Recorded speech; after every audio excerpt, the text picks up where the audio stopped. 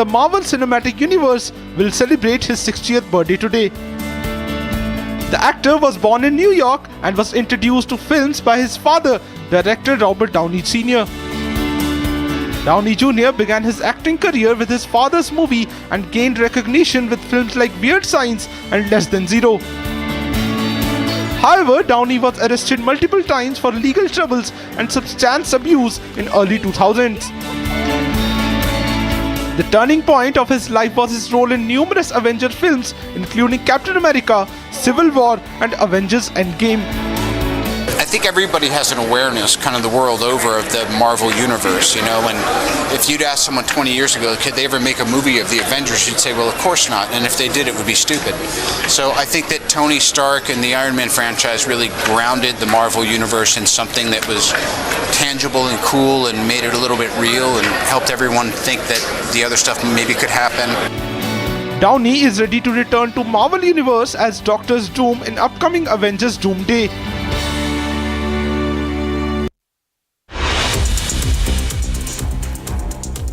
Usher brought supermodel Naomi Campbell on stage for the second night of his sold-out London residency. Campbell paraded the stage like a catwalk during his track Bad Girl, taken from his 2004 record Confessions.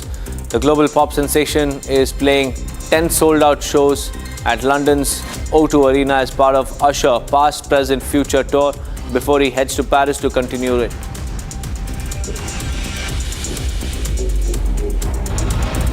Versatile actor Val Kilmer, who played fan favorite Iceman in Top Gun, donned a voluminous cape as Batman in Batman Forever and portrayed Jim Morrison in The Doors, has died at 65. Kilmer died Tuesday night in Los Angeles surrounded by family and friends. His daughter Mercedes Kilmer. Val Kilmer died from pneumonia. He had recovered after a 2014 throat cancer diagnosis that required 2 tracheotomies.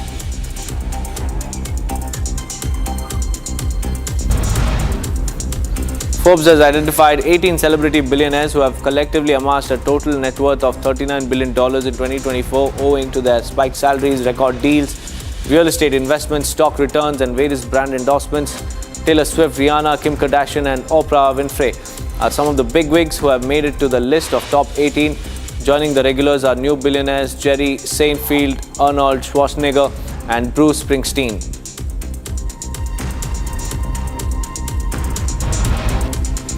Fans may think they've seen every side of John Lennon, but documentary director Kevin MacDonald says his new film, 1-to-1, John and Yoko, has a new approach to the iconic musician and his work. The film includes home movies and audio recordings of one of the most famous couples in the world in the early 1970s when Lennon had left the Beatles and was figuring out his next move.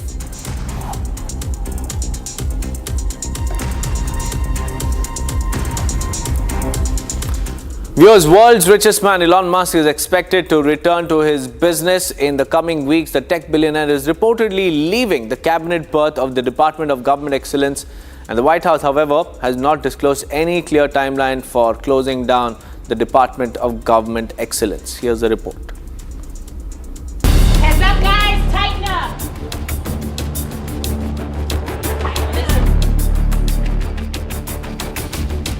Tech billionaire Elon Musk is expected to vacate the cabinet berth of the Department of Government Excellence. This comes after Musk faced a setback in Wisconsin, where voters rejected his choice for a state Supreme Court candidate despite more than $21 million in personal donation and campaign appearance. Reports of Musk having differences with his cabinet colleague and Secretary of State Marco Rubio over downsizing State Department workforce have also been surfacing. Amid the fresh troubles for the billionaire entrepreneur, Tesla, the electric automaking giant, also saw a 13% drop in sales for the first 3 months of the year. According to certain reports, Musk might be considering to shift his priorities towards business anytime soon. Yeah, we work closely with the agency heads, yeah. So there are sort of checks in place. So it's not just us just going in and doing things willy-nilly. It's in partnership with the agency heads, and And I check regularly with the president to make sure that this is what the president wants to happen. The White House remains yet to comment on any clear timeline for closing down Department of Government Excellence.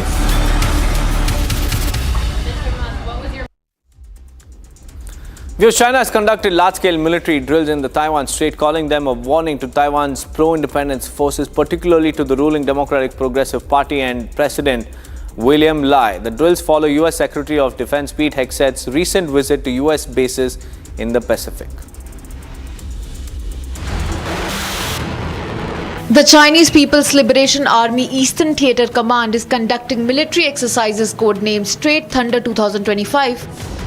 In the early hours of Wednesday morning, an army brigade under the Eastern Theater Command rapidly deployed multiple box-type rocket launchers to predetermined combat zones. The Shandong aircraft carrier was also deployed to task group to stimulate strikes on ground and maritime targets in areas to the east of Taiwan Island. The PLA has now declared in a statement that it is preparing to resolutely accomplish the combat missions and decisively thwart all forms of what it calls external interference of Taiwan separatist schemes. 我们全时保持由训转战、高戒备状态，弹在架山，蓄势待发，有信心、有底气，应对各种复杂困难局面，坚决做到借令击打，坚决完成作战任务，坚决挫败任何形式的外部势力和台独分裂企图，请党和人民放心。 The move comes after the recently concluded tour of U.S. Defense Secretary Pete Hegseth to the American Pacific bases in Philippines and Japan. As America escalates its presence in the Indo-Pacific with its allies, the CCP remains wary of it.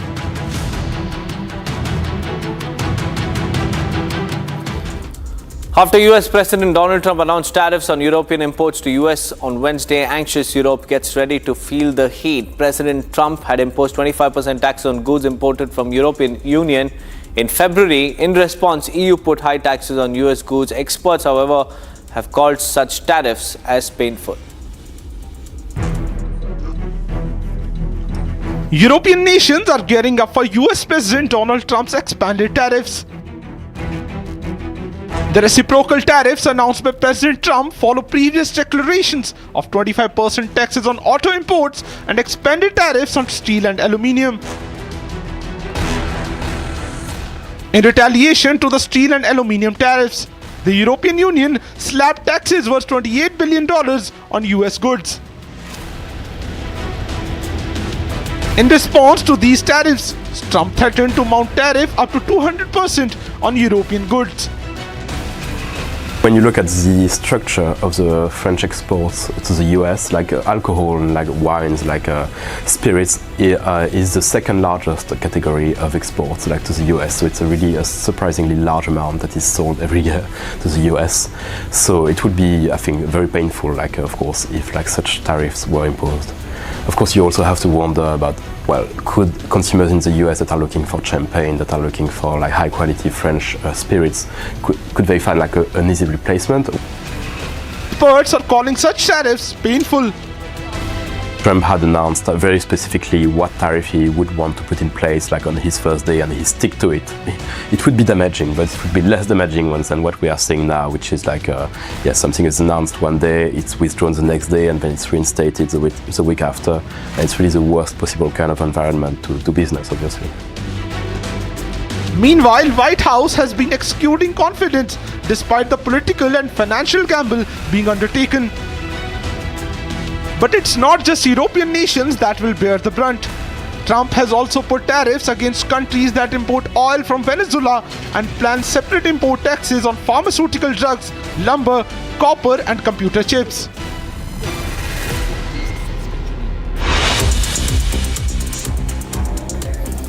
With that, viewers, it's time for a quick break, but on the other side, we'll tell you how the Waqf Amendment Bill's fate will be decided in the Rajya Sabha today after passing the Lok Sabha test. Stay tuned.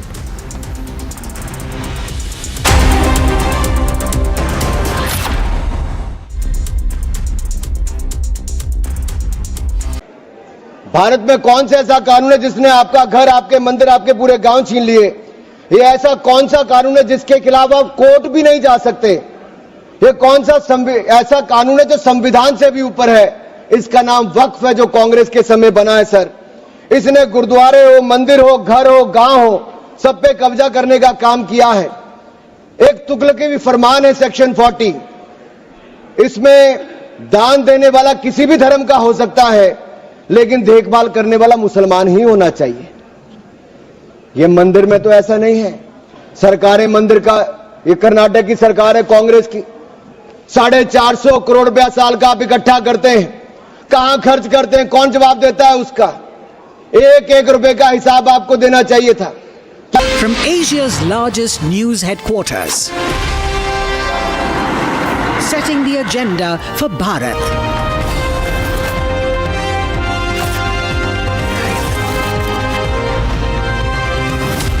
You're watching Republic.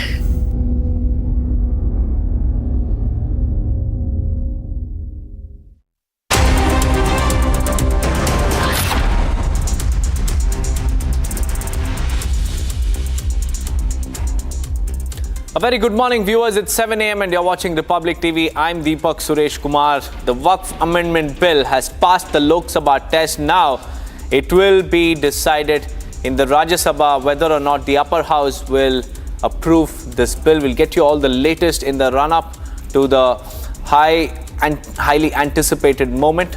But first, a quick check on the headlines we are tracking.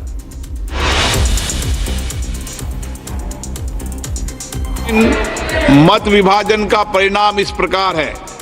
पक्ष में 288, विपक्ष में 232 बहुमत प्रस्ताव के पक्ष में है। After 14 hours of debate, historic Waqf Amendment Bill gets Lok Sabha nod. 288 MPs vote in favor of the bill, 232 vote against it.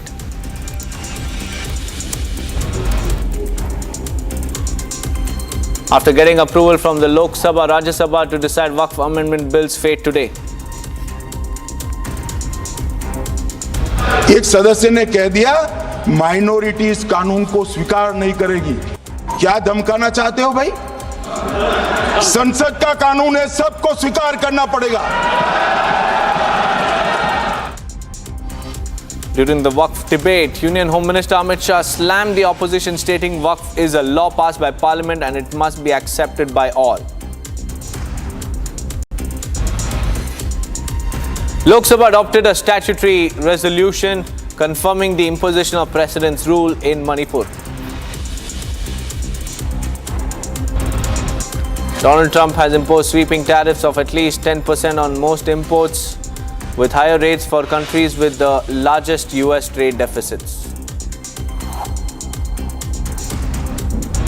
India, very, very tough, very, very tough. Prime Minister just left, and he's a great friend of mine, but I said, you're a friend of mine, but you're not treating us right. They charge us 52%. You have to understand, we charge them almost nothing for years and years and decades.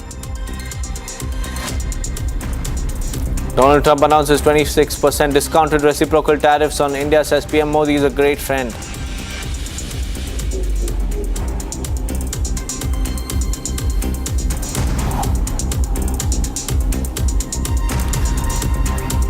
First up, viewers, the Prime Minister has emplained on his two-day visit to Thailand, during which he will hold talks with his Thai counterpart and also attend the 6th BIMSTEC Summit.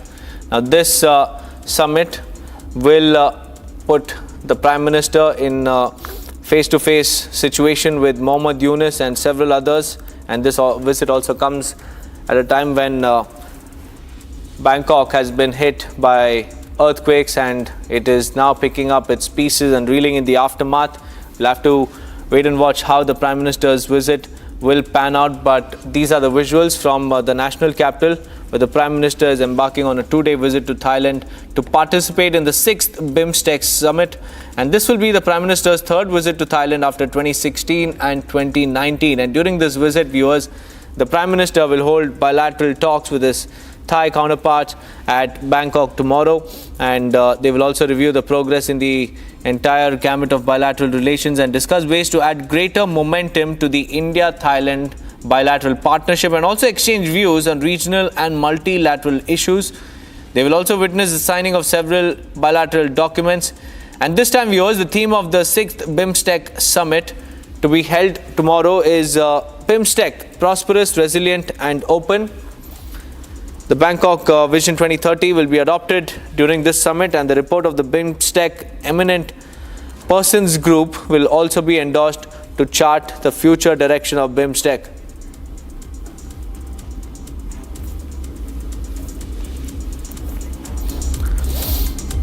In a historic event, viewers, the Waqf Amendment Bill was passed in the Lok Sabha after nearly 12 hours of heated debate, and the bill was passed with a total of 288 members voting in favor of the bill, while 232 voted against it. While the Waqf Bill is now set to be debated in the Rajya Sabha today, once the bill is passed by the upper house, the bill will be sent to the President for the final approval before it becomes a law.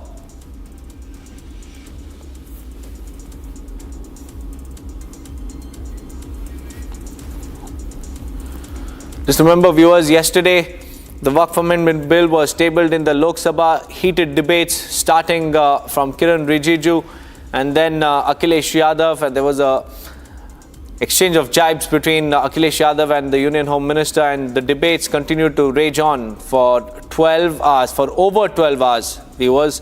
And after the debate, the vote was finally called in, and the vote saw 288 members voting in favor of the Waqf Amendment Bill, while the others have voted against it. And today it's a very important day because it will be the Waqf Amendment Bill the litmus test in the Rajya Sabha after the lower house. Now it will be the upper house which will be discussing the Waqf Amendment Bill.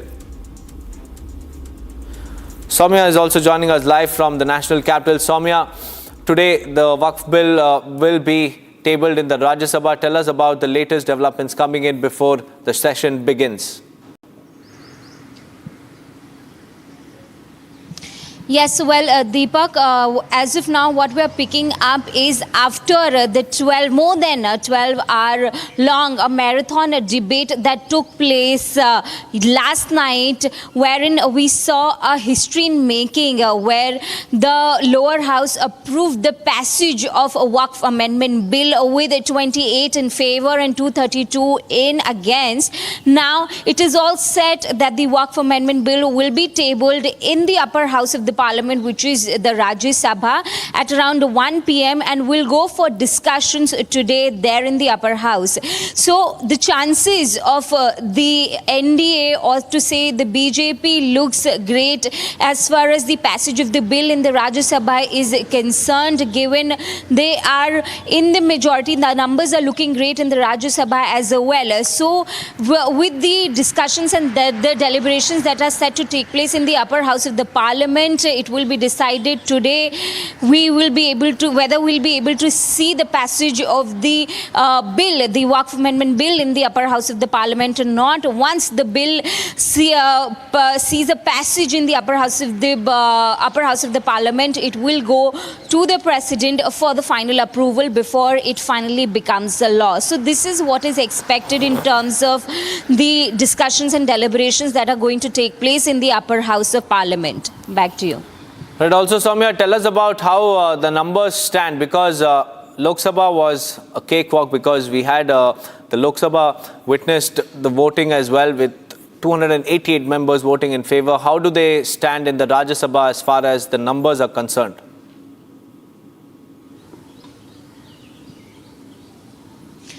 Yes, well, Deepak, now if we talk about first the Lok Sabha, yes, it was the support that was extended by the NDA allies, Shiv Sena, LJP, JDU, TDP, that showed the support with the BJP, saying that the legislation was in favor of the Muslim minorities, which led to what we saw yesterday, 28 in favors. So something of this sort we will be experiencing today as well, because the number stands somewhere around 122, which is more than the majority mark in the Rajya Sabha. So it is a slim majority, but the chances of the passage of the bill is high as far as Rajya Sabha is concerned. Back to you. Right, Soumya, thank you for joining me with those details. Now, viewers, the parliamentary proceedings concluded with the passage of the Waqf Amendment Bill in the Lok Sabha. Union Home Minister Amit Shah launched a sharp attack on the opposition over the Waqf Bill. Watch this report to know more. एक सदस्य ने कह दिया minorities कानून को स्वीकार नहीं करेगी। क्या धमकाना चाहते हो भाई? संसद का कानून है, सबको स्वीकार करना पड़ेगा। स्वीकार नहीं करेंगे मतलब क्या है? While addressing the Lok Sabha during the Waqf debate, Union Home Minister Amit Shah made it clear that the law of the land must be followed by all. Shah said that the law of the parliament must be accepted by everyone. The Lok Sabha witnessed over 12 hours of heated debate on the Waqf Amendment Bill. Taking on opposition, Shah stated that the representatives of the Christian community have backed the bill, while some oppose it purely for Muslim votes. Defending the government's stance, Shah asserted that while the government will not interfere in Waqf board's matters, its management must be regulated under the law. Sharpening his attack on the India alliance, Shah invoked RJD chief Lalu Prasad Yadav's past remarks in favor of stricter Waqf regulations during the UPA era. Shah accused the opposition of spreading fear and misinformation within the minority community over the bill. He emphasized that the law will apply to all regardless of their stance. With the Lok Sabha hurdle cleared, the Waqf Amendment Bill now heads to the Rajya Sabha, where its fate will be decided today. Viewers, amid the discussions on the Waqf Amendment Bill on Thursday, AIMIM chief Asaduddin Owaisi toured the bill in the Lok Sabha, comparing his defiance to Mahatma Gandhi, and Owaisi strongly opposed the Waqf Bill, terming it as an attack on minorities. But this isn't the first time, viewers, that Owaisi has resorted to such theatrics in the parliament. He had done so when the CAA was also waiting to be passed. Take a look. The Waqf Amendment Bill 2025 sparked a major political storm in Lok Sabha, with AIMIM chief Asaduddin Owaisi leading the opposition against it. In a dramatic act of protest, Owaisi symbolically tore a copy of the bill, comparing his defiance to Mahatma Gandhi's resistance against the unjust laws. He accused the government of targeting minorities, arguing that the bill undermines their constitutional rights and violates religious freedom. Article 25 का violation कैसे है कि आप मुसलमानों से वक्फ user छीन रहे हैं और फिर आप कर्ब कर रहे हैं वक्फ औलाद को, मगर वहीं पर दूसरे धर्म के मानने वालों को उनके मजहब पर चलने की पूरी इजाजत है। लफ्ज जो आर्टिकल 25 में इस्तेमाल हुआ सर, वो इक्वली एंटाइटल्ड, यहां पर मुसलमानों के इक्वल एंटाइटल्ड नहीं हो रहा। Owaisi's criticism was met with a strong rebuttal from Waqf JBC chairman Jagdampika Pal. हमने डिटेल डिस्कशंस किया और डेलिब्रेशंस किया, और इसके बावजूद किसी भी सदस्य से मैंने ये नहीं कहा होगा, अगर उन्होंने आधे घंटे बात रखनी चाहिए होगी, 1 घंटे रखनी चाहिए होगी, सबको मैंने पूरा अवसर दिया। 11 बजे से बैठक शुरू करते थे, 7 बजे 8 बजे तक बैठक करते थे, और इसके बावजूद मैं कहता हूं कि आज गृह मंत्री जी ने अगर ये कह दिया कि अब इसमें चाहे वाकिफ हो, उसमें न कोई सरकार का दखल होगा, न वाकिफ के इंटेंशन पे, न वक्त में कोई दखल होगा, तो जब वक्त में कोई दखल नहीं है, न वाकिफ में कोई दखल है, और इसके बावजूद भी अभी भी आपने देखा ओवैसी साहब को कि अभी उन्होंने इस बिल को फाड़ने का काम किया है। तो ये जो बात कह रहे कि ये बिल असंवैधानिक है, असंवैधानिक काम तो उन्होंने किया है जो बिल फाड़ने का काम किया है। This is not the first time Owaisi has pulled up a stunt of tearing the bill. Even during the discussions of the Citizenship Amendment Bill in 2023, he had torn off the bill, calling it anti-Muslim. Sri Lanka के 10 lakh Tamilians Madras में, तमिलनाडु में हिंदू नहीं है क्या? खत्म करो। नेपाल में मधेसी नहीं, हिंदू नहीं है, बताइए। अच्छा मैडम, ये होम मिनिस्टर साहब बता दीजिए कि म्यांमार में काचिन, अरहकान, अरे चंद साल तक ऑल इंडिया रेडियो पर काचिन का रेडियो सर्विस चलता था। ये चिन लोग क्रिश्चियन है म्यांमार के, आप इंतजार कर रहे हैं, क्या इंतजार कर रहे हैं, कौन सा स्ट्रेटेजी आपकी? हर एतबार से फेलियर साबित होगा मैडम। इसीलिए मैं इस बिल की मुखालिफत करता हूं। ये हिंदुस्तान के संविधान के खिलाफ है और ये उन लोगों की तौहीन है जिन्होंने इस मुल्क को आजाद करवाया था। सन 57 की जंग आजादी हो या 1910 में महात्मा गांधी कैसे महात्मा बने मालूम मैडम? उन्होंने साउथ अफ्रीका के नेशनल रजिस्टर कार्ड को फाड़ दिया था, जला दिया था। इसीलिए जब महात्मा ने फाड़ा, मैं इस बिल को फाड़ता हूं। ये हिंदुस्तान को तोड़ने की कोशिश कर रहा है। Owaisi protests triggered sharp reaction from the ruling benches, with Home Minister Amit Shah calling out similar attempts made during CAA. CAA आया कि मुसलमानों की नागरिकता चली जाएगी। जिन जिन ने भाषण किया है, एक मुसलमान की नागरिकता गई है तो बता दो। मुसलमान भी जानता है। और मैं तो आपके माध्यम से देश के मुसलमानों को अपील करना चाहता हूं मान्यवर, मैंने बहुत झेला है। ये कहते थे कि सीए कानून मुसलमानों की नागरिकता लेने 2 साल हो गए, एक भी मुसलमान की नागरिकता गई है तो सदन के पटल पर रखी। Despite fierce opposition, the Waqf Amendment Bill was passed in the Lok Sabha after 14 hours of relentless debate past midnight. The bill is expected to be tabled in Rajya Sabha at 1 p.m. today. Viewers, moving on in a breaking development from Washington, President Donald Trump has announced sweeping tariffs aimed at reshaping America's economy. In a bold move described as a new era for American industry, the president is imposing aggressive tariffs on several key trading partners, half of what they have been charging the United States. Here's a quick report. In a bid to counter the long-looming discrepancies, US President Donald Trump announced sweeping tariffs on the US to trading partners. Arguing that the United States has been at a disadvantage in global trade for decades, Trump imposed discounted tariffs. My fellow Americans, this is Liberation Day, waiting for a long time. April 2nd, 2025 will forever be remembered as the day American industry was reborn, the day America's destiny was reclaimed, and the day that we began to make America wealthy again. We're going to make it wealthy, good and wealthy.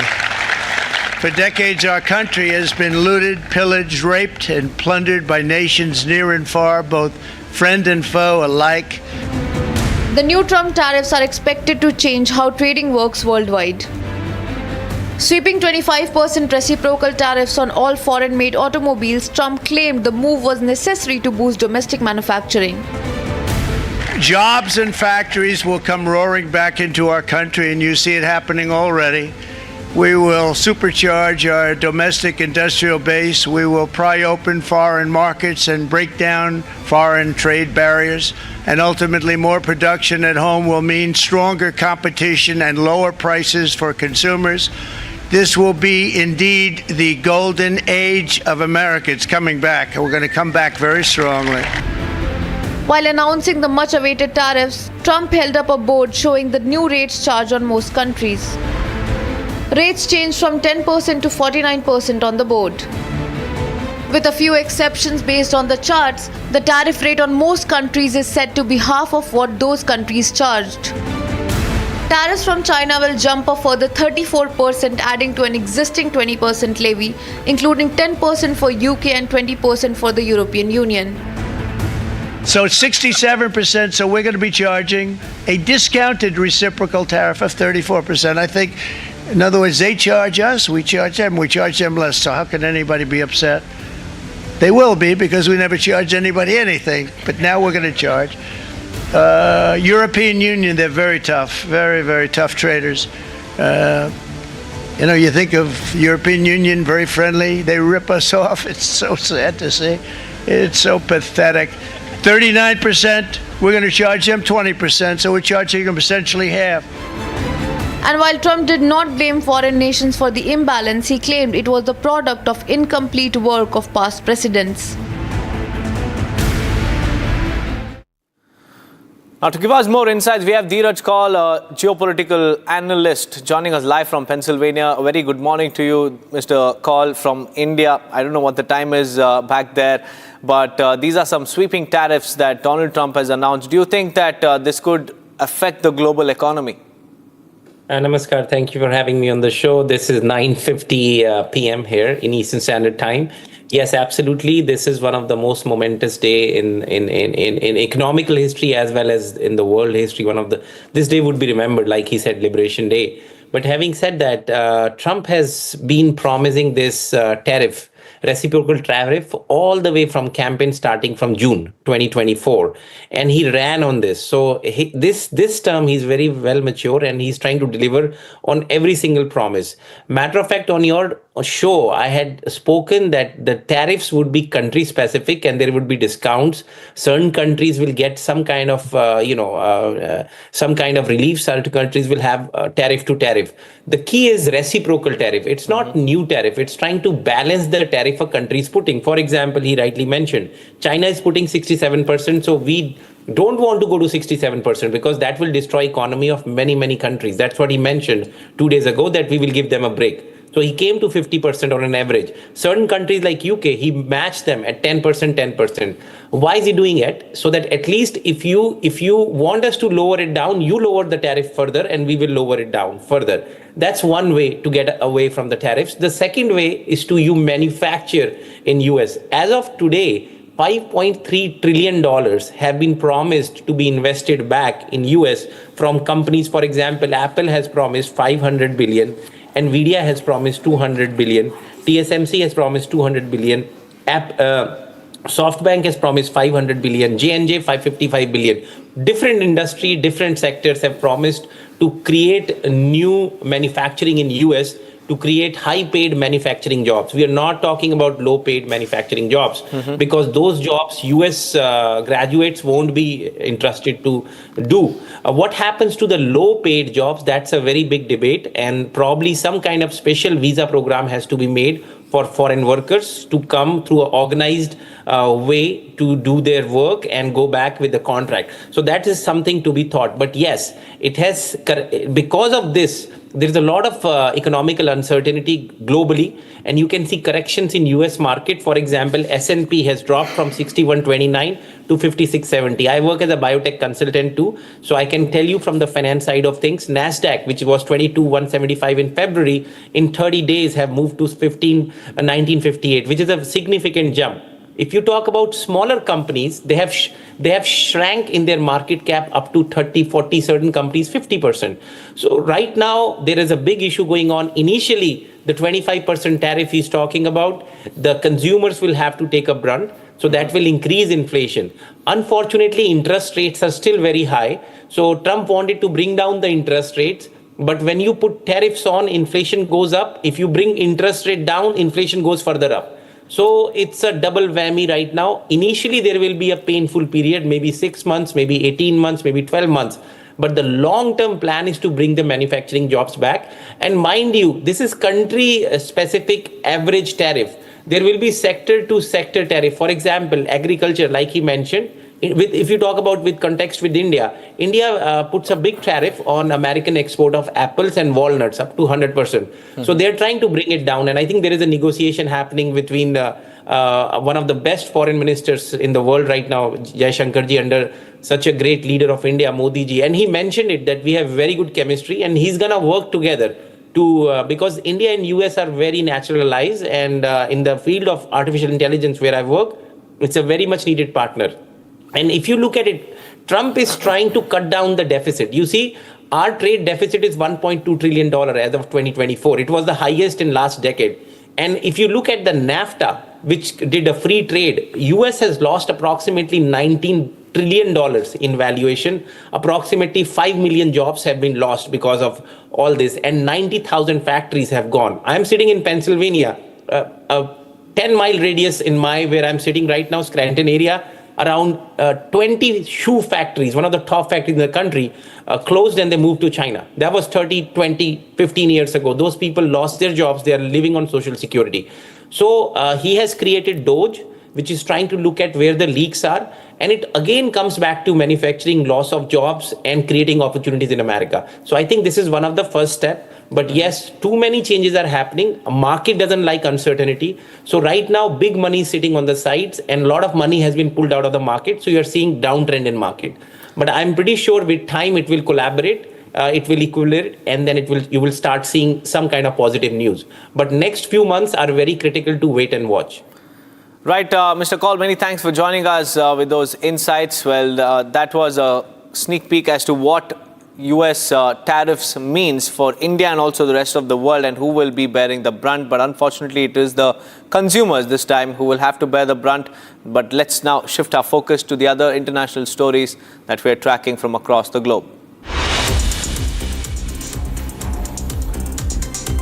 Italy's Prime Minister Giorgia Meloni reiterated her opposition to a potential trade war between Europe and the United States, warning that such a conflict would have detrimental effects on both sides, particularly the Italian economy. Meloni emphasized the importance of avoiding tariffs, though she acknowledged the need for Europe to respond appropriately if necessary. She highlighted the significant role of Italian exports to the US, which saw a 17% increase in 2024, and expressed concerns that new tariffs could harm Italian producers and limit American access to high-quality products.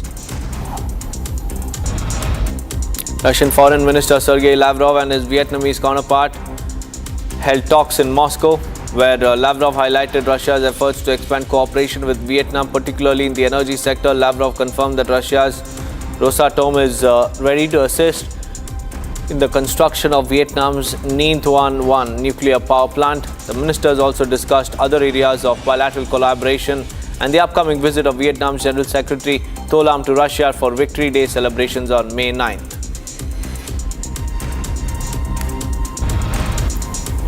Israeli Prime Minister Benjamin Netanyahu has headed on a 4-day visit to Hungary despite an International Criminal Court arrest warrant over allegations of war crimes in Gaza. A founding member of the International Criminal Court, Hungary is theoretically obliged to arrest and hand over anyone subject to a warrant from the court. However, Prime Minister Viktor Orban made it clear that it would not respect the ruling, and the trip will be Netanyahu's second abroad since the ICC issued warrants to arrest both him and former Defense Minister Yoav Gallant in November last year. US Secretary of State Marco Rubio met with Bahraini Foreign Minister Dr. Abdul Latif bin Rashid Al Zayani on Wednesday at the State Department for bilateral talks aimed at strengthening US-Bahrain relations. The meeting takes place as Rubio attends a NATO summit where he is expected to encounter mixed reactions to Trump administration's effort to establish ties with Russia and its increasingly critical rhetoric towards long-standing European allies. A federal judge dismissed the corruption case against New York City Mayor Eric Adams. This comes after a request from the Justice Department to set aside the charges so the mayor could assist with President Donald Trump's immigration policies. Judge Dale E. Ho's decision to dismiss the case with prejudice spares Adams from potential future legal challenges, rejecting the option to allow the charges to be refiled after the upcoming mayoral polls.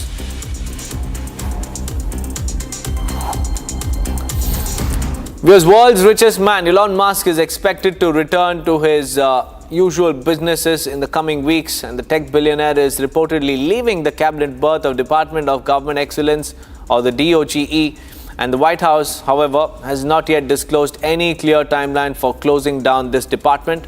Here's the report. Heads up, guys, tighten up.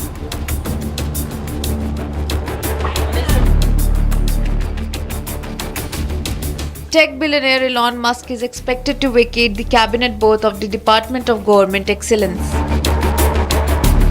This comes after Musk faced a setback in Wisconsin, where voters rejected his choice for a state Supreme Court candidate despite more than $21 million in personal donation and campaign appearance.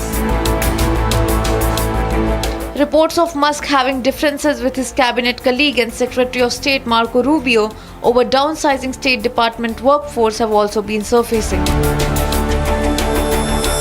Amid Amid the fresh troubles for the billionaire entrepreneur, Telsa, the electric automaking giant, also saw a 13% drop in sales for the first 3 months of the year. According to certain reports, Musk might be considering to shift his priorities towards business anytime soon. Yeah, we work closely with the agency heads, yeah, so there are sort of checks in place. So it's not just us just going in and doing things willy-nilly. It's in partnership with the agency heads, and I check frequently with the president to make sure that this is what the president wants to happen. The White House remains yet to comment on any clear timeline for closing down Department of Government Excellence.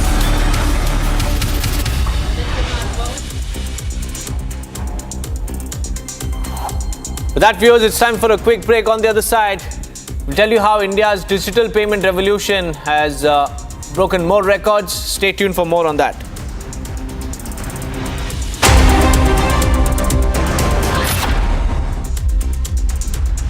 MDH का kitchen king kitchen में हो तो हम सब कुछ बना सकते हैं। बैंगन का भरता, आलू गोभी, भिंडी मसाला और भी बहुत कुछ।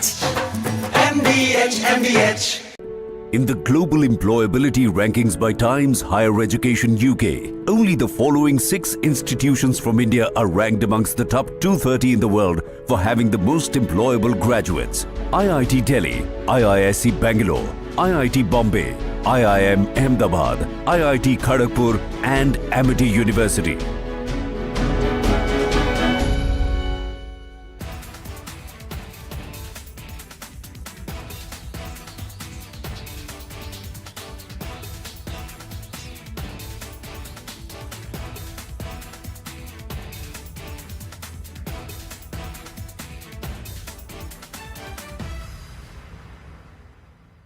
So, if you look at that, China, first row, China, 67%. That's tariffs charged to the USA, including currency manipulation and trade barriers. So 67%, I think you can, for the most part, see it. Those with good eyes, with bad eyes. We didn't want to bring, it's very windy out here. We didn't want to bring out the big charts because it had no chance of standing. Fortunately, we came armed with a little smaller chart. So it's 67%, so we're going to be charging a discounted reciprocal tariff of 34%. I think, in other words, they charge us, we charge them less. So how can anybody be upset? They will be, because we never charge anybody anything.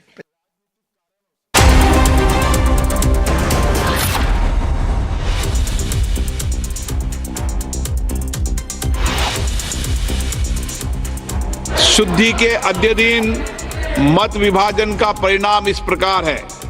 पक्ष में 288, विपक्ष में 232 बहुमत प्रस्ताव के पक्ष में है। After 14 hours of marathon debate, historic Waqf Amendment Bill gets Lok Sabha nod. 288 MPs vote in favor of the bill, 232 vote against it. After getting approval from the Lok Sabha, Rajya Sabha to decide the Waqf Amendment Bill's fate today. During the Waqf debate, Union Home Minister Amit Shah slammed the opposition, stating Waqf is a law passed by the Parliament and it must be accepted by all. एक सदस्य ने कह दिया minorities कानून को स्वीकार नहीं करेगी। क्या धमकाना चाहते हो भाई? संसद का कानून है, सबको स्वीकार करना पड़ेगा। Lok Sabha adopted a statutory resolution confirming the imposition of precedence rule in Manipur. Donald Trump has imposed sweeping tariffs of at least 10% on most imports, with higher rates for countries with the largest US trade deficits. India, very, very tough, very, very tough. Prime Minister just left, and he's a great friend of mine, but I said, you're a friend of mine, but you're not treating us right. They charge us 52%. You have to understand, we charge them almost nothing for years and years and decades. Donald Trump announces 26% discounted reciprocal tariffs on India, says PM Modi is a great friend.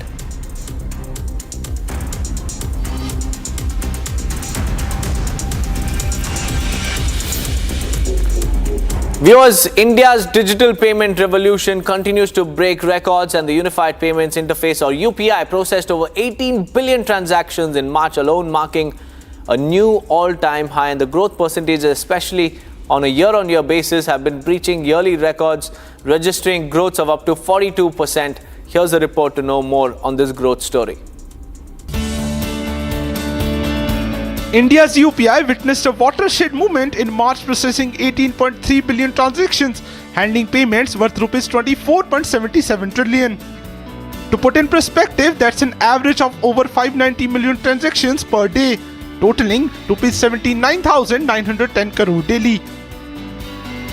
The latest numbers show a 42% increase in UPI transactions year on year, reaching 185.85 billion in the 2024-25 fiscal year. However, the figure was fallen short of government's 200 billion transaction target. The increase in digital transactions is driven by better technology, fintech innovations, and rising consumer trust. Meanwhile, the National Payments Corporation of India introduced new guidelines starting April 1 to enhance security, including regular mobile number verification and stricter compliance for banks and payment providers.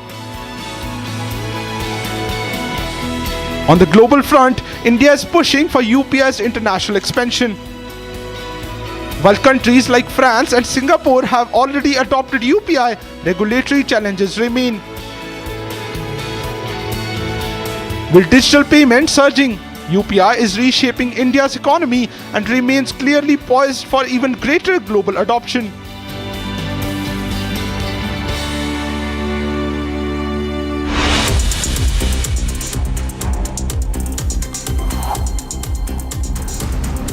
India's UPI interface achieved a significant milestone, like we just mentioned earlier, by recording 18 billion transactions valued at approximately 24.77 trillion rupees.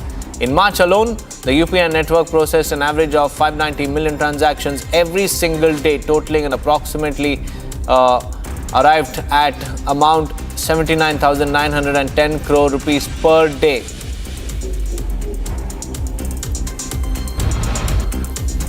In fact, India's digital payment system experienced a major disruption last evening as UPI services went down, affecting users of popular payment apps like PhonePe, Beam, Google Pay and Paytm. The outage, which began after 7:30 p.m., prevented fund transfers, peer-to-peer payments and other services. This is the second such disruption in a week, following a similar incident on March 26th.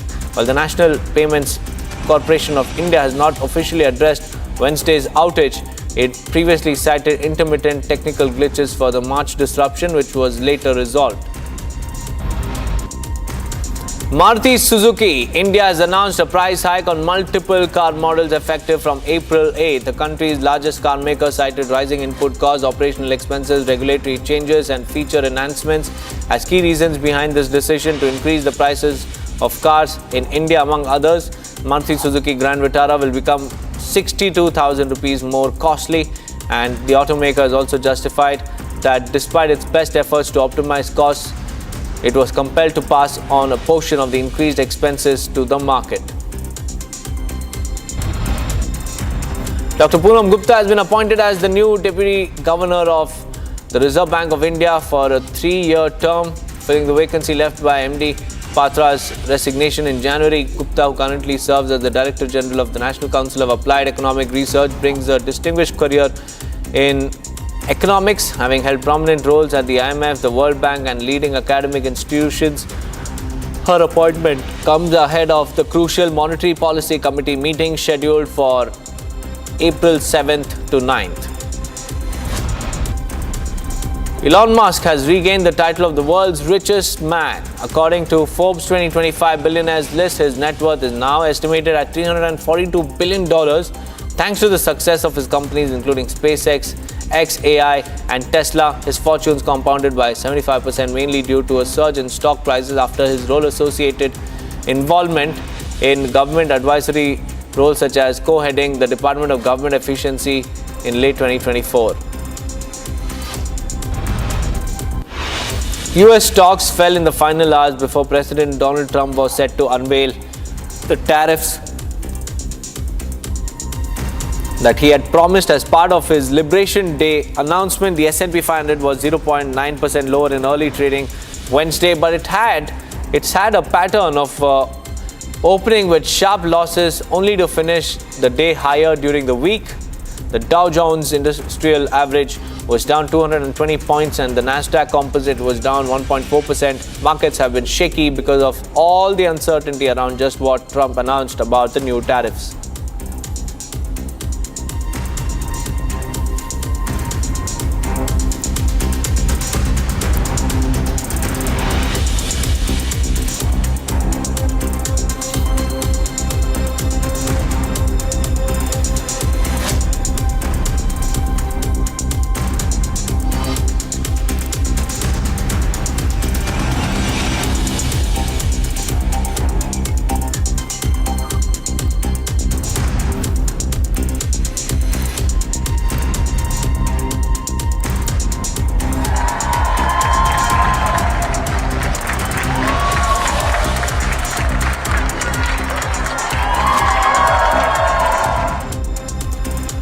Viewers, Robert Downey Jr. is celebrating his 60th birthday, and the actor, who has been known for his roles mostly in Iron Man and several other movies, is now also facing several controversies. Here's more. Actor Robert Downey Jr., popular for playing Iron Man in the Marvel Cinematic Universe, will celebrate his 60th birthday today. The actor was born in New York and was introduced to films by his father, director Robert Downey Sr. Downey Jr. began his acting career with his father's movie and gained recognition with films like Weird Science and Less Than Zero. However, Downey was arrested multiple times for legal troubles and substance abuse in early 2000s. The turning point of his life was his role in numerous Avengers films, including Captain America, Civil War, and Avengers Endgame. I think everybody has an awareness kind of the world over of the Marvel universe, you know, and if you'd ask someone 20 years ago, could they ever make a movie of the Avengers, you'd say, well, of course not, and if they did, it would be stupid. So I think that Tony Stark and the Iron Man franchise really grounded the Marvel universe in something that was tangible and cool and made it a little bit real and helped everyone think that the other stuff maybe could happen. Downey is ready to return to Marvel Universe as Doctor Doom in upcoming Avengers Doomsday.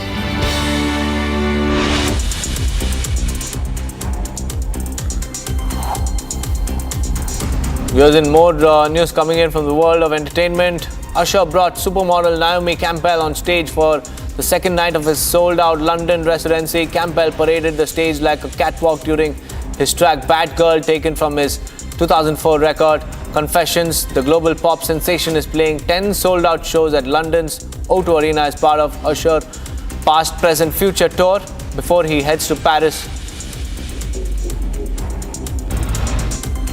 Versatile actor Val Kilmer dies at 65. He played a fan favorite Iceman in Top Gun, donned a voluminous cape as Batman in Batman Forever, and portrayed Jim Morrison in The Doors. And he breathed his last while he was surrounded by his family and friends, his daughter Mercedes Kilmer.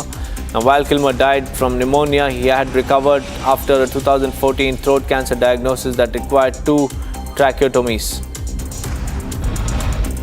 Forbes has identified 18 celebrity billionaires who have collectively amassed a total net worth of $39 billion in 2024, owing to their spiked salaries, record deals, and real estate investments, along with stock returns and various brand endorsements. Taylor Swift, Rihanna, Kim Kardashian, and Oprah Winfrey are some of the big wigs who have made it to the list of top 18. Joining the regulars are new billionaires Jerry Seinfeld, Arnold Schwarzenegger, and Bruce Springsteen. Fans may think they've seen every side of John Lennon, but documentary director Kevin McDonald says his new film, 1-to-1, John and Yoko, has a new approach to the iconic musician and his work. The film includes home movies and audio recordings of one of the most famous couple in the world in the 1970s, when Lennon had left the Beatles and was figuring out his next move.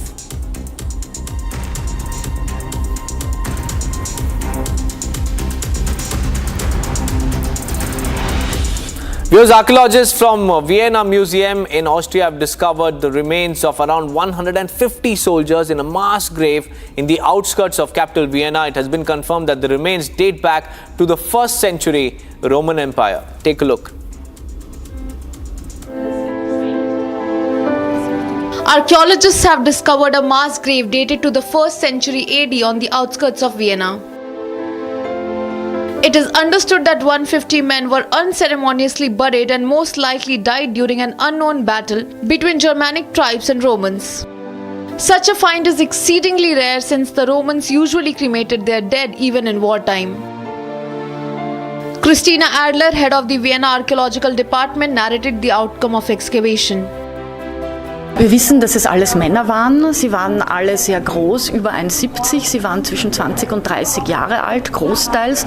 Und sie haben alle Kampfverletzungen. Also sie haben die verschiedensten Kampfverletzungen, was gegen eine Hinrichtung spricht, sondern wirklich einen Kampf. Also wir haben Verletzungen von Schwertern, von Lanzen, stumpfe Verletzungen, scharfe Verletzungen. Und diese Inhomogenität spricht einfach wirklich für ein Schlachtgeschehen. However, the identities of those buried in the mysterious mass grave are not entirely clear yet. Only one of the dead could be identified as a Roman soldier due to his shoes.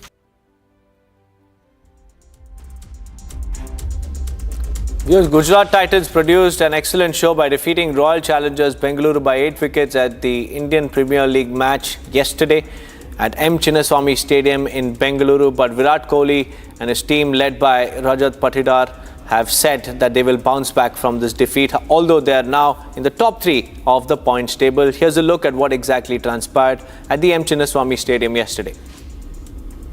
And the winning streak of the Royal Challengers Bengaluru has come to an end at last. There's no doubt about the fact that they made a very good start to the IPL 2025. But as they say, all streaks must come to an end, and RCB's came to an end against the Gujarat Titans. Now, this was a pretty competitive, if one-sided match really, because truth be told, it didn't look like the Gujarat Titans were ever going to be in any doubt that the victory was going to be theirs. And that's exactly what happened. They finished things off in rather quick fashion. So in this video, we'll take a look at the major talking points from this particular Indian Premier League encounter. And let's start off with the one that everyone had been looking forward to: Mohammad Siraj's return to Royal Challengers Bangalore. Now, of course, he didn't come back to the side, but he did come back to the ground which he had called his IPL home for many years, and ended up haunting his former side in very, very spectacular fashion. Whilst there have been question marks over Siraj, the T20 bowler, we all know that he is that kind of a player who, if the ball is talking a little bit, can be very, very effective with the new ball, and RCB found that out the hard way. He rocked them early on, and truth be told, set them back in such a way that they could never really recover. Even the late push that came the Bangalore side's way later on, thanks to no small part to knocks from the likes of Jitesh Sharma and Tim David, were nullified because Siraj's early strikes meant that RCB were always on the back foot. They kept losing wickets and eventually lost the match itself. And it was a former RCB boy who came back to bite them, and came back to bite them hard. This leads us to talking point number 2, and it involves RCB's batting. Now, prior to this, the first 2 games, RCB's batting looked like a very battle-tested, settled unit. This time around, though, they looked like anything but. The batting looked all at sea, and part of that was, of course, down to the fact that the Chinnaswamy Stadium, for a change, was offering up something for the bowlers with the new ball. So the early stages were a little bit of a tricky time period, and when RCB ended up losing 2 wickets in very quick succession, it was always going to be a bit of a step up from there. And of course, if you're an RCB fan, you take this loss on the chin saying, fine, good start, and the winning streak had to end at some point. But they'd really be hoping that this batting collapse that happened here in this case was a little bit of a one-off, because if teams sense they have a soft underbelly and that they can go for the strike early on, then it is something that will spell bad news for RCB, because really one of the major problems with them over the years has been not not having a consistent batting unit. They need to ensure that this loss is looked at only in the rearview mirror and not something that bothers them too much going forward, because if they keep batting like this, then well, there's no chance that this year will finally be the year that they end their IPL trophy drought. And point number 3, and this is an important one if you're a Gujarat Titans fan, the success of Jos Buttler at number 3. Now, there were plenty of question marks when GT originally looked to try and put Jos Buttler, the former England white ball captain who not only captained them to the T20 World Cup in 2022, but had plenty of success as an opener, and put him to play in the middle order, particularly at first drop. It was something that Shubman Gill explained away, saying that they wanted a right-left combination, so him and Buttler were probably never going to open, and that's why Sai Sudarshan was favoured. But there were question marks over whether Buttler could potentially succeed in that role. Now, though, he's very much proven that he can, and in fact, the longer he bats, the more dangerous he becomes. It's always been a bit of a trademark of his, but it's also perhaps why he was able to take on RCB's bowlers with such a devastating effect and pretty much ensure that even when GT lost a couple of wickets and there was a chance that RCB could get into the game, he ended up shutting it down emphatically with the way that he knows best, by hitting plenty of 4s and 6s. As it turns out, having Buttler at 3 might very well have given GT the stability they need in the middle order, and if they have a successful season, could very well be proven to be an absolute masterstroke. So those are the major talking points in my opinion from this match. Obviously, GT would in fact be the happier of the two sides. They've been a bit up and down, but now they've also gotten a win. RCB, yes, a bad win, but how they pick themselves up and go from here will perhaps be what defines their season. What are your thoughts on the match though? You can let us know that in the comments below, and don't forget to stay tuned to Republic World and Republic Sport Fit for more such interesting content from the world of sport.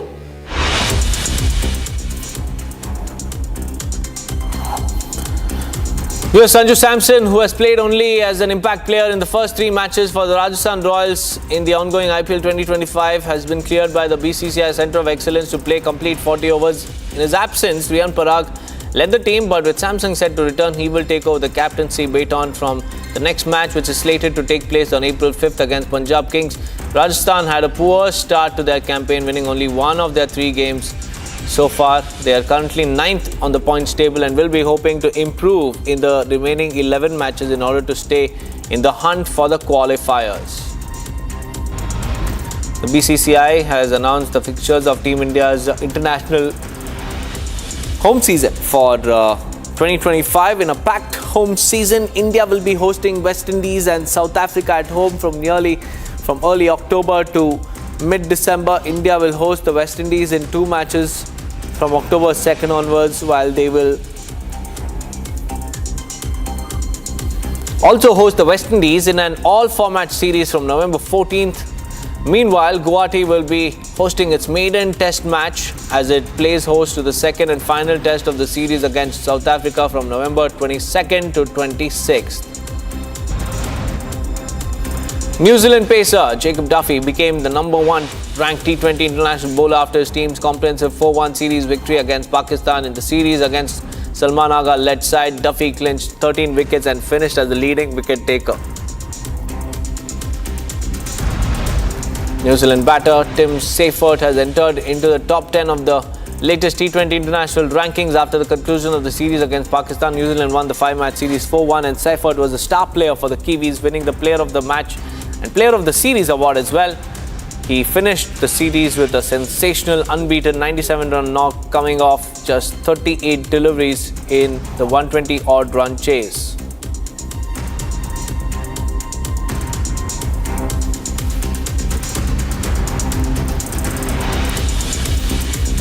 Moving on to some international news coming in. UK conducted mock drills in the Red Sea, and the drills were designed to mimic the threats present in the Red Sea.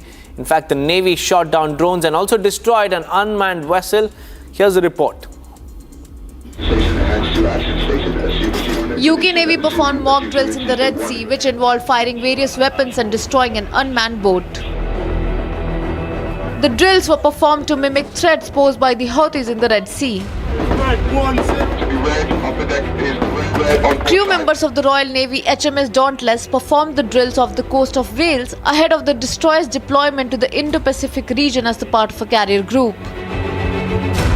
UK Armed Forces Minister Luke Pollard stressed on the vessel's defensive capacity. If anyone were to threaten our carrier, they should be in no doubt that we possess formidable capabilities to defend ourselves, to defend every ship in that task force.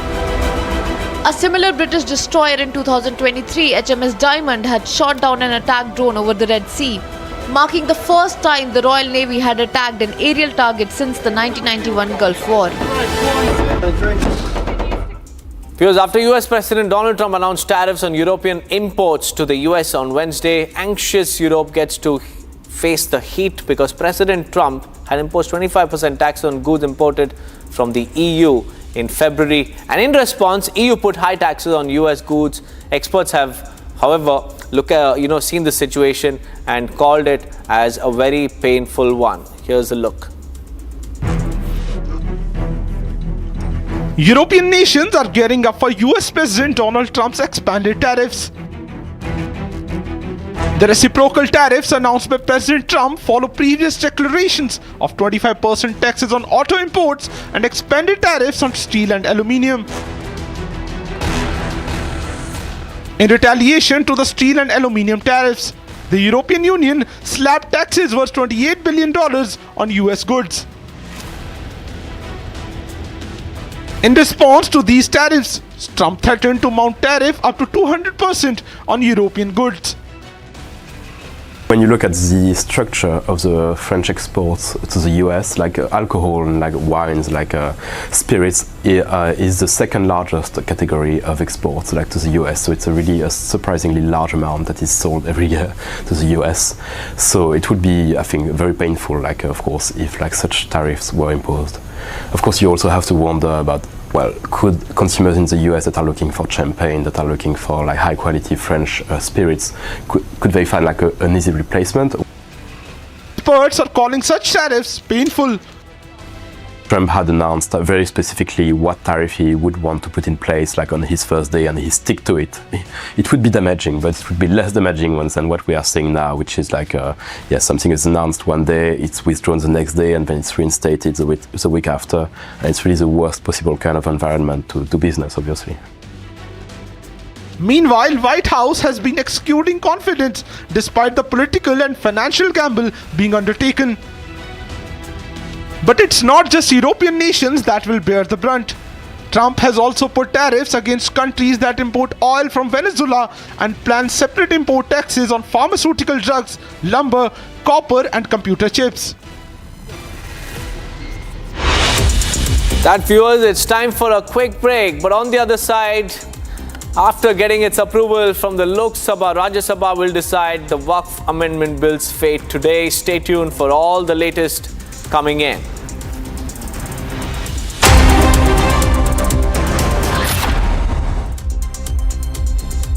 सस्ते वाले दाल मसाले स्वाद हुआ बेकार MDH की हल्दी मिर्ची धनिया करे कमाल ये रंग दे ये खुशबू दे ये तीखा ये कम पड़े क्या निराला MDH masala None whatsoever. But those days are over. Let me offer just a few examples of the vicious attacks our workers have faced for so many years. The United States charges other countries only a 2.4 tariff on motorcycles.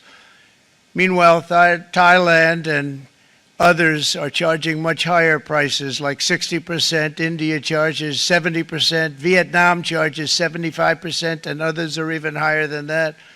Likewise, until today, the United States has for decades charged a 2.5 tariff. Think of that, 2.5% on foreign-made automobiles. The European Union charges us more than 10% tariffs, and they have 20% VATs, much, much higher. India charges 70%, and perhaps worst of all are the non-monetary restrictions imposed by South Korea, Japan, and very many other nations. As a result of these colossal trade barriers, 81% of the cars in South Korea are made in South Korea. 90%. Adani Ports and Special Economic Zone has etched an indelible mark in India's maritime legacy, achieving a collective cargo handling volume of 550 million metric tons across all its ports in the financial year 2024 to 2025. At the forefront of this remarkable feat is the Mundra port, which has made history as the first port in India to handle 200 million metric tons of cargo in a single year. MDH का kitchen king kitchen में हो तो हम सब कुछ बना सकते हैं। बैंगन का भरता, आलू गोभी, भिंडी मसाला और भी बहुत कुछ। MDH. In the global employability rankings by Times Higher Education UK, only the following 6 institutions from India are ranked amongst the top 230 in the world for having the most employable graduates.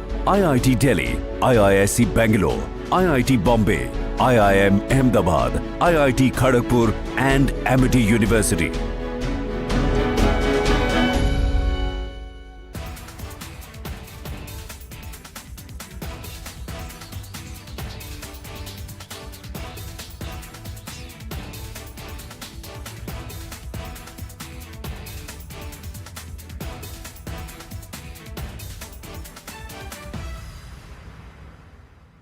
So, if you look at that, China, first row, China, 67%. That's tariffs charged to the USA, including currency manipulation and trade barriers. So 67%, I think you can, for the most part, see it.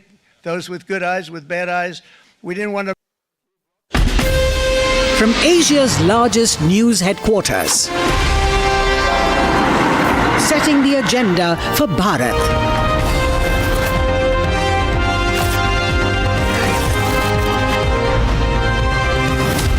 You're watching Republic.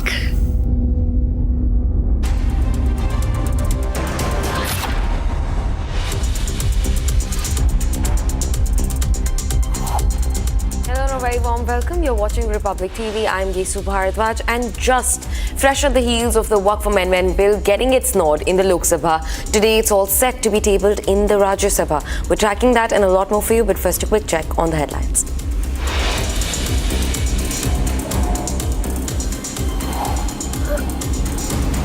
इन मत विभाजन का परिणाम इस प्रकार है।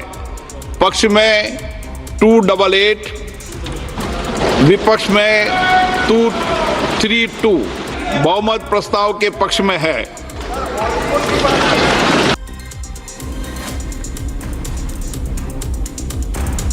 After 14 hours of debate, historic Waqf Amendment Bill gets Lok Sabha nod. 288 MPs vote in favour of Bill, 232 vote against it.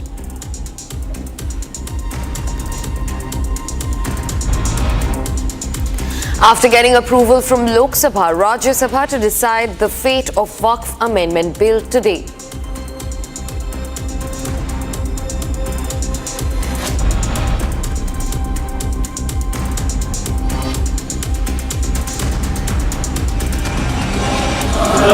संसद का कानून है, सबको स्वीकार करना पड़ेगा।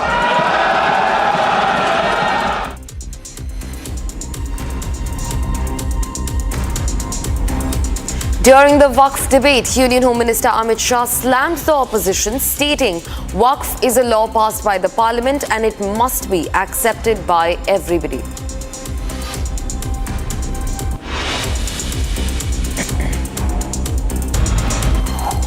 Lok Sabha adopted a statutory resolution confirming the imposition of President's rule in Manipur.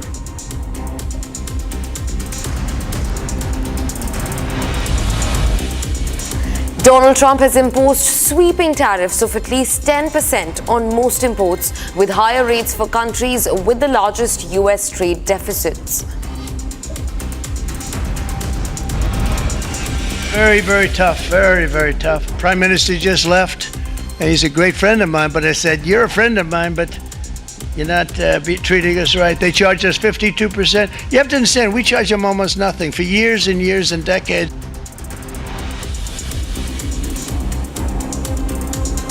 Donald Trump announces 26% discounted reciprocal tariffs on India, says Prime Minister Modi, a great friend of mine.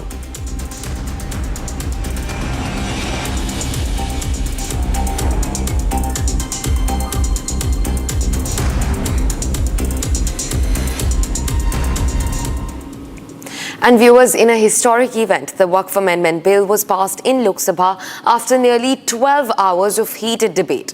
The bill was passed with a total of 288 members voting in favour of the bill, while 232 voted against the bill. Listen into this report that gets you all the details from the robust 12 hours from Lok Sabha yesterday.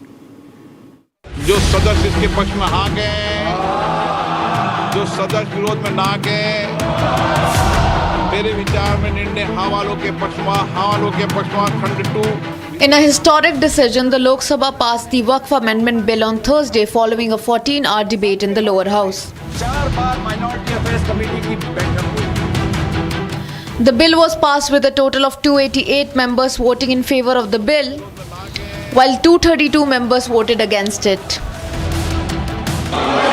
शुद्धि के अद्य दिन मत विभाजन का परिणाम इस प्रकार है। पक्ष में 288, विपक्ष में 232। बहुमत प्रस्ताव के पक्ष में है। The bill, which aims to redress issues related to Waqf properties, saw an intense showdown between the NDA and the opposition in Lok Sabha on Wednesday. While the Waqf Amendment Bill includes several changes, one of the most important changes is the renaming of the bill to Unified Waqf Management Empowerment, Efficiency and Development. कुछ छोटा amendment है जो बहुत ज़रूरी चीज़ है, वो amendment भी हम लेकर के आए हैं।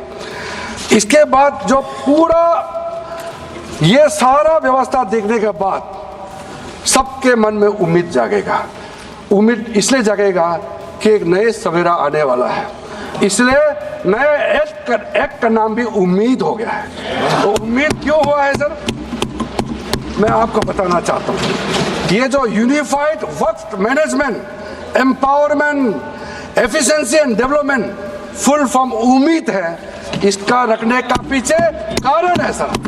ये उम्मीद क्यों है, अब ये यूनिफाइड वक्फ मैनेजमेंट पूरा रजिस्ट्रेशन से लेकर के म्यूटेशन इंक्रोचमेंट का विषय, सर्वे कलेक्टर का रोल, सारा विषय को मिला करके मैनेजमेंट का पूरा सिस्टम को ही बदलने के लिए हमने काम शुरू किया है। The Waqf Bill is now set to be debated in Rajya Sabha today. Once the bill is passed by the upper house, the bill will be sent to the president for final approval before becoming a law.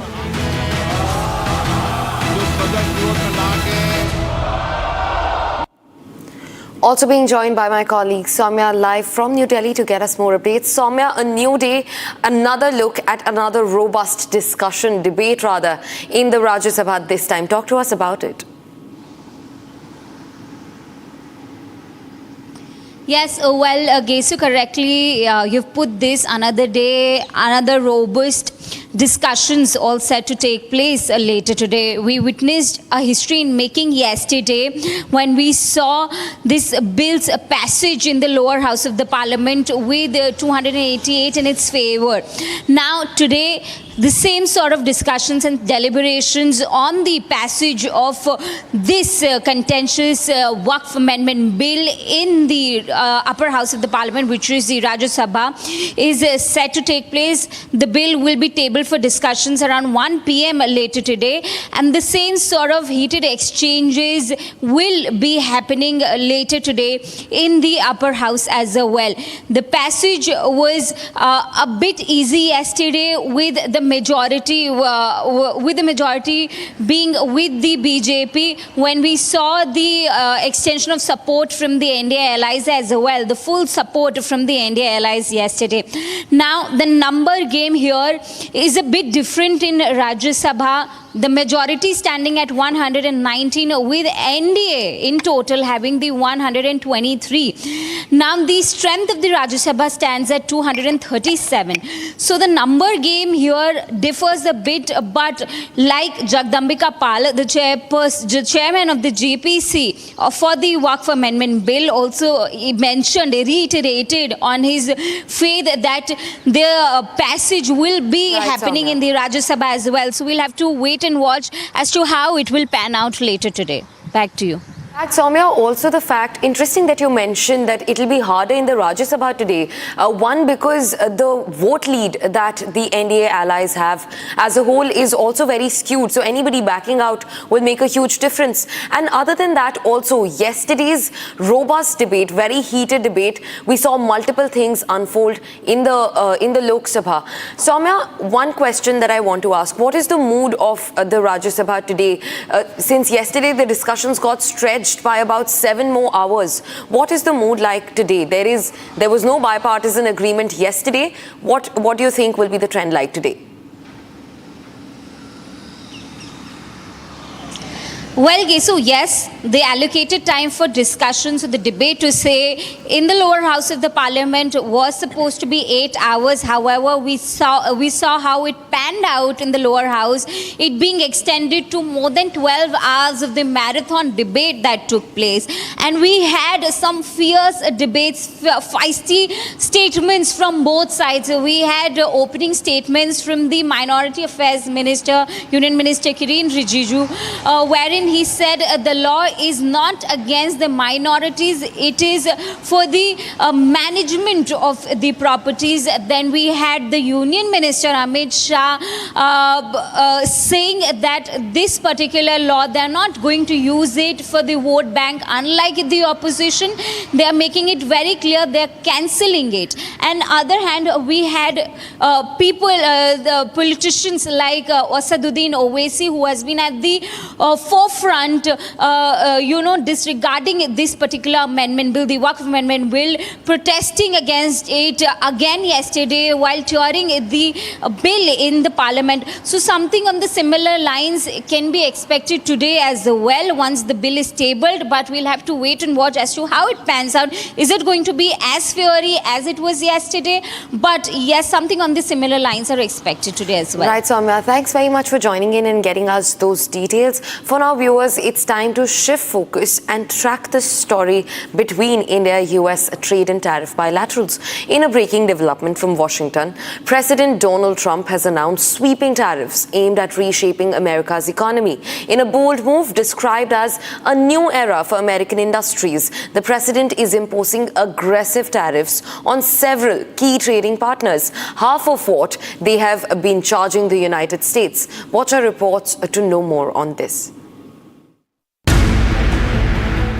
In a bid to counter the long-looming discrepancies, US President Donald Trump announced sweeping tariffs on the US to trading partners. Arguing that the United States has been at a disadvantage in global trade for decades, Trump imposed discounted tariffs.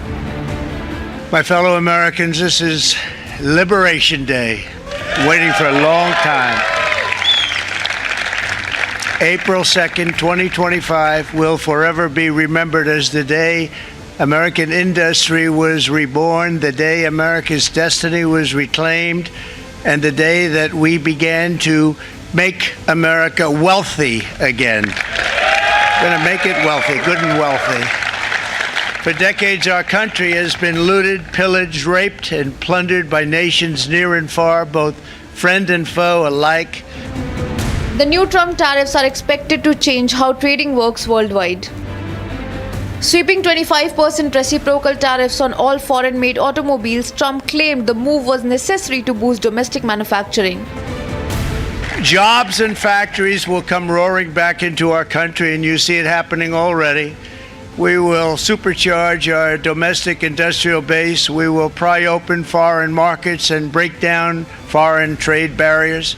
And ultimately, more production at home will mean stronger competition and lower prices for consumers. This will be indeed the golden age of America. It's coming back, and we're going to come back very strongly. While announcing the much-awaited tariffs, Trump held up a board showing the new rates charged on most countries. Rates changed from 10% to 49% on the board. With a few exceptions based on the charts, the tariff rate on most countries is said to be half of what those countries charged. Tariffs from China will jump a further 34%, adding to an existing 20% levy, including 10% for UK and 20% for the European Union.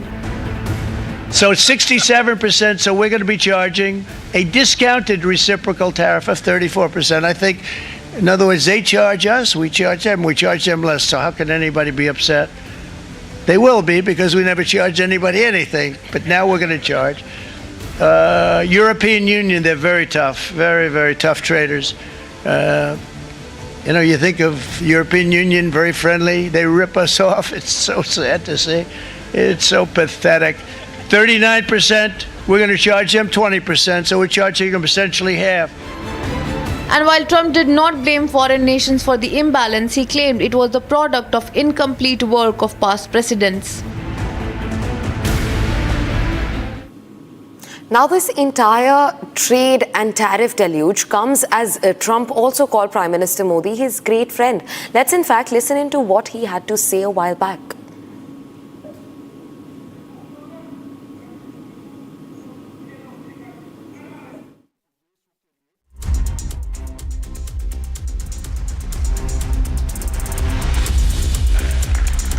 They deserve it more than our cabinet. Our cabinet has plenty of hats. You see the numbers. The numbers are so... They deserve it more than our cabinet. Our cabinet has plenty of hats. You see the numbers. The numbers are so... We're also being joined by Purnima Nath, who is a foreign affairs and geopolitical expert, and also PK Basu, who is an economist. Thank you so much for speaking to Republic, first of all. And my first question is to you, Mr. PK Basu. Help us understand, how does this situation affect India? The tariffs are not low, 26% of sweeping tariffs. How does that affect India, and what industries are going to be rolled into the bait first? Well, all exports from India to the US will be charged a 26% tariff. That is high, but all tariffs, all imports into the US will be charged 10%. So relative to what is being charged on everything, that is a 10% tariff, the charge that India will pay is quite a bit higher. But what India is being charged is much lower than what China is being charged. China is being charged 34% on top of what it already pays. It already pays substantially higher tariffs on almost everything it exports to the US. On top of that, another 34%. Vietnam is going to pay 46%. Bangladesh, Cambodia will also pay more than 40%. Thailand will pay 36%. So basically, what this does is that the U.S. will impose tariffs across the board in a bid to revive U.S. manufacturing, which has declined sharply over the last 45 years. It's aimed at that primarily. India, relatively speaking, is benefiting because our textiles and garments compete with Vietnam, Bangladesh, Cambodia, Sri Lanka, who will all pay much higher tariffs now than they've ever paid. In the past, in fact, there were generalized system of preferences that allowed Bangladeshi textiles garments to enter the US duty-free. That's all gone. India will pay much less in terms of textile and garment tariffs than our main competitors. So it's a big benefit there. Things like gems and jewelry, our main competitor is Thailand, which is paying 36%, 10% higher tariff than India. So in general, I'd say that this is not going to be too onerous for India. Of course, there will be tariffs to the extent that there are American producers that can replace Indian production and Indian exports. That will hurt us a little bit. But in most of what we export to the US, there aren't substantial US manufacturing facilities that can replace imports from India. And so I think in general, India is likely to gain market share in the US. India's share of US imports is about 2.8% for goods imports. I would say that will increase over the next 2 years to 3.5% to 4%. Yeah, and also the fact that electronics is, when it comes to exports, electronics, I think that industry is the highest on that front. And the fact that they're also facing certain threats. And while you're right, 26% tariff is lesser than many other countries which are being, being pulled under the same amount of tariff wars with the US, I think it's also slightly high above a lot of the others, including Japan, the UK, in fact, also the European Union. The UK, I think, stands on just about 10%. But thank you so much for getting us your insights, Mr. P.K. Basu. Quickly shifting focus to also Purnima Nath, who joins us on the broadcast. Ma'am, thank you for speaking to Republic. And I want to understand, even though diplomatically India and the US have handled this really well, that's at least what it seems like on the outside. Prime Minister went to the US, they had a good time, he had good things to say about our Prime Minister. Talk to us about the diplomatic front a little more. How do you see this panning out now that the tariffs are set in concrete? Thank you so much for having me. I appreciate that. First of all, I want to get this out of the way first. I remember the lecture and the speech from President Trump. He specifically talked about making sure our country, America, actually gets back the production. We revive our industries over here. And he specifically talked about how foreign looters have been looting America for quite some time. Now, this is a radical tariff that has been imposed, certainly, but 26% is also said that it is actually a discounted rate for India, certainly. But I would like to say that it is the way President Trump is looking for our country, PM Modi is also looking for India. So both of them understand what nationalism is and they want to protect our industry. If you look at America in the last couple of decades, our steel industry, manufacturing industry, auto industry got completely dead. So literally, lumber industry and etc. So whether it's from lumber or steel or aluminum coming from Canada or jewelries or textile or pharmaceutical generic drugs coming from India, at the end of the day, American lives, the normal people, I'm not talking about millionaires or billionaires, but regular working class in America is suffering.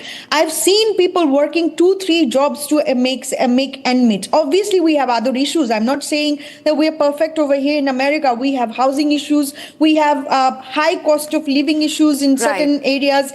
The rent is constantly going up.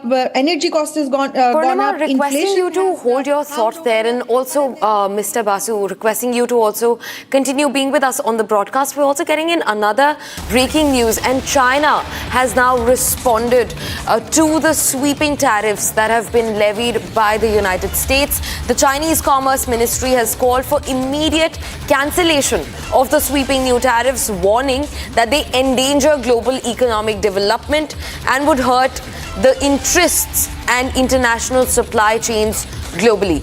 That's the first statement that has come from the side of China opposing the tariffs, as the tariffs are set in concrete now by the Trump administration. Purnima, circling back to you, China has issued a stark response. China has asked the US to roll back the tariffs that have been levied on China, at least. And they've said that this sort of it sort of upsets the geopolitical strategies and geopolitical relations of countries from across the globe. Talk to us about that, Purnima. Certainly, obviously, it's rattling a lot of countries. But I'll tell you something. In the last couple of decades, or a few decades, US actually helped China rise. But I hear that Chinese economy is in trouble as well. It is probably going to start with real estate. But shifting from there, if you look at from US standpoint, from what US would like to do, I don't think US wants to get into the same kind of situation what it did for China. If India gets into that kind of situation, it's going to be troublesome, extremely troublesome for United States, obviously. So in that particular, from a perspective of geopolitical standpoint, geostrategically, US doesn't want India to rise at that quickly, if I can be frankly speaking over here. But at the same time, I think you can actually utilize this particular crisis for betterment of India in strengthening strengthening your industries in India as well, whether it's a textile industry, and even I've spoken of particularly on automobile and also motorbikes like Royal Enfield, which you can export from India to United States, which today it is probably not. But at the same time, I think Tamil Nadu manufacturing Royal Enfield bullets, exporting to America, and me watching Harley Davidson from my state, my city, to going to India, and also reciprocally I see a Royal Enfield in here in America will be a fantastic scene to see. But at the same time, that you remember how India actually uses certain kind of crisis like that, and actually it becomes a boon for the country. You remember what happened during nuclear weapon when India was testing. In the United States really didn't want India to be a nuclear powerful state, so they tried sanctioning, they tried threatening, and etc. But at the same time, India actually did that, and without harming anybody, it empowered itself. But that's why I'm saying that I think this is a crisis initially. And I think it would be a massively beneficial and a boon for India's products and services and industry, and it actually going to strengthen several of your industry cutting as well. across to also Mr. Basu, who continues to join us on the broadcast. Sir, China has floated concerns of this sort of imbalancing the economic order globally. Talk to us about that also. Well, it is simple. China has a massive bilateral trade surplus with the United States. So China really doesn't have a good bargaining position here.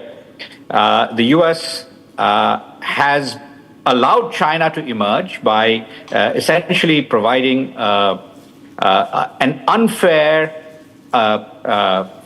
trading field for China relative to the US. The US was basically encouraging its companies to outsource manufacturing to China over the past 30 years or so. And that is now over. The Trump administration wants to change the story completely. It wants this manufacturing to come back to the US. So, for instance, if you look at Apple, right? Apple outsources a lot of its manufacturing to China, India now. Now, India's exports of electronic products will now pay a 26% tariff before entering the US.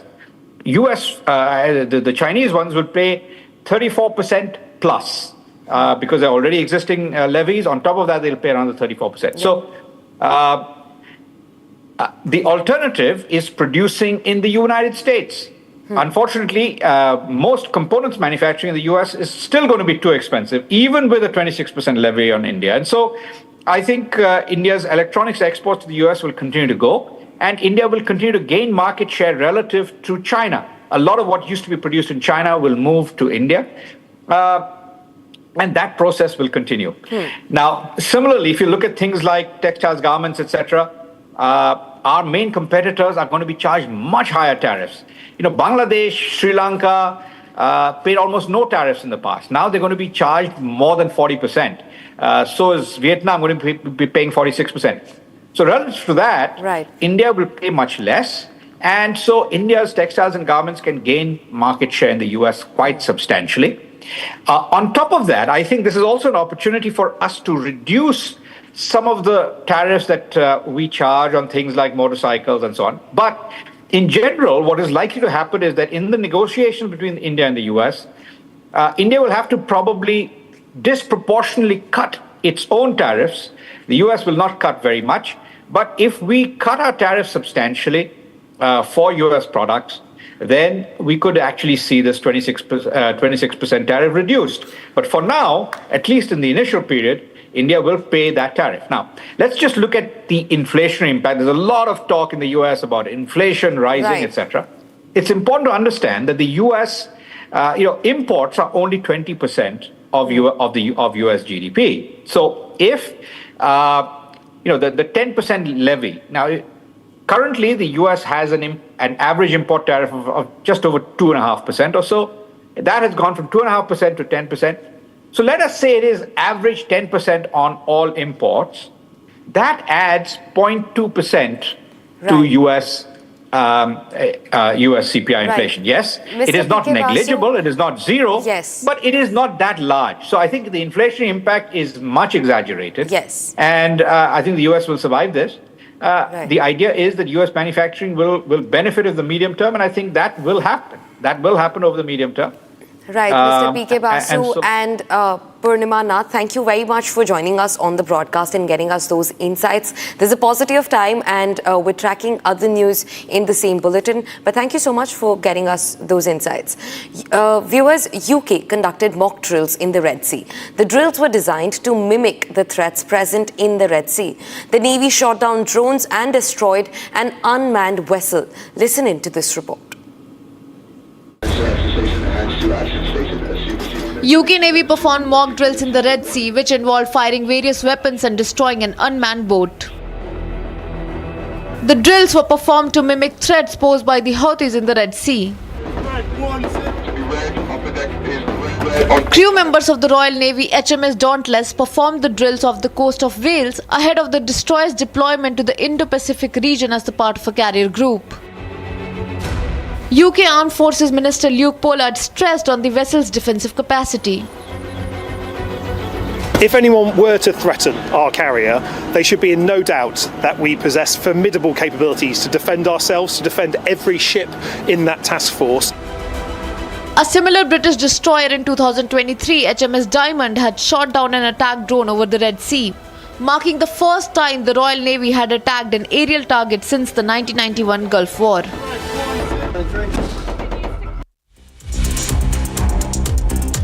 Robert Downey Jr. will celebrate his 60th birthday today. The actor, best known for his popular role as Iron Man, has been a part of major controversies surrounding his career and personal life. Tracking this and a lot more for you right after this short break. Stay tuned to Republic TV.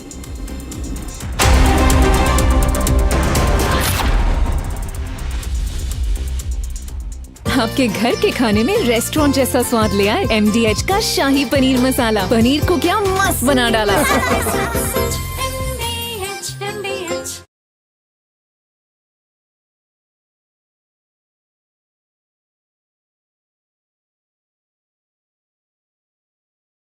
None whatsoever.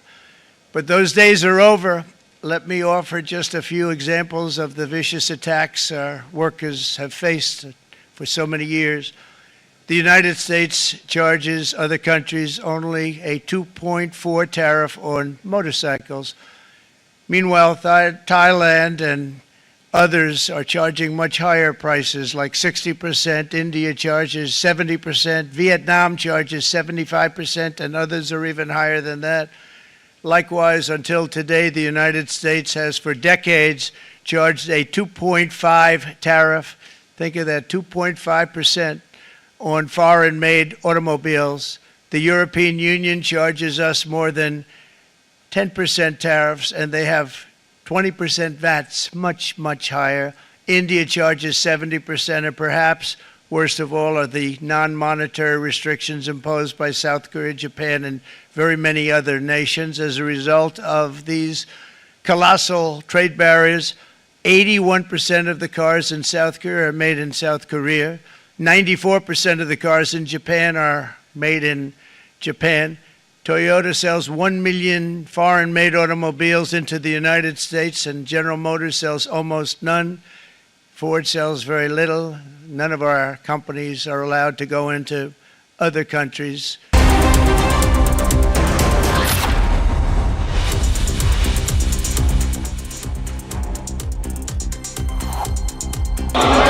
शुद्धि के अद्यतन मत विभाजन का परिणाम इस प्रकार है।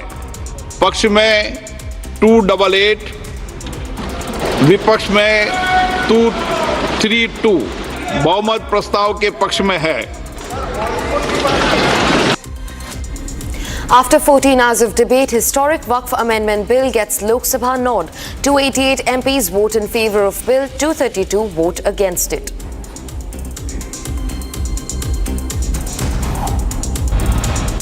After getting approval from Lok Sabha, Rajya Sabha to decide Waqf Amendment Bill's fate today.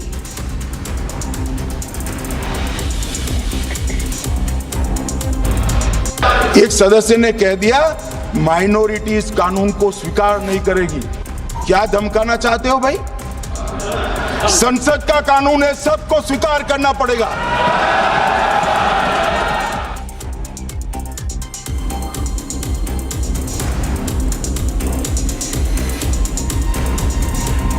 During the Waqf debate, Union Home Minister Amit Shah slammed the opposition, stating Waqf is a law passed by the Parliament and it must be accepted by everyone. Lok Sabha adopted a statutory resolution confirming the imposition of precedence rule in Manipur.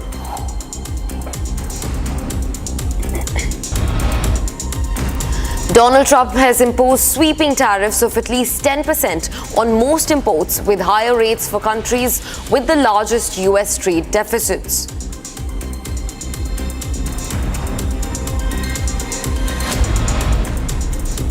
Very tough, very, very tough. Prime Minister just left.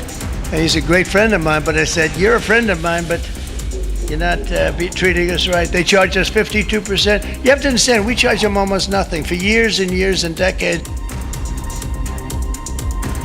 Donald Trump announces 26% discounted reciprocal tariffs on India, says Prime Minister Modi, a great friend.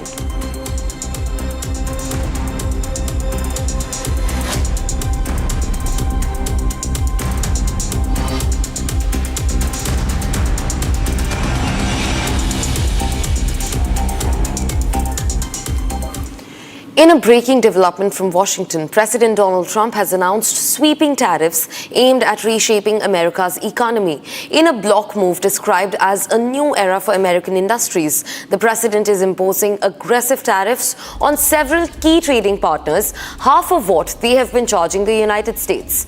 We're also being joined by a market expert, Ajay Bagga, to get us more details into the matter. Thank you so much for speaking to Republic. I want to understand, what is it that Indian industries are now eyeing at? A looming threat of tariffs, which has now been concretized to about 26%, 10% on most exports. Yeah, 26% has been applied. Only pharma right now is out of the ambit, and copper exports. Semiconductors we don't export anyways. Lumber we don't send to the US. We send some of the plywood type of things, so I don't know if that will come in. Those sectoral tariffs will come very soon, expecting 25% on pharma as well. Overall, it is $80 billion of Indian exports into the US, which will get taxed at 26% extra. So either the US consumer pays for it, or our companies reduce their margins to be competitive, or there is some middle path, some distribution margins are reduced. What we know is that US retailers and US factories have been asking Indian companies to front end. They have front loaded their demand, and right from November onwards, excess material has been going into the US. So impact will not come for the next couple of months, but it will start flowing through very soon. The tariffs come due on 9th April, so hardly any time for negotiation. So it's a done deal, and then we go ahead and try and negotiate it down to the 10% baseline. Right. In fact, I also want to quickly understand what is the trend that we're eyeing at when it especially comes to stock market, which will, you said that the impact on industries will be visible maybe a couple months from now. But I think markets will start turning volatile anytime soon. Markets have turned volatile. So last night when Trump started speaking, our futures were up about 0.5%, the gift nifty, and now it's more than 1% down. So 1.5% impact, which is not much. Japan opened 4% down this morning. Vietnam, their country ETF was down 10% last night in US trading. Market has opened 3.6% down.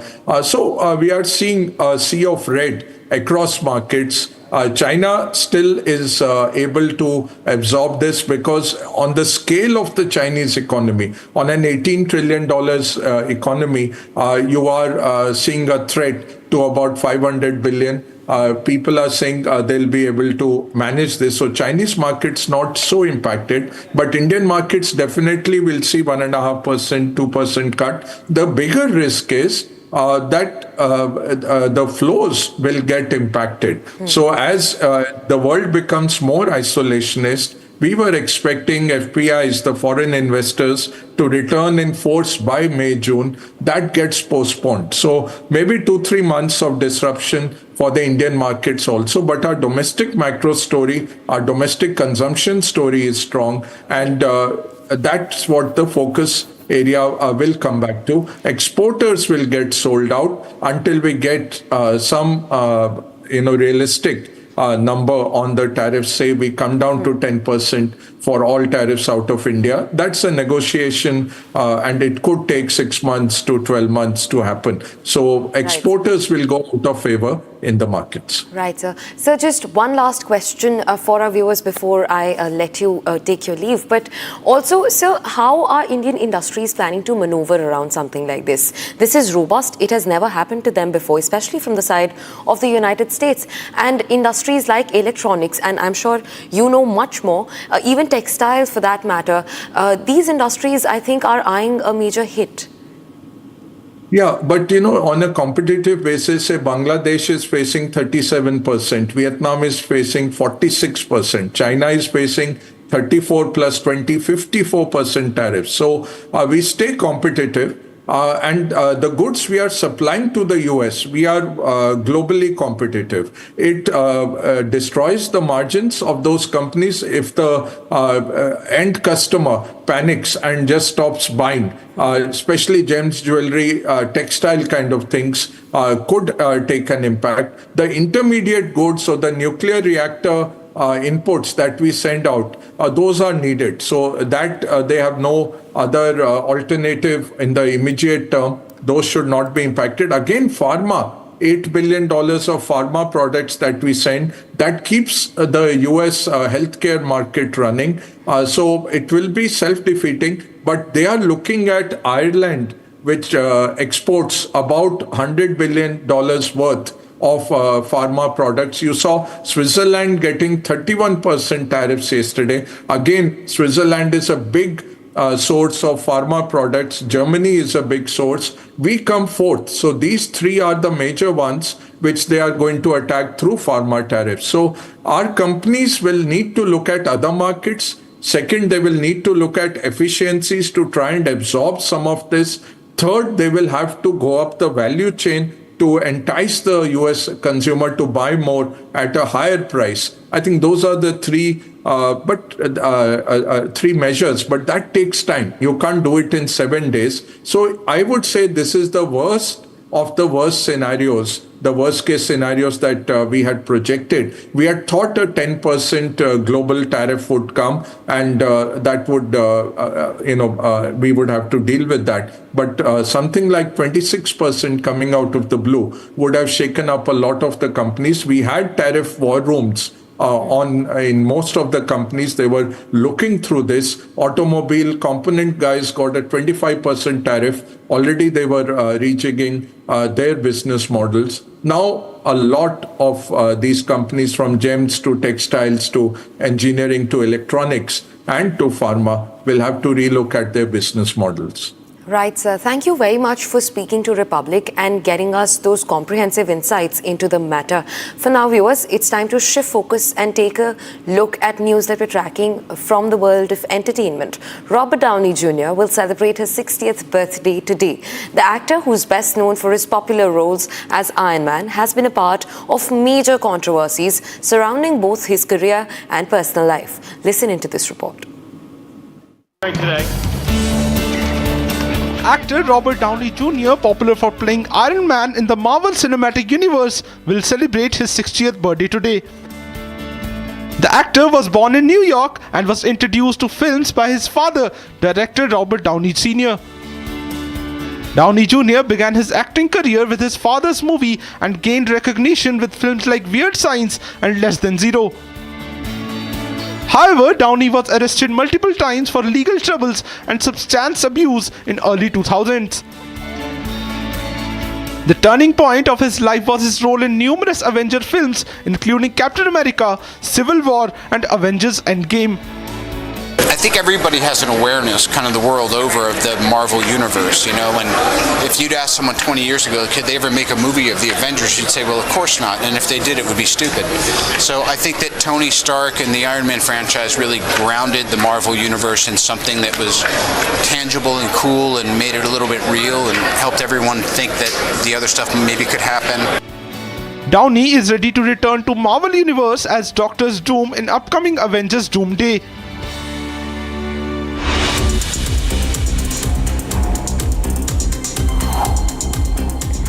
Usher brought supermodel Naomi Campbell on stage for the second night of his sold-out London residency.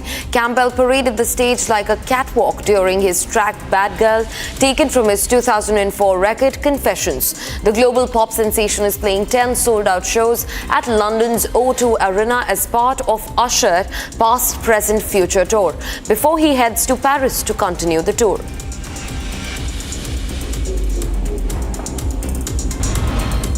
Versatile actor Val Kilmer, who played fan-favorite Iceman in Top Gun, donned a voluminous cape as Batman in Batman Forever and portrayed Jim Morrison in The Doors, has died at 65. Kilmer died Tuesday night in Los Angeles, surrounded by family and friends and his daughter, Mercedes Kilmer. Val Kilmer died from pneumonia. He had recovered after a 2014 throat cancer diagnosis that required 2 tracheotomies. Forbes has identified 18 celebrity billionaires who've collectively amassed a total net worth of $39 billion in 2024. Owing to their spiked salaries, record deals, real estate investments, stock returns, and various brand endorsements, Taylor Swift, Rihanna, Kim Kardashian, and Oprah Winfrey are some of the bigwigs who've made it to the list of top 18. Joining the regulars are new billionaires Jerry Seinfeld, Arnold, and Bruce Springsteen. Fans may think they've seen every side of John Lennon, but documentary director Kevin MacDonald says his new film, One-to-One John and Yoko, has a new approach to the iconic musician and his work. The film includes home movies and audio recordings of one of the most famous couples in the world in the early 1970s, when Lennon had left the Beatles and was figuring out his next moves.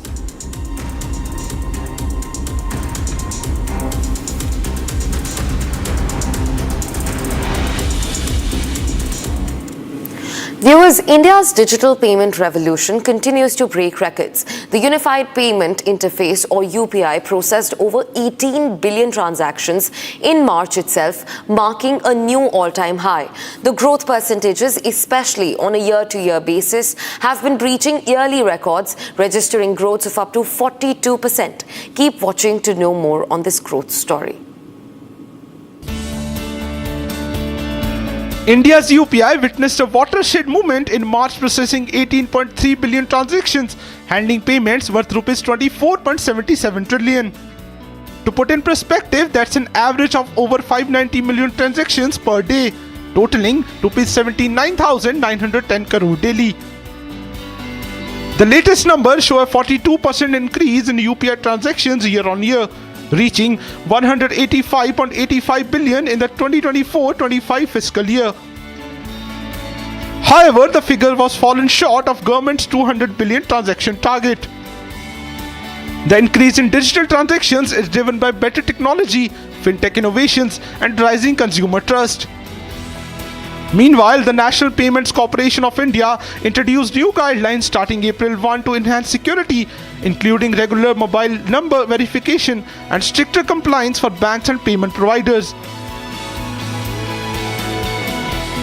On the global front, India is pushing for UPI's international expansion. While countries like France and Singapore have already adopted UPI, regulatory challenges remain. With digital payments surging, UPI is reshaping India's economy and remains clearly poised for even greater global adoption.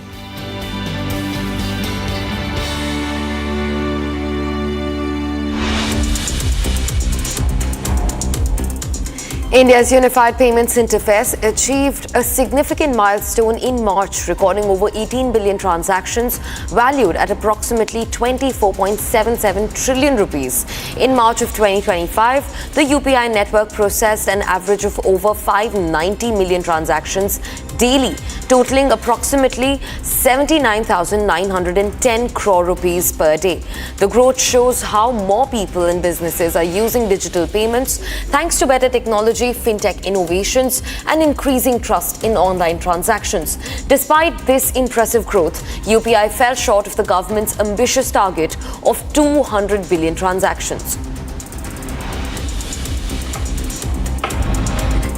India's digital payment system experienced a major disruption on Wednesday evening as UPI services went down, affecting users of popular payment apps like PhonePe, Bheem, Google Pay and Paytm. The outage, which began after 7:30 p.m. Indian Standard Time, prevented fund transfers, peer-to-peer payments and other services. This is the second such disruption in a week, following a similar incident on the 26th of March. While the National Payments Corporation of India has not officially addressed Wednesday's outage, it previously cited intermittent technical glitches for the March disruption, which were later resolved.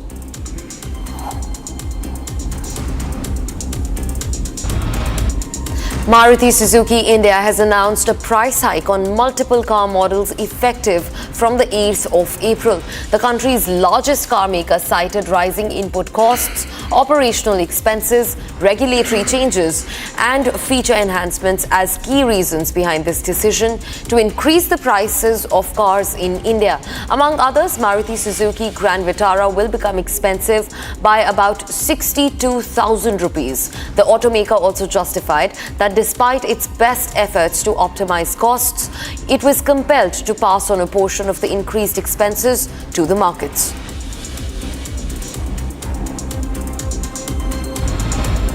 Dr. Poonam Gupta has been appointed as the new Deputy Governor of the Reserve Bank of India for a 3-year term, filling the vacancy left by MD Patra's resignation in January. Gupta, who currently serves as the Director General of the National Council of Applied Economic Research, brings a distinguished career in economics, having held prominent roles at the IMF, the World Bank and leading academic institutions. Her appointment comes ahead of the crucial Monetary Policy Committee meeting scheduled for the 7th till the 9th of April. Elon Musk has regained the title of the world's richest person, according to Forbes' 2025 billionaires list. His net worth is now estimated at $342 billion, thanks to the success of his companies including SpaceX, XAI and Tesla. His fortunes compounded by 75%, mainly due to a surge in stock prices after his role-associated involvement in government advisory roles, such as co-heading the Department of Government Efficiency, which is DOGE, in the late 2024.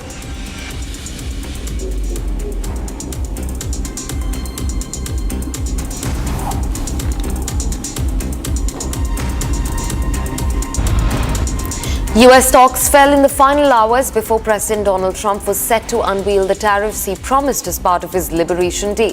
The S&P 500 was 0.9% lower in early trading Wednesday, but it's had a pattern this week of opening with sharp losses only to finish the day higher. The Dow Jones Industrial Average was down 220 points and the Nasdaq Composite was down 1.4%. Markets have been shaky because of all the uncertainty around just what Trump announced about the new tariffs.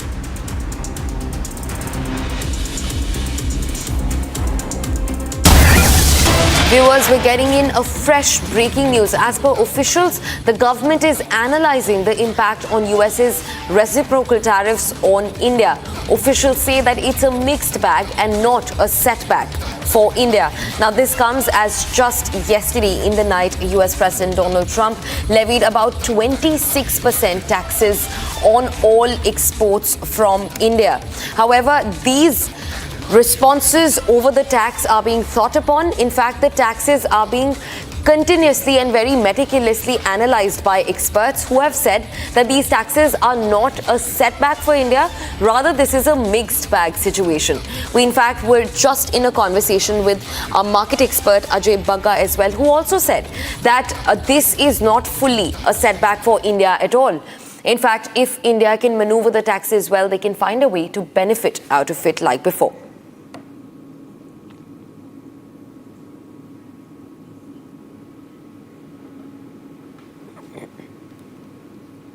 Archaeologists from the Vienna Museum in Austria have discovered the remains of around 150 soldiers in a mass grave in the outskirts of capital Vienna. It has been confirmed that the remains date back to the 1st century Roman Empire. Here's a report on that. Take a look. Archaeologists have discovered a mass grave dated to the 1st century AD on the outskirts of Vienna. It is understood that 150 men were unceremoniously buried and most likely died during an unknown battle between Germanic tribes and Romans. Such a find is exceedingly rare since the Romans usually cremated their dead even in wartime. Christina Adler, head of the Vienna Archaeological Department, narrated the outcome of excavation. Wir wissen, dass es alles Männer waren. Sie waren alle sehr groß, über 1,70. Sie waren zwischen 20 und 30 Jahre alt, großteils. Und sie haben alle Kampfverletzungen. Also sie haben die verschiedensten Kampfverletzungen, was gegen eine Hinrichtung spricht, sondern wirklich einen Kampf. Also wir haben Verletzungen von Schwertern, von Lanzen, stumpfe Verletzungen, scharfe Verletzungen. Und diese Inhomogenität spricht einfach wirklich für ein Schlachtgeschehen.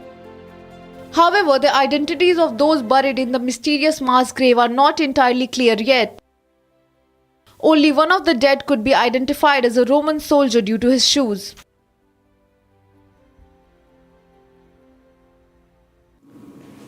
Moving on and looking at some news that we're tracking from the world of sports, and IPL cannot make a miss.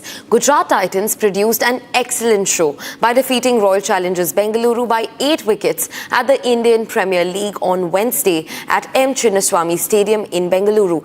Defeated at the home ground stood Royal Challengers Bengaluru. With a modest target of 170 runs, the Titans completed the chase with just 13 balls to spare. The sensational bowling performance by Mohammad Siraj, who took 3 wickets for 19 runs, and the brilliantly 50 by Josh Butler helped Gujarat Titans achieve a comfortable victory over the Royal Challengers Bengaluru. Take a look at our analysis of the match from last night. And the winning streak of the Royal Challengers Bengaluru has come to an end at last. There's no doubt about the fact that they made a very good start to the IPL 2025. But as they say, all streaks must come to an end, and RCB's came to an end against the Gujarat Titans. Now, this was a pretty competitive, if one-sided match really, because truth be told, it didn't look like the Gujarat Titans were ever going to be in any doubt that the victory was going to be theirs. And that's exactly what happened. They finished things off in rather quick fashion. So in this video, we'll take a look at the major talking points from this particular Indian Premier League encounter. And let's start off with the one that everyone had been looking forward to: Mohammad Siraj's return to Royal Challengers Bangalore. Now, of course, he didn't come back to the side, but he did come back to the ground which he had called his IPL home for many years, and ended up haunting his former side in very, very spectacular fashion.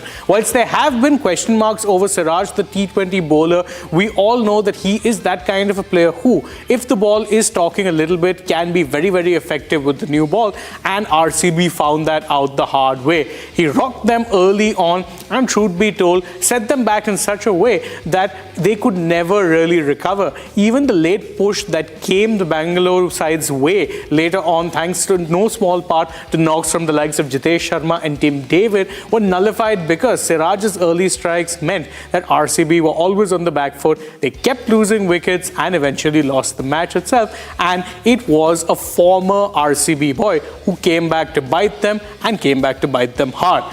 This leads us to talking point number 2, and it involves RCB's batting. Now, prior to this, the first 2 games, RCB's batting looked like a very battle-tested, settled unit. This time around, though, they looked like anything but. The batting looked all at sea, and part of that was, of course, down to the fact that the Chinnaswamy Stadium, for a change, was offering up something for the bowlers with the new ball. So the early stages were a little bit of a tricky time period, and when RCB ended up losing 2 wickets in very quick succession, it was always going to be a bit of a step up from there. And of course, if you're an RCB fan, you take this loss on the chin saying, fine, good start, and the winning streak had to end at some point.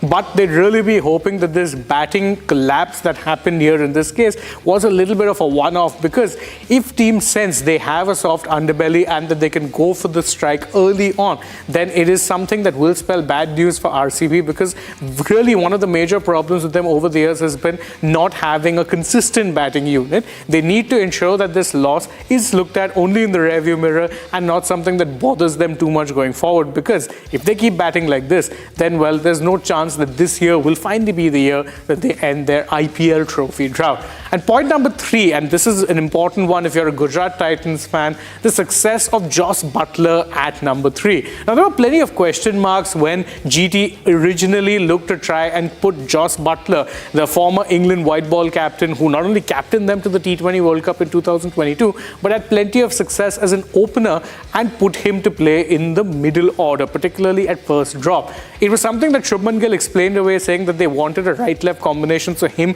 and Buttler were probably never going to open, and that's why.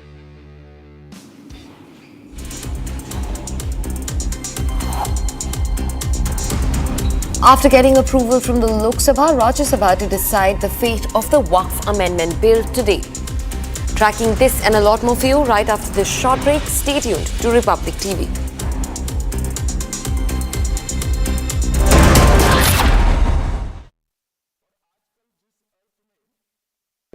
In the global employability rankings by Times Higher Education UK, only the following 6 institutions from India are ranked amongst the top 230 in the world for having the most employable graduates: IIT Delhi, IISc Bangalore, IIT Bombay, IIM Ahmedabad, IIT Kharagpur and Amity University. MDH का kitchen king kitchen में हो तो हम सब कुछ बना सकते हैं। बैंगन का भरता, आलू गोभी, भिंडी मसाला और भी बहुत कुछ।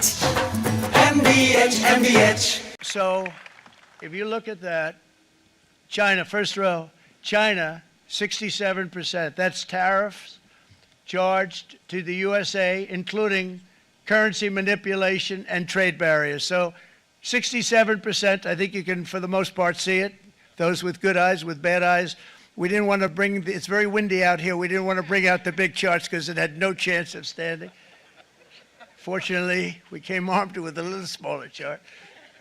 So it's 67%, so we're going to be charging a discounted reciprocal tariff of 34%. I think, in other words, they charge us, we charge them less, so how can anybody be upset?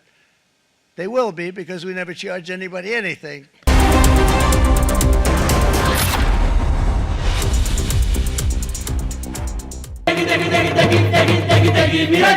MDH की देगी मिर्च का तड़का, अंग अंग फड़का। MDH की देगी मिर्च।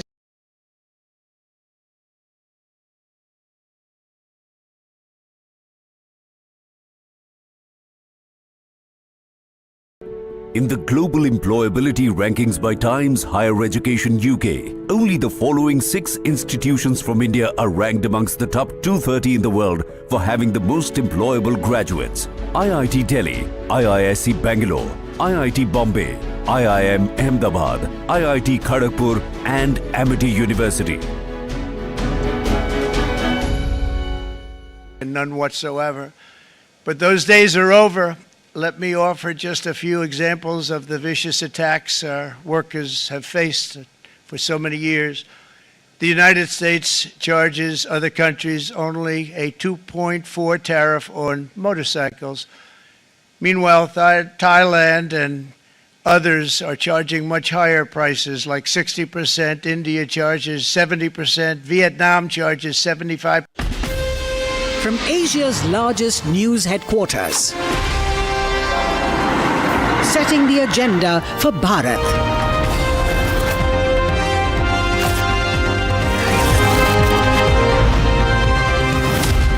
You're watching Republic.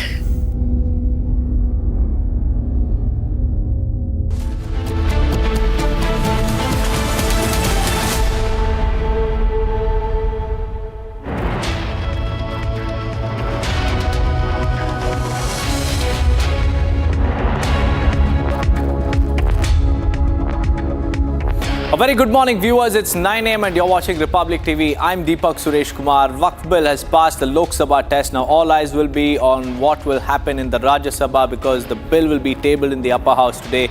We'll get you all the latest developments in the run-up to that big event. But first, a quick check on the headlines we are tracking. शुद्धि के अद्य दिन मत विभाजन का परिणाम इस प्रकार है। पक्ष में 288, विपक्ष में 232 बहुमत प्रस्ताव के पक्ष में है। After 14 hours of debate, historic Waqf Amendment Bill gets Lok Sabha nod. 288 vote in favor, 232 vote against it. After getting approval from Lok Sabha, Rajya Sabha to decide Waqf Amendment Bill's fate today.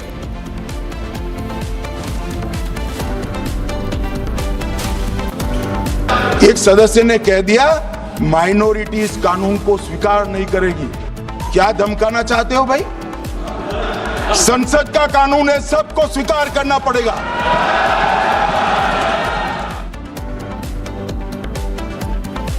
During the Waqf debate, Union Home Minister Amit Shah slams the opposition, stating Waqf is a law passed by Parliament and must be accepted by all.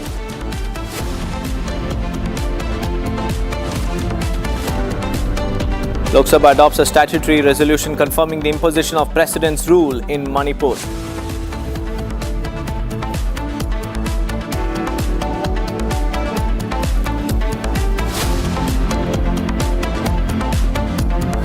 Donald Trump has imposed sweeping tariffs of at least 10% on most imports, with higher rates of tariffs for countries with largest US trade deficits.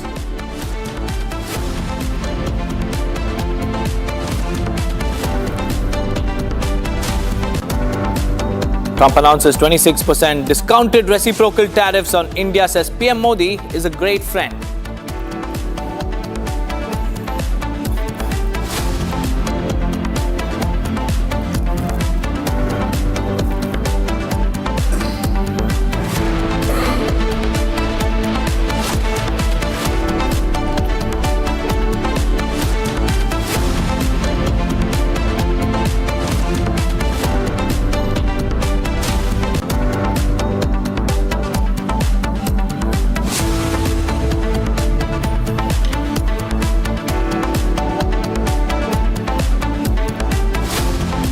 Viewers, the Waqf Amendment Bill is our top focus because yesterday it was passed in the Lok Sabha with 288 of them voting in favor and 232 have voted against it. And today the biggest test will be in the Rajya Sabha because the bill will be tabled in the upper house. We'll have to wait and watch how the upper house proceedings will take place. Yesterday there was an intense showdown between the treasury benches as well as the ruling dispensation, and there was a heated debate, and Amit Shah, the Union Home Minister, issued a stern warning saying that the law passed in the Parliament must be accepted by one and all.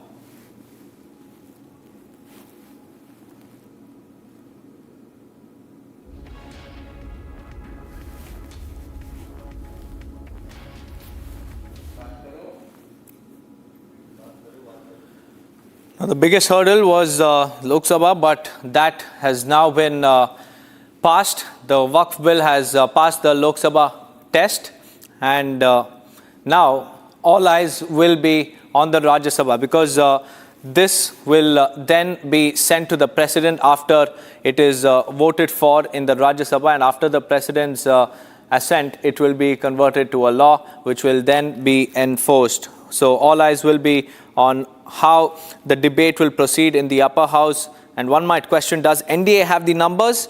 Well, the majority mark in the Rajya Sabha is 122, and the BJP has 98 seats along with its allies. It has a total of 124. So at the moment, on papers, the BJP, the NDA led by the BJP, has a clear-cut majority as far as the voting process is concerned, but we'll have to wait and watch if there are any last moment thrillers. And to give us more insights, we have Gopi also joining us live. Gopi, a very good morning to you. Today is the Waqf Bill's litmus test in the Rajya Sabha. What are the latest developments in the run-up? Are there hectic meetings being called in by the NDA as well as the opposition? Well, in fact, Deepak, what we are learning from our sources is, as you've correctly pointed out, about the numbers that are very, very important for Rajya Sabha. What we are learning from our sources is that the mark of 119 was easily reached by BJP and NDA allies. But then there is support of two independent candidates, which includes one from Ahom Gan Parishad as well as Tamil Manila Congress. So these are the two independent candidates who have in fact shown, who are confident of supporting the Waqf Amendment Bill.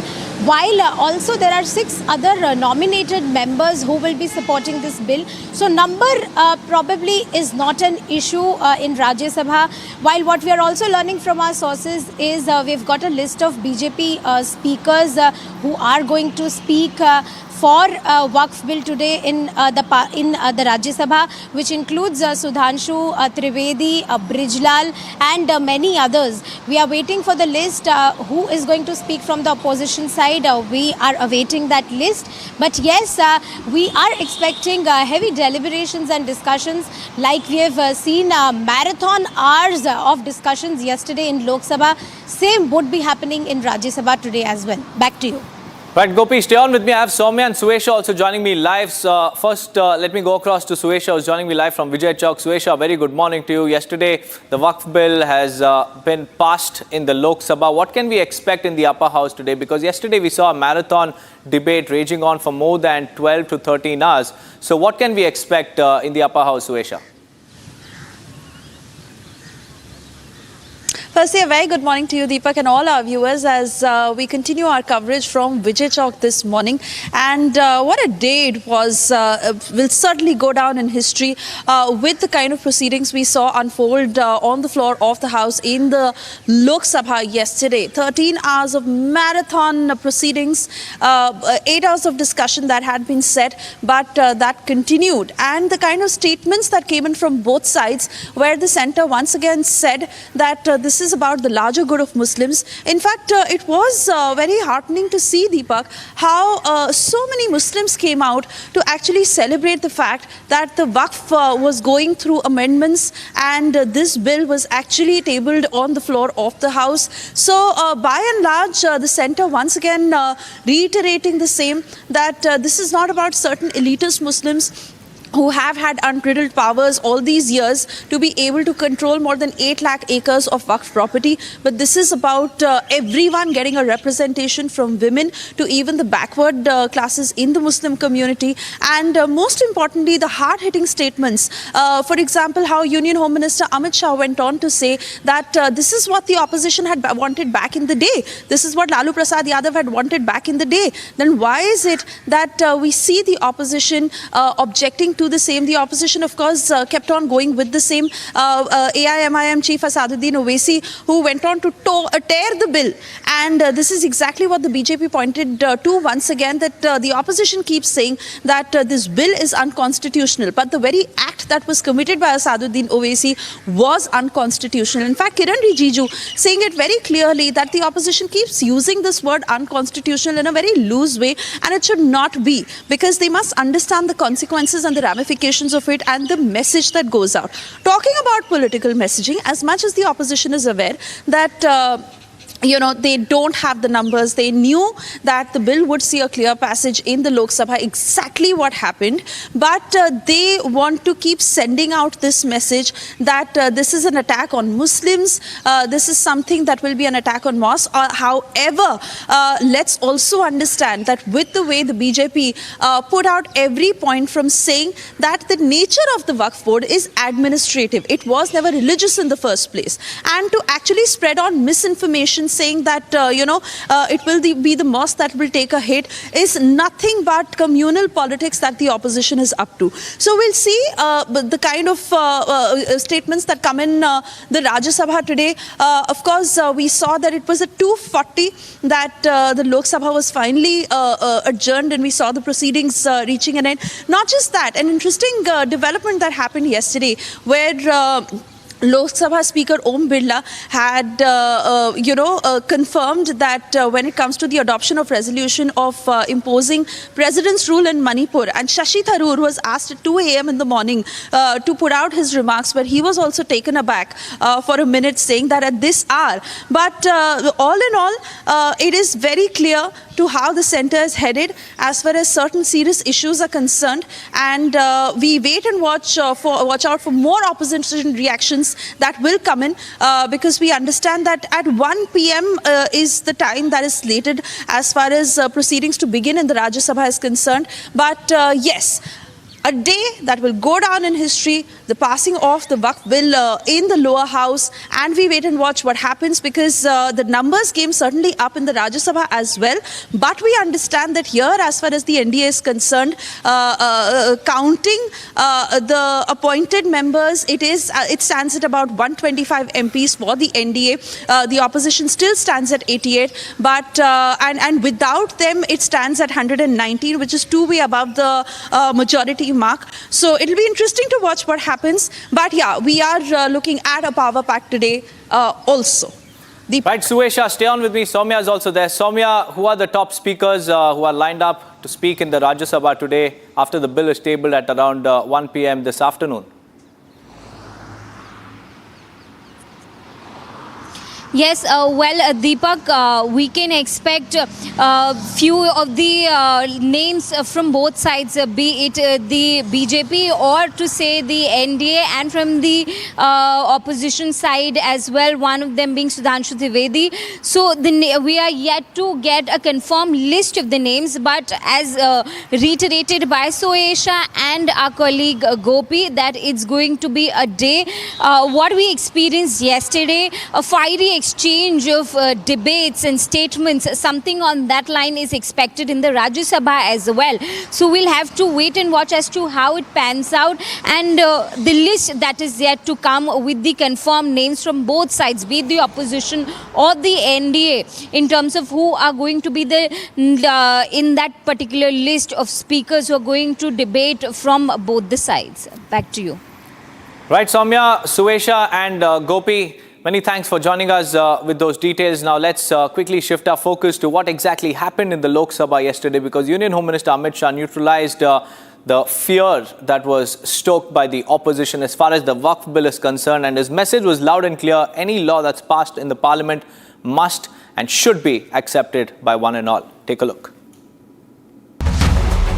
एक सदस्य ने कह दिया minorities कानून को स्वीकार नहीं करेगी। क्या धमकाना चाहते हो भाई? संसद का कानून है, सबको स्वीकार करना पड़ेगा। स्वीकार नहीं करेंगे मतलब क्या है? While addressing the Lok Sabha during the Waqf debate, Union Home Minister Amit Shah made it clear that the law of the land must be followed by all. Shah said that the law of the Parliament must be accepted by everyone. The Lok Sabha witnessed over 12 hours of heated debate on the Waqf Amendment Bill. Taking on opposition, Shah stated that the representatives of the Christian community have backed the bill, while some oppose it purely for Muslim votes. Defending the government's stance, Shah asserted that while the government will not interfere in Waqf Board's matters, its management must be regulated under the law. Sharpening his attack on the India alliance, Shah invoked RJD chief Lalu Prasad Yadav's past remarks in favor of stricter Waqf regulations during the UPA era. Shah accused the opposition of spreading fear and misinformation within the minority community over the bill.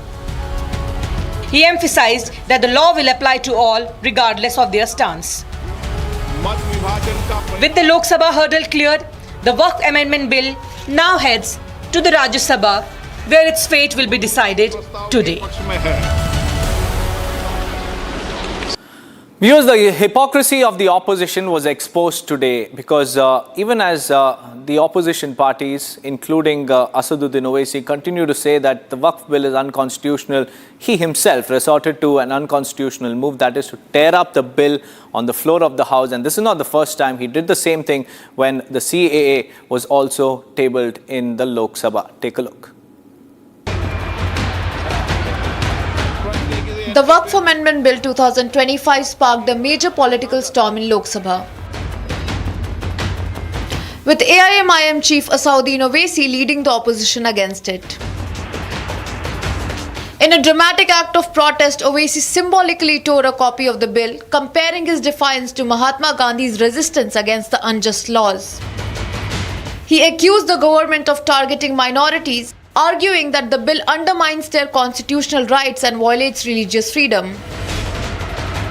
Article 25 का violation कैसे है कि आप मुसलमानों से वक्फ user छीन रहे हैं और फिर आप कर्ब कर रहे हैं वक्फ औलाद को, मगर वहीं पर दूसरे धर्म के मानने वालों को उनके मजहब पर चलने की पूरी इजाजत है। लफ्ज जो आर्टिकल 25 में इस्तेमाल हुआ सर, वो इक्वली एंटाइटल्ड, यहां पर मुसलमानों के इक्वल एंटाइटल्ड नहीं हो रहा। Owaisi's criticism was met with a strong rebuttal from Waqf JPC chairman Jagdambika Pal. हमने डिटेल डिस्कशंस किया और डेलिब्रेशंस किया और इसके बावजूद किसी भी सदस्य से मैंने ये नहीं कहा होगा, अगर उन्होंने आधे घंटे बात रखनी चाहिए होगी, 1 घंटे रखनी चाहिए होगी, सबको मैंने पूरा अवसर दिया। 11 बजे से बैठक शुरू करते थे, 7 बजे 8 बजे तक बैठक करते थे और इसके बावजूद मैं कहता हूं कि आज गृह मंत्री जी ने अगर ये कह दिया कि अब इसमें चाहे वाकिफ हो, उसमें न कोई सरकार का दखल होगा, न वाकिफ के इंटेंशन पे, न वक्त में कोई दखल होगा, तो जब वक्त में कोई दखल नहीं है, न वाकिफ में कोई दखल है और इसके बावजूद भी अभी भी आपने देखा ओवैसी साहब को कि अभी उन्होंने इस बिल को फाड़ने का काम किया है, तो ये जो बात कह रहे कि ये बिल असंवैधानिक है, असंवैधानिक काम तो उन्होंने किया है जो बिल फाड़ने का काम किया है। This is not the first time Owaisi has pulled up a stunt of tearing the bill. Even during the discussions of the Citizenship Amendment Bill in 2023, he had torn off the bill, calling it anti-Muslim. Sri Lanka के 10 lakh Tamilians Madras में, तमिलनाडु में हिंदू नहीं है क्या? खत्म करो। नेपाल में मधेसी नहीं, हिंदू नहीं है, बताइए। अच्छा मैडम, ये होम मिनिस्टर साहब बता दीजिए कि म्यांमार में काचिन अरहकान, अरे चंद साल तक ऑल इंडिया रेडियो पर काचिन का रेडियो सर्विस चलता था। ये चिन लोग क्रिश्चियन है म्यांमार के, आप इंतजार कर रहे हैं, क्या इंतजार कर रहे हैं? कौन सा स्ट्रेटेजी आपकी? हर एतबार से फेलियर साबित होगा मैडम। इसीलिए मैं इस बिल की मुखालिफत करता हूं। ये हिंदुस्तान के संविधान के खिलाफ है और ये उन लोगों की तौहीन है जिन्होंने इस मुल्क को आजाद करवाया था। 57 की जंग आजादी हो या 1910 में। महात्मा गांधी कैसे महात्मा बने मालूम मैडम? उन्होंने साउथ अफ्रीका के नेशनल रजिस्टर कार्ड को फाड़ दिया था, जला दिया था। इसीलिए जब महात्मा ने फाड़ा, मैं इस बिल को फाड़ता हूं। ये हिंदुस्तान को तोड़ने की कोशिश कर रहा है। Owaisi protests triggered sharp reaction from the ruling benches, with Home Minister Amit Shah calling out similar attempts made during CAA. CAA आया कि मुसलमानों की नागरिकता चली जाएगी। जिन ने भाषण किया है, एक मुसलमान की नागरिकता गई है तो बता दो। मुसलमान भी जानता है। और मैं तो आपके माध्यम से देश के मुसलमानों को अपील करना चाहता हूं मान्यवर, मैंने बहुत झेला है। ये कहते थे कि CAA कानून मुसलमानों की नागरिकता लेने 2 साल हो गए, एक भी मुसलमान की नागरिकता गई है तो सदन के पटल पर रखें। Despite fierce opposition, the Waqf Amendment Bill was passed in the Lok Sabha after 14 hours of relentless debate past midnight. The bill is expected to be tabled in Rajya Sabha at 1 p.m. today.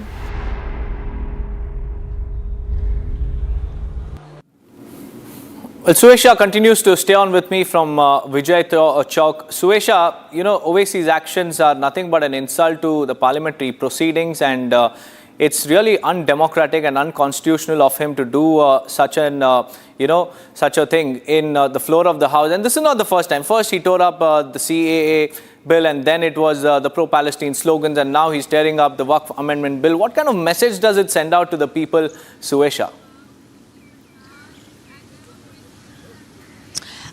Very rightly said, Deepak, because as far as Asaduddin Owaisi is concerned, he has said this out and out, knowing that the opposition does not have the numbers as far as blocking the Waqf Bill is concerned.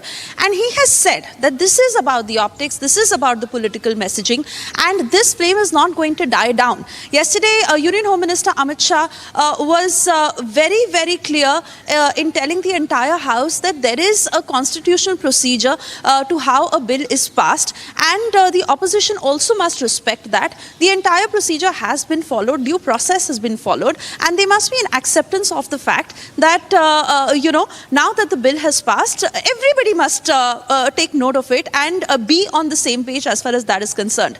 But the opposition that continues to say that it is the BJP that has bulldozed its way through this legislation. They've also said that, enough consultation has not happened, to which the BJP has said that is not true at all, because that was the very reason that the JPC was formed. Everybody has put in their due input as far as the Waqf legislation is concerned, as far as the amendments to the bill is concerned, and due remarks have been taken into note. Voting has happened, and it is only as per the voting that the resolutions that were adopted were taken into account as is. But we saw that news conference by the AIM-PLB yesterday, where they said that there will be an agitation, there will be repercussions to the Waqf bill in case it passes, and what happens from here on. They continue to say that this is something that the centre is pushing, although the propaganda and the rhetoric that the opposition continues to play on, where they say that this is going to attack religious freedom, this is going to attack Muslims, this is not in the best interest of Muslims. All of this that has been warded away by the centre, where they've said that this is not true.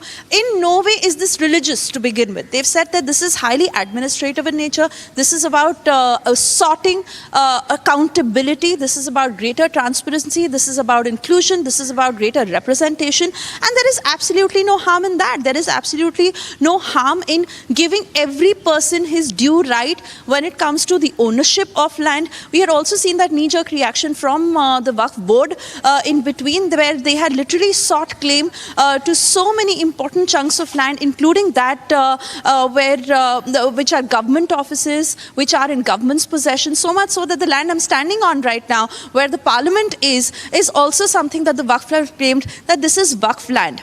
Iconic properties across the country, the downtrodden, the farmers who were hit and impacted by such claims of the Waqf board. We saw what happened in Munambam. We saw that nearly 15,000 acres of land that the Waqf board had claimed stake claim to in Karnataka and across various parts of the country. Where do these people go? And to remove this arbitrary nature, to bring it all under a uniform rule, is why the government said that it is the need of the hour. We know of the kind of corruption that has also existed in the Waqf board, and that is why the government made it very clear that this is about every Muslim. Muslims themselves are happy that the Waqf bill is seeing the kind of momentum in the House, in the Parliament that it is seeing now, and stating that very example of Lalu Prasad Yadav also, where they went on to say that the opposition themselves wanted it, and they wanted that such a change should come about. Then why is it that they are opposing it now?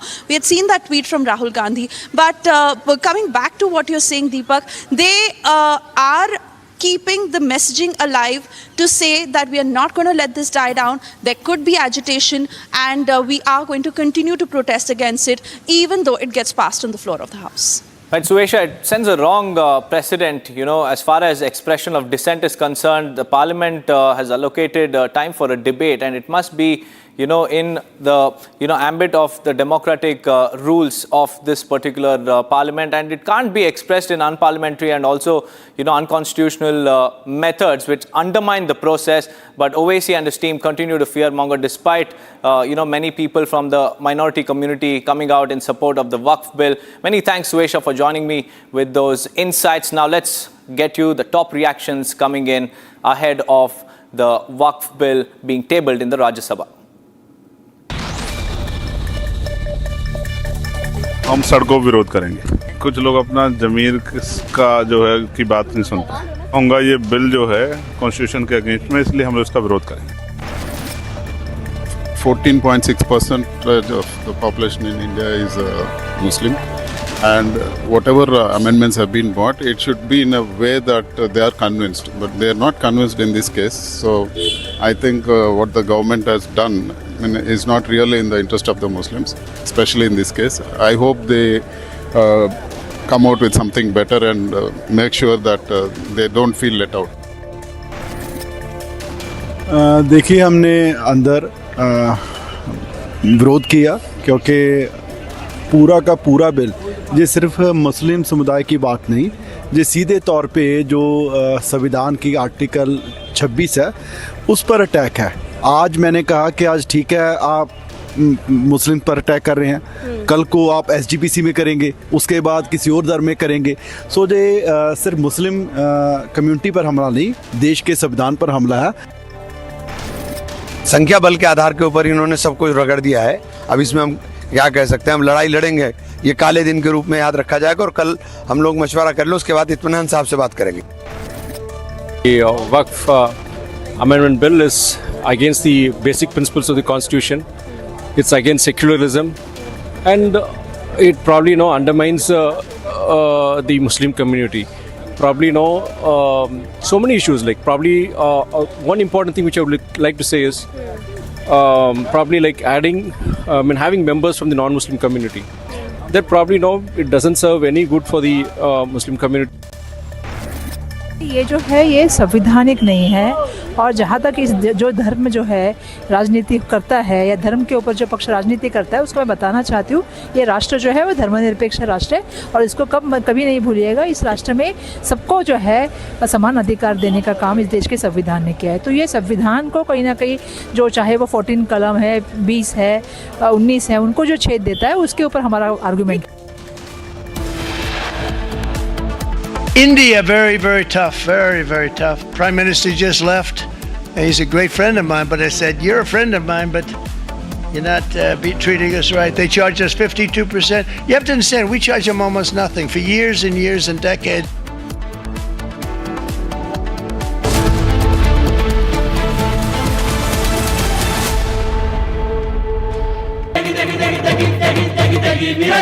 MDH की देगी मीरज, देगी मिर्च का तड़का, अंग अंग फड़का। MDH की देगी Miraj.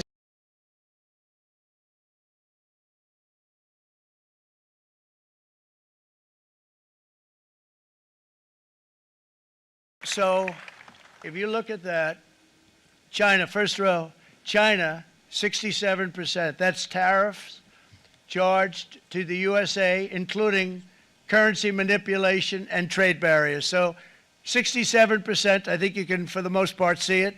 Those with good eyes, with bad eyes. We didn't want to bring, it's very windy out here, we didn't want to bring out the big charts because it had no chance of standing. Fortunately, we came armed with a little smaller chart. So it's 67%, so we're going to be charging a discounted reciprocal tariff of 34%. I think, in other words, they charge us, we charge them less, so how can anybody be upset? They will be, because we never charge anybody anything, but now we're going to charge. European Union, they're very tough, very, very tough traders. You think of European Union, very friendly. They rip us off. It's so sad to see. It's so pathetic. 39%, we're going to charge them 20%, so we're charging them essentially half. Vietnam, great negotiators, great people. They like me, I like them. The problem is they charge us 90%.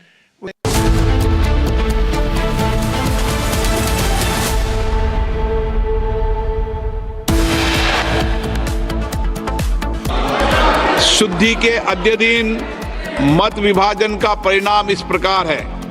पक्ष में 288, विपक्ष में 232 बहुमत प्रस्ताव के पक्ष में है। After 14 hours of debate, historic Waqf Amendment Bill gets Lok Sabha. Not 288 MPs vote in favor of the bill, 232 vote against it.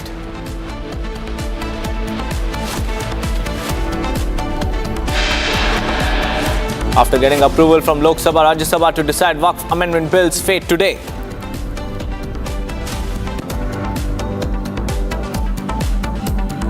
एक सदस्य ने कह दिया माइनॉरिटीज कानून को स्वीकार नहीं करेगी। क्या धमकाना चाहते हो भाई?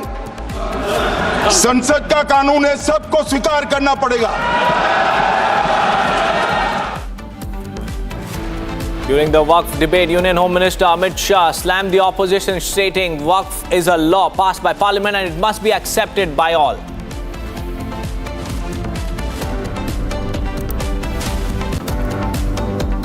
Lok Sabha adopts a statutory resolution confirming the imposition of precedence rule in Manipur.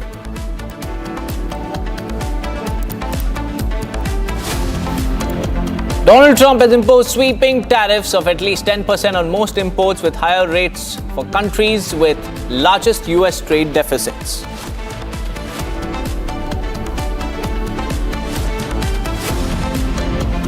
Tough, very, very tough. Prime Minister just left. He's a great friend of mine, but I said, you're a friend of mine, but you're not treating us right. They charge us 52%. You have to understand, we charge them almost nothing for years and years and decades.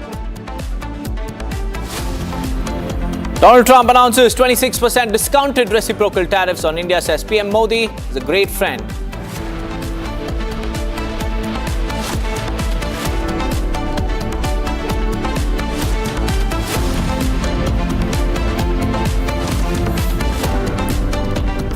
A very good morning, viewers. It's 9:30 and you're watching Republic TV. I'm Deepak Suresh Kumar. First up, US President Donald Trump has announced significant reciprocal tariffs on India, but said that he's being kind on them by charging roughly half of what India charges the US, calling this as a discounted reciprocal tariff. President Trump said US will charge an import duty of 26% on India. Listen in.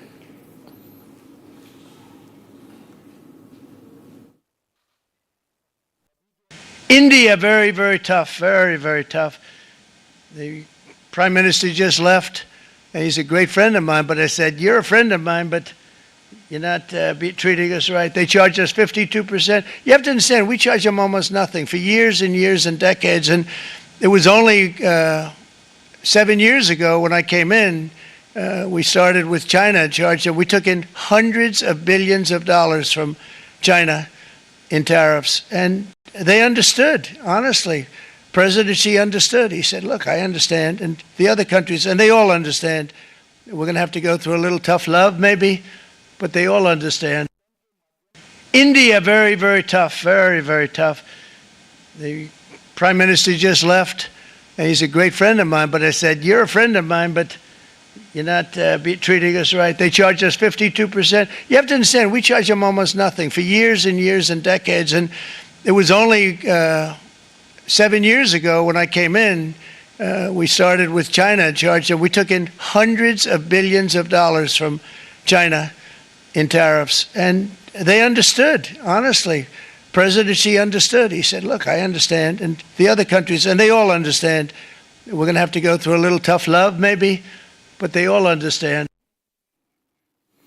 Now, to give us more insights, we have Eric Lemkule joining us live from Georgia and Robindra Sachdeva, foreign affairs expert, also joining us live. Eric, firstly, it must be late in the evening, but it's never too late to discuss tariffs. And at the moment, tariffs is something that is being discussed and debated across the world, with Donald Trump unveiling the tariffs that he has imposed on every nation who have imposed tariffs back on the US. How do you look at this, Eric, as far as the global economy is concerned? Do you think this could destabilize the global economy? So that's going to be kind of the million-dollar question right now. As someone in the US, I look at the list and I say, wow, there's a lot of countries that we have not been applying tariffs, that have been applying tariffs to us. So when you look at those countries on that list, that we're not the only country that they apply tariffs to. They apply tariffs to every other country as well. So if the global economy has sustained under the reciprocal tariffs from everybody else, then surely you would think that it can sustain through the United States tariffs on President Trump's list of reciprocal tariffs. However, he did cut a 50% deal is what it looks like on what he initially said was going to be reciprocal tariffs. And now we're looking at 50% of reciprocal. So the 26% that India received is exactly half of what India charges the United States in tariffs. We also have to understand that President Trump is a businessman.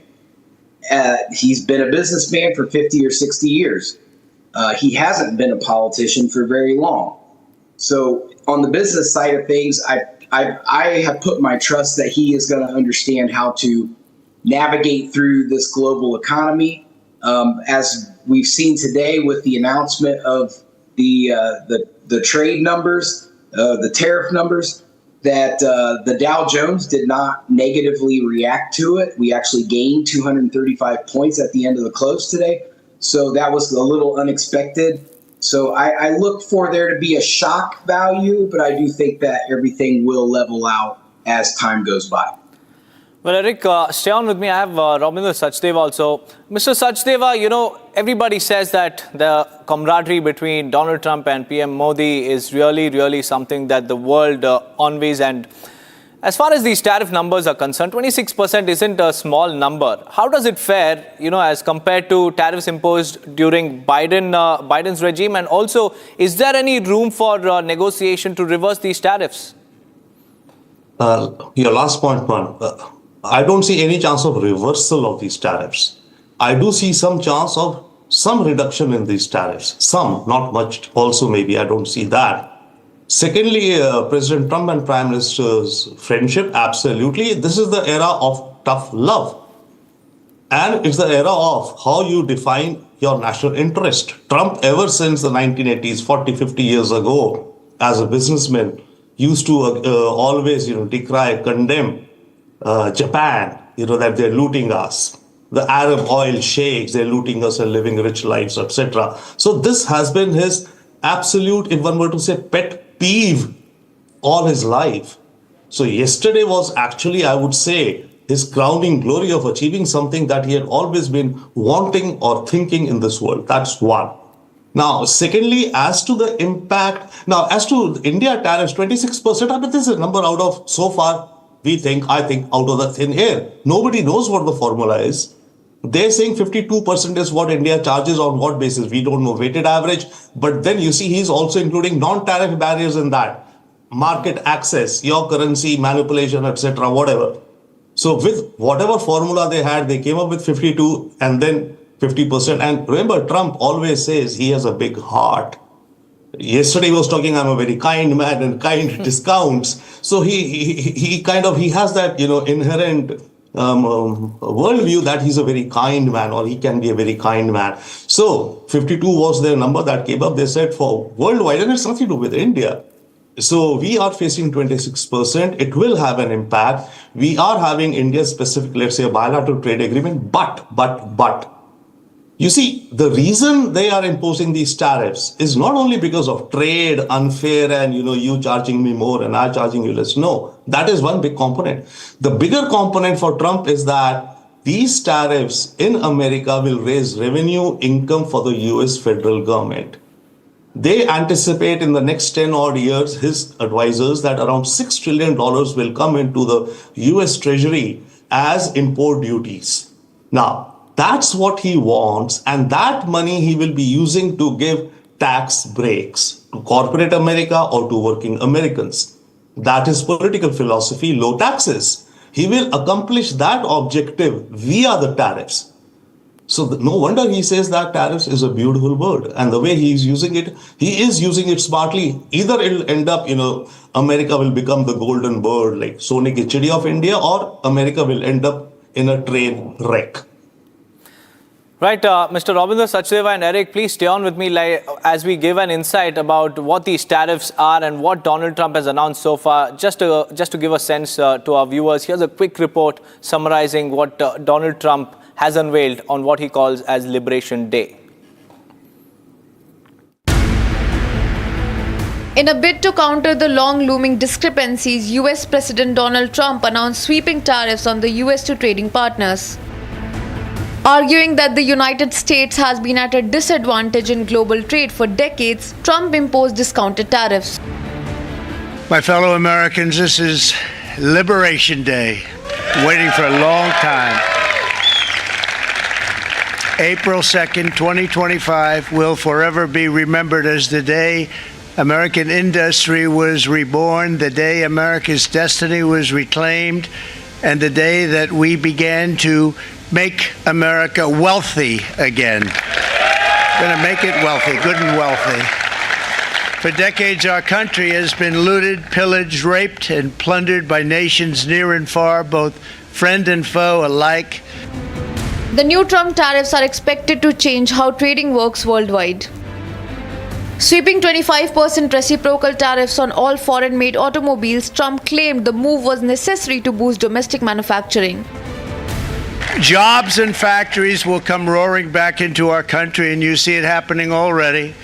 We will supercharge our domestic industrial base. We will pry open foreign markets and break down foreign trade barriers. And ultimately, more production at home will mean stronger competition and lower prices for consumers. This will be indeed the golden age of America. It's coming back. We're going to come back very strongly. While announcing the much-awaited tariffs, Trump held up a board showing the new rates charged on most countries. Rates changed from 10% to 49% on the board. With a few exceptions based on the charts, the tariff rate on most countries is said to be half of what those countries charged. Tariffs from China will jump a further 34%, adding to an existing 20% levy, including 10% for UK and 20% for the European Union. So it's 67%, so we're going to be charging a discounted reciprocal tariff of 34%. I think, in other words, they charge us, we charge them less. So how can anybody be upset? They will be, because we never charge anybody anything, but now we're going to charge. European Union, they're very tough, very, very tough traders. You think of the European Union, very friendly. They rip us off. It's so sad to see. It's so pathetic. 39%, we're going to charge them 20%, so we're charging them essentially half. And while Trump did not blame foreign nations for the imbalance, he claimed it was the product of incomplete work of past presidents. Well, that was a quick look at what Donald Trump calls as Liberation Day and tariffs that could help the U.S. economy. Now, Eric, like Mr. Rabinder Sachdeva was saying that this particular decision of Donald Trump could help him get some funds and also some sort of a relief as far as the U.S. economic situation is concerned. But that is the short term. But what about the long term? Do you think that these tariffs could backfire in the long run?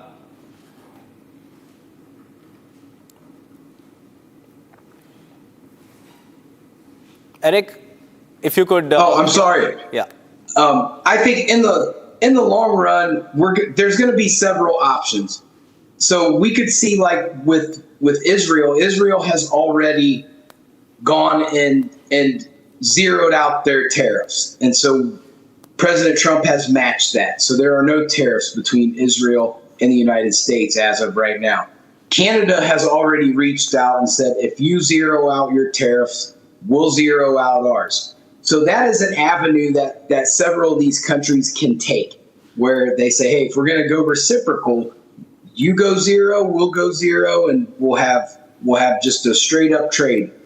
So I could see that happening with a lot of countries. I could also see where several other countries, perhaps countries like India or China, will produce more of their own goods in their country, as opposed to bringing in American goods for certain aspects. There's going to be some nations that are not going to be able to get away with it if they're agriculture deprived of different things like that. So I do see where there's options. It's just going to depend on what each country's need is in the future as to how they handle that. Are they going to lower their tariffs, zero the tariffs out, or leave the tariffs in place and try to produce their own goods in their own country? Right, Eric, stay on with me. Mr. Sachdeva, after the tariffs, the figure was unveiled. Now the markets have started to react Sensex has tanked. Nifty is also down by 117 points. What is the way forward as far as further discussions are concerned for a relief? Sorry, you mean with regards to India? Yes. See, with regards to India, we have the bilateral trade agreement under discussion, which has been going on. And then I think the target is to complete it by fall of this year, that is around September, October. So in the next, 6 months, many things will be discussed out between the government of India and the US. But my take is, my sense is that there will be some relief, yes, but not substantial. And the reason I'm saying that there will not be substantial relief from what the number is right now, there will be some, and it will be the same case with all countries in the world.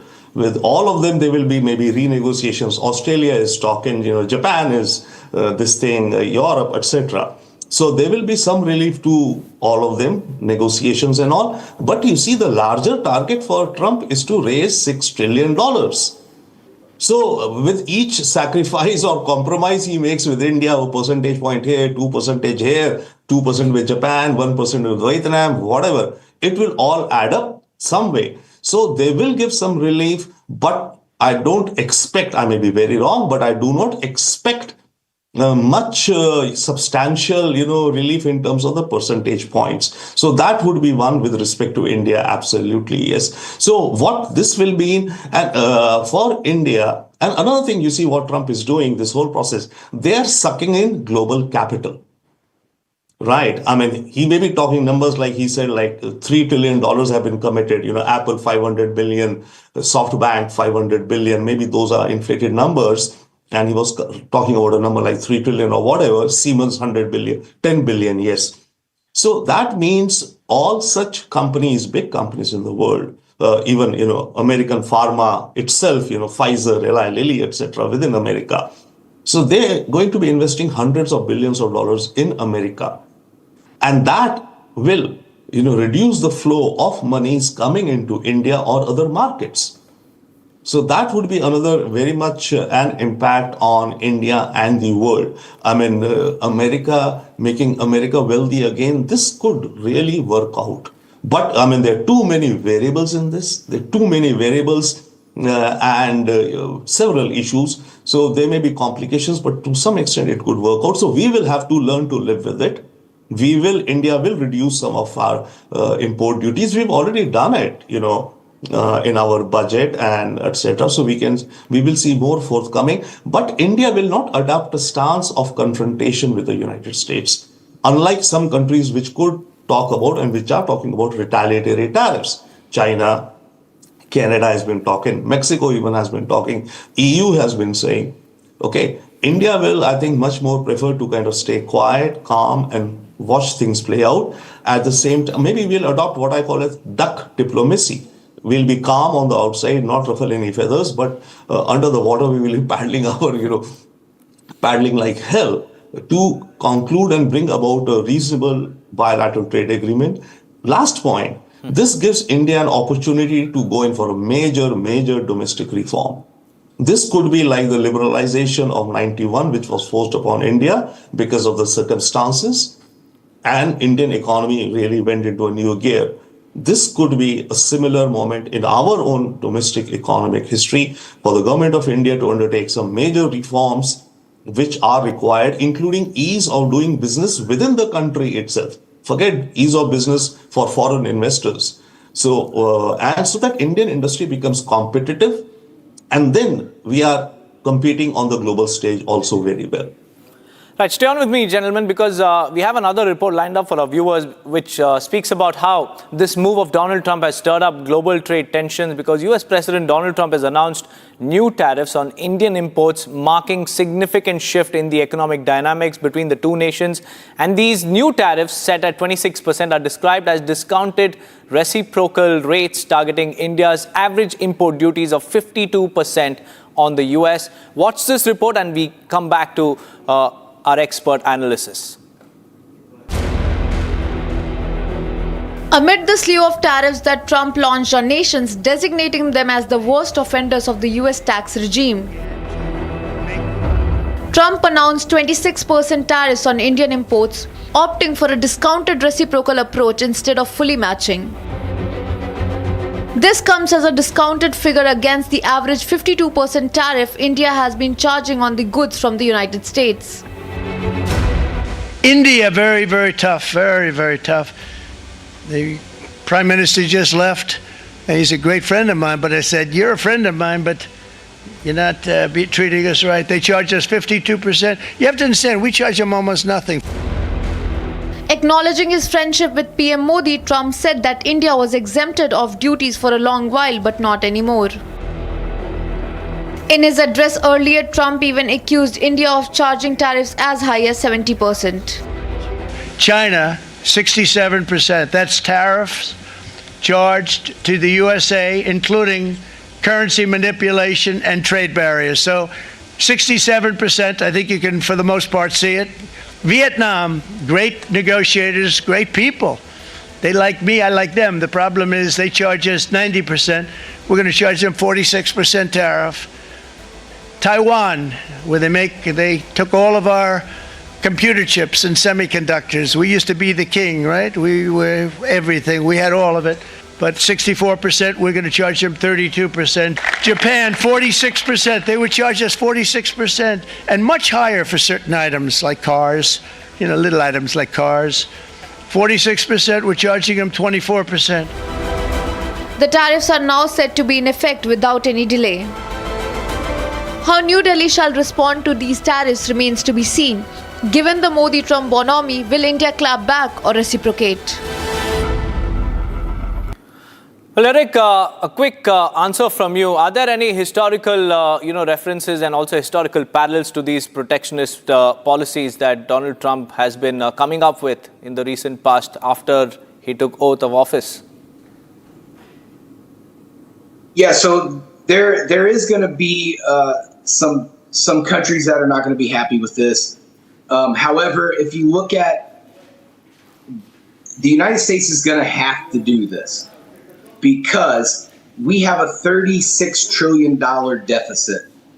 And the old way of spending money that we don't have didn't work. If we were to continue down that path, we will do more damage to the global economy than if we do, change the plan up a little bit to, hey, let's get these tariffs out here. Let's start collecting some revenue from our goods and start to level out this deficit. If our economy implodes, the global economy will implode.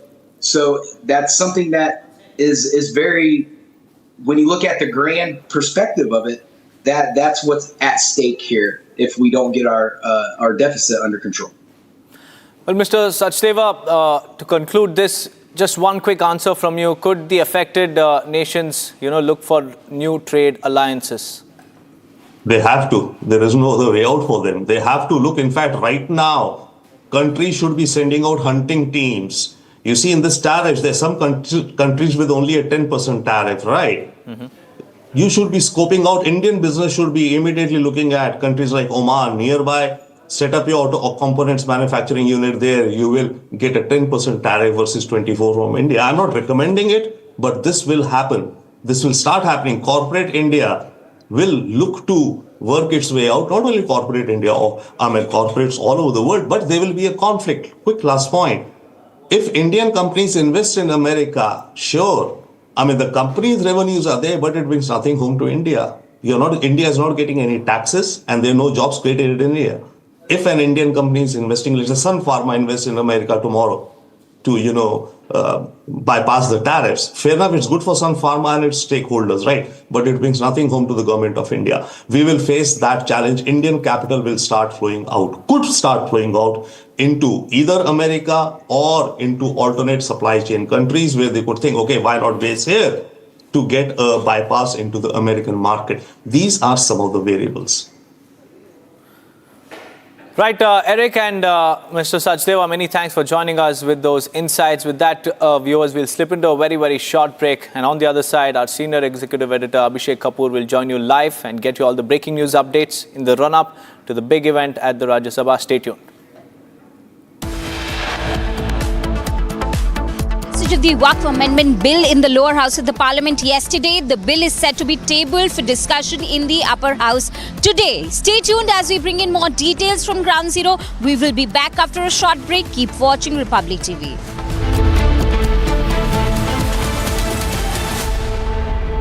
सस्ते वाले दाल मसाले स्वाद हुआ बेकार MDH की हल्दी मिर्ची धनिया करे कमाल ये रंग दे ये खुशबू दे ये तीखा ये कम पड़े क्या निराला MDH masala None whatsoever. But those days are over. Let me offer just a few examples of the vicious attacks our workers have faced for so many years. The United States charges other countries only a 2.4 tariff on motorcycles. Meanwhile, Thailand and others are charging much higher prices, like 60%. India charges 70%. Vietnam charges 75%, and others are even higher than that. Likewise, until today, the United States has for decades charged a 2.5 tariff. Think of that, 2.5%. On foreign-made automobiles. The European Union charges us more than 10% tariffs, and they have 20% VATs, much, much higher. India charges 70%, and perhaps worst of all are the non-monetary restrictions imposed by South Korea, Japan, and very many others.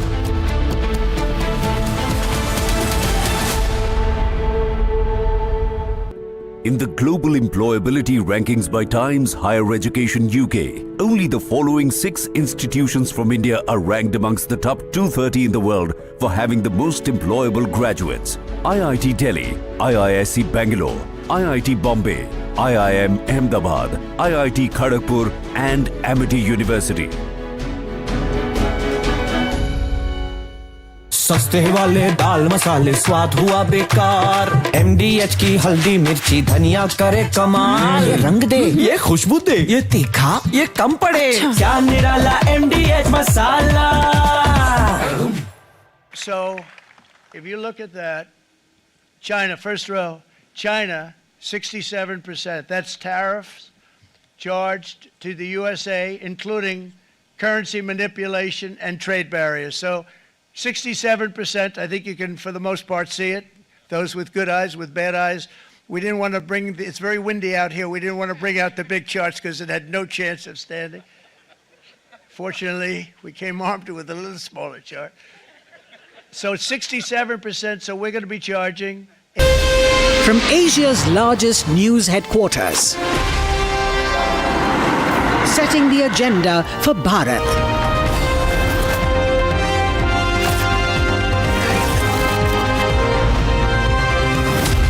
You're watching Republic.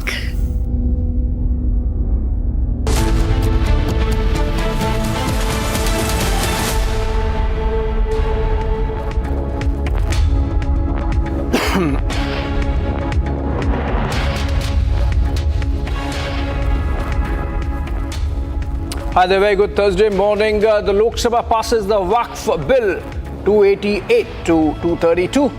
But politics is not ending as the bill does its journey through the Rajya Sabha today. In fact, parties coming out and wanting to petition against the bill in the Supreme Court even before it becomes a law. That's the focus. Also, the markets reacting to the Trump tariff war. All that and more. Let's begin with the headlines. शुद्धि के अद्य दिन मत विभाजन का परिणाम इस प्रकार है। पक्ष में 288, विपक्ष में 232 बहुमत प्रस्ताव के पक्ष में है।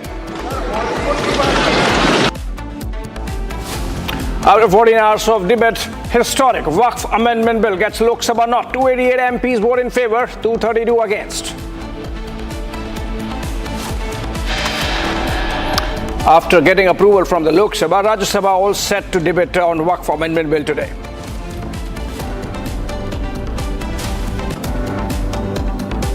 एक सदस्य ने कह दिया माइनॉरिटीज कानून को स्वीकार नहीं करेगी।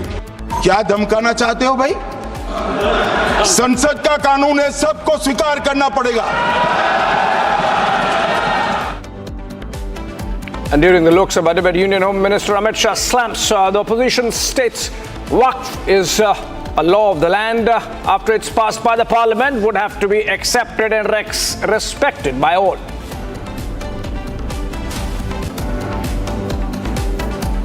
Donald Trump has imposed sweeping tariffs of at least 10% on most imports with higher rates for countries with the largest US trade deficits. And Trump has imposed reciprocal tariffs to the tune of 26% on India, but says Prime Minister Modi a great friend.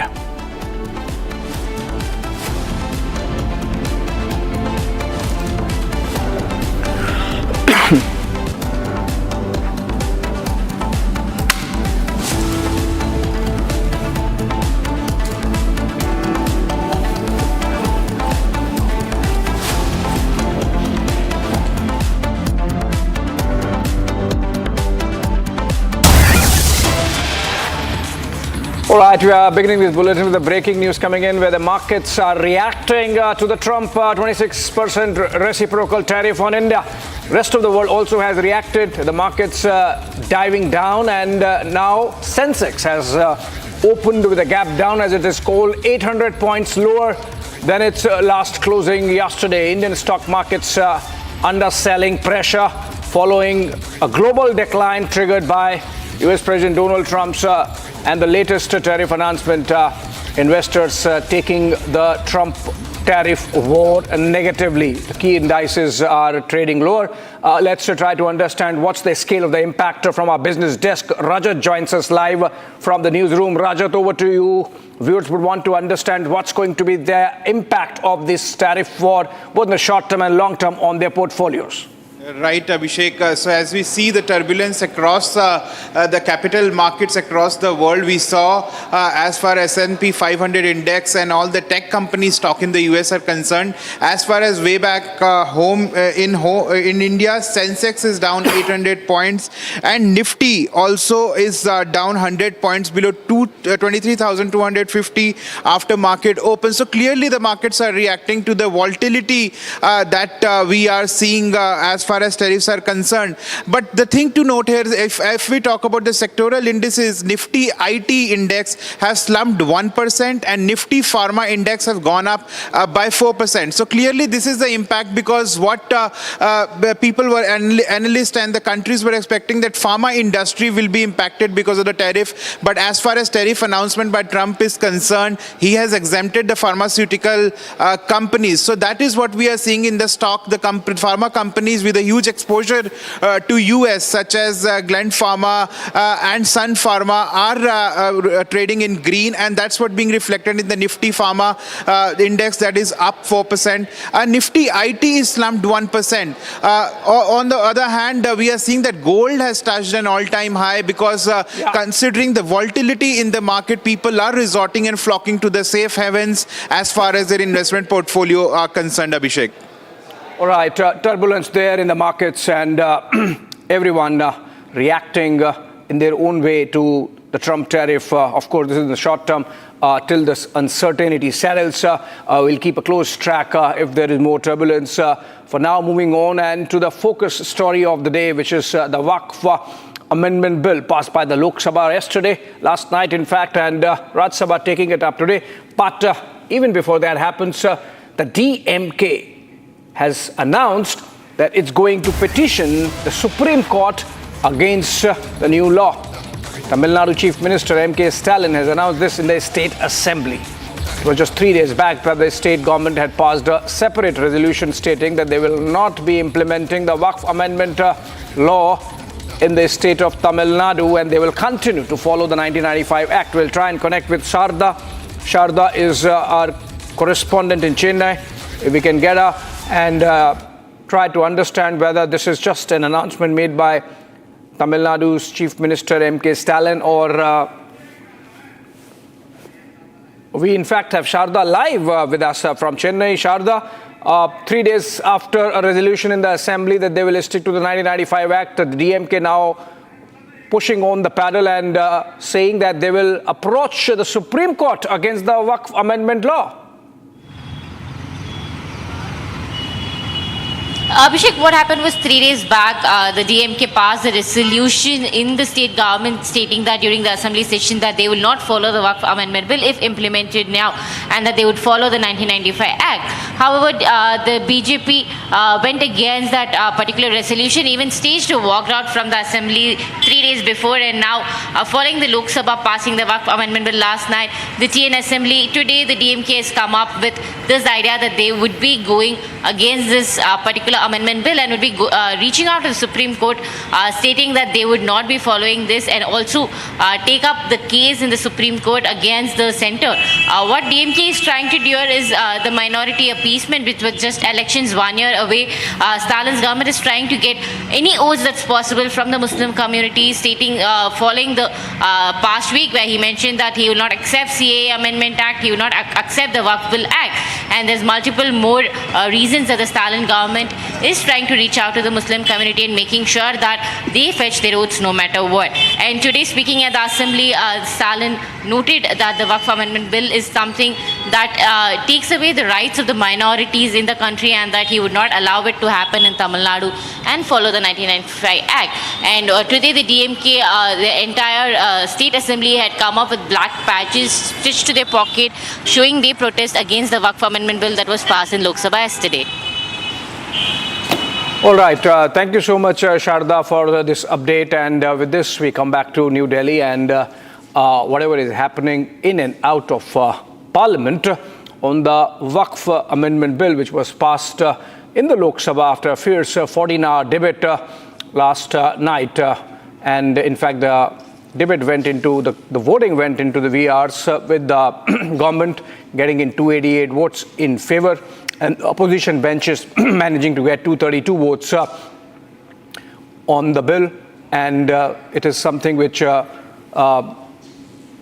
changes issues like transparency and accountability, takes care of those issues, and it would be difficult for encroachments to come up, the legal cases to be sorted, among other things. The opposition, of course, saw in it an attack on minority rights, and that's how the debate went on, with the Union Home Minister even warning those who are saying that they are not going to accept the law, suggesting that Parliament's sovereign function would be under attack in that case. Moving on and to lives, our reporters are joining us live from outside Parliament. We have Suesha, and we also have Soumya live, and from New Delhi to Suesha first. Suesha, again, Rajya Sabha to take up the bill, I believe, at 1 p.m. What are you hearing about what's likely to be the flow of events as the Rajya Sabha takes up the bill passed by the Lok Sabha?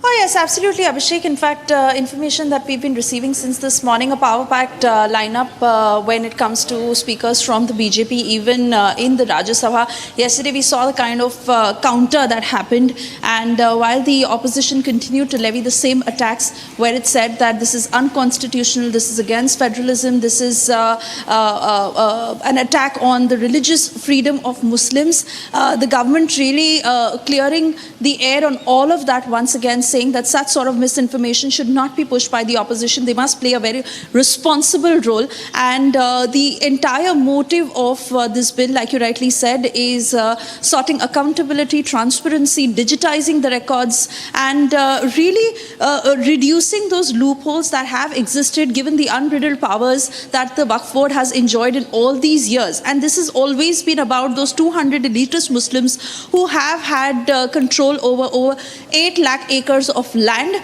But here is a bill that talks about larger representation of the Muslims, the backward classes, women by and large. And so we understand that Union Home Minister Amit Shah putting that out very clearly, where he said that due process has been followed in Parliament, and this is after voting that the Waqf Bill has been passed, so everyone must be in acceptance of it. Abhishek, you and I were talking yesterday when that AIM PLB news conference had happened, where they had said that they will resort to agitation. The political messaging primarily by the likes of Asaduddin Owaisi, where they make it clear that they know that they don't have the numbers, but they are not going to back down. They're going to keep the fire alive, and they continue to say that, the mosques will take a hit, but the government making that very clear that any sort of scenario is absolutely not the truth, and this is about the benefit of Muslims by and large, and which is why we also saw how Muslims were celebrating yesterday, where they understand the nitty-gritties of the fact that this is something that was the need of the hour, which is finally now happening. In fact, Amit Shah giving it very solidly, saying that Lalu Prasad Yadav at one point had urged for it, and why is it that the opposition continues to create such obstacles and blockades? So we wait and watch what happens today. Historic indeed to say that the proceedings literally concluded at 2:30 in the morning, and 12 hours of marathon discussion is expected today in Parliament of what happened yesterday. Will it be as long?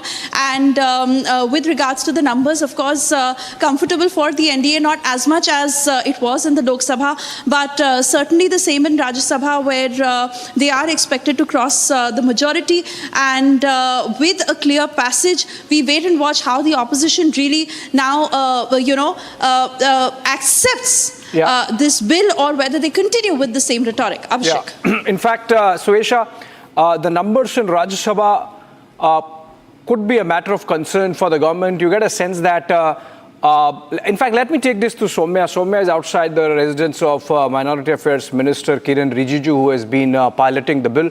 And Soumya, are you expecting Mr. Rijiju to come out and speak to the reporters before he goes to the Parliament?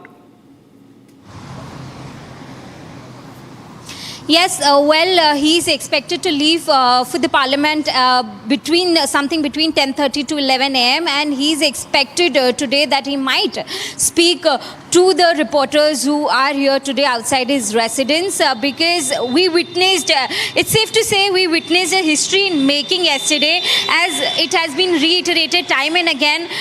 An 8-hour-long time allocation was given for the discussions and deliberations in the lower house of the Parliament. However, we saw it yesterday how it panned out beyond 8 hours, more than 12 hours. It was a marathon discussions and deliberations that took place. Fierce exchange of statements. We saw how Union Home Minister Amit Shah and, of course, Union Minister of Minority Affairs staring down into the opposition when they tried to set the narrative of how Waqf Amendment Bill is going to be anti-Muslim or anti-minority, so as to say. With Union Home Minister clearing the stance that time and again it has been used as a vote bank for by the opposition. Today we are declaring it that we are going to cancel it, and since this bill is going to be passed in the Parliament, so everybody has to make sure that they will abide by it. You cannot say that you will not accept it. Yeah. With that, the Minority Affairs Minister also went on to say that India is, if we talk about how it is not safe for the minorities, India is the most safe country for the minorities, the majority here is secular. So these are the statements that have come in during the discussions and deliberation that took place yesterday. All right. So may stay with us. And since you mentioned about what Union Home Minister Amit Shah said on those who are refusing to accept the fact that the bill is passed or is being passed by the Parliament in its sovereign function and should be accepted and respected. Let's listen to that comment made by Union Home Minister Amit Shah, and then I go back to Suesha outside the Parliament. Union Home Minister Amit Shah first. एक सदस्य ने कह दिया minorities कानून को स्वीकार नहीं करेगी.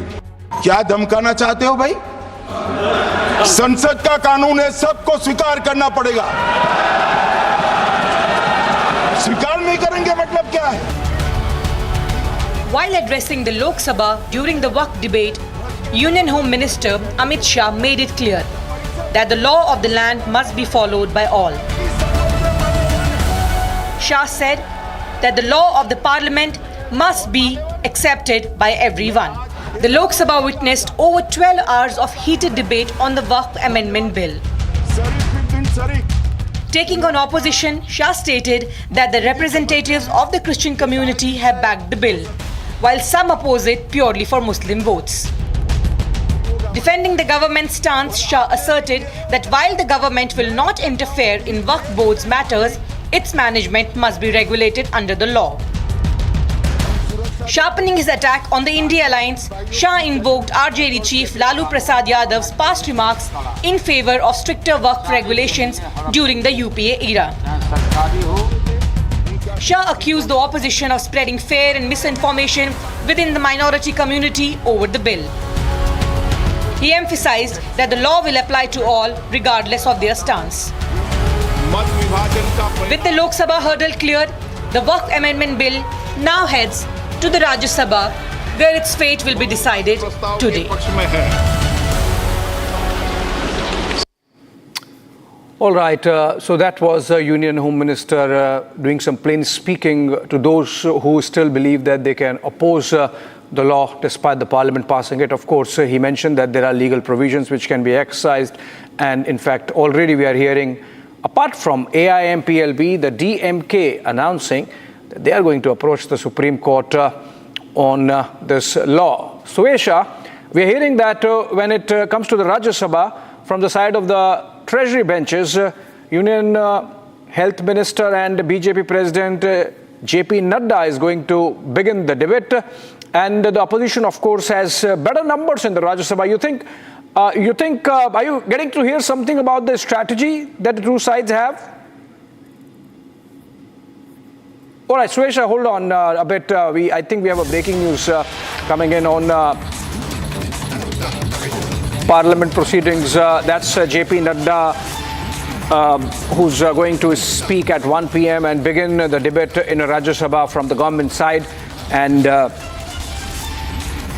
we are going to hear in a bit on who are going to be the speakers from the Treasury benches. But Suesha, coming back to you. So, you think that in the Rajya Sabha, the opposition perhaps, because it has little better numbers than the Lok Sabha, might be a little more aggressive, and hence the government will have to have a better strategy than the Lok Sabha? Well, Abhishek, by and far, if you really look at how it has panned out throughout, the arguments have remained the same inside and outside Parliament, where it is not that the premise of how the opposition has attacked, or the basis on which the opposition has attacked the centre on the Waqf amendments has, really seen a drastic shift. They pretty much went on to say, call it unconstitutional, where the centre gave it right back, saying that, in fact, Kiran Rijiju in that statement very strongly saying that the opposition needs to stop using the word unconstitutional so loosely, because they have to understand the repercussions and ramifications of it. And, on the other hand, the opposition saying that this is an attack on religious freedom, where Amit Shah also went on to say that that is not the case at all, because the very function of the Waqf Board is administrative in nature and has nothing to do as far as religion is concerned. So all these allegations that the opposition has primarily been rotating around, where it is clear that this is a rhetoric that they continue to push. They know that they don't have the numbers. Yes, slightly stronger in the upper house, but by and large, even the tone and tonality of the opposition, where Asaduddin Owaisi says that we are not going to back down, we are not going to let this flame dry down. It is about political messaging, and we'll continue to say that this is not in the best interest of Muslims. In fact, yesterday also, he tore the bill on the floor of the House, and the BJP was quick to hit back, saying that this is what is unconstitutional. Tearing the bill, and that is where you cross the decorum. So clearly we understand that it would be interesting to hear what JP Nadda says at 1 p.m.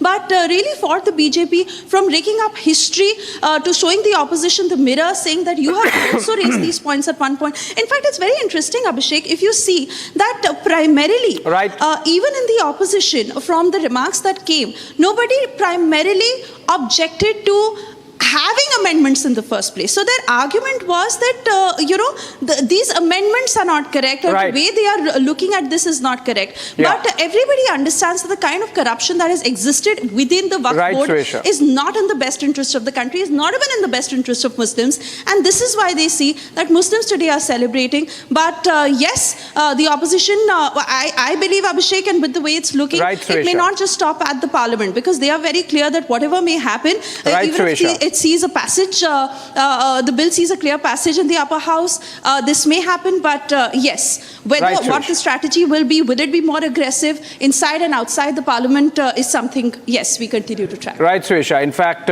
since you mentioned about the histrionics of AIMIM chief Asaduddin Owaisi, he was immediately slammed by the JPC chairman Jagdambika Pal in the Lok Sabha, and I'm told Gopi is joining us live from outside the residence of Jagdambika Pal.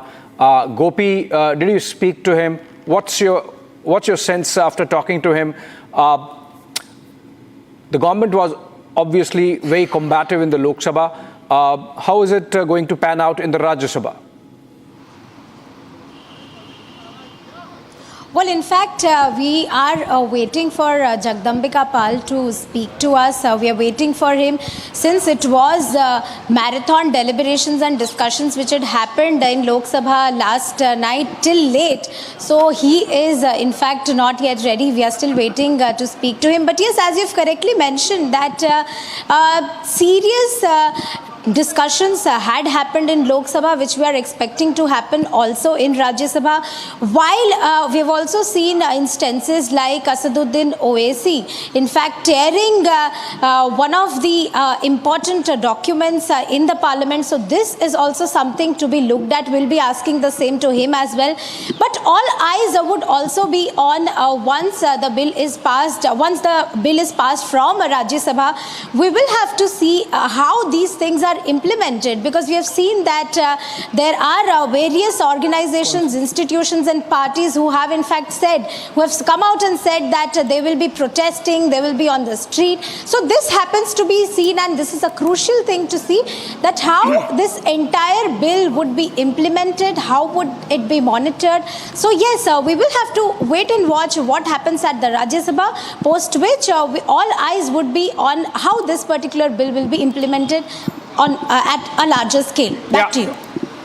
Of course, since Asaduddin Owaisi did those histrionics, those optics of tearing off the bill, I think this needs to be understood, because this is not the first time he tore the CA bill also when it had come in Parliament back in 2020, and now Asaduddin Owaisi perhaps trying to address his constituents in a manner that catches attention. Let's look at the details of what happened in the Lok Sabha around that time. The Waqf Amendment Bill 2025 sparked a major political storm in Lok Sabha, with AIMIM chief Asaduddin Owaisi leading the opposition against it. In a dramatic act of protest, Owaisi symbolically tore a copy of the bill, comparing his defiance to Mahatma Gandhi's resistance against the unjust laws. He accused the government of targeting minorities, arguing that the bill undermines their constitutional rights and violates religious freedom. Article 25 का violation कैसे है कि आप मुसलमानों से वक्फ user छीन रहे हैं और फिर आप कर्ब कर रहे हैं वक्फ औलाद को, मगर वहीं पर दूसरे धर्म के मानने वालों को उनके मजहब पर चलने की पूरी इजाजत है। लफ्ज जो आर्टिकल 25 में इस्तेमाल हुआ सर, वो इक्वली एंटाइटल्ड, यहां पर मुसलमानों के इक्वल एंटाइटल्ड नहीं हो रहा। Owaisi's criticism was met with a strong rebuttal from Waqf JPC chairman Jagdambika Pal. हमने डिटेल डिस्कशंस किया और डेलिब्रेशंस किया, और इसके बावजूद किसी भी सदस्य से मैंने ये नहीं कहा होगा, अगर उन्होंने आधे घंटे बात रखनी चाहिए होगी, 1 घंटे रखनी चाहिए होगी, सबको मैंने पूरा अवसर दिया। 11 बजे से बैठक शुरू करते थे, 7 बजे 8 बजे तक बैठक करते थे, और इसके बावजूद मैं कहता हूं कि आज गृह मंत्री जी ने अगर ये कह दिया कि अब इसमें चाहे वाकिफ हो, उसमें न कोई सरकार का दखल होगा, न वाकिफ के इंटेंशन पे, न वक्त में कोई दखल होगा। तो जब वक्त में कोई दखल नहीं है, न वाकिफ में कोई दखल है, और इसके बावजूद भी अभी भी आपने देखा ओवैसी साहब को कि अभी उन्होंने इस बिल को फाड़ने का काम किया है। तो ये जो बात कह रहे कि ये बिल असंवैधानिक है, असंवैधानिक काम तो उन्होंने किया है जो बिल फाड़ने का काम किया है। This is not the first time Owaisi has pulled up a stunt of tearing the bill. Even during the discussions of the Citizenship Amendment Bill in 2023, he had torn off the bill, calling it anti-Muslim. Sri Lanka के 10 lakh Tamilians Madras में, तमिलनाडु में हिंदू नहीं है क्या? खत्म करो। नेपाल में मधेसी नहीं, हिंदू नहीं है, बताइए। अच्छा मैडम, ये हम मिनिस्टर साहब बता दीजिए कि म्यांमार में काचिन अरहकान, अरे चंद साल तक ऑल इंडिया रेडियो पर काचिन का रेडियो सर्विस चलता था। ये चिन लोग क्रिश्चियन है म्यांमार के। आप इंतजार कर रहे हैं, क्या इंतजार कर रहे हैं? कौन सा स्ट्रेटेजी आपकी? हर एतबार से फेलियर साबित होगा मैडम। इसीलिए मैं इस बिल की मुखालिफत करता हूं। यह हिंदुस्तान के संविधान के खिलाफ है और ये उन लोगों की तौहीन है जिन्होंने इस मुल्क को आजाद करवाया। तो सन 57 की जंग आजादी हो या 1910 में महात्मा गांधी कैसे महात्मा बने मालूम मैडम? उन्होंने साउथ अफ्रीका के नेशनल रजिस्टर कार्ड को फाड़ दिया था, जला दिया था। इसीलिए जब महात्मा ने फाड़ा, मैं इस बिल को फाड़ता हूं। ये हिंदुस्तान को तोड़ने की कोशिश कर रहा है। Owaisi protests triggered sharp reaction from the ruling benches, with Home Minister Amit Shah calling out similar attempts made during CAA. CA आया कि मुसलमानों की नागरिकता चली जाएगी। जिन ने भाषण किया है, एक मुसलमान की नागरिकता गई है तो बता दो। मुसलमान भी जानता है। और मैं तो आपके माध्यम से देश के मुसलमानों को अपील करना चाहता हूं मान्यवर, मैंने बहुत झेला है। ये कहते थे कि सीए कानून मुसलमानों की नागरिकता लेने 2 साल हो गए, एक भी मुसलमान की नागरिकता गई है तो सदन के पटल पर रखी। आगे जो सदन विरोध ना गए। Despite fierce opposition, the Waqf Amendment Bill was passed in the Lok Sabha after 14 hours of relentless debate past midnight. The bill is expected to be tabled in Rajya Sabha at 1 p.m. today.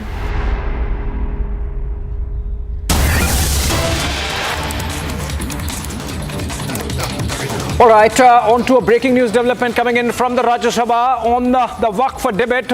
The speakers list is out, and if you look at it, Mallikarjun Kharge leading the pack insofar as the opposition benches are concerned. Sanjay Singh of the Aam Aadmi Party, and they're going to speak. Milind Dehra, of course, is now on the Shiv Sena side, not on the opposition side.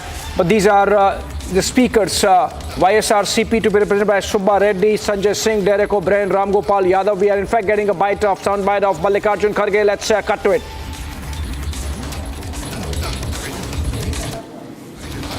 Okay, so that was Mallikarjun Kharge. We'll get it in a bit, but the speakers list is out. Those who will be participating in the Rajya Sabha debate from both the opposition and the treasury benches, and JP Nadda to open the debate on the side of the government, the Union Health Minister, also the President of the BJP. Again on the government side, Sudhanshu Trivedi of the BJP, Radha Mohan Das Agrawal of the BJP, Brijlal, Medha Kulkarni, Bhagwat Karad. These are all of the treasury benches. If you look at it from the opposition, you are going to have Subba Reddy, Sanjay Singh, Derek O'Brien, Ram Gopal Yadav, Javed Ali. Congress is Mallikarjun Kharge, Imran Pratapgadi. And then from the TDP, it's going to be Mastan Rao. From the Shiv Sena, UBT, Sanjay Raut. And the Shiv Sena to be represented by Milind Dehra. Building up for that big political debate in the Rajya Sabha, which starts at 1 p.m. Short break. We're back on the other side.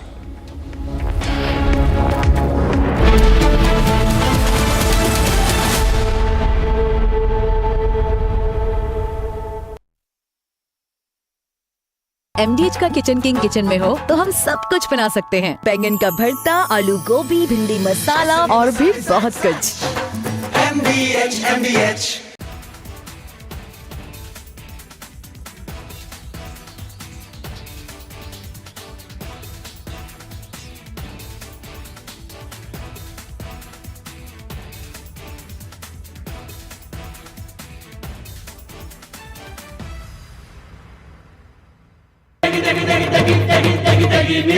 MDH की देगी मीरज, देगी मिरज का तड़का, अंग अंग फड़का। MDH की देगी Miraj. None whatsoever. But those days are over. Let me offer just a few examples of the vicious attacks our workers have faced for so many years. The United States charges other countries only a 2.4 tariff on motorcycles. Meanwhile, Thailand and others are charging much higher prices, like 60%. India charges 70%. Vietnam charges 75%, and others are even higher than that. Likewise, until today, the United States has for decades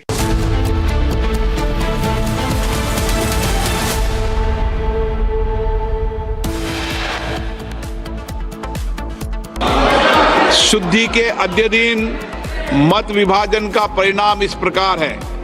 पक्ष में 288, विपक्ष में 232 बहुमत प्रस्ताव के पक्ष में है।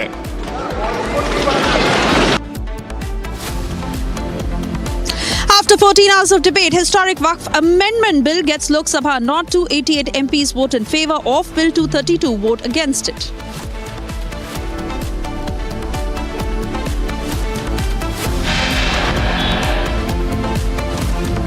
After getting approval from Lok Sabha, Rajya Sabha to decide Waqf Amendment Bill's fate today.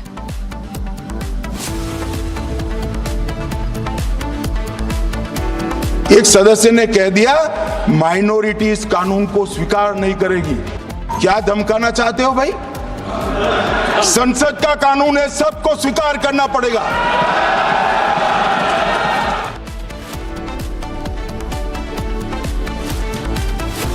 During the Waqf debate, Union Home Minister Amit Shah slammed the opposition, stating Waqf is a law passed by Parliament and it must be accepted by all.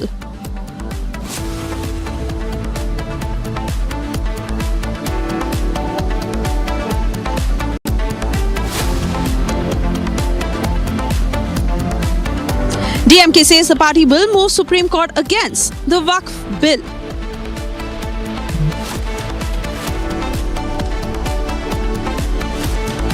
Donald Trump has imposed sweeping tariffs of at least 10% of most imports, with higher rates for countries with the largest US trade deficits. India, very, very tough, very, very tough. Prime Minister just left. He's a great friend of mine, but I said, you're a friend of mine, but you're not treating us right. They charge us 52%. You have to understand, we charge them almost nothing for years and years and decades.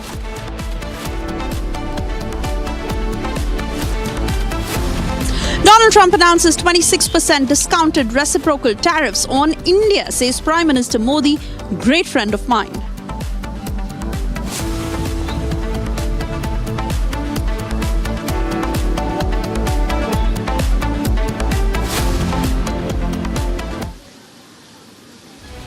Very good morning to all our viewers and thank you for tuning in. We join you live from Vijay Chowk. I'm Suesha Sawant, and yes, what a day it was. Certainly going down in history of what we witnessed in the Lok Sabha, where it was a 14-hour marathon debate that we witnessed in Parliament on the Waqf Amendment Bill. Strong arguments that came in from both sides and a clear passage of the bill that happened at 2 a.m. in the morning. Till 2:30 is when Parliament proceedings continued, and today at 1 p.m. is when the Waqf Amendment Bill will be taken up in the Rajya Sabha, where the opening arguments will be by JP Nadda from the side of the BJP. First up, we get you details of the list of speakers that we've accessed on both sides and what is expected to happen in the Rajya Sabha. Let me quickly take you through the names that we've accessed from the opposition. In the Rajya Sabha today, YSRCP will have Subba Reddy. From the Aam Aadmi Party will be Sanjay Singh. TMC, Derek O'Brien will speak. From the Samajwadi Party, it will be Ram Gopal Yadav and Javed Ali.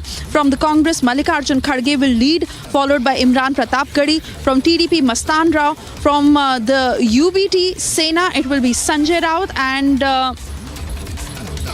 Milind Deora is also what we are picking up. On the other hand, as we take you through the list of speakers from the BJP, we understand that JP Nadda would be doing the opening remarks, Sudhanshu Trivedi, after which it will be followed by Radha Mohan Das Agarwal. Next will be Brijlal, Medha Kulkarni, Bhagwat Karat. So all in all, a power-packed day that we expect will happen as far as the discussion on the Waqf Amendment Bill is concerned in the Rajya Sabha today. Let me cut across to Soumya joining us live as she is stationed at Kiran Rijiju's residence. Soumya, following every statement of Kiran Rijiju from yesterday to when he left from his residence to how he tabled that bill and made those opening remarks, he has also called the bill Ummeed, which means hope for the people of India, for every Muslim in the country. And he makes it very clear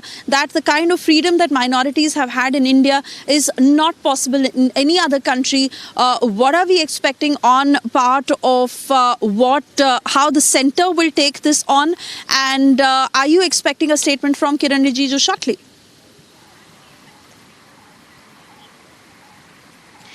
Yes, well, Suesha, we are stationed outside Kiran Rijiju's residence. We saw how he opened the discussions in the lower house of the parliament yesterday, how he teared down into the opposition who was trying to set a rhetoric that this particular Waqf Amendment Bill, which we saw was passed in the lower house yesterday, was anti-Muslim. And time and again, he has set the narrative straight that it is not anti-Muslim. India, as far as India is concerned in terms of minorities cases, it is the safe place. Every time that a certain persecution has happened, people have safe haven here in India. It is not like Pakistan or Bangladesh. We are talking about India at the end of the day, and people have sought refuge here as far as minorities are concerned. Now we talk about if we are expecting any statements anytime soon from Kiran Rijiju's end. He is about to leave in next half an hour or so for the parliament. There's a possibility that he might address the media today as well. We'll have to wait and watch as to how it pans out as in when he leaves for the parliament.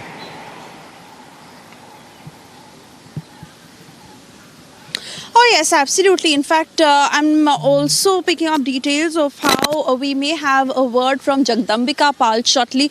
But by and large, Soumya, it was a fierce set of arguments that were put on by the centre yesterday, really showing the mirror to the opposition, of course, reflecting how there has been widespread corruption as far as the Waqf board is concerned. And there is absolutely no harm in seeking accountability, in having everything in a more transparent manner and digitizing what really happens as a part of the procedure of registering Waqf land. So in that sense, we saw how the centre took this from stating history to talking about how the opposition has also wanted it at one point in time, and how they have resorted to communal politics, spreading misinformation on the Waqf bill. As we continue to get more voices, Soumya, I want to come back to you to get a sense of how the opposition may react this morning. But before that, I get a sense of how Jagdambika Pal has just responded. Let's listen in.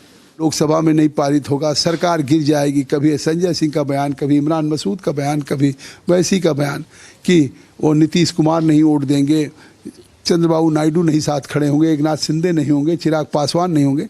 किस तरह से कल उनके सदस्यों ने इस bill का समर्थन किया? क्यों? क्योंकि हमने जेपीसी में भी इनके पार्टी के जो कल सभी सदस्य बोले वो जेपीसी के मेंबर थे, वहाँ भी मैंने उनको सुना और जो उनका कंसर्न था उसी को हमने एड्रेस किया। सरकार के अमेंडमेंट पे भी हमने अमेंडमेंट और रिकमेंडेशन भेजा जिसको सरकार ने अक्षरशः स्वीकार किया। तो ये मुंगेरी लाल के हसीन सपने देख रहे थे। तो आज राज्यसभा में भी जैसे कल लोकसभा में 204 हुआ और 232 हुआ, तो उसी तरीके से भारी बहुमत से राज्यसभा। लेकिन वो कह रहे हैं कि भाई इस बिल को लेके हम देश में जाएंगे, कोने कोने में जाएंगे, लोगों को समझाएंगे कि भाई देखिए जो बिल है आपके खिलाफ है, आपकी शमशान, आपके मदरसे सब छीन लिए जाएंगे। विपक्ष के लोगों का ये आरोप है, खुद ओवैसी ये कह रहे हैं कि पूरे देश भर में मूवमेंट चलाएंगे। तो जो मूवमेंट है बिल पास होने के बाद भी, और जो विरोध के स्वर खड़ा करने का प्रयास है मूवमेंट के जरिए, इस पर क्या कहेंगे? मैं आपसे पूछता हूँ, काठ की हांडी एक बार चढ़ती कि बार बार चढ़ती? तो अभी तक काठ की हांडी उनकी चढ़ गई थी। कल अमित शाह जी के बयान देने के बाद अब वो चाहे देश भर में घूमे चाहे विश्व भर में घूमे। जब साफ हो गया कि सरकार न किसी खानकाह को ले रही, न किसी मस्जिद को ले रही, न किसी कब्रिस्तान को ले रही, तो इनके घूमने से क्या होगा। इन्होंने सीए में भी पूरे देश में घूमा था, कोशिश किया था, हिंसा भी हुई थी, लेकिन आज लोगों ने स्वीकार किया किसी की नागरिकता नहीं जा रही है। लोगों ने आर्टिकल 370, 35A में भी विरोध किया, 3 तलाक में भी आज उन महिलाओं ने शुक्रिया अदा किया। देखिए जगदम्बिका पाल जी हैं जो कि बात कर रहे थे हमसे और ये कह रहे थे कि किस तरीके से जो तैयारी आज की है वो भी पूरी है। कल 8 घंटे के बाद एक्सटेंड करके टाइम 14 घंटे का हो गया था। आज भी कुछ ऐसी उम्मीद है जहां पे हंगामे के आसार दिखाई दे रहे हैं।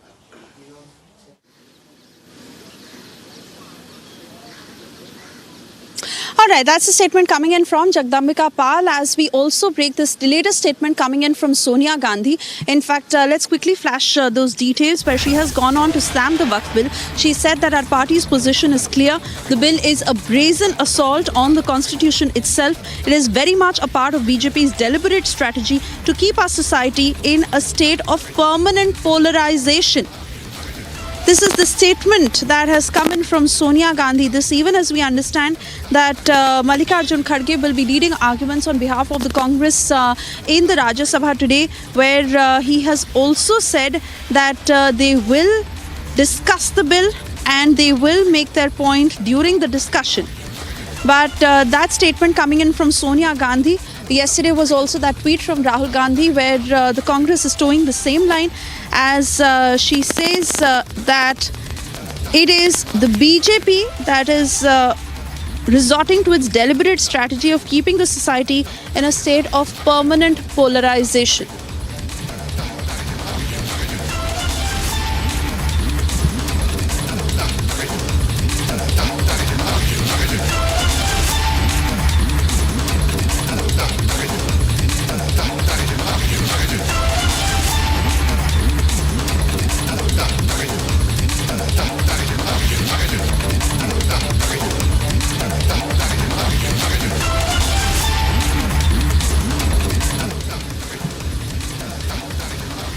Alright, we shift our focus now to what else is making news. We are learning of 300 passengers who are stranded in Turkey. These are Indians who are at the suffering end after a flight was disrupted. This was the London-Mumbai flight that was held for 12 hours, and 300 passengers, including several Indians, who were stranded at the Diyarbakir airport in Turkey. We'll also try and get you more details and eyewitness accounts on the same. Some passengers who've put out their state of ordeal, but extremely concerning as 300 passengers are stranded. That includes several Indians. This happened after the London flight. I beg your pardon, the London-Mumbai flight that went through a glitch. What sort of a glitch and what led to such a delay? We are trying to get more details, but 300 passengers were stranded. That includes several Indians. This is at the Diyarbakir airport in Turkey.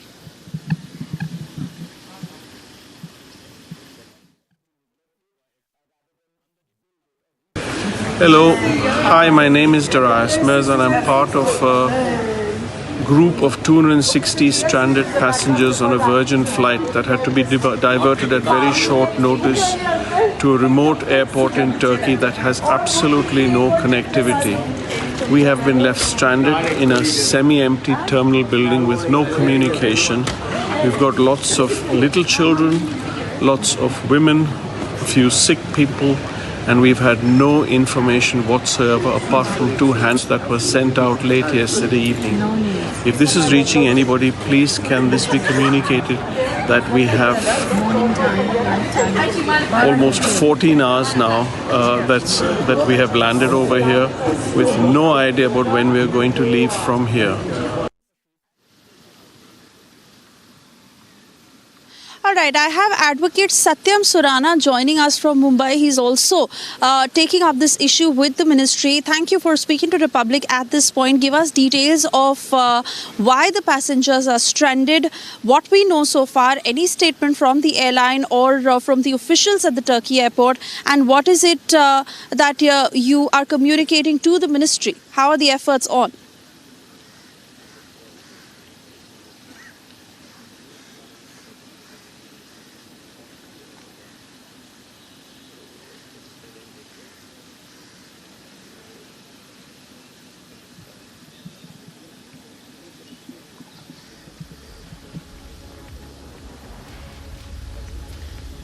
All right, not too sure if Satyam Surana is still connected with us, but he is primarily the man who is coordinating between what is happening at the Turkey airport, also with the Ministry of External Affairs on how to bring back those Indians.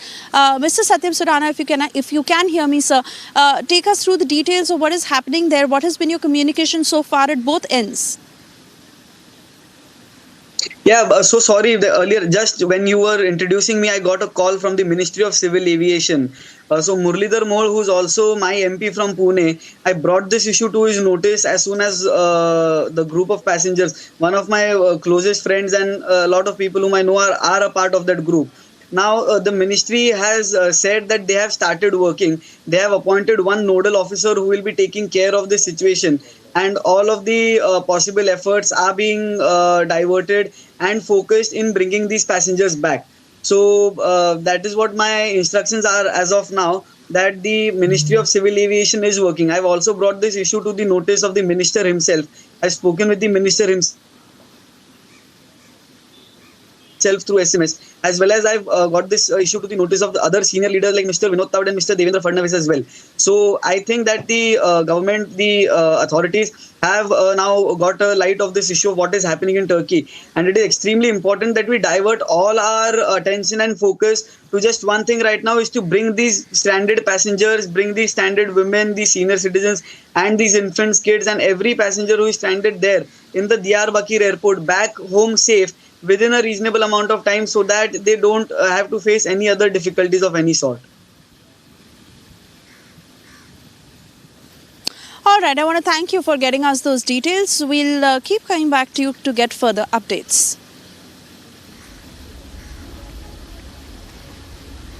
And now we shift our focus to the other big development. Yes, yesterday was when Donald Trump has announced the reciprocal tariffs, and as far as India is concerned, he has capped it at a figure of 26% when it comes to US imports. He said that these are discounted reciprocal tariffs given the relationship that India shares with the United States. He's called Narendra Modi a great friend. Let's listen in to that detailed statement.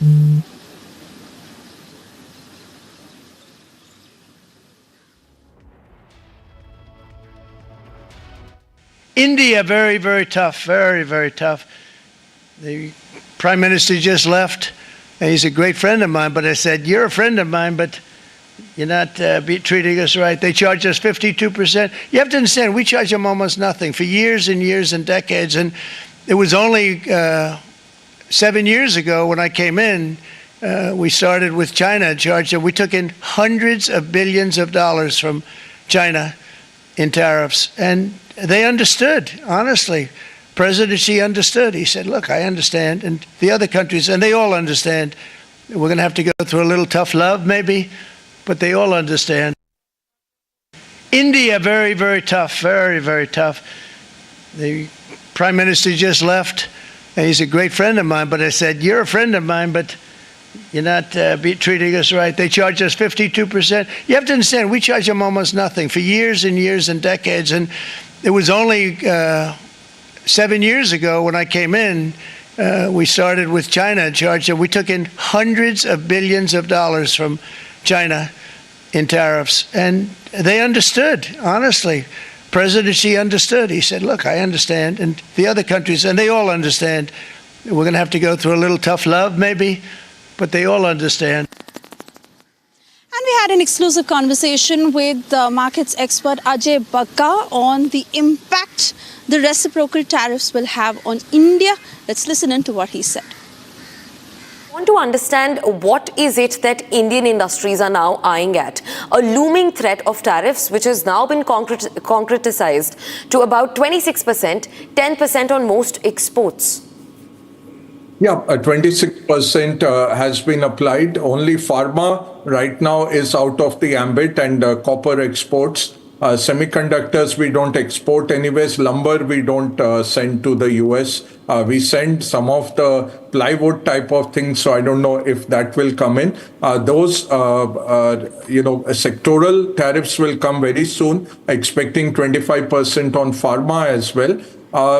overall, it is $80 billion of Indian exports into the US, which will get taxed at 26% extra. So either the US consumer pays for it, or our companies reduce their margins to be competitive, or there is some middle path, some distribution margins are reduced. What we know is that US retailers and US factories have been asking Indian companies to front end. They have front loaded their demand, and right from November onwards, excess material has been going into the US. So impact will not come for the next couple of months, but it will start flowing through very soon. The tariffs come due on 9th April, so hardly any time for negotiation. So it's a done deal, and then we go ahead and try and negotiate it down to the 10% baseline.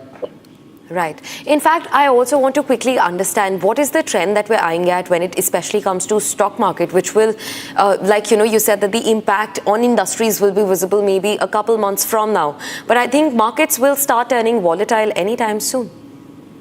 Markets have turned volatile. So last night when Trump started speaking, our futures were up about 0.5%, the gift nifty, and now it's more than 1% down. So 1.5% impact, which is not much. Japan opened 4% down this morning. Vietnam, their country ETF was down 10% last night in US trading. Market has opened 3.6% down. So we are seeing a sea of red across markets. China still is able to absorb this because on the scale of the Chinese economy, on an $18 trillion economy, you are seeing a threat to about 500 billion. People are saying they'll be able to manage this. So Chinese markets not so impacted, but Indian markets definitely will see 1.5%, 2% cut. The bigger risk is that the flows will get impacted. So as the world becomes more isolationist, we were expecting FPIs, the foreign investors, to return in force by May, June. That gets postponed. So maybe 2-3 months of disruption for the Indian markets also. But our domestic macro story, our domestic consumption story is strong. And that's what the focus area will come back to. Exporters will get sold out until we get some realistic number on the tariffs. Say we come down to 10% for all tariffs out of India. That's a negotiation, and it could take 6 months to 12 months to happen. So exporters will go out of favor in the markets. Right, sir. So just one last question for our viewers before I let you take your leave. But also, sir, how are Indian industries planning to maneuver around something like this? This is robust. It has never happened to them before, especially from the side of the United States. And industries like electronics, and I'm sure you know much more, even textiles for that matter, these industries, I think, are eyeing a major hit. Yeah, but on a competitive basis, say Bangladesh is facing 37%, Vietnam is facing 46%, China is facing 34 plus 20, 54% tariffs. So we stay competitive. And the goods we are supplying to the US, we are globally competitive. It destroys the margins of those companies if the end customer panics and just stops buying, especially gems, jewelry, textile kind of things could take an impact. The intermediate goods, so the nuclear reactor inputs that we send out, those are needed. So that they have no other alternative in the immediate term. Those should not be impacted. Again, pharma, $8 billion of pharma products that we send, that keeps the US healthcare market running. So it will be self-defeating, but they are looking at Ireland, which exports about $100 billion worth of pharma products. You saw Switzerland getting 31% tariffs yesterday. Again, Switzerland is a big source of pharma products. Germany is a big source. We come fourth. So these three are the major ones which they are going to attack through pharma tariffs. So our companies will need to look at other markets. Second, they will need to look at efficiencies to try and absorb some of this. Third, they will have to go up the value chain to entice the US consumer to buy more at a higher price. I think those are the three measures, but that takes.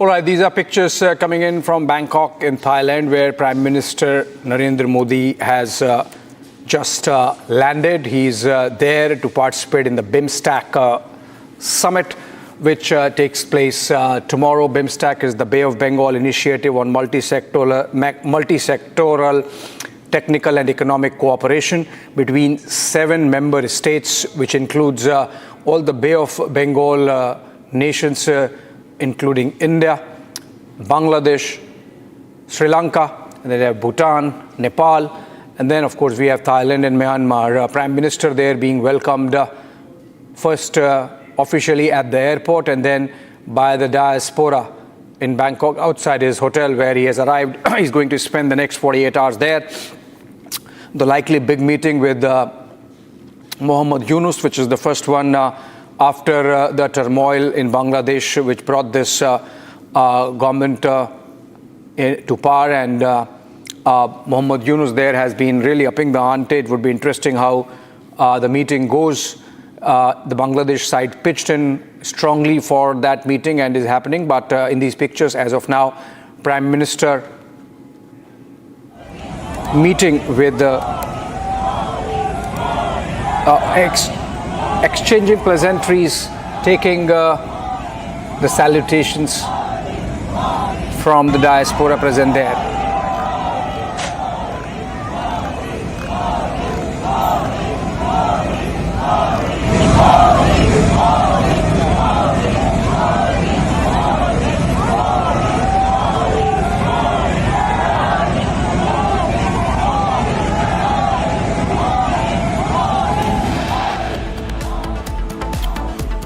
All right, Prime Minister arrives in Bangkok, Thailand to participate in the BIMSTEC summit that takes place tomorrow.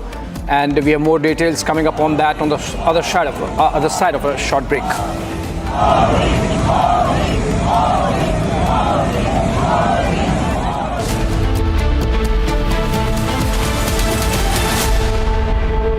इसको घर पे लगाओगे तो शादी का तो पता नहीं, पर घर पक्का नहीं टूटेगा। रुंगटा नहीं तो घर स्ट्रॉन्ग नहीं। रुंगटा स्टील TMT बार एकदम सॉलिड। पहाड़ों में एक हाइकिंग शिप भी बन सकती है। सस्ते वाले दाल मसाले स्वाद हुआ बेकार। MDH की हल्दी मिर्ची धनिया करे कमाल। ये रंग दे, ये खुशबू दे, ये तीखा, ये कम पड़े। क्या निराला MDH मसाला। इसको घर पे लगाओगे तो शादी का तो पता नहीं, पर घर पक्का नहीं टूटेगा। रुंगटा नहीं तो घर स्ट्रॉन्ग नहीं। रुंगटा स्टील TMT बार एकदम सॉलिड। पहाड़ों में एक हाइकिंग शिप भी बन सकती है।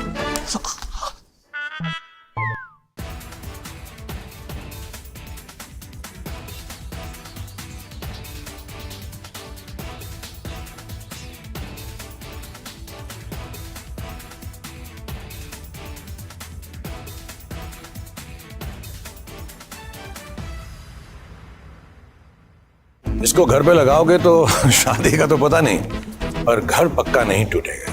रुंगटा नहीं तो घर स्ट्रॉन्ग नहीं। रुंगटा स्टील TMT बार एकदम सॉलिड। पहाड़ों में एक हाइकिंग शिप भी बन सकती है। So, if you look at that, China, first row, China, 67%. That's tariffs charged to the USA, including currency manipulation and trade barriers. So, 67%, I think you can, for the most part, see it. Those with good eyes, with bad eyes. We didn't want to bring, it's very windy out here. We didn't want to bring out the big charts because it had no chance of standing. Asia's largest news headquarters. Setting the agenda for Bharat.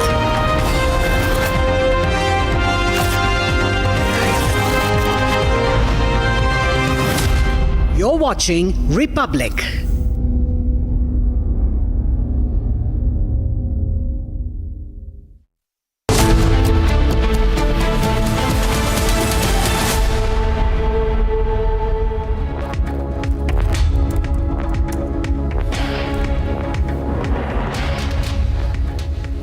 All right, welcome friends. In fact, the Waqf story continues to trend as the bill goes to Rajya Sabha today for debate and passing. That's our focus.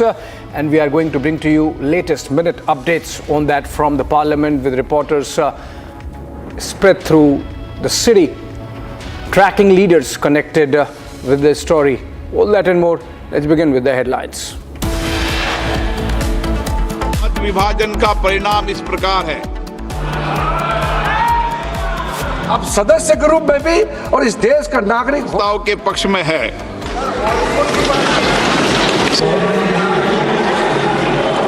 Shri Jayant Chaudhary, संविधान में धर्म के नाम से कोई reservation नहीं हो सकता है। आज कांग्रेस मत विभाजन का परिणाम इस प्रकार है। अब सदस्य के रूप में भी और इस देश का नागरिक के पक्ष में है। Waqf Bill clears Lok Sabha tests after 14 hours long historic debate bill in the Rajya Sabha today.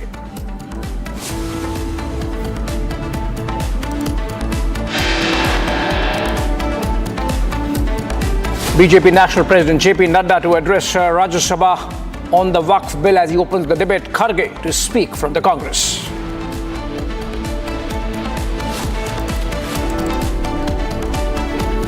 DMK continues. Waqf opposition says the party will move the Supreme Court against the law.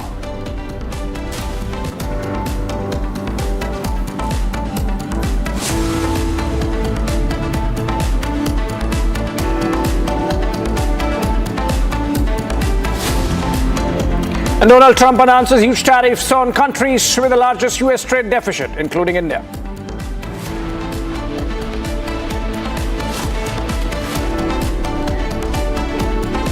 India, very, very tough, very, very tough. Prime Minister just left.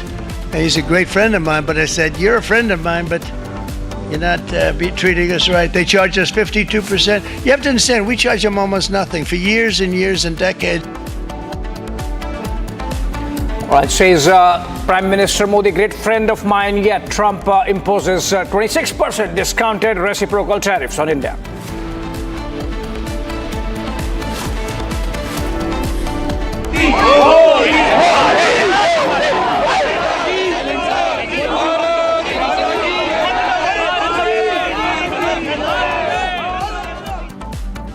Prime Minister arrives in Bangkok to participate in the BIMSTEC summit, receives warm welcome from the diaspora.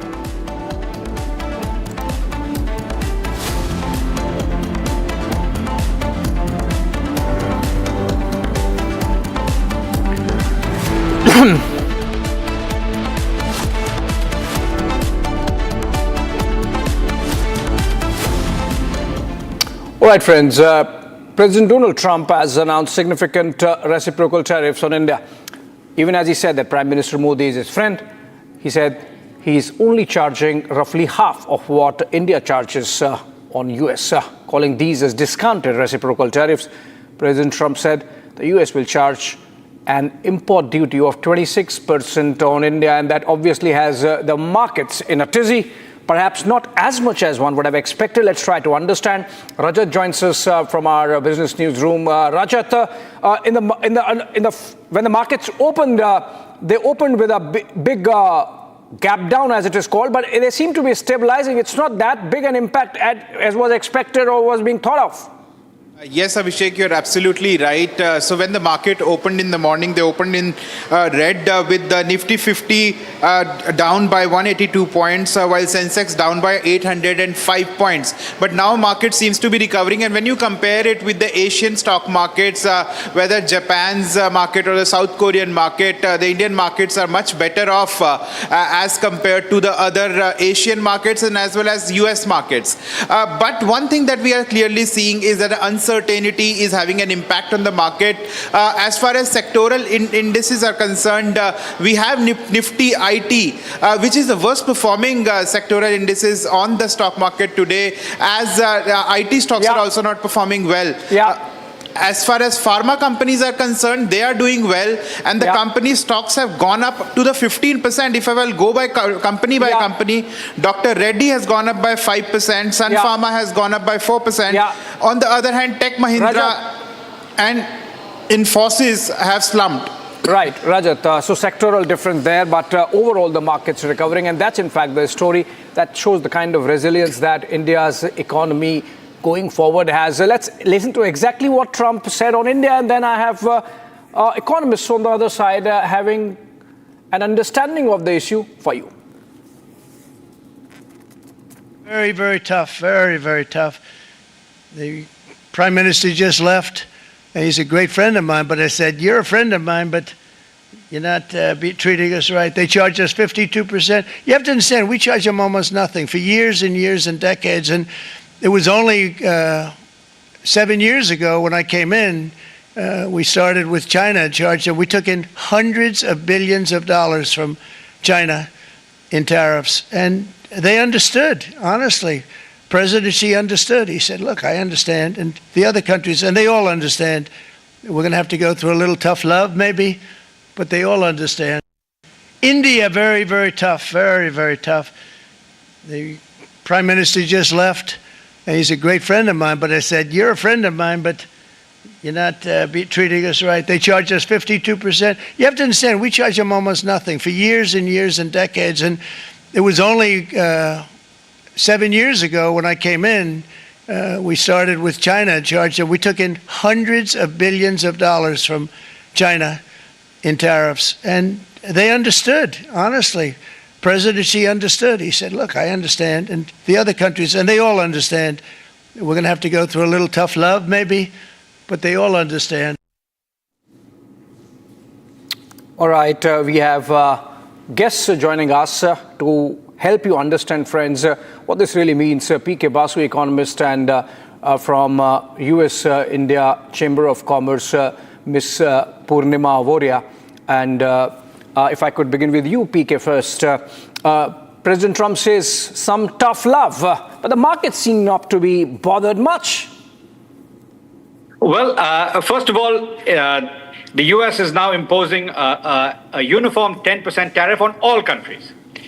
India will pay 26%, but when you compare that to the 54% that China will pay, there will be a lot of diversion of exports from China to India. So, for instance, with Apple's components and Apple fully assembled phones as well, iPhones, India is likely to be a big beneficiary of this differential tariff rate. And there are not that many competitors. Most of the Asian competitors to India will pay more. The only Asian country that will pay less is Malaysia, 24%. Japan is not really going to do much electronic components manufacturing. So India will benefit hugely from the diversion of trade away from China. And interestingly, the likes of Vietnam is going to be paying 46%. Cambodia is going to be paying 49%. Bangladesh, which basically was paying almost nothing in terms of tariffs to the US, will now be paying 44%. So all these countries will suffer. They'll see a substantial reduction in their competitiveness. And relative to that, India will gain hugely. So textiles, garments, electronics, and all of these areas, India is going to gain. Of course, there will be a 26% tariff. It's not negligible. So to the extent that there are US manufacturers that can produce at less than 26% higher costs than currently, then there'll be some movement, onshoring of manufacturing to the US. But in many of these things, the US has abandoned all manufacturing 30, 40 years ago. So it's very difficult to ramp up very quickly. And so the initial beneficiary will be India. India will be a massive beneficiary from this structure of tariffs that's now been put in place. Right. Stay with us. Mr. Basu, I come back to you, but let me go to Ms. Purnima Voria now. Very good evening to you there. Ms. Voria, must be a little late there. President Trump, while announcing those tariffs, also called Prime Minister Modi his friend, and he said that there are talks going on. Earlier also he has mentioned that India has reduced some tariffs. You think there is a window where, given the ongoing talks between the two sides on a bilateral trade agreement, that this tariff blow could be softened going forward? I'm sorry, I couldn't hear you very well. You were not very clear. Could you please reply? Sure. Reiterate your question. Yes, if you are getting me now, Ms. Voria, my question is that going forward, do you think the kind of sentiments President Trump has expressed towards India and Prime Minister Modi, that he could have a relook and reconsider these tariffs, and those lower tariffs could be part of the India-US bilateral trade agreement that is being talked about? At this moment, today, President Trump was addressing the world. And I know J.D. Vance is coming to India in April. Let's wait for that. There'll be a lot of negotiations going on. I don't think this is the final deal. President Trump loves to play poker. He will start by, making larger numbers, just like he did with Canada a few weeks ago. And then he comes down to whatever is agreeable to both for benefit of both the nations. I think there should be fair play. And I do believe that India has benefited from the low tariffs sanctioned by US. So I think it's time to do some reevaluation. I think India is going to come out as a winner because India is the most sought after country across the world. And regardless of China or others, I'm very optimistic on India. I'm very optimistic on Prime Minister Modi. I think President Trump and Prime Minister Modi are going to figure out a way for happy medium. So that both the countries benefit from it. Yes, the gold is rising. Yes, the metals are going down. But let's see how the markets do tomorrow morning at the opening. That will give us a clear view. Right now, it's a chaos across the world. Yeah, chaos across the world. And another thing rising apart from gold prices, Ms. Voria, is inflation in the United States. So obviously, that's a constituency which only Donald Trump has to handle, not Narendra Modi, not Xi Jinping. You think that, for all the optics and all the good vibes that Donald Trump is generating, ultimately it might come down to that inflation pinching the pocket of Americans, and maybe there might be a rethink then? I'm sorry, I could not hear you again. The internet probably is the problem. Okay, my question is, ma'am, sorry. If inflation is also rising, you think it's going to impact American thinking on the tariff issue? Inflation is rising. Well, you just heard about the whole egg market recently, but again, it has come down, right? So President Trump knows how to handle these situations. He's a businessman. Look at his background. He knows what he's doing. He sometimes plays poker with countries. I don't know what else I can say.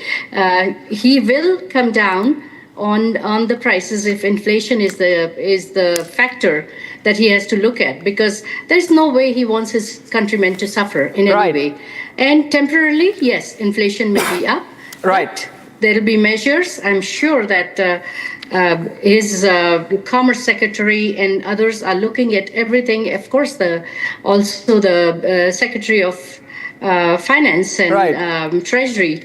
So I think they will be able to take care of that. I don't think there should be a panic. Economic impact will be there. Yeah. Sectors heavily relying on, textiles, pharmaceuticals, information technology services. There will be impact on various industries. Right. I don't deny that. And I know that trade relations are going to be, again, something that he has to relook. Yeah, absolutely. But I'm not that concerned about it, because I do believe that all these factors, despite of 1,000 points down on Dow, but I still believe that this was all factored in. This was all we have been talking about it for a couple of weeks now.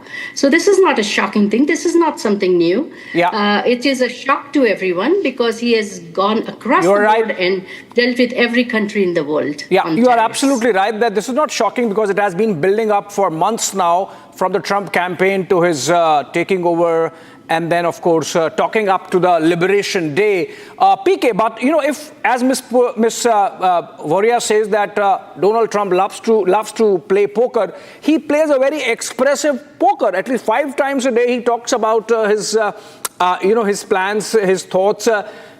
But you were talking about, America having stopped manufacturing decades back, it would be difficult, etc. In that case, is this all about the typical deal-making bluff and bluster to get everyone to give a better deal to the United States? Ultimately, it comes down to that. And so the markets are just sort of discounting that. No, it's not all bluff and bluster. It's not all bluff and bluster. It is basically aimed at reviving U.S. manufacturing. And this is a significant factor. So he's not going to reduce tariffs on everybody. But those countries that are willing to negotiate, he will negotiate. But he will negotiate hard to reduce the tariffs that other countries impose on the U.S. And if other countries respond, then he will cut the tariff that is currently being charged on them. So I think India and the US are likely to be able to reduce the effective tariffs. But in any case, right now, the fact that tariffs on India are much lower than most of the competitor countries is already a positive. Now, with regard to inflation, I think the important thing to understand about inflation is only 20% of US GDP is imported goods. So imported inflation is going to be modest. I'd say about 0.3 to 0.4% increase as a result of these tariffs in CPI inflation, which is not negligible. Because if inflation of core PCE goes above 3%, then that'll delay the Fed's rate cuts.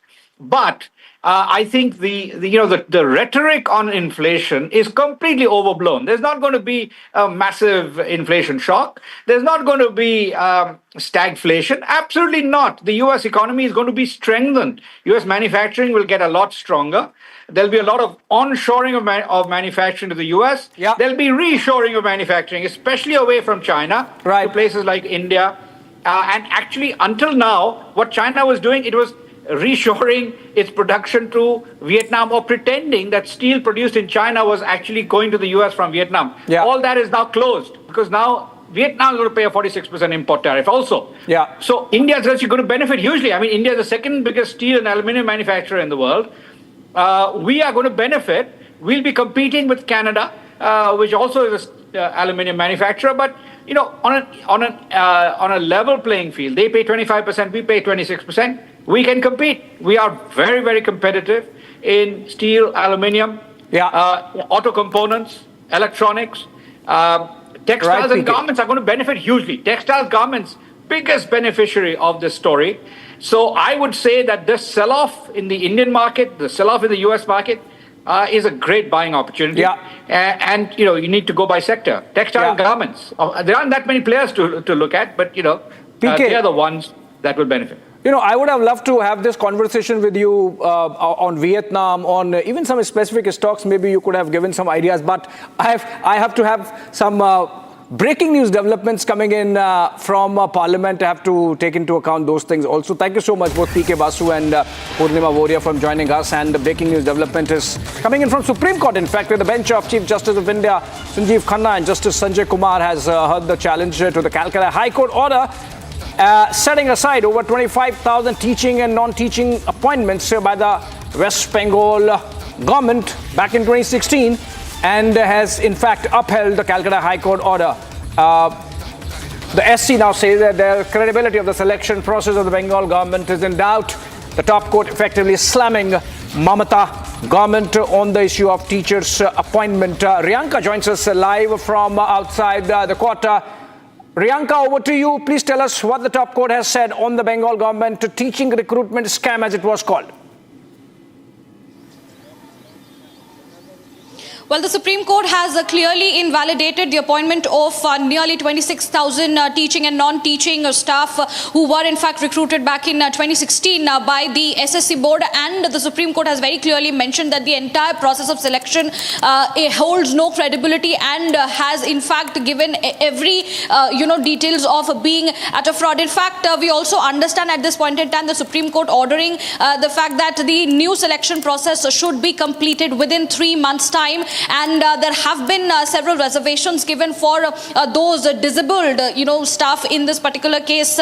They will be relieved from this particular order. But on the other hand, the Supreme Court clearly going ahead and quashing the plea challenged by the plea which was given by the West Bengal government. So this is directly aimed at the West Bengal government, and the Supreme Court clearly saying that there was indeed a fraud in the selection process of the SSC board, and this is something that is in fact raising several eyebrows. But on the other hand, in West Bengal, there are several teachers who were in fact inducted with their merit. At this point in time, we understand that several of them have been going emotional because they have lost their jobs, and that is something that needs to be seen because of corruption in one angle. Those who have been given in merit, they are suffering at this point in time. All right.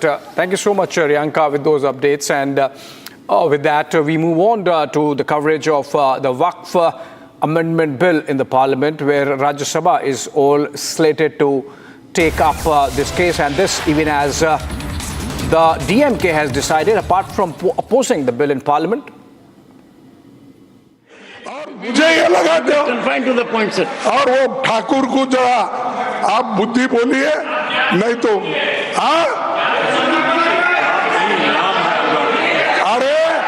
अरे अनुराग ठाकुर भाई जात में बोलता। Leader of the question please sir, you have made your points. No this is very sir, I condemn it. So I want your protection. Yes. I want your protection. Yes. He should apologize. I would. On behalf of him, the leader of the house should apologize. This is my demand. One second. Honorable members, 1 second. 1 second. You see, when leader of the opposition, president of the Congress party, has made observations expressing his deep anguish, I would allow, you want to say something? And then I would react from the chair. Chairman, sir, we heard the anguish and the words expressed by the honorable leader of the opposition. I have stated earlier also, as a colleague, we must have high regard for each other. And Malika Arjun Kharge ji, what is this? Please. You want to speak? You speak. Honorable members, 1 second. Honorable members. Let this direct operator speak. Honorable members. You speak on behalf of me. You speak. Honorable members. Let him speak. A little while ago. He has to make 1 second. This kind of comment. 1 second. Little while ago, I had the occasion to pay salutations to this august house, because it was on this day we came into being. The leader of the opposition was heard in rapt attention. Let the other point of view come, and then there's a chair to take a call on this. Let me take the call, please. I cannot speak in this matter. No, please. You want to say something? Honorable members, honorable members, if we examine the issue critically, it boils down to certain situations. A situation, please, honorable members, we are discussing a serious issue. Take your seat. It raises two very important issues. One issue is that a member of parliament uses the great privilege of being member of the house, which has a constitutional protection, because anything said by a member in the house, there is no civil recourse and no criminal action can be initiated. An immunity is granted to a member when the member speaks in the house. And on a number of occasions I have said that this is not a place for free fall of information. We cannot damage reputations earned over decades or over half a century. I have said it on a number of occasions.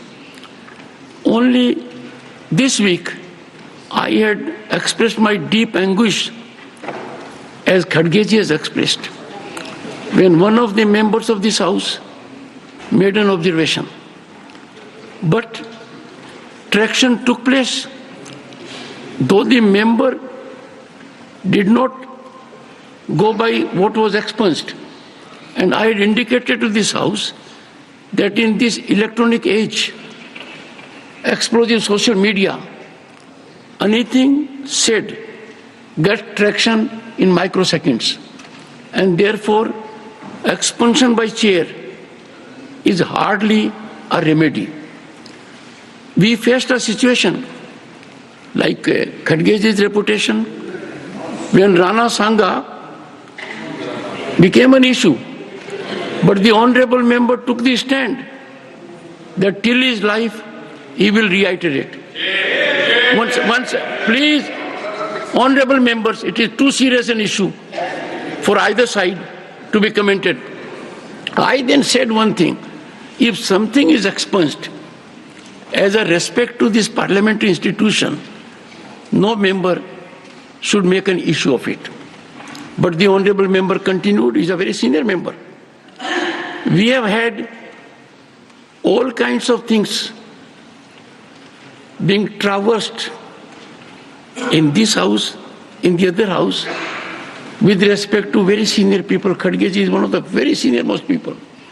I don't want to say what has been said with respect to other very senior people holding constitutional positions, including the Prime Minister. I would therefore urge everyone, whether one is Prime Minister, Leader of the House, Leader of the Opposition, for me, every member has a precious reputation to preserve. And therefore, anything which has been expunged should never get traction.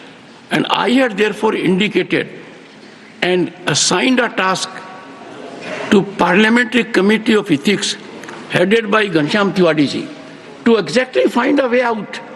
Because we expect a member who may emotively be carried on account of being a new member or otherwise, and if he apologizes in the House, it only improves image of the member concerned.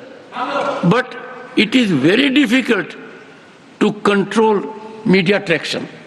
And I am sure Ghanshyam Tiwari ji, very experienced member, heading the Ethics Committee, I have given him this task to find out a mechanism, and for that, honorable members need to be counselled. Political parties must have their workshops, they must educate their members, and let me tell you, one second, no, again you are doing something which I'm, no, honorable members, no, nothing, no, whom? The House wants to listen to the Minister. Who, why? Because he got up and he was offering an explanation. No, Minister was reacting only to order in the House. No, sir. Sir, I'm sorry. Let us listen to him, sir. Jairam, let us listen to him. Don't create disorder. Even when Khadgeji was in the first instance speaking, you got unnecessarily. Let me tell you, I have said on a number of occasions, if Khadgeji rises, he doesn't need any crutches to make a point. His rising is sufficient as leader of the House and others. But I am making one prayer. As chairman of the House, my suffering is no less. On the premises of this Parliament and in social media by responsible people. I don't want to say anything more. All I say is, let us counsel our members, be large-hearted, generate a good ecosystem, and let the Ethics Committee be extremely proactive, Ghanshyamji, and we expect you, because honorable members, I had said, आपकी आज्ञा का पालन शुरू कर दिया है साहब. I'll tell you, honorable members, S.B. Chauhan, Sir, against the LOP Let's not go round and round. This pretty good. Not diverting the issue. Yes. One second. One second. Nothing is going on record. Nothing going. I appeal to very senior members. No, please. I appeal to senior members that S.B. Chauhan.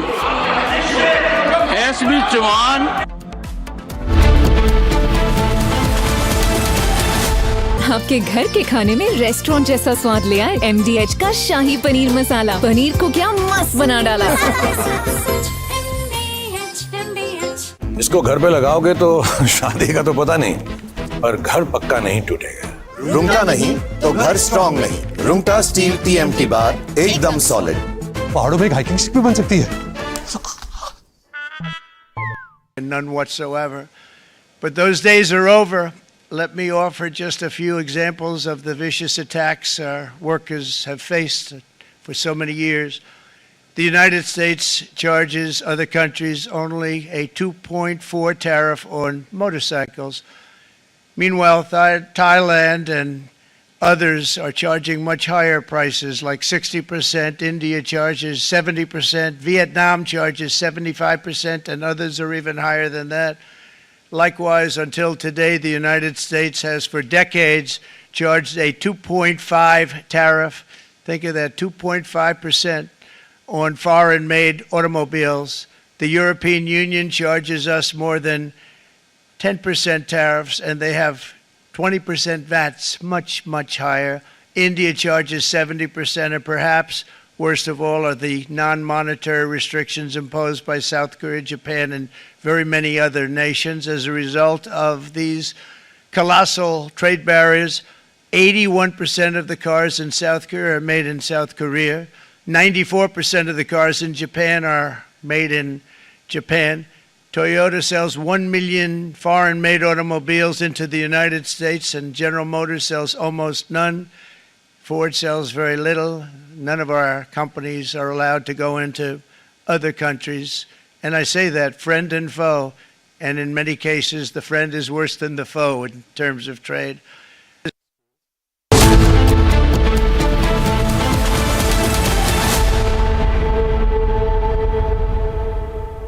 बनकर खड़े हुए माननीय chairman साहब, पिछली सरकारों की नीतिगत कमजोरियों के कारण हमारी सीमाएं भी कमजोर रहीं। सीमाओं की कमजोरी के कारण लंबे समय तक पंजाब के बॉर्डर में आतंकवाद, नशा तस्करी और घुसपैठ ने इस क्षेत्र में गहरा नुकसान पहुंचाया। इन सीमावर्ती गांवों और कस्बों के विकास के लिए कुछ नहीं किया गया, जिससे यहाँ के लोग आर्थिक और सामाजिक रूप से पछड़े रह गए। लेकिन चेयरमैन साहब, प्रधानमंत्री श्री नरेंद्र मोदी जी ने इन सीमावर्ती क्षेत्रों की नया दृष्टिकोण दिया है। पहले जिन गांवों को भारत का आखिरी गांव बोलकर नकारा जाता था, उन्हें प्रधानमंत्री मोदी जी ने भारत का पहला गांव कहकर संबोधित किया। वाइब्रेंट विलेज प्रोग्राम के तहत बॉर्डर क्षेत्र में 3000 गांवों का विकास किया जा रहा है। इसके अलावा 2025 के बजट में बॉर्डर क्षेत्र के विकास के लिए 87% की बढ़ोतरी की गई है। मुझे आशा है कि इससे बॉर्डर पर बसे गांवों का तेजी से विकास होगा। गृह मंत्री श्री अमित शाह जी के नेतृत्व में border fencing, modern surveillance system और हाईटेक एंटी ड्रोन टेक्नोलॉजी की स्थापना से सुरक्षा भी मजबूत हुई है और सीमावर्ती किसानों को राहत भी मिली है।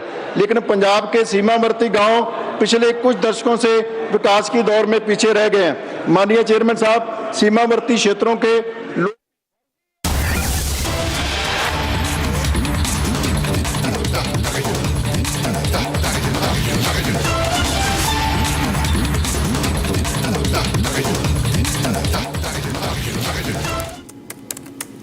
All right, welcome back, friends, and we are staying with the Waqf Bill story, and it's getting traction across the country, and these pictures are coming in from the Tamil Nadu Assembly, where the DMK led by Chief Minister M.K. Stalin carried out these black band protests inside the House on the passage of the bill in the Lok Sabha, even as the bill is coming up for a debate and passage in the Rajya Sabha today. These pictures are from earlier, and the DMK has also decided to file a case in the Supreme Court against the Waqf Amendment Bill, announcement for which was made by M.K. Stalin. If we can listen to it.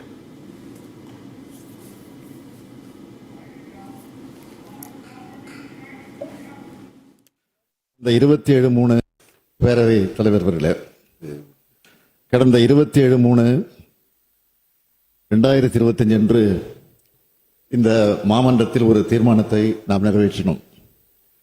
இந்திய திருநாட்டின் மத நல்லிணக்கத்திற்கும் சிறுபான்மையின இஸ்லாமிய சமுதாய மக்களுக்கும் கடுமையான பாதிப்புகளை ஏற்படுத்தும் வகையில் 1995 ஆண்டின் வக்ஃப் சட்டத்தினை திருத்துவதற்கு மக்களவையில் அறிமுகம் செய்துள்ள வக்ஃப் சட்ட திருத்த முன்வரவினை முழுமையாக திரும்பப் பெற வேண்டும் என்ற தீர்மானம் பாஜக நீங்களாக அனைத்து கட்சிகளாலும் ஒருமனதாக ஏற்றுக்கொண்டு நிறைவேற்றப்பட்டது.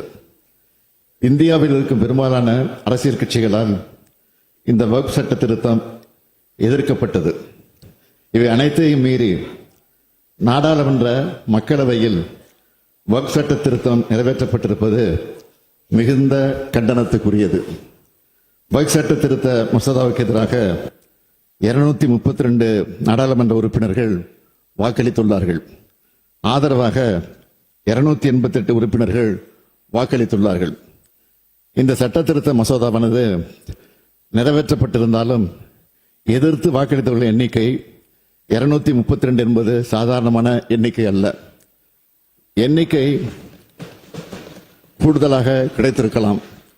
ஆனால் இந்த சட்ட திருத்தம் எதிர்க்கப்பட வேண்டியது மட்டுமல்ல, முழுமையாக திரும்பப் பெற வேண்டியது என்பதுதான் நம் கருத்து. All right, Sharda joins us live from Chennai. Sharda, MK Stalin taking this position despite the fact that bodies like the Catholic Bishops Conference of India, like the Kerala Bishops Council, essentially the Christian committee has also backed the Waqf Amendment Bill. You think the DMK is clearly just pandering to the Muslim sentiment and the vote bank in Tamil Nadu with this? Well, if you look at it from that point, it's nothing but a move from DMK to appease the minority, especially the Muslims from the state, because the elections is around the corner. And what we have to notice here is that the opposition AIDMK also supported the DMK's move on Waqf Amendment, going against the Waqf Amendment Bill and taking it to the Supreme Court.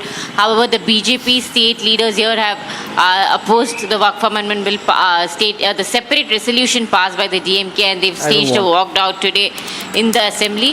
Also, K. Annamalai, the state president, has taken to Twitter to state that the Stalin's move can be considered only as a political drama when it comes to this Waqf Amendment Bill.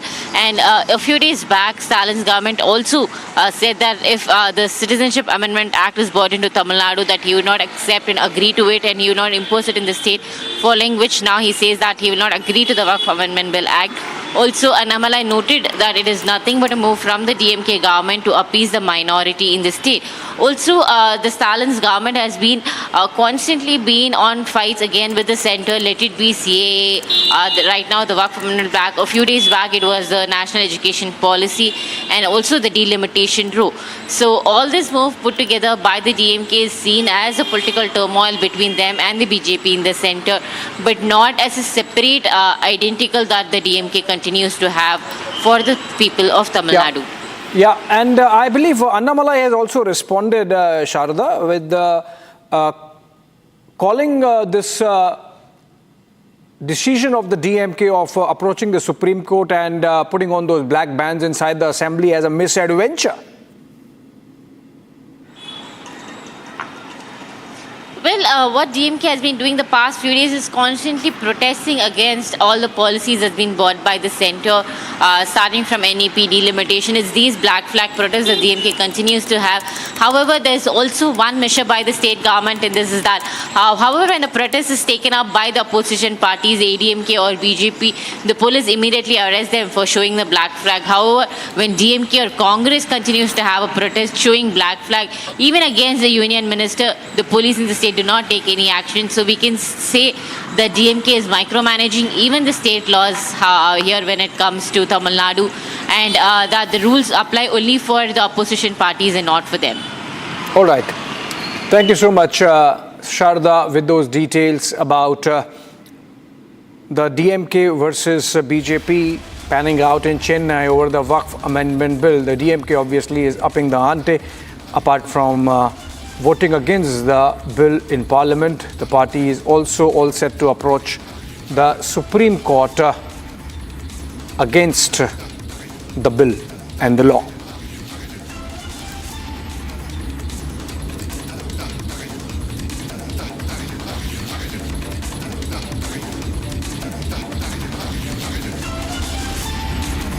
All right, we're taking a short break and coming back on the Waqf story inside the Rajya Sabha on the other side.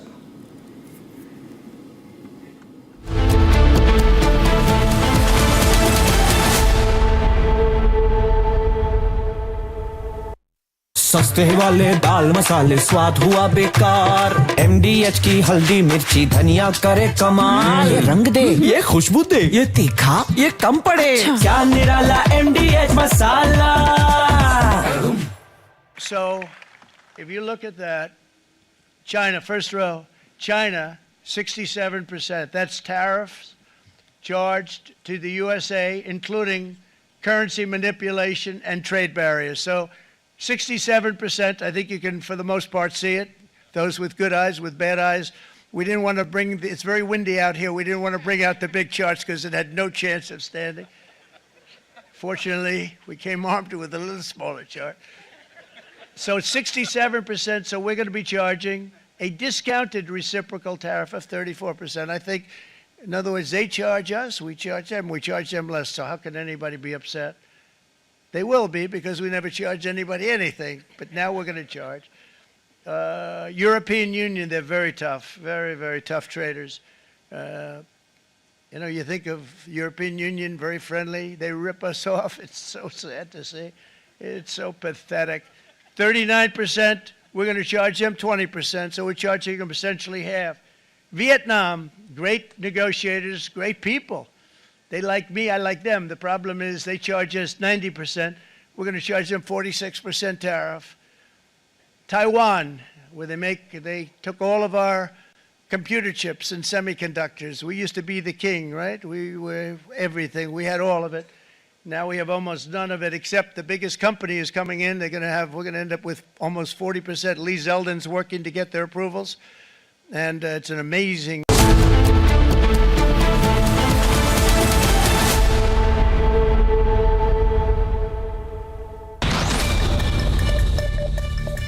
हम सड़कों विरोध करेंगे. कुछ लोग अपना जमीर का जो है की बात नहीं सुनते होंगे. ये बिल जो है कॉन्स्टिट्यूशन के अगेंस्ट में, इसलिए हम लोग इसका विरोध करेंगे.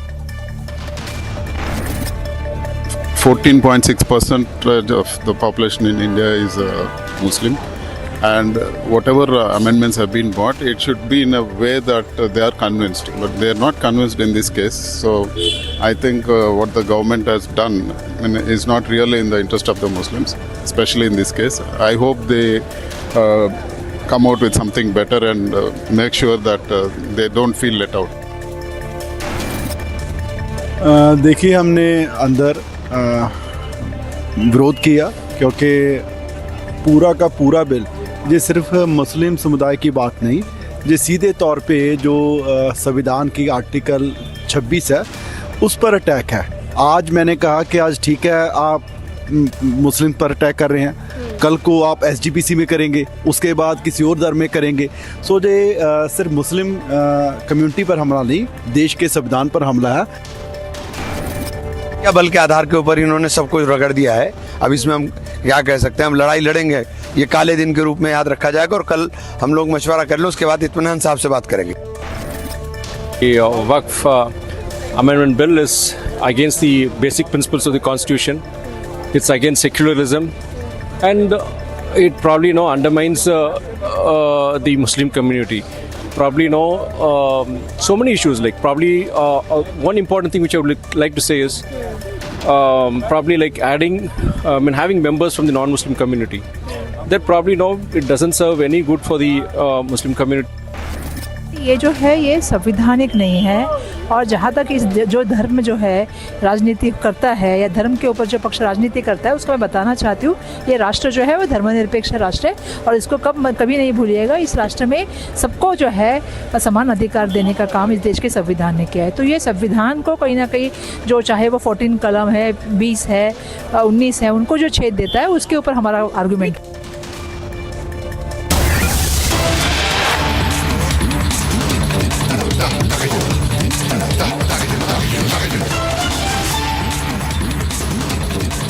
All right, we are getting pictures of celebrations taking place in Mumbai on the Waqf Amendment Bill and its passage in the Lok Sabha, which obviously busts the myth that a monolithic Muslim community is against the law.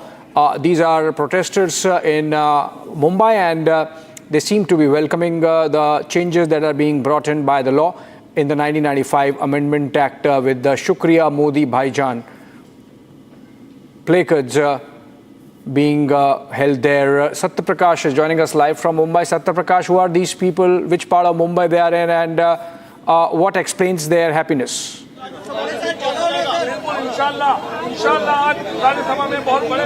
देखिए, मुंबई में जश्न मनाया जा रहा है। मैं तस्वीरें दिखा रहा हूँ। पटाखे लेके जा रहे हैं। कहाँ क्या करने वाले हैं? देखिए, पटाखा जलाएंगे, जश्न मनाएंगे, और जो इतनी बड़ी सौगात दी है मोदी जी ने, ये देश हमारा प्राचीनों से ये चला आ रहा है कि जब खुशी का माहौल होता है तो हम मिठाइयाँ खिलाते हैं, हम पटाखे जलाते हैं, और यही नहीं, पूरे मुंबई में हर मंडल में जाके हम लोग इसी तरह से सेलिब्रेशन करेंगे। इतना अच्छा मौका दे दिया है। आज़ादी के बाद पहली बार मुसलमानों के लिए, आम जनता के लिए इतनी बड़ी सौगात हमें मिली है। हम उसको ऐसे भुनाना, इतनी खुशियों के साथ भुनाना चाहते हैं। हम अपनी खुशियों को अपने अंदर रखकर समेटना नहीं चाहते हैं। हम लोग ये जश्न मनाएंगे और ये जश्न बहुत व्यापक होगा। कुछ लोग विरोध कर रहे हैं। देखो, विरोध वही लोग कर रहे हैं। मैं उनकी मानसिकता पे तरस आता है मुझे। वो लोग जो हैं किसी के बहकावे में आके विरोध कर रहे हैं। यदि जो लोग विरोध कर रहे हैं, मेरा उनसे आग्रह है कि एक बार ये वक्फ अमेंडमेंट बिल जो है इसको पढ़ लें। यदि आपको लगा तब आप विरोध करिए। देखिए, इतने जेपीसी में गई, गांव गली जा के चर्चा हुआ। कल भी 10 से 12 घंटा मैराथन इस पे चर्चा हुई। किसी के पास कोई क्लू नहीं है, किसी के पास कोई तथ्य नहीं है कि इस बिल को बुरा बोल सके। ये बिल बहुत अच्छा है। आप सेवैयां खा रहे हैं? जी, ये सेवई हम खा रहे हैं इसलिए क्योंकि ये वक्फ बोर्ड बिल का अमेंडमेंट होने के बाद गरीब, मिस्कीन, यतीम को हक मिलेगा और भारत का मुसलमान आगे बढ़ेगा एजुकेशन के मामले में, कारोबार के मामले में, रोजगार देख सकते हैं मुंबई में इस तरह से जश्न मनाया जा रहा है। महिलाएं भी हैं, पुरुष भी हैं, मुस्लिम समाज के लोग हैं, और तस्वीरें दिखा रहा हूँ कि यहाँ पे पटाखे यहाँ जलाने को शुरुआत किया जा रहा है, और लोग यहाँ पे मुंबई के सड़कों पर पटाखे फोड़े जा रहे हैं, सवैयाँ खिलाई जा रही हैं, लड्डू खिलाए जा रहे हैं, और मुंबई में इसी तरह से सेलिब्रेशन है। मुस्लिम समाज के लोग हैं, और यहाँ पर इनका कहना है कि जिस तरह से मोदी प्रधानमंत्री ने जिस तरह से ये बिल लेके आया, संशोधित बिल जिस तरह से लोकसभा में पास हुआ है, उसके बाद यहाँ पर जश्न शुरुआत हो चुकी है। हाँ, रोल वक्त through.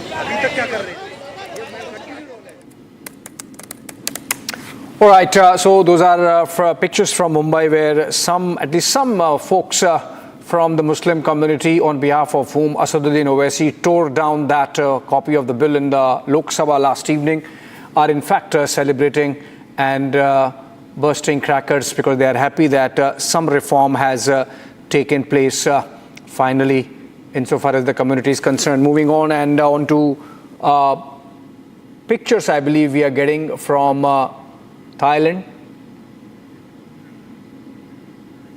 Okay, we are getting pictures from Bangkok in Thailand, where Prime Minister Modi arrived a while back, and more shots of his welcome. Let's play the net sounds.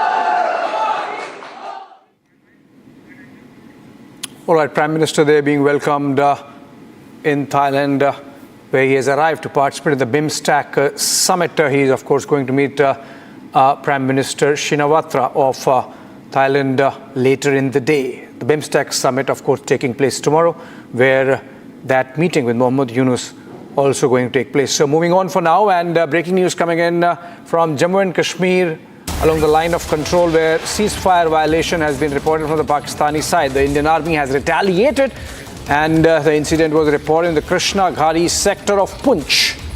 The firing was contained after several rounds of retaliatory fire from the Indian side. Let's go to Gursimran. I believe he's joining us live.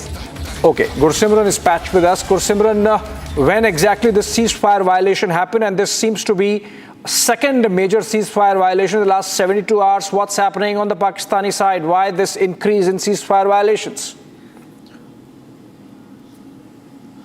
See, Abhishek, this is a second ceasefire violation, as you have rightly mentioned. Reason being that the first was done when the Pakistan border action team attempted to infiltrate into the Indian territory. Mine went off, to which Indian Army opened the fire. After the mine went off, and there was a retaliatory firing from the Pakistani side, which led to brief post-to-post firing. It was day before yesterday. Yesterday evening also we saw that the Pakistani side opened the fire. It was directly aimed at the Indian Army post in the Krishna Ghati sector, to which India retaliated. Though it was a brief period of 10 to 12 minutes, but the heavy firing has taken place. It was of these small arms. Day before yesterday, the ceasefire violation that took place, the Pakistani side has used the mortar shells. 7 mortar shells is the report that we are getting that were used by the Pakistani side, because Pakistani army was felicitating the infiltration of a BAT action group into the Indian territory, but that was foiled by the mines that were placed as part of the anti-infiltration grid. And yesterday also, it seems that the Pakistan was trying to push in another group of terrorists into the Indian territory along the line of control in Poonch, but it was foiled because of the alertness of the Indian Army troops.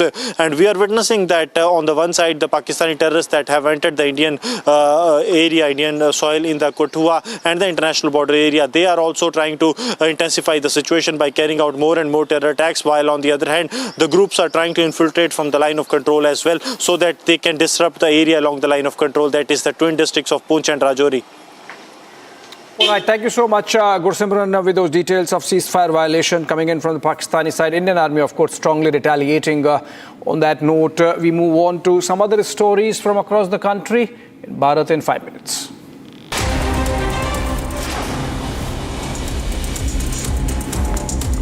Karnataka BJP President B.Y. Vijayendra has attacked the state government and said that a price hike is the only guarantee implemented by the government of the Congress party, urging Chief Minister Siddaramaiah to step out of his air-conditioned room and tour this entire state, not just Bengaluru, along with his ministers. So the reason behind Dharana by Bharatiya Janata Party, the reason is price hike. From the day one after Congress government has come to power in Karnataka, price hike is the only guarantee this government has implemented. Common man is affected by the price hike. It started from increase in diesel prices and petrol prices. Milk prices was increased for three times. Haryana Chief Secretary Anurag Rastogi chaired a meeting of the Unique Identification Implementation Coordination Committee, stressing the need for 100% Aadhaar penetration across the state. To accelerate Aadhaar registration, Rastogi directed all departments, including bankers and Department of Post, to ensure the full activation of Aadhaar enrollment kits at the earliest.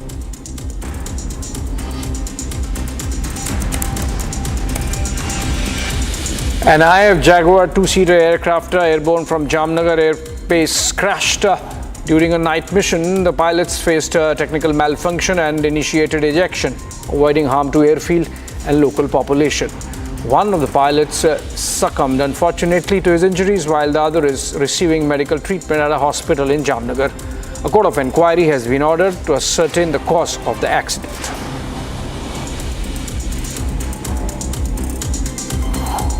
Odisha Congress President Bhakta Charan Das stated that the party has been protesting against the atrocities over women in the state. He further condemned the suspension of 14 Congress MLAs from the House and clash with the police. के महिलाओं के प्रति हो रहा atrocity को लेके, बच्चियों का प्रति बलात्कार, गैंगरेप, इन सब चीजों के बारे में लेके हम कई दिनों से लड़ रहे हैं। डिस्ट्रिक्ट कलेक्टर भी घेराव किए हम, और उस दिन 27 तारीख को पूरा विधानसभा का घेराव था। वो घेराव था, उसका कॉज था एक विधानसभा का हाउस कमेटी हो, हमारे विधायक मंडली के हमारे जितने विधायक लोग हैं, तो उसमें 14 विधायकों को हमारा सस्पेंड कर दिया। इस एक छोटे से क्लच पर एक समाधान नहीं लाके।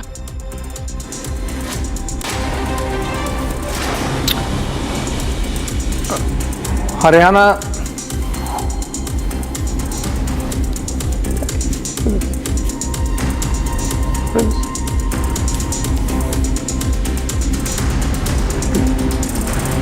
क्या विजुअल है?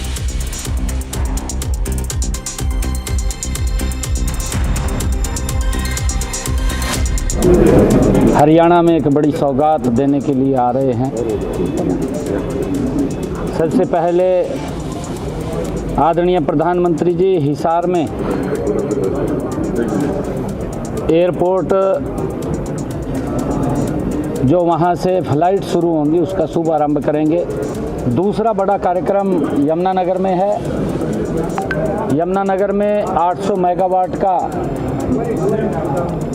यूनिट, उसका शिलान्यास करेंगे।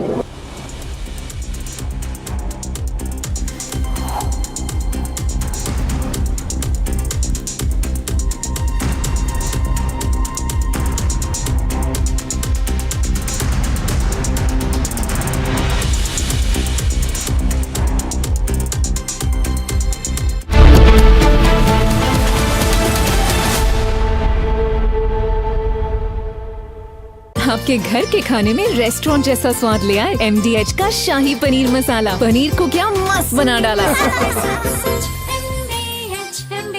None whatsoever. But those days are over. Let me offer just a few examples of the vicious attacks our workers have faced for so many years. The United States charges other countries only a 2.4 tariff on motorcycles.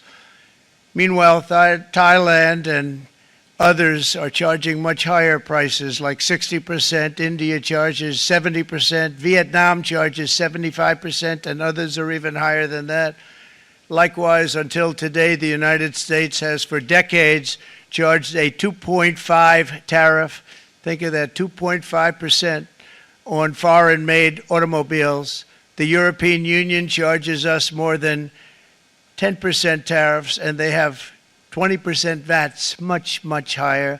India charges 70%, and perhaps worst of all are the non-monetary restrictions imposed by South Korea, Japan, and very many other nations. As a result of these colossal trade barriers, 81% of the cars in South Korea are made in South Korea. 94% of the cars in Japan are made in Japan. Toyota sells 1 million foreign-made automobiles into the United States, and General Motors sells almost none. Ford sells very little.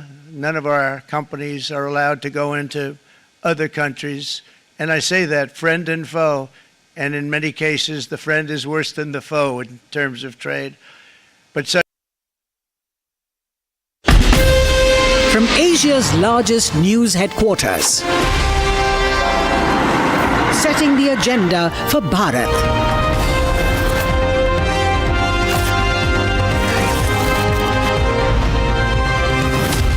You're watching Republic.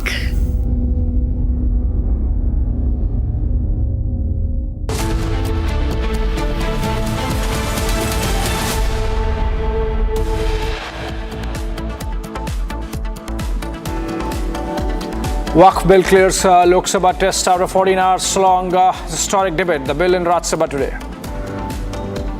Rhythm is coming.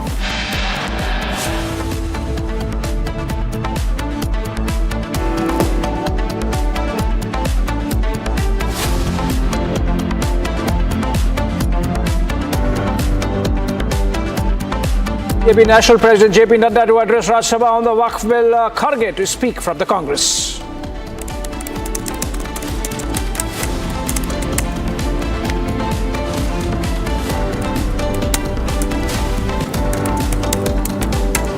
DMK continues. Waqf opposition holds protests and says it will move Supreme Court against Waqf Board Bill.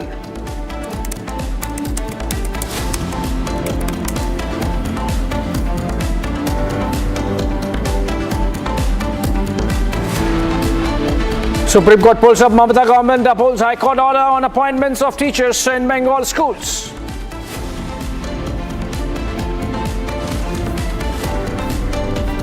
India, very, very tough, very, very tough. Prime Minister just left. He's a great friend of mine, but I said, you're a friend of mine, but you're not treating us right. They charge us 52%. You have to understand, we charge them almost nothing for years and years and decades. Donald Trump announces 26% discounted reciprocal tariffs on India, says Prime Minister Modi, great friend.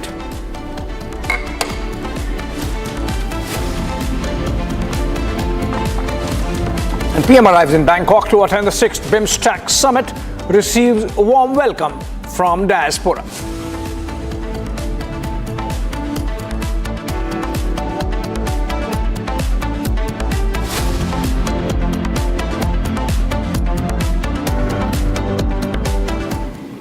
All right, let's begin this top of 12 noon bulletin with a breaking news development coming in from the Supreme Court, where the full court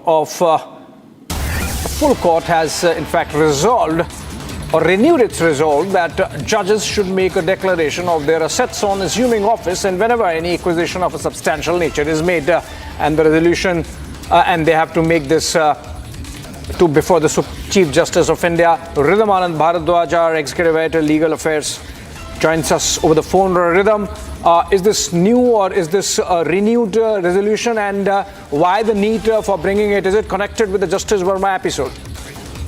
Well, it actually is a 1997 decision the Supreme Court had taken, Abhishek, that all judges will voluntarily declare their assets. But fact be told, it's only in 2025, after the Justice Yashwant Verma case, that this 1st April decision has been taken.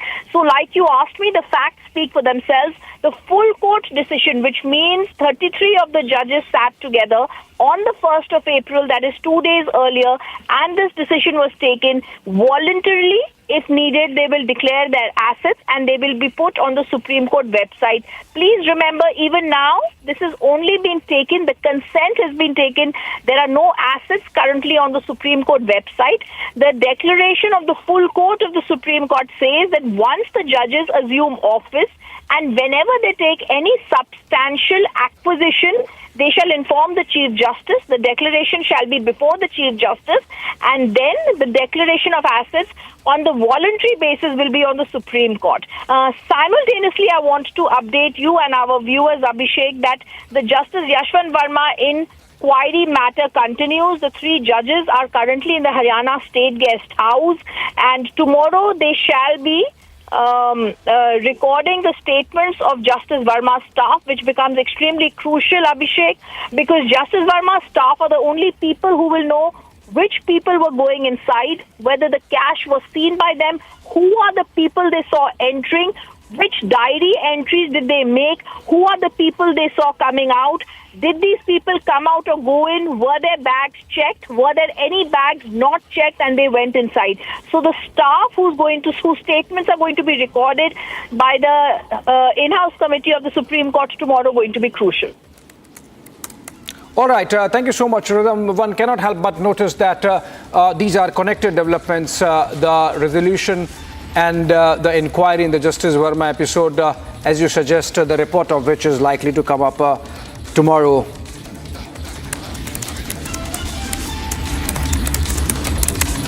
Okay, coming back to our focus, which is the Waqf Amendment Bill, which was passed by the Lok Sabha last evening, and now it is all set to come up in the Rajya Sabha as it happens, and fireworks already building up with that exchange we saw between Mallikarjun Kharge and the Treasury benches a while back. But let's try to see how the numbers are really stacking up. When you look at the Lok Sabha, 288 to 232. But then when it comes to the Rajya Sabha, the government or the Treasury benches have little lesser leeway. So look at these scenarios, which is number one. And what if the TDP and the JDU abstain?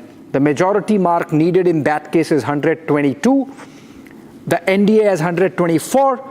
And the JDU, TDP 4 and 2, and the NDA without TDP and JDU 118, which means if the TDP and the JDU abstain, then the bill fails. In the second scenario, if the YSRCP BJD walk out, then the majority mark is 116. And if you look at these numbers, the bill passes.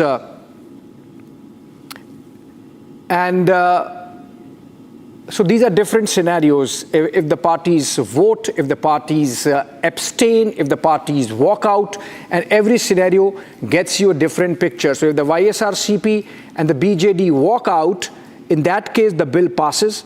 But if the YSRCP, the BJD, if they walk out, the bill passes, of course. But if the AIA-DMK and YSRCP and the BJD walk out, the bill still passes. So there's a difference between walkout and passage.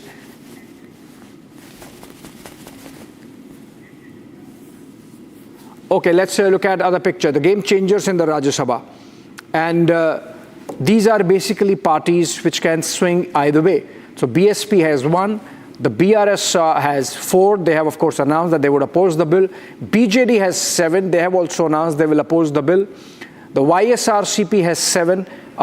They can still, the game is open for the YSRCP, whether they'll walk out, abstain, vote against. AIA-DMK, of course, has taken a position that they would vote against the bill, but still game is open. Remember, they are in talks with the BJP for a tie-up, and others 11, which includes the nominated members. That takes the total to 34, and that 34 number is crucial because obviously, if you look at the numbers stacking up, India has 87, and the majority, what if the TDP, JDU, YSRCP, BJD walk out? The majority marks comes down to 113 in that case.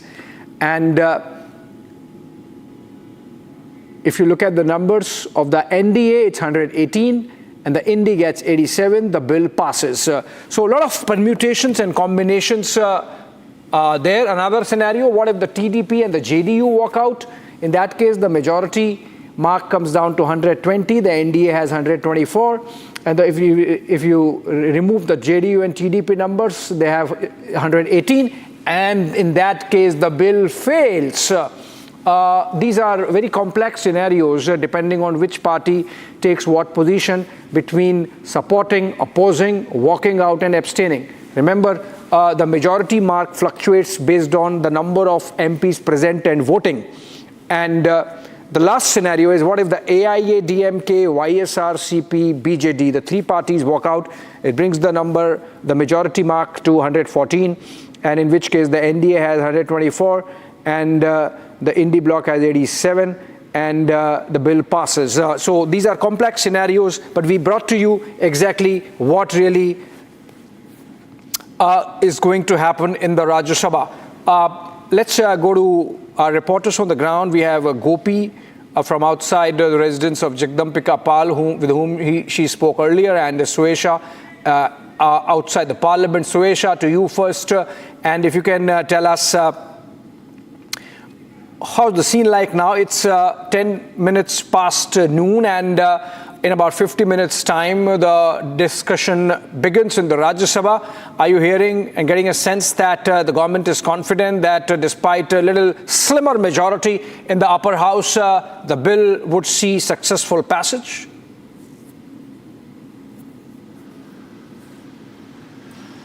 Abhishek, I just want to tell you that I haven't been able to hear the whole question because there is a bit of an audio issue given the jammers that are installed here. Yes, we are in the lawns outside the Parliament, and a few interactions that we've had certainly with those who have been visiting this site, yes, a fair amount of confidence as far as the government side is concerned. We always knew that this is the kind of scenario that existed in the Lok Sabha. It will be a lot more easier than what it will be in the Rajya Sabha. But as far as the allies are concerned, BJP fairly confident of them. We are expecting a power-packed day, even in terms of the kind of arguments that will come in from both sides. In fact, a short while ago, we had also put out the list of speakers and how that sequence will pan out. JP Nadda, of course, to speak at 1 p.m. And even though you've put out the various scenarios and what may occur after that, where the NDA at 124, and in a scenario if the TDP and JDU abstain, then of course it will be very difficult for the BJP. But TDP and JDU, so far we understand, have put out their support. Exactly what happened at the Lok Sabha. Important also, Abhishek, because like I said, largely for the opposition, this is about the messaging. Also to understand that in a few months from now, the Bihar elections are slated to happen, and which is why particularly we see the Indie bloc attacking the TDP and JDU on their position in supporting the BJP. So, of course, TDP and JDU both very broadly putting out that this is in the interest of Muslims, and TDP has always looked out for Muslims. So, they will not resort to steps that will in any way harm. So, they are also putting out the same, that, any sort of misinformation that is coming in should not be the case, because we have to think of what is in the larger interest of the country, and this is about greater transparency and accountability and digitizing the system when it comes to how the Waqf board will function in the future. So by and large, like I said, Abhishek, the numbers stacking up, and we've put out the various scenarios, you've put out how the breakdown will be, but we wait and watch. Expect it to be a long day, something I can certainly say, because this is the sense I also received as I was speaking to some. And we wait and watch how aggressive the strategy will be. Absolutely. It was a long night, in fact, in the Lok Sabha, and obviously it's going to be a long day in the Rajya Sabha as well. Remember, only 8 hours were allotted, against which the Lok Sabha debated the Waqf Amendment Bill for 14 hours. And in the case of Rajya Sabha also, we have 8 hours allotted, but you never know, the numbers might increase. In fact, it's the government philosophy that all those people who want to speak should be allowed to, even if the time allotted has to be increased. Let's go to Gopi. Live, she spoke to Jagdambika Pal a while back. Gopi, now that you have spoken to him, you got a sense that the government is confident about the Rajya Sabha as well? Well, indeed, that is what the chairman of JPC, Jagdambika Pal, had said, that they are comfortably going to reach the majority mark in Rajya Sabha as well, like it happened in the Lok Sabha yesterday. But yes, also to add on to what we were discussing, there are also two independent candidates which we shouldn't be forgetting, one from Home Gun Parishad and another from Tamil Manila Congress, as well as the 6 nominated members which you were mentioning previously. So I think, and as per what the chairman of JPC has said, they are pretty much okay with the numbers. That is what we are learning from the chairman of JPC, Jagdambika Pal. While all eyes would be at the proceedings of Rajya Sabha, we will have to see what kind of deliberations will be happening at the Rajya Sabha. We have seen in the initial hours how fiery battle was going on between Jagdeep Dhankad, Vice President Jagdeep Dhankad, and Mallikarjun Kharge. So yes, we'll have to wait and watch what pans out at the Rajya Sabha today. Back to you. All right, thank you, Gopi, with that update. And of course, we are building up to that, to the discussion inside the Rajya Sabha, and that begins at 1 p.m. And till then, let's look at some other stories from across the country in Bharat in 2 minutes. BJP continues to protest against the state comment over the price rise across multiple sectors in the state and several other issues. That's in Karnataka. BJP is staging a day and night protest in Bengaluru's Freedom Park and demanding that the Congress do something about this increase in price rise that's been happening so often in Karnataka. The last one being just a day back when the Siddaramaiah government increases the prices of diesel by 2 rupees.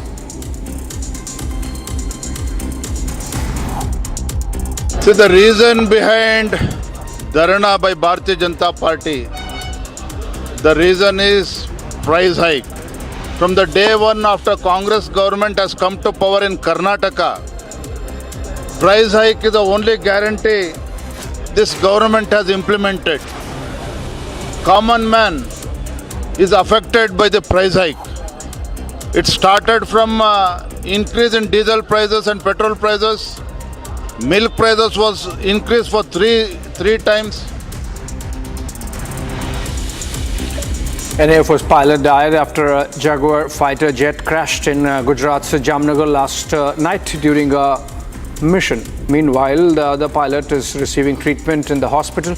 IF has also ordered a court of inquiry to ascertain the cause of the accident.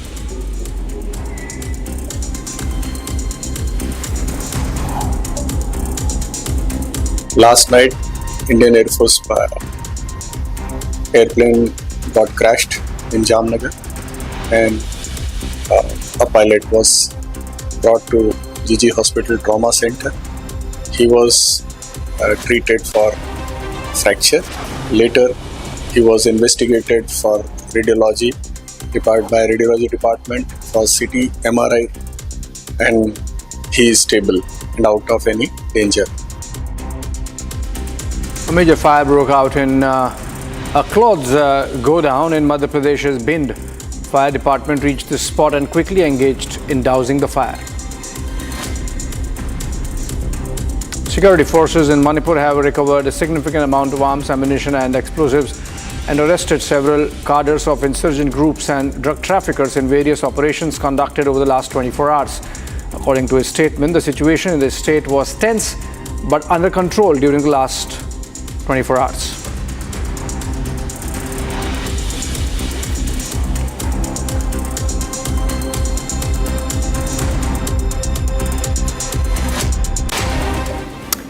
All right, even as we continue to focus on developments taking place in the Parliament around the Waqf Bill, which is slated to come up at 1 p.m., we get you some other developments now. A breaking news development coming from Kathmandu in Nepal. We have Republic reporting from there, which is that massive protests have again triggered around the demand to bring back monarchy. These are pro-monarchy protesters against the Nepal government, and they are against the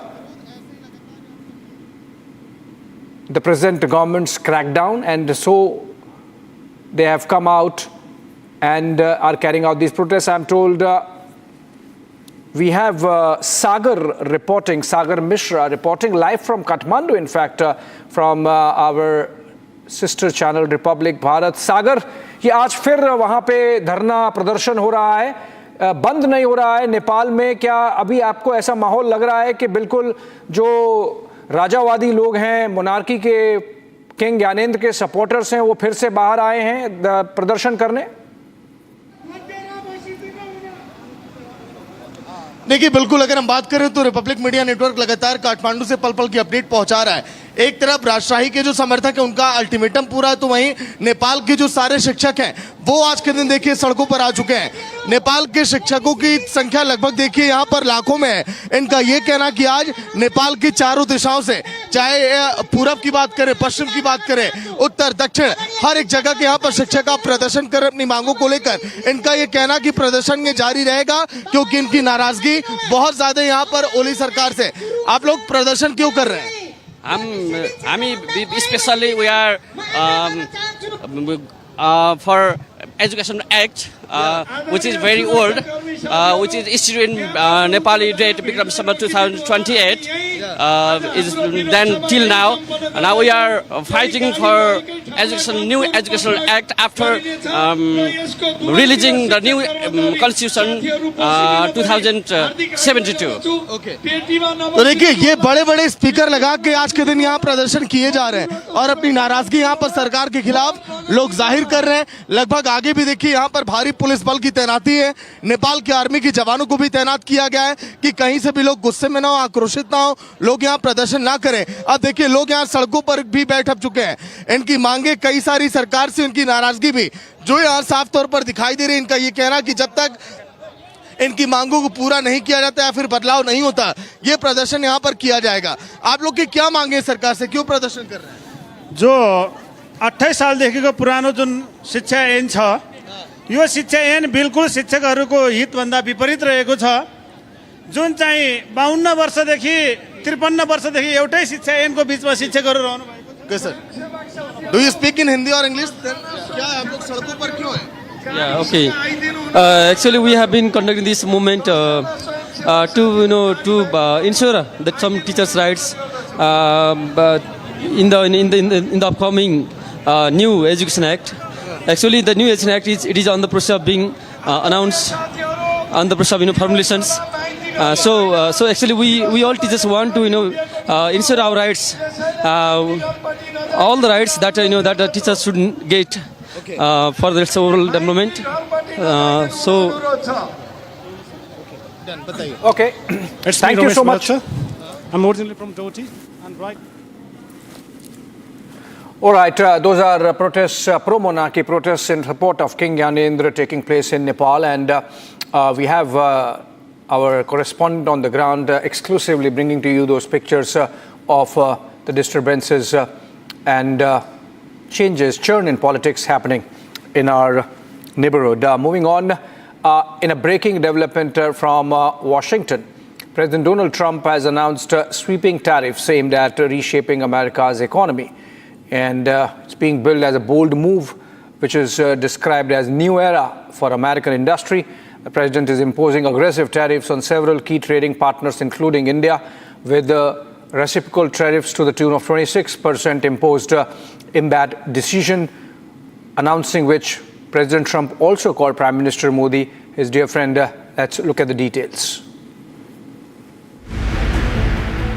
In a bid to counter the long-looming discrepancies, US President Donald Trump announced sweeping tariffs on the US to trading partners. Arguing that the United States has been at a disadvantage in global trade for decades, Trump imposed discounted tariffs. My fellow Americans, this is Liberation Day, waiting for a long time. April 2nd, 2025 will forever be remembered as the day American industry was reborn, the day America's destiny was reclaimed, and the day that we began to make America wealthy again. We're going to make it wealthy, good and wealthy. For decades, our country has been looted, pillaged, raped, and plundered by nations near and far, both friend and foe alike. The new Trump tariffs are expected to change how trading works worldwide. Sweeping 25% reciprocal tariffs on all foreign-made automobiles, Trump claimed the move was necessary to boost domestic manufacturing.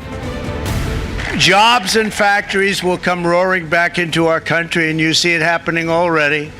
We will supercharge our domestic industrial base. We will pry open foreign markets and break down foreign trade barriers. And ultimately, more production at home will mean stronger competition and lower prices for consumers. This will be indeed the golden age of America. It's coming back. We're going to come back very strongly. While announcing the much-awaited tariffs, Trump held up a board showing the new rates charged on most countries.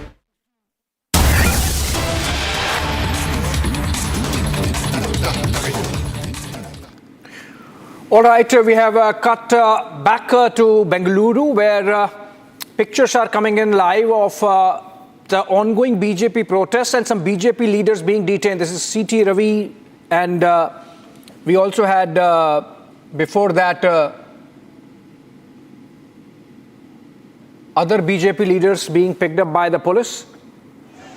These protests are against price rise, which the Siddaramaiah government has been imposing quite frequently, from diesel to milk to water to drainage to garbage, everything.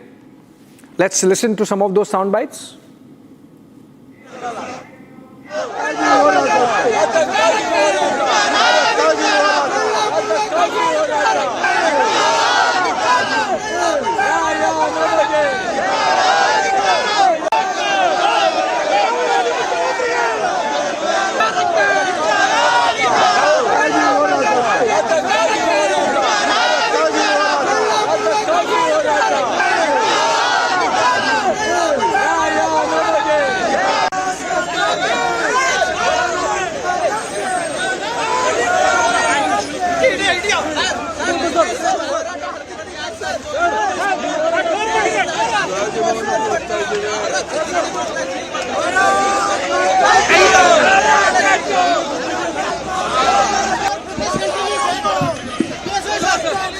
From our Bengaluru newsroom, I can see B.S. Yediyurappa also there in protests, being detained by the Karnataka police, other BJP leaders. Abhishek, you think the BJP is going to escalate this with the kind of comments we have seen, the kind of actions we have seen, protests happening both inside the Vidhan Saudha and outside now, the BJP leaders being detained? Is it escalating the price war between the BJP and the Congress in Karnataka? Well, it is very sure that the BJP is going to take this to another level, because they've already complained that the government is actually looting from the public of Karnataka, and the BJP of Karnataka is actually opposing this by protesting and staging a protest against BJP for the last couple of days. They have also started a week-long campaign against the state government in Karnataka, the Congress, stating that these people will never ever stop looting, and this is the reason as to why they have to step down from the government. In the visuals, we are looking at R. Ashoka, who's the opposition leader of the assembly in the state of Karnataka, addressing the local media and the national media as well. The state president of BJP had previously said that this protest will obviously never end, because he doesn't want the Congress to be in power anymore. We will protest. We will protest. We will protest. What is your reaction? What is your reaction, sir? It is an illegal arrest they are doing. We are protesting. We are protesting. We are protesting against price hike. Price hike. We will continue. We will continue the protest. We will fight. We will fight. We will fight against Congress. We will fight.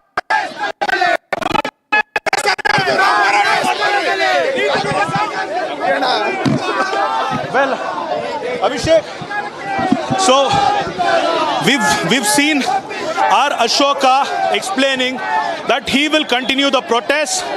They will make sure, as the state, that Congress is out of the power, and they would obviously continue this protest for a long time, because they do not want the government to loot the people of Karnataka anymore. All right, thank you so much, Abhishek. A lot of live action there in Bengaluru, Karnataka, and we are slipping into a short break, but continuing with these breaking news developments on the other side.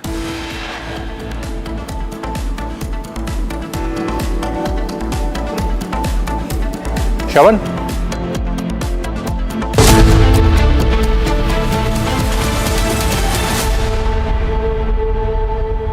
MDH का kitchen king kitchen में हो तो हम सब कुछ बना सकते हैं। बैंगन का भरता, आलू गोभी, भिंडी मसाला और भी बहुत कुछ। MDH। इसको घर पे लगाओगे तो शादी का तो पता नहीं, पर घर पक्का नहीं टूटेगा। रुंगटा नहीं तो घर स्ट्रॉन्ग नहीं। रुंगटा स्टील TMT बार एकदम सॉलिड। पहाड़ों में एक हाइकिंग स्टिक भी बन सकती है।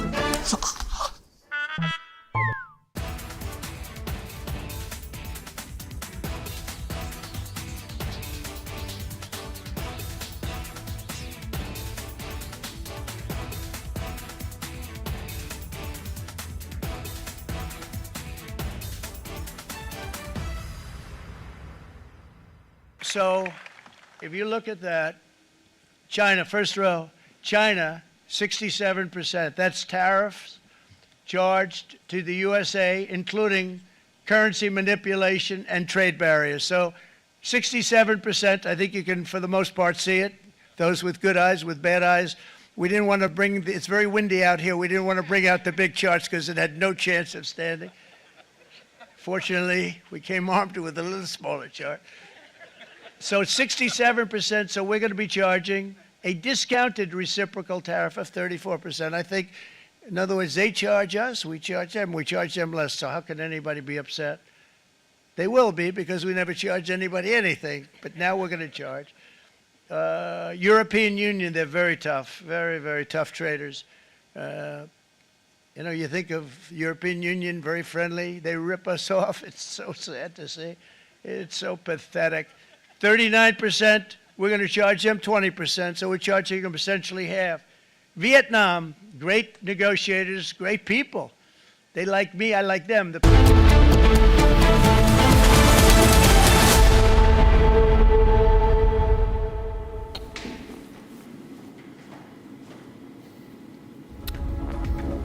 All right, welcome back, and we are going back to Bengaluru, where protests are being carried out by the BJP leaders, top leadership of the party, against price hike, frequent price hikes that are being carried out by the Siddaramaiah government. In fact, most of the leaders have been detained now. These are pictures of the detention. Abhishek continues to be live with us. Abhishek, I saw B.S. Yediyurappa after a long time participating in these kind of mass protests. What's happening in the BJP also? Yeah, well, Abhishek, despite the age of B.S. Yediyurappa, he made sure that he would raise his voice against the state government of Karnataka, which is led by Congress, because of the recent price hike. We've already seen prices of various commodities being hiked over a couple of years. So, basically, since when the Congress government came into inception, we have seen a lot of price rises, and the entire BJP people who are protesting at the Freedom Park are against the move of the state government. The BJP directly alleges that the Congress government is looting from the people of Karnataka, also making sure that the government steps down from its position as of now, because the people of Karnataka can never ever bear the burden of Congress government anymore. B.S. Yediyurappa, B.Y. Vijayendra, R. Ashoka, Ashwath Narayan, and a lot of leaders who are stalwarts in BJP state, Karnataka state, have made sure that they would raise their voice against the CM and DCM of Karnataka and make sure that they would step down from their position. Also, the state BJP tried to make sure that they would go towards CM Siddaramaiah's official residence and demand that he would obviously resign from his position and make sure that the price will obviously have to be reduced.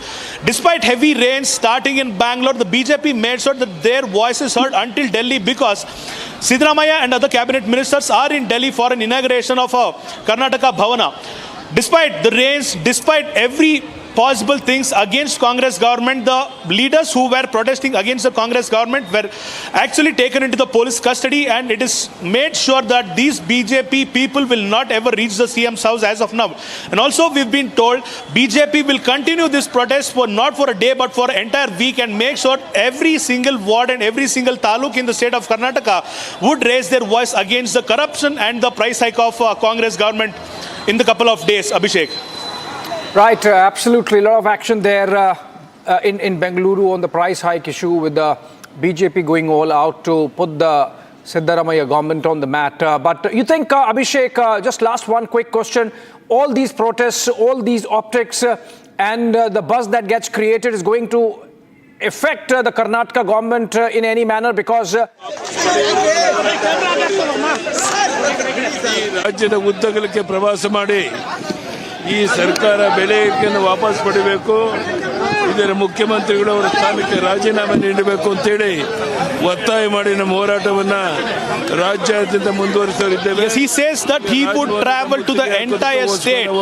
He would walk to every person and make sure that every person speaks against the government and make sure that the government gets out of power. Our agitation against this Congress government. So, ಜನವಿರೋಧಿ ಬಡವರ ಕಾಂಗ್ರೆಸ್ ಸರ್ಕಾರದ ವಿರುದ್ಧ ನಮ್ಮ ಹೋರಾಟ ಈಗಿನೂ ಪ್ರಾರಂಭ ಆಗಿದೆ. ಇದು ನಿರಂತರವಾಗಿ ನಡೆಯುತ್ತದೆ. ರಾಜ್ಯದ ಪ್ರತಿಯೊಂದು ಹಳ್ಳಿಗೂ ಕೂಡ ಈ ಜನವಿರೋಧಿ ಕಾಂಗ್ರೆಸ್ ಸರ್ಕಾರವನ್ನು. Yes, Yediyurappa says that the agitation has actually started now. A revolution has actually started now. This is not a full stop, but this is the first point as to where the Congress has started seeing its fall in the state of Karnataka. This is what B.S. Yediyurappa spoke to the media. To you, is this going to have any impact on the Karnataka government, given the fact that they are really struggling with finances? The fiscal position is difficult. They are raising these taxes because they have no money to run the government.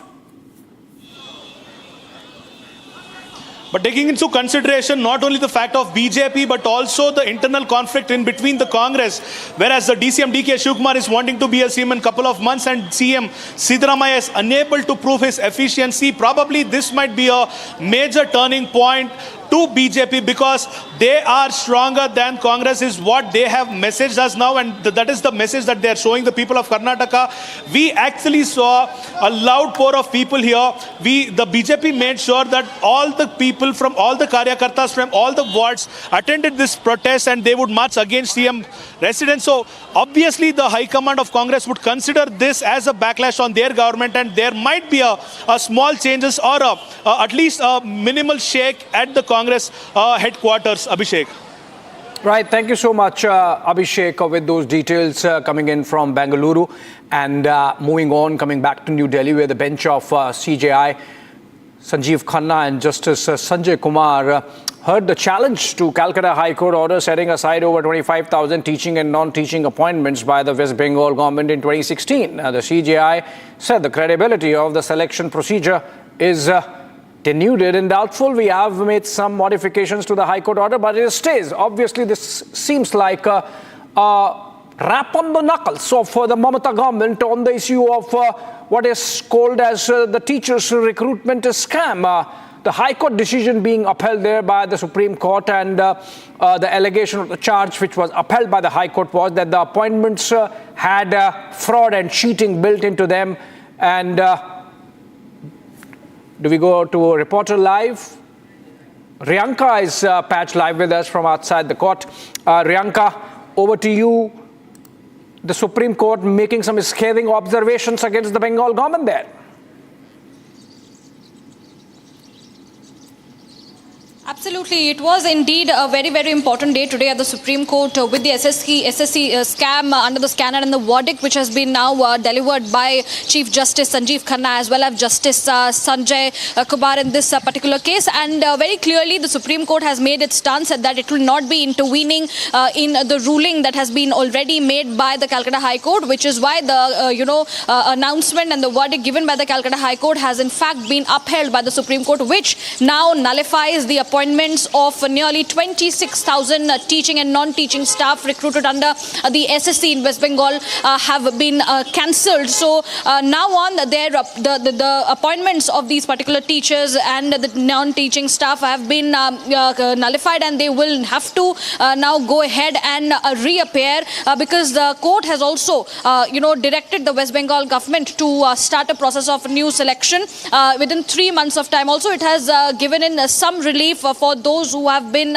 disabled in this particular case. They have been retained. They will be continuing with their job. But those tainted and non-tainted, that is the main question. There was no division that was being clearly found out on who were tainted, who were non-tainted at this particular case, which is why this verdict was in fact upheld, which was earlier given by the Calcutta High Court. Now, those who have been appointed previously, they do not have to return their salaries. That is something that has been clarified by the Supreme Court. Right. But those appointed after the expiry of the recruitment, they have to go ahead and return their salaries.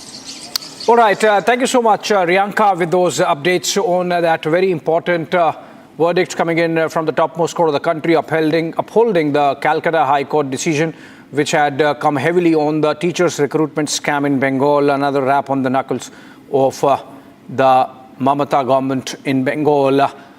All right, we have in fact reactions coming in. Shukanto Majumdar of the BJP in Bengal speaking on this. आज supreme court की जो राय आई है, जो verdict आई है, उसकी वजह से बंगाल में लगभग 26,000, 25,500 से भी ज्यादा टीचर नॉन टीचिंग जो 2016 साल से नौकरी कर रहे थे, उनकी नौकरी चली गई। सारे परिवार रास्ते में आ गए। इसके लिए जिम्मेदार कौन है?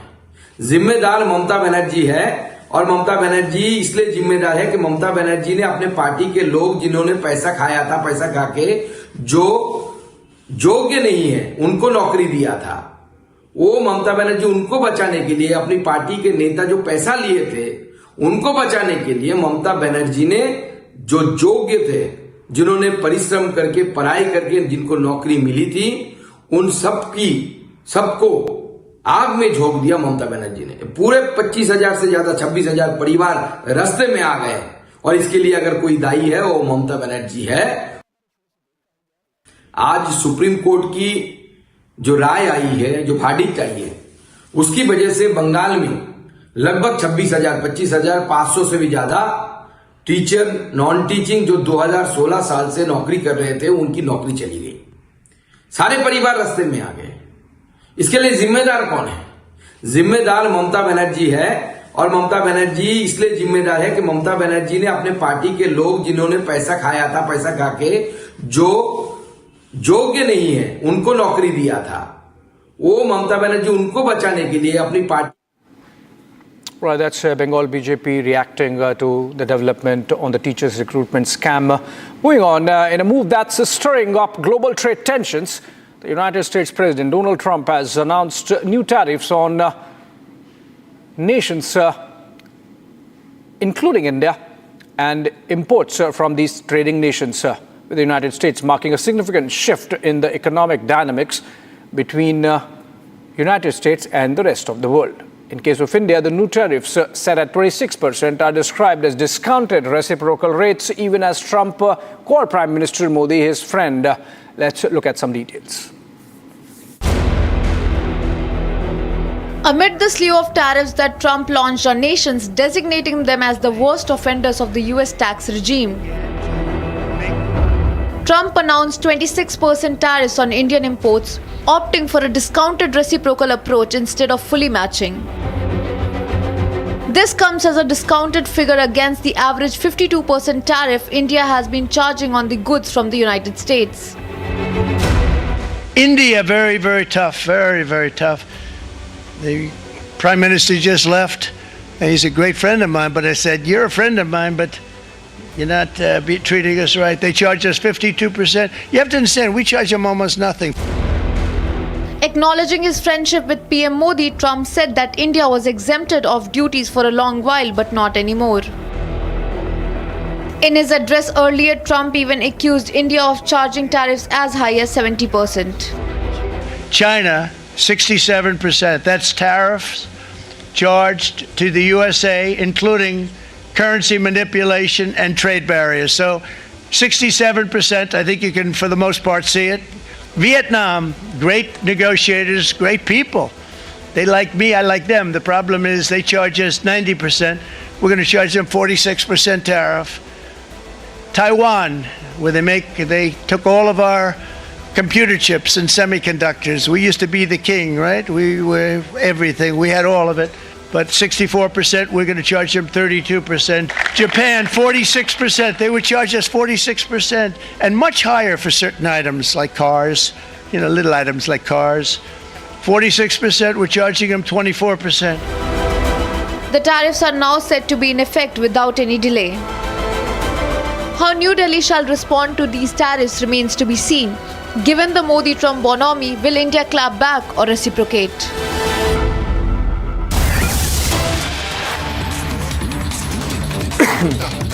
All right, we are going back to the Waqf story and some pictures coming in, very interesting pictures from New Delhi, in fact. These are pictures of a flag march being carried out by the Delhi police and other law enforcement agencies, including the RAF, I can see in the pictures. And these are of a flag march being carried out in the Jamia area of Delhi. And we'll go to Reporter Live to understand why it's happening and in how many areas of Delhi this flag march is happening. Remember, we had reports of similar flag marches being carried out across some towns of Uttar Pradesh also. This is in response to a street protest call that has been given by some organizations, including, for example, the AIMPLB, the All India Muslim Personal Law Board, to hit the streets against the passage of the Waqf Amendment Bill. Remember, it was passed by the Lok Sabha, but still it has to go through the motions in the Rajya Sabha, and despite that, protest calls have been made to hit the streets. And as a preemptive precautionary measure, the police carrying out this flag march in the Jama Masjid area, not the Jamia area, but the Jama Masjid area of Delhi. We have a reporter live. Well, we are trying to connect with our reporters on the ground. We can even patch their phonos, if not live, and try to understand which parts of Delhi the preemptive precautionary flag marches are being carried out. As I mentioned, these flag marches have been carried out in some parts of Uttar Pradesh also. And okay, we'll come back to these this story and these pictures on the other side of a quick short break.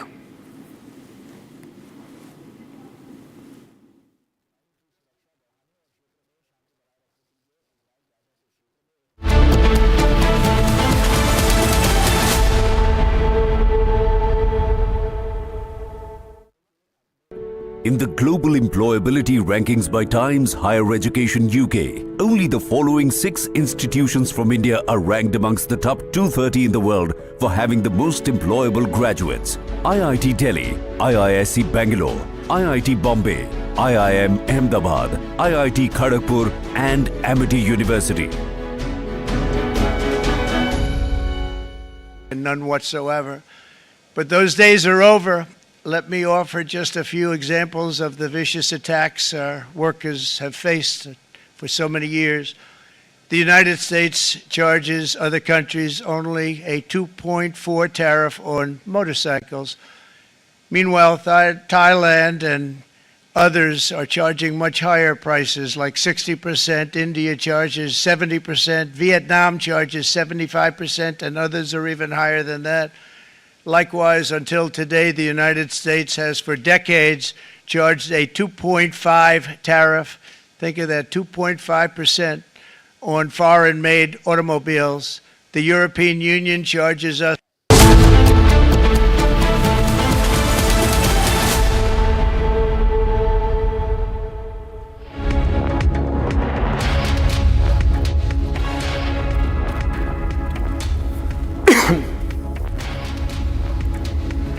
All right, just a little over 15 minutes from now, we would have Rajya Sabha taking up the Waqf Amendment Bill for its discussion and passing. And these are numbers as they panned out in the Lok Sabha: 288 of the BJP and 232 of the NDA and 232 of the opposition. And so the bill passed the Lok Sabha, and the numbers test a little steeper in the Rajya Sabha. If you look at these graphics, this is how the numbers pan out. BJP plus its allies 124, and if all those members are present and voting, the BJP can sail through, the government can sail through with the passage of the bill. But the catch is, if there are abstentions, if there are walkouts, then the majority mark changes, and accordingly the majority of the government also changes, in which case we'll have to see whether the bill would pass the muster. Suesha, in fact, is live with us from outside the Rajya Sabha. Suesha, just about 15 minutes to go for the debate to begin in the Rajya Sabha on the Waqf Amendment Bill, even as a lot of hectic parleys taking place. Are you hearing anything from inside the House, inside the Parliament, in fact, not the House, on how the numbers are stacked up in the debate? All right, let's really place the different scenarios that are possible today, Abhishek, in the Rajya Sabha. So in a situation that the TDP and JDU abstain in the Rajya Sabha, then the majority mark stands at 122, where the NDA will stand at 124, JDU at 4, TDP at 2. Now, NDA without TDP and JDU, that means 118, and the bill may not be able to make it. What if the TDP and JDU walk out in the Rajya Sabha? Then the majority mark stands at 120, which means NDA will be at 124, JDU at 4, TDP at 2, which means that the NDA without TDP and JDU will be at 118, and the bill will fail in that scenario. Now, who are the game changers in the Rajya Sabha? A total of 34 MPs, really. BSP with 1, BRS 4, BJD 7, YSRCP 7, AIADMK 4, and 11 other MPs TDPs. Now, what if the AIADMK, YSRCP, BJD, all of them walk out? Then AIADMK, YSRCP, BJD all together comprise of 18. The majority mark at 114. The NDA will be at 124. India at 87. And the bill passes in that scenario. What if the YSRCP, BJD walk out? Then YSRCP, BJD combined will be at 14. Majority mark will be at 116. The NDA at 124. India at 87. And a comfortable passage of the bill in the upper house of Parliament. Now, what if TDP, JDU, YSRCP, BJD all walk out in the Rajya Sabha? Then the majority mark will stand at 113. TDP, JDU at 6. YSRCP, BJD at 14. NDA without TDP and JDU will be at 118 and Indy at 87. So all in all, 6 scenarios that we've really placed in front of our viewers. Yes, it may not be as comfortable a path for the NDA as yesterday for the BJP, I'd say. But all in all, hoping that the allies and the nominated members standing by strongly with the BJP, and in that scenario they will be at 125. If we don't count the 6 nominated members, then also the halfway mark at 117 and the NDA at 119. We wait and watch what happens, because it is expected to be a fiery set of arguments today as well. We understand the basic premise, even in terms of the nature of the arguments by the BJP yesterday on the floor of the House, and how the opposition reacted. Really, as you know, some responses also came in of how the Congress wasn't aggressive enough to counter the BJP, but that of course we'll watch what happens. JP Nadda to open the remarks on the Waqf Amendment Bill at 1 p.m. Like you rightly said, less than 10 minutes, 9 minutes to be precise, Abhishek, and we'll cut across to the live proceedings in Parliament. But really a wait and watch game to what happens. So far, yes, in most scenarios, the NDA may have a clear passage. But if the allies do not support, then yes, it could be a sticky situation. Yeah, allies, of course, are supporting. But still, as I said, the game inside the Rajya Sabha is about the walkouts and the abstentions. So let's look at some of these positions of political parties through the reactions that have come in for the viewers to understand.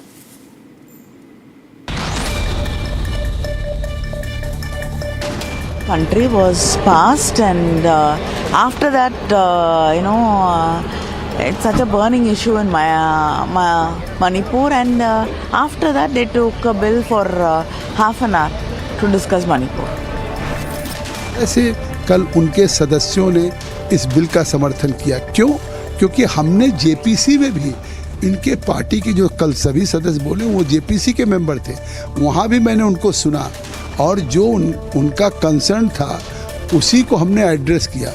सरकार के amendment पे भी हमने amendment और recommendation भेजा, जिसको सरकार ने अक्षरशः स्वीकार किया। तो ये मुंगेरी लाल के हसीन सपने देख रहे थे। तो आज राज्यसभा में भी जैसे कल लोकसभा में 204 हुआ और 232 हुआ, तो उसी तरीके से भारी बहुमत से राज्यसभा में to oppose the Waqf Bill in its present form, and we are going to vote against it. We are going to oppose the Waqf Bill in its present form, and we are going to vote against it. It's a great moment for the entire country, because the issue of Waqf was long pending. From decades, thousands and thousands of people were suppressed by this Waqf board, especially by Section 40. And there was demand from so many decades to abolish the Section 40 due to Prime Minister Narendra Modi ji. The bill has been passed in the Parliament yesterday. It's a very historic moment. So Bharatiya Janata Party we welcome this amendment. Sabha. DMK will oppose tooth and nail about. We are opposing the bill and rejecting it in its entirety. There are many things to be spelled out that we will during the course of our debate. देखिए, कल सदन में वक्फ संशोधन अधिनियम 2024 जो पेश हुआ वो लोकसभा में जो पास हुआ है, इसका पूरा देश का आम मुसलमान, पिछड़ा पासमानदा मुसलमान इसका स्वागत करता है। ये देखिए, वक्फ अमेंडमेंट एक्ट आज मुसलमानों के लिए बहुत अहम था, बहुत ज़रूरी था। जिस तरीके से वक्फ बोर्ड की ज़मीनों का मिसमैनेजमेंट हो रहा था, उसके ऊपर अवैध कब्जे हो रहे थे। कुछ खास लोगों ने, कुछ खास ग्रुप्स ने वक्फ की संपत्तियों को अपनी जागीर समझ लिया था। ये अमेंडमेंट इस तमाम चीज़ों में सुधार लाने का काम करेगा। और राज्यसभा के अंदर अगर से बिल पास होता है तो हमारा अगला कदम ये होगा कि हम ऑल इंडिया एशिया पतला बोर्ड की एग्जीक्यूटिव कमेटी की मीटिंग करके बाकायदा हम सुप्रीम कोर्ट का रास्ता खटखटाएंगे। और जब सुप्रीम कोर्ट का दरवाज़ा खटखटाएंगे तो हमें उम्मीद है कि वहाँ से इंसाफ मिलेगा।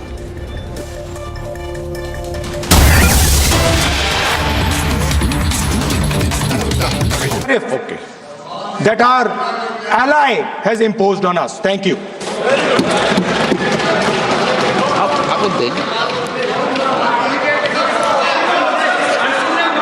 PR Baluji.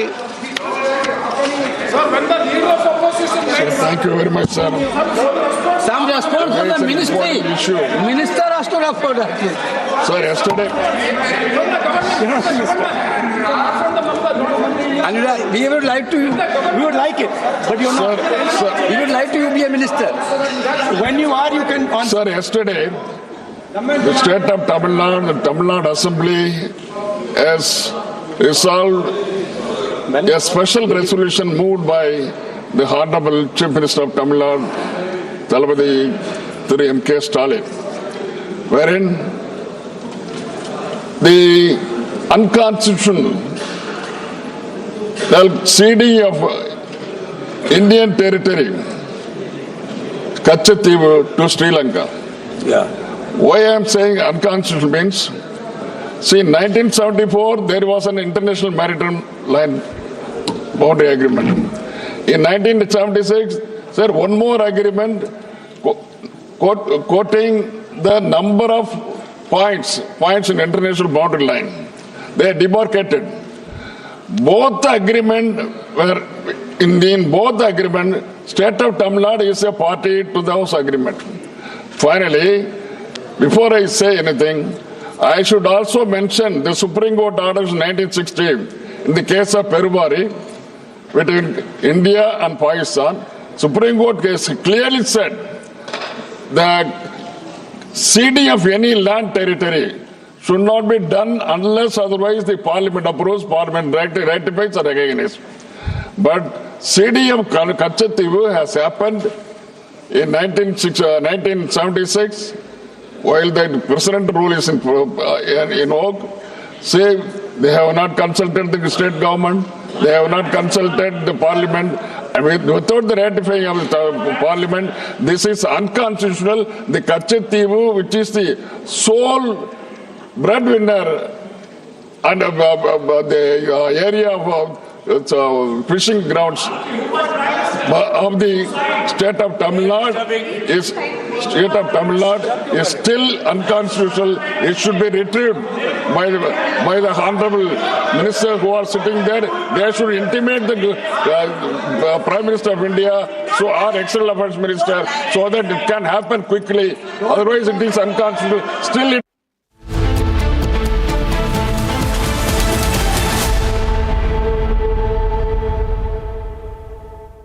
सस्ते वाले दाल मसाले स्वाद हुआ बेकार। MDH की हल्दी मिर्ची धनिया करे कमाल। ये रंग दे, ये खुशबू दे, ये तीखा, ये कम पड़े। क्या निराला MDH masala. So, if you look at that, China, first row, China, 67%. That's tariffs charged to the USA, including currency manipulation and trade barriers. So, 67%, I think you can, for the most part, see it. Those with good eyes, with bad eyes. We didn't want to bring, it's very windy out here. We didn't want to bring out the big charts because it had no chance of standing. Fortunately, we came armed with a little smaller chart. So it's 67%, so we're going to be charging a discounted reciprocal tariff of 34%. I think, in other words, they charge us, we charge them less. So how can anybody be upset? They will be, because we never charge anybody anything. But now from Asia's largest news headquarters. Setting the agenda for Bharat.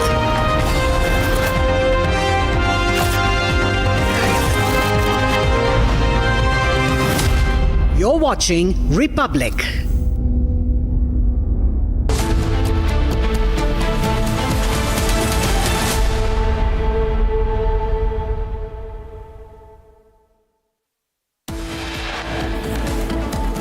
After clearing the Lok Sabha test, Waqf Amendment Bill coming up in the Rajya Sabha anytime now.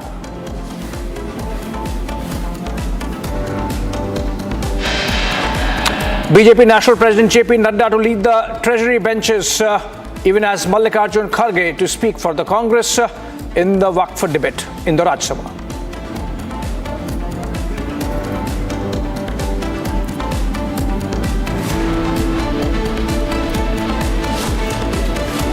DMK continues Waqf opposition holds protests and says it will move Supreme Court against the bill.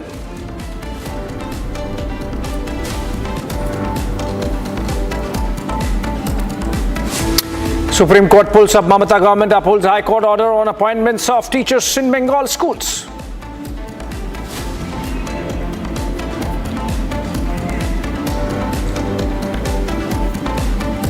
India, very, very tough, very, very tough. Prime Minister just left.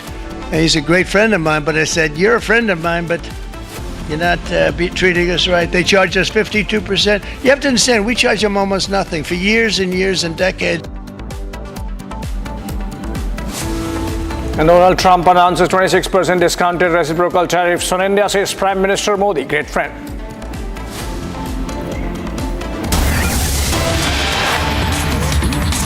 बनाए रखे और तर्क सामने में आए और इस महान राज्यसभा के सदन में बहस जो है वो सार्थक रूप से हो और इस बिल को हम सब मिलकर के पारित करें।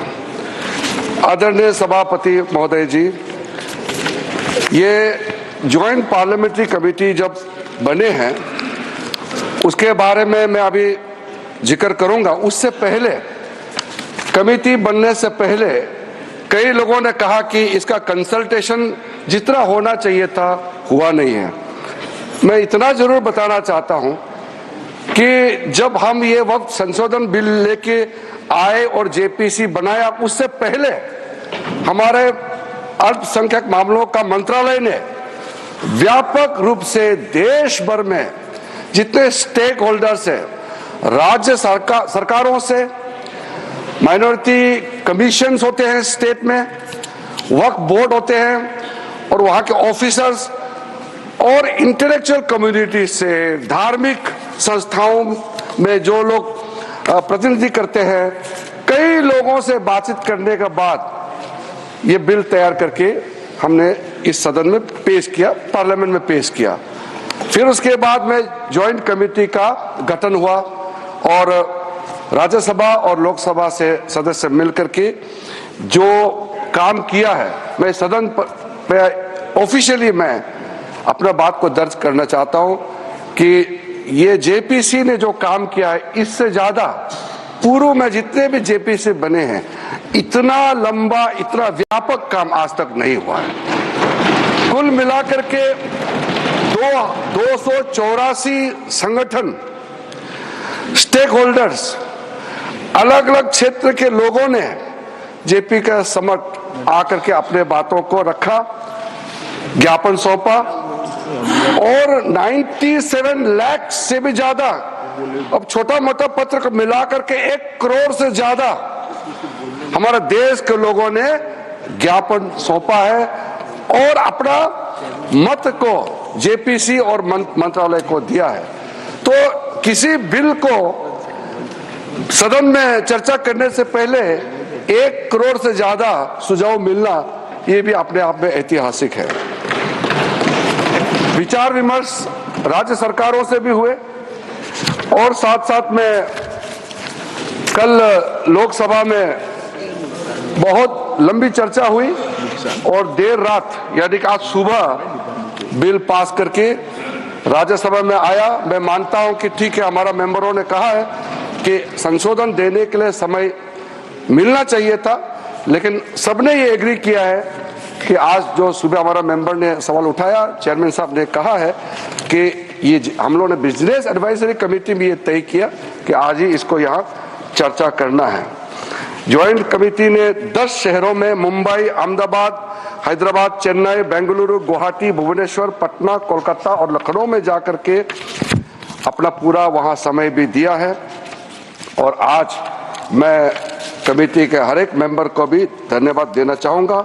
बाकी जो इस बिल में बोलने वाले हैं उनको धन्यवाद, मैं जब जवाब दूंगा आखिरी में तो मैं जवाब देते समय धन्यवाद जरूर मैं रखूंगा।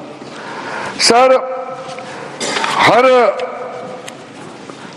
हर व्यक्ति, मैं तो इस सदन में एक मंत्री के रूप में बोल रहा हूं, लेकिन साधारण रूप से ये एक्सपेक्ट करता है कि कोई अच्छा काम करेगा तो उसका तारीफ भी जरूर होगा, और खास करके उन लोगों से तारीफ ज्यादा मिलेगा जिसका इच्छा को मैं पूरा कर रहा हूं। इसलिए सभापति महोदय जी, 1976 में जब वक्फ इंक्वायरी रिपोर्ट को पेश किया गया था, वो कमेटी किसने बनाया था सर? कांग्रेस सरकार ने कमेटी गठन किया, वक्फ इंक्वायरी कमीशन बिठाया। कमीशन ने जब रिपोर्ट पेश किया, बहुत लंबा रिपोर्ट है, मैं जो यहाँ रेलेवेंट है उसको कोट करता हूं।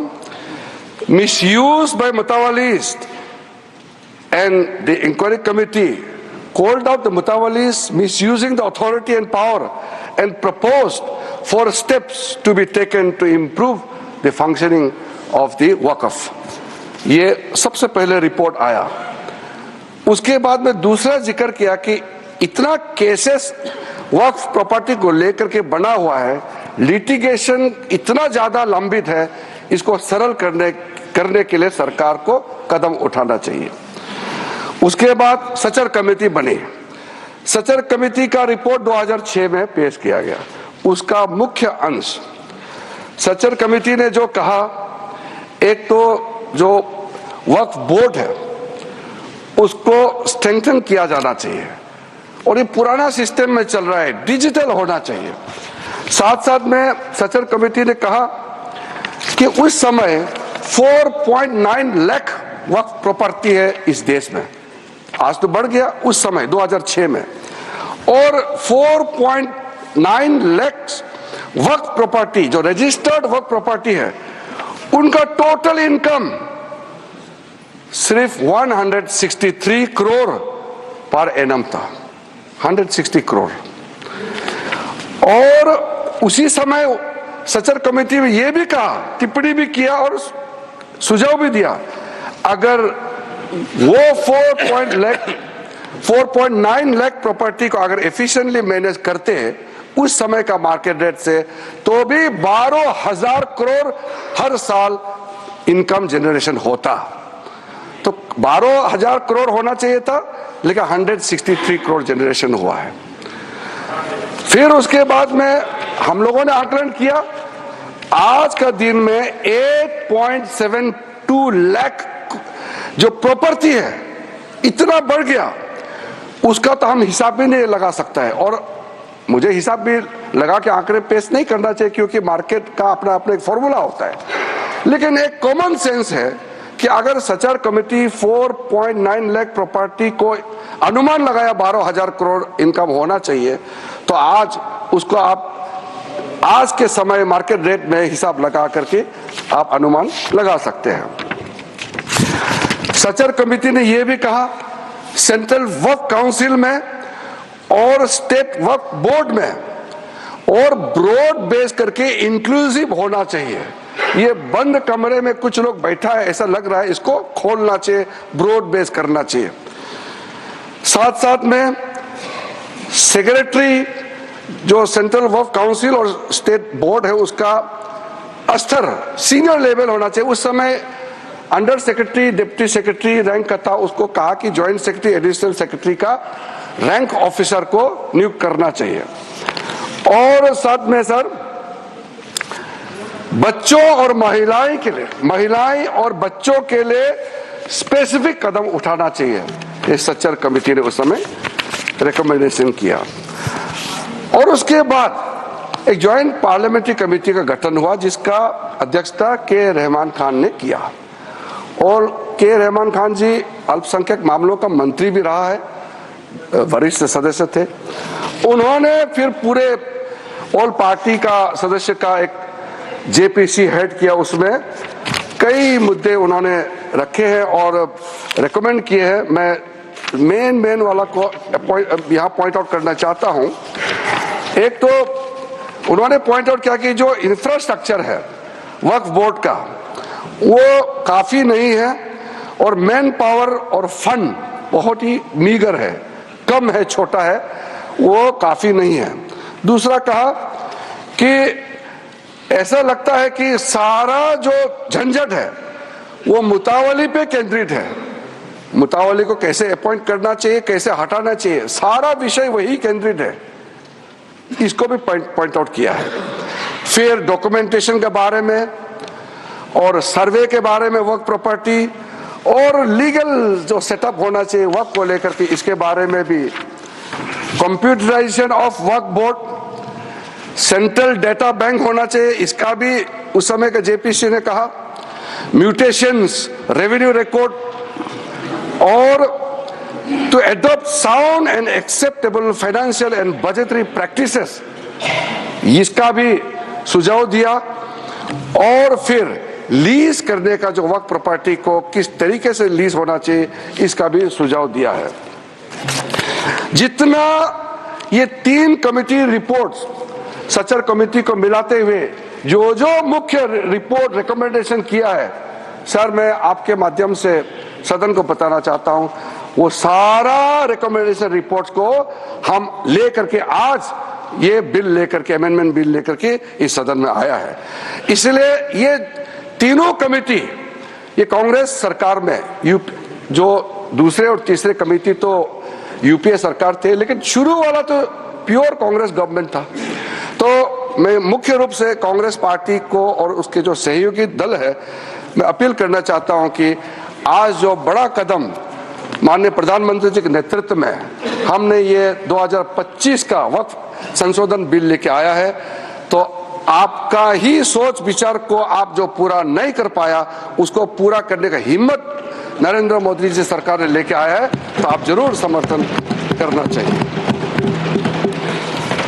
आदरणीय अध्यक्ष महोदय जी, कई लोगों का हमने स्टेटमेंट सुना है, टेलीविजन में भी और कल दूसरे सदन में भी। ये कोई नया कदम तो हम नहीं उठा रहे हैं, इतिहास सबका मालूम है। संक्षेप में 1894 में जो प्रिवी काउंसिल ने वक़्फ़ अल औलाद, जो बच्चों के लिए वक़्फ़ क्रिएट करते हैं, उसको इनवैलिडेट करने के लिए एक ऑर्डर पास किया था, जो बाद में जाके बड़ा विषय बना। मुसलमानों का बड़ा दल गया, अपील किया ब्रिटिश हुकूमत के साथ, तब जाकर के 1913 में द मुसलमान वक्फ वैलिडेटिंग एक्ट को पहले बार औपचारिक तौर पर कानून के रूप में इस देश में शुरू हुआ। फिर 1923 में मुसलमान वक्फ एक्ट पास किया गया, जो केंद्रित किया है अकाउंटिंग और ट्रांसपेरेंसी को लेकर के। फिर मुसलमान वक्फ वैलिडेटिंग एक्ट 1930 पास हुआ, जो है reinforcing the legal validity of family औकाफ। इस तरीके से शुरुआत हुआ। फिर हमारा देश आजाद हुई। उसके बाद 1954 में वक्फ एक्ट पारित हुआ, जिसमें स्टेट वक्फ बोर्ड्स का गठन का प्रावधान वहां से शुरू हुआ। फिर उसके बाद में 1959, 1964, 1969 और 1984 में वक्फ एक्ट 1954 को फिर से संशोधित करके यहां से पास हुआ। और 1995 में सबसे ब्रॉड बेस बिल फाइनली जो आया, जिसको आज हम अमेंडमेंट कर रहे हैं, जिसमें ट्राइब्यूनल गठन का प्रावधान रखा गया। सेंट्रल वक्फ काउंसिल, जो आज के दिन में मैं उसका अध्यक्ष के रूप में काम कर रहा हूं, उसका गठन हुआ। फिर जो वक्फ जिसका इनकम 5 लाख से ज्यादा है, उसमें एग्जीक्यूटिव ऑफिसर अपॉइंट होना चाहिए, यह प्रावधान शुरू हुआ है। अध्यक्ष महोदय जी, ये जब चल रहा था, समस्या तो है, सबको मालूम है, और कमेटी का रिपोर्ट का भी मैंने जिक्र किया, लेकिन ऐसा क्या हुआ जो हमको ये एक मेजर अमेंडमेंट आज लेके आना पड़ा। 2013 में यूपीए सरकार था और चुनाव सर पे था, चुनाव आने वाला था, उसमें यूपीए सरकार ने कदम उठाया कि कुछ बदलाव लाना चाहिए। उस समय सर यूपीए सरकार ने जो चेंजेस लाया है उसको मैं थोड़ा सा कंपेयर करके बताना चाहता हूं। उस समय भी जेपीसी गठन हुआ, आज भी जेपीसी बनी है। फर्क क्या है सर? उस समय का सेलेक्ट कमेटी में 13 मेंबर थे और इस बार के जेपीसी में 31 मेंबर्स। उस समय का सेलेक्ट कमेटी का टोटल सीटिंग हुआ 22 बार, इस बार का जेपीसी का टोटल सीटिंग हुआ है 36। उस समय total delegation, organisation, stakeholder जो सेलेक्ट कमेटी के सामने में पेशकश हुआ 18 और इस बार 284। उस समय 14 राज्य और केंद्र शासित प्रदेशों से चर्चा हुई, इस बार 25 state board, state government, 5 minority commission और कई विधायक एमपी, तो उसका हिसाब ही नहीं है। टोटल मेमोरेंडम रिसीव किया उस समय 32 और इस बार का तो मैंने पहले बता दिया 97,27,772 प्लस अनौपचारिक रूप से हमारा मंत्रालय में भी लाखों के संख्या में हमने रिसीव किया है। उस समय का सेलेक्ट कमेटी कहां विजिट किया? ले, जम्मू, श्रीनगर। उस समय ये तीनों एक ही स्टेट था। ले अभी यूनियन टेरिटरी हो गया, जम्मू, श्रीनगर। और इस बार कहां विजिट किया, मैंने आपको नाम पहले ही बता दिया किस किस शहरों में इस कमेटी ने विजिट किया है। अध्यक्ष महोदय जी, जब हम लोग महत्वपूर्ण बिल पर चर्चा कर रहे थे, थोड़ा सा बैकग्राउंड संदर्भ को भी रखते हुए मैं बात को रखना चाहता हूं।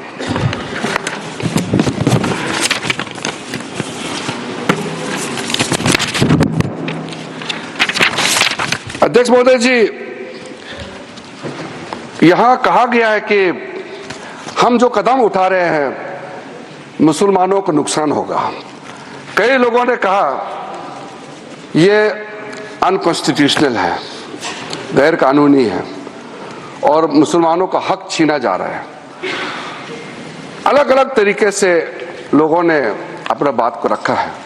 ठीक है, बात रखने का अधिकार है, लेकिन मैं बहुत ही साफ तरीके से ये सारे जो आरोप लगाए हैं उसको मैं खारिज करना चाहता हूं। सर, सबसे पहले ये जो वक्फ प्रॉपर्टी होता है, इसका मैनेजमेंट, इसका क्रिएशन और इसका बेनिफिशियरी ये नॉन मुस्लिम के अलावा कोई और हो, किसी के पास हो ही नहीं सकता है, मुस्लिम के पास ही रहेगा। कोई नॉन मुस्लिम इसमें हस्तक्षेप नहीं कर सकता है। जो वाकिफ होता है वो एक मुसलमान ही होता है और जो औकाफ बन जाता है वो प्रॉपर्टी क्रिएट हो जाता है, उसको मैनेजमेंट कौन करता है? मुतावाली, वो भी मुसलमान ही होना पड़ता है। और किसके लिए वक्फ क्रिएट करता है? 3 पर्पस के लिए।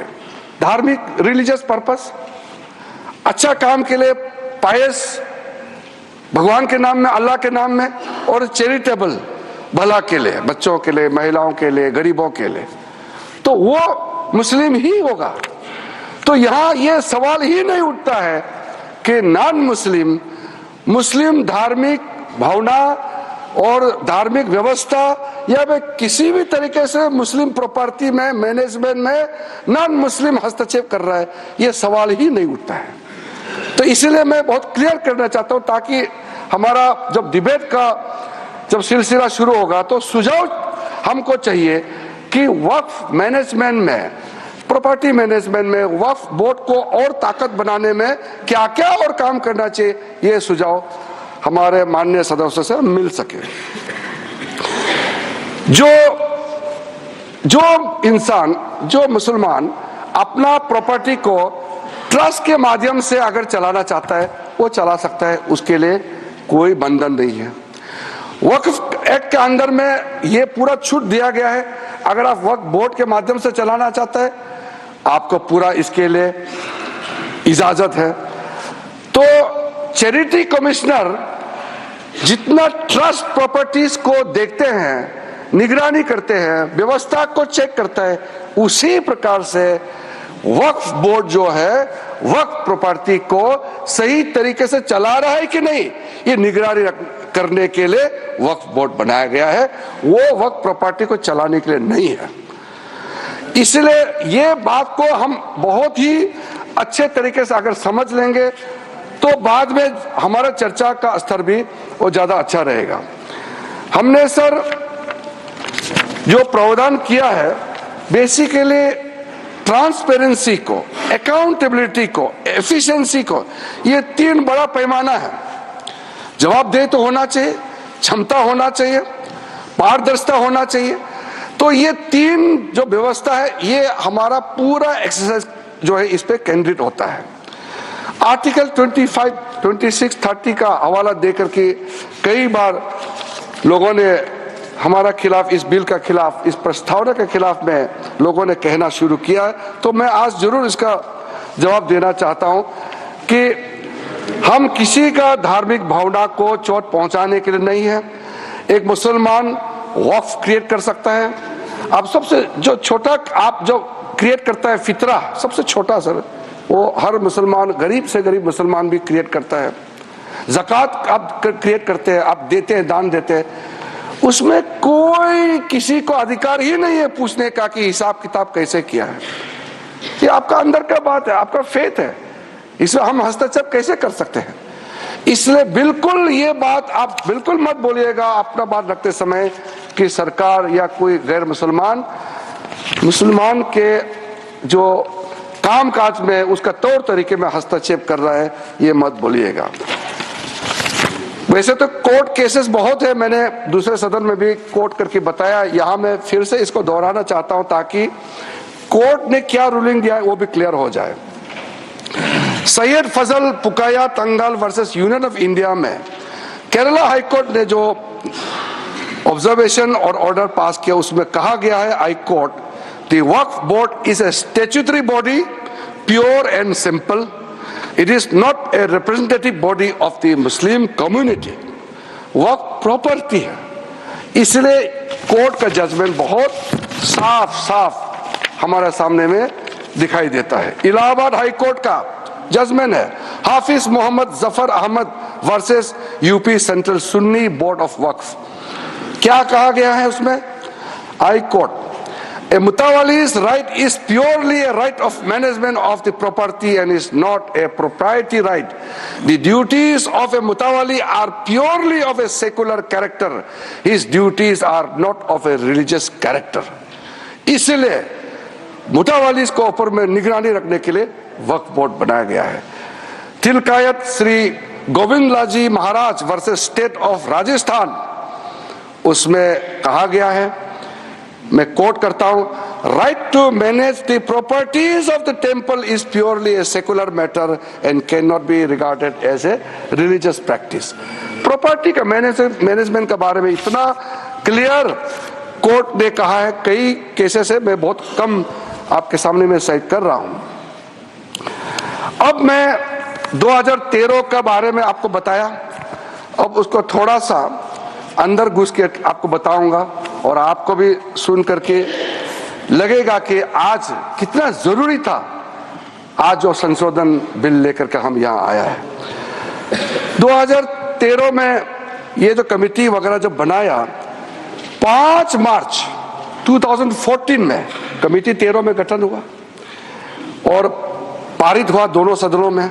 फिर 2014 5 मार्च को, यानी कि 25 दिन पहले इलेक्शन एकदम नोटिफाई होकर के कोड ऑफ कंडक्ट लगने ही वाला है, तब हनन फनन में उस समय का यूपीए सरकार ने देश का राजधानी दिल्ली के अंदर में सबसे प्राइम प्रॉपर्टी 123 प्राइम प्रॉपर्टी को डी नोटिफाई करके दिल्ली वक्फ बोर्ड को सौंप दिया है। ये प्रॉपर्टी किस मिनिस्ट्री में आता था? Housing and urban affairs ministry का अंदर में आता है। तो आप सोच के देखिए, 1970 से केस चल रहा था और पेंडिंग है, कोर्ट को निर्णय करने दीजिए, वो पेंडिंग है। और ये सीजीओ कॉम्प्लेक्स वगैरह आप नाम सुनेंगे, लिस्ट बाद में मैं दे दूंगा। ऐसा प्राइम प्रॉपर्टी 123 प्रॉपर्टी को सीधा सीधा एक झटके में आपने हैंडओवर कर दिया। उसके बाद 2013 अमेंडमेंट में आपने क्या कहा? कोई भी आदमी वक्फ क्रिएट कर सकता है। वक्फ क्रिएट करना, जो मैंने बताया, चैरिटेबल रिलीजियस पायस पर्पस के लिए एक मुसलमान अल्लाह के नाम में क्रिएट करता है। अब उसको बदल करके यूपीए सरकार ने यह कह दिया कि कोई भी आदमी वक्फ क्रिएट कर सकता है। तो हमने इसको चेंज करके पुराना 1995 का प्रावधान के साथ मिला करके साथ साथ हमने ये कहा, now in the proposed amendment only persons practising Islam for more than 5 years can dedicate waqf. ये हमने क्लियर कर दिया है ताकि इसमें कोई डाउट का कोई गुंजाइश ना हो कि वक्फ क्रिएट कौन कर सकता है। उस समय वक्फ बोर्ड में एक मुसलमान का अंदर में भी कई सेक्ट है, सुन्नी है, सिया है, आगा खानी से, दाऊदी बोरा से, पसमंदा है, बहुत लोग हैं। लेकिन यूपीए सरकार ने कह दिया, हाँ ये डिस्प्यूट करते हैं कई लोग। ये तो दरगाह वाले भी कहते हैं कि कुछ लोग कहते हैं कि तुम लोग मुसलमान ही नहीं है। इस तरह का क्लेम पे मत जाइए। क्लेम यहाँ इस्लाम का स्कॉलर भी बहुत होगा, जानकारी लोग भी बहुत है, लेकिन मैं ये नहीं कह रहा हूं कि आप जो कह रहे हैं, मैं जो कह रहा हूं वो सत्य है। मैं क्लेम के बारे में बता रहा हूं कि लोग कहते हैं कि ये मुसलमान नहीं है या ये इस ग्रुप में, उस ग्रुप में। मैं यहाँ डेफिनेशन देने नहीं जा रहा। हम सिर्फ ये कह रहे हैं कि हमने जो नया प्रावधान लेके आए उसमें हर वक्फ बोर्ड में मुसलमानों में जो रिकॉग्नाइज्ड सेक्ट है सब मिलकर के वक्फ बनेगा। उसमें सुन्नी भी होगा, सिया भी होगा और जितने बाकी जो पिछड़े वर्ग है वो भी वक्फ बोर्ड में मेंबर होगा, ताकि सबका इंटरेस्ट का ख्याल रखा जा सकता है। इसमें तो किसी का आपत्ति होने का कोई सवाल ही नहीं होना चाहिए। हम इतना इंक्लूसिव बना रहे हैं। उसके बाद सर, सेंट्रल वक्फ काउंसिल में जो हमने प्रावधान रखा है, ताकि आप भी अच्छा लगे कि हमने कितना आपका पुराने रिकमेंडेशन को ध्यान में रखते हुए प्रावधान रखा है। Out of 22 members in the central Waqf council, not more than 4 will be non-Muslims, including ex-officio members. In that case, the Minister of Minority Affairs. There will be 3 members of Parliament. अब member of parliament तो किसी का धर्म हो सकता है। ये नहीं कहना कि ये इस जाति का एमपी है इसलिए ये मेंबर नहीं हो सकता है। 3 members of Parliament, 10 members from Muslim community, 2 former judges from the Supreme Court or High Court, 1 advocate of national eminence, 4 persons of national eminence from various fields, an additional secretary or joint secretary to the government of India dealing with Waqf matter. जो ministry में concern officer है वही हो सकता है। और out of 10 Muslims 2 members minimum shall be women. 2 महिला सदस्य होना अनिवार्य। स्टेट वक्फ बोर्ड्स में out of 11 members not more than 3 will be non-Muslims। कल किसी ने कहा कि नॉन मुस्लिम मेजोरिटी हो जाए, सवाल ही पैदा नहीं होता है। Not more than 3 will be non Muslims, including sir, ये अतिरिक्त नहीं है, including x official members, 1 chairperson, 1 member of parliament, 1 MLA, 4 members from Muslim community, 2 members with professional experience, 1 member from bar council, the joint secretary to the state government dealing with the Waqf matter, जो संबंधित संयुक्त सचिव है। Out of 4 Muslim members 2 shall be women. ये हमने सुनिश्चित किया है। और दूसरा चेंज किया है, कितना जरूरी था। सेक्शन 108A में क्या आपने प्रावधान किया था? ये लिखा गया कि वक्फ का जो प्रावधान है, वक्फ एक्ट का जो प्रावधान है, बाकी देश में जितना कानून बनाया है उसको ऊपर में ये ओवरराइडिंग इफेक्ट होगा, ऐसा प्रावधान रखा। हमने इसको रेशनलाइज किया है। Now in the proposed amendment this provision has been omitted. This facilitates the legal harmonization of the Waqf Act with all other property laws. इस देश में बहुत सारा property laws है ताकि सब में एक समन्वय हो जाए। हार्मोनाइजेशन होना जरूरी है सर। एक कानून दूसरा कानून का सर लड़ाई के लिए नहीं बनाता है। हार्मोनाइज करना बहुत जरूरी है। कॉन्फ्लिक्ट अवॉइड करने में तो आप भी अच्छा लगेगा, इसमें कोई विरोध होने का मुझे कोई कारण नजर नहीं आता है।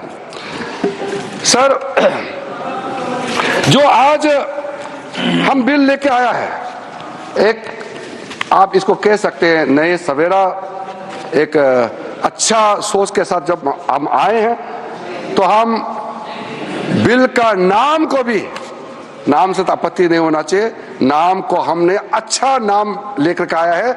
अब ये नया बिल का नाम होगा, इस एक्ट का नाम हो जाएगा उम्मीद। सर उम्मीद नाम। अब उम्मीद से तो आपका कोई एतराज तो नहीं होना चाहिए। अब उम्मीद रखने का पीछे कारण है unified Waqf management empowerment efficiency and development. अब सर इसमें यूनिफाइड हम कहां से शुरू किया? पूरा जो व्यवस्था है उसको हमने यूनिफाई किया है। कलेक्टर का रोल से लेकर के सर्वे, रजिस्ट्रेशन, म्यूटेशन, इंक्रोचमेंट और जितना भी जो मैटर है उसको अब पारदर्शिता के साथ जब हमने यूनिफाइड एफर्ट डाला है to overcome the issues which were pending for such a long time, तो इसको हमने यूनिफाइड एफर्ट के साथ में आया है। और एम्पावरमेंट का जब बात होते हैं तो डाइवर्स सोशल ग्रुप जिसको मैंने जिक्र किया है, चाहे वो सुन्नी हो, चाहे शिया हो, चाहे वो आगा खानीस हो, पसमानदा मुस्लिम हो, बैकवर्ड मुस्लिम्स का कोई भी डेफिनेशन में आप देख लीजिए, वुमेन हो और बाकी कोई भी हो, हम चाहते हैं कि सबको डिसीजन मेकिंग का बॉडी में जगह मिलना चाहिए, इसलिए सबको एम्पावरमेंट कर रहे हैं। एफिशिएंसी को हम इंक्रीज करने के लिए टेक्नोलॉजी का इस्तेमाल करने का भरपूर इसमें प्रावधान किया गया है। अब सेंट्रलाइज डेटाबेस होगा, डिजिटल पोर्टल होगा जो हमारा मंत्रालय में होगा, जो सारा स्टेट बोर्ड के साथ में लिंक होगा, लाइव होगा। वक्फ प्रॉपर्टी का कंटिन्यूसली रजिस्ट्रेशन, ट्रैकिंग, कंप्लायंस, पूरा मैनुअल अगर गड़बड़ होता है उसका भी ट्रैकिंग करने के लिए ब्यूरोक्रेटिक डिले हो रहा है, किसके टेबल में डिले हो रहा है उसका भी जांच करने के लिए पूरा व्यवस्था करके हमने एफिशिएंसी को टारगेट दिया है। और आखिर में डेवलपमेंट, जो मैंने आपको बताया कितना करोड़ हम इनकम जनरेट कर सकते हैं, इसलिए जो development of the Waqf property को मैं बहुत महत्वपूर्ण मानता हूं। मैंने कल भी इस बात को बताया है कि दुनिया का सबसे ज्यादा वक्फ प्रॉपर्टी हिंदुस्तान में है और कई लोगों ने कहा कि डिफेंस, रेलवेज के बाद तीसरा डेटा बैंक देखा जाएगा तो वक्फ प्रॉपर्टी, जो लैंड प्रॉपर्टी जो है वक्फ बोर्ड के पास है। मैं उसको थोड़ा संशोधित करके बताना चाहता हूं, ये तीसरा नहीं है, दुनिया का सबसे ज्यादा लैंड प्रॉपर्टी नंबर 1 वक्फ बोर्ड के पास है हिंदुस्तान में, ये थर्ड नहीं है। क्योंकि डिफेंस और रेलवे को आप प्राइवेट प्रॉपर्टी के हिसाब से आप इसको गिनती नहीं कर सकता है, ये देश का प्रॉपर्टी है।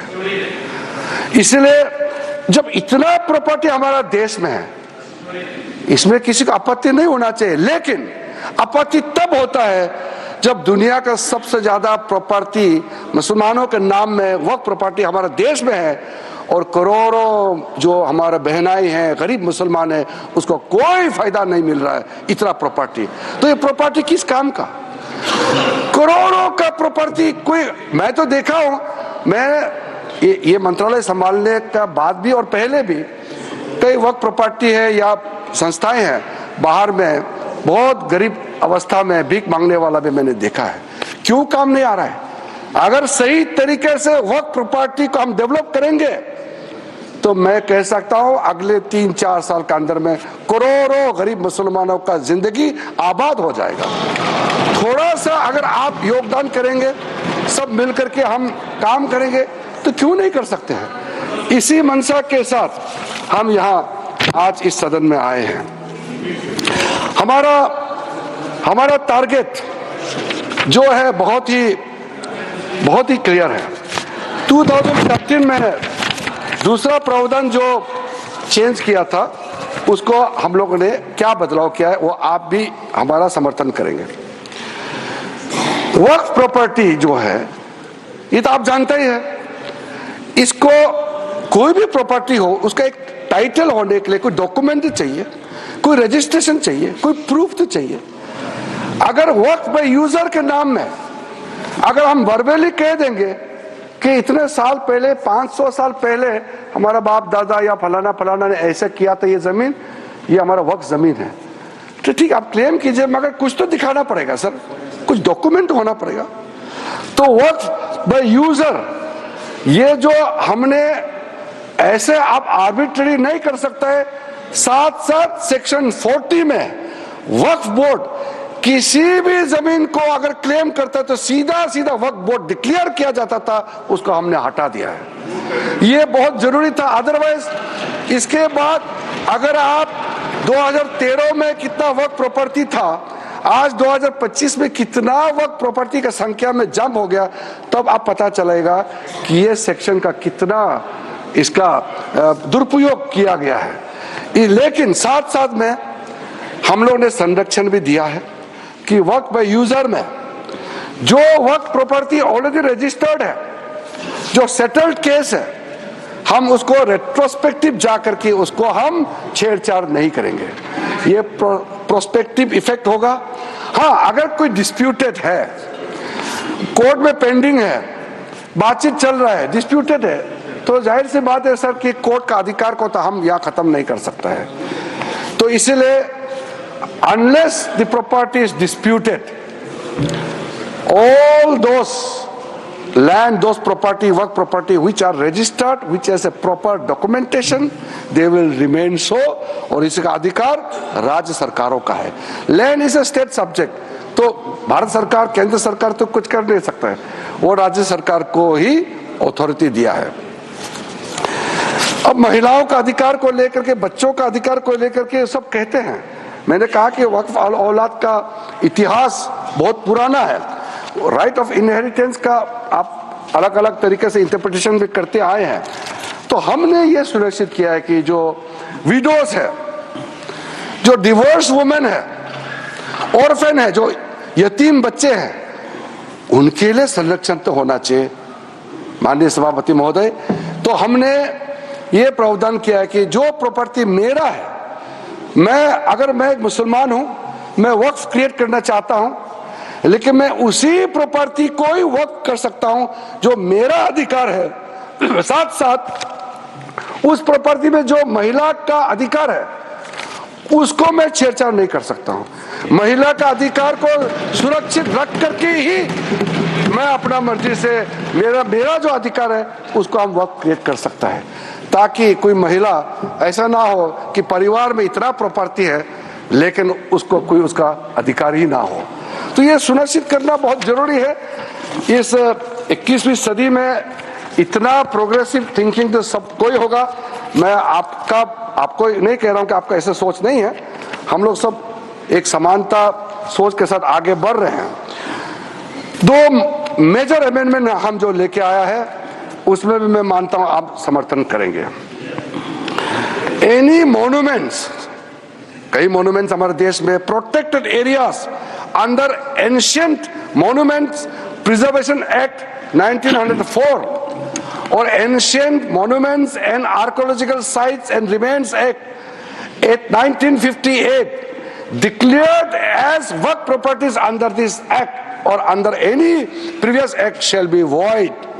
कोई हमारा आर्कियोलॉजिकल साइट जो हमारा राष्ट्र का प्रॉपर्टी है, इसको आप छेड़खानी नहीं कर सकता है। दूसरा, हमारा देश में करोड़ों आदिवासी शेड्यूल्ड ट्राइब्स, हम लोग सब मानते हैं कि इंडिजिनियस जो शेड्यूल्ड ट्राइब होते हैं उसका संरक्षण होना चाहिए।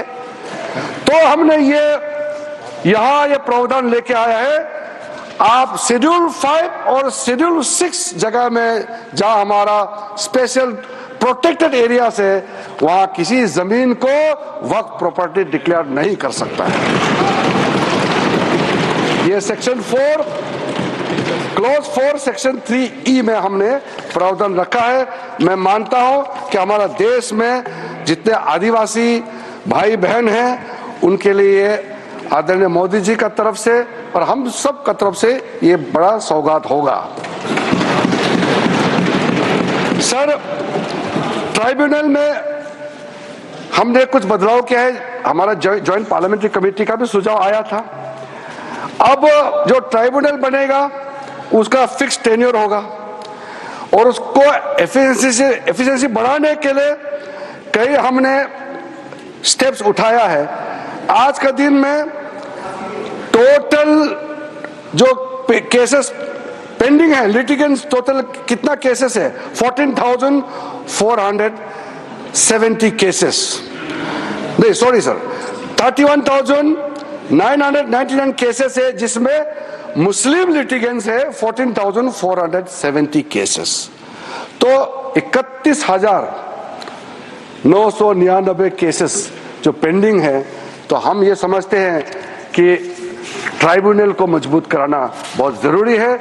हमने 2 मेंबर प्रपोज किया था, जेपीसी में कहा गया कि 3 मेंबर होना चाहिए, उसको हमने एग्री करके 3 मेंबर बनाया और 1 member having knowledge of Islamic law and jurisprudence for better functioning of the tribunal.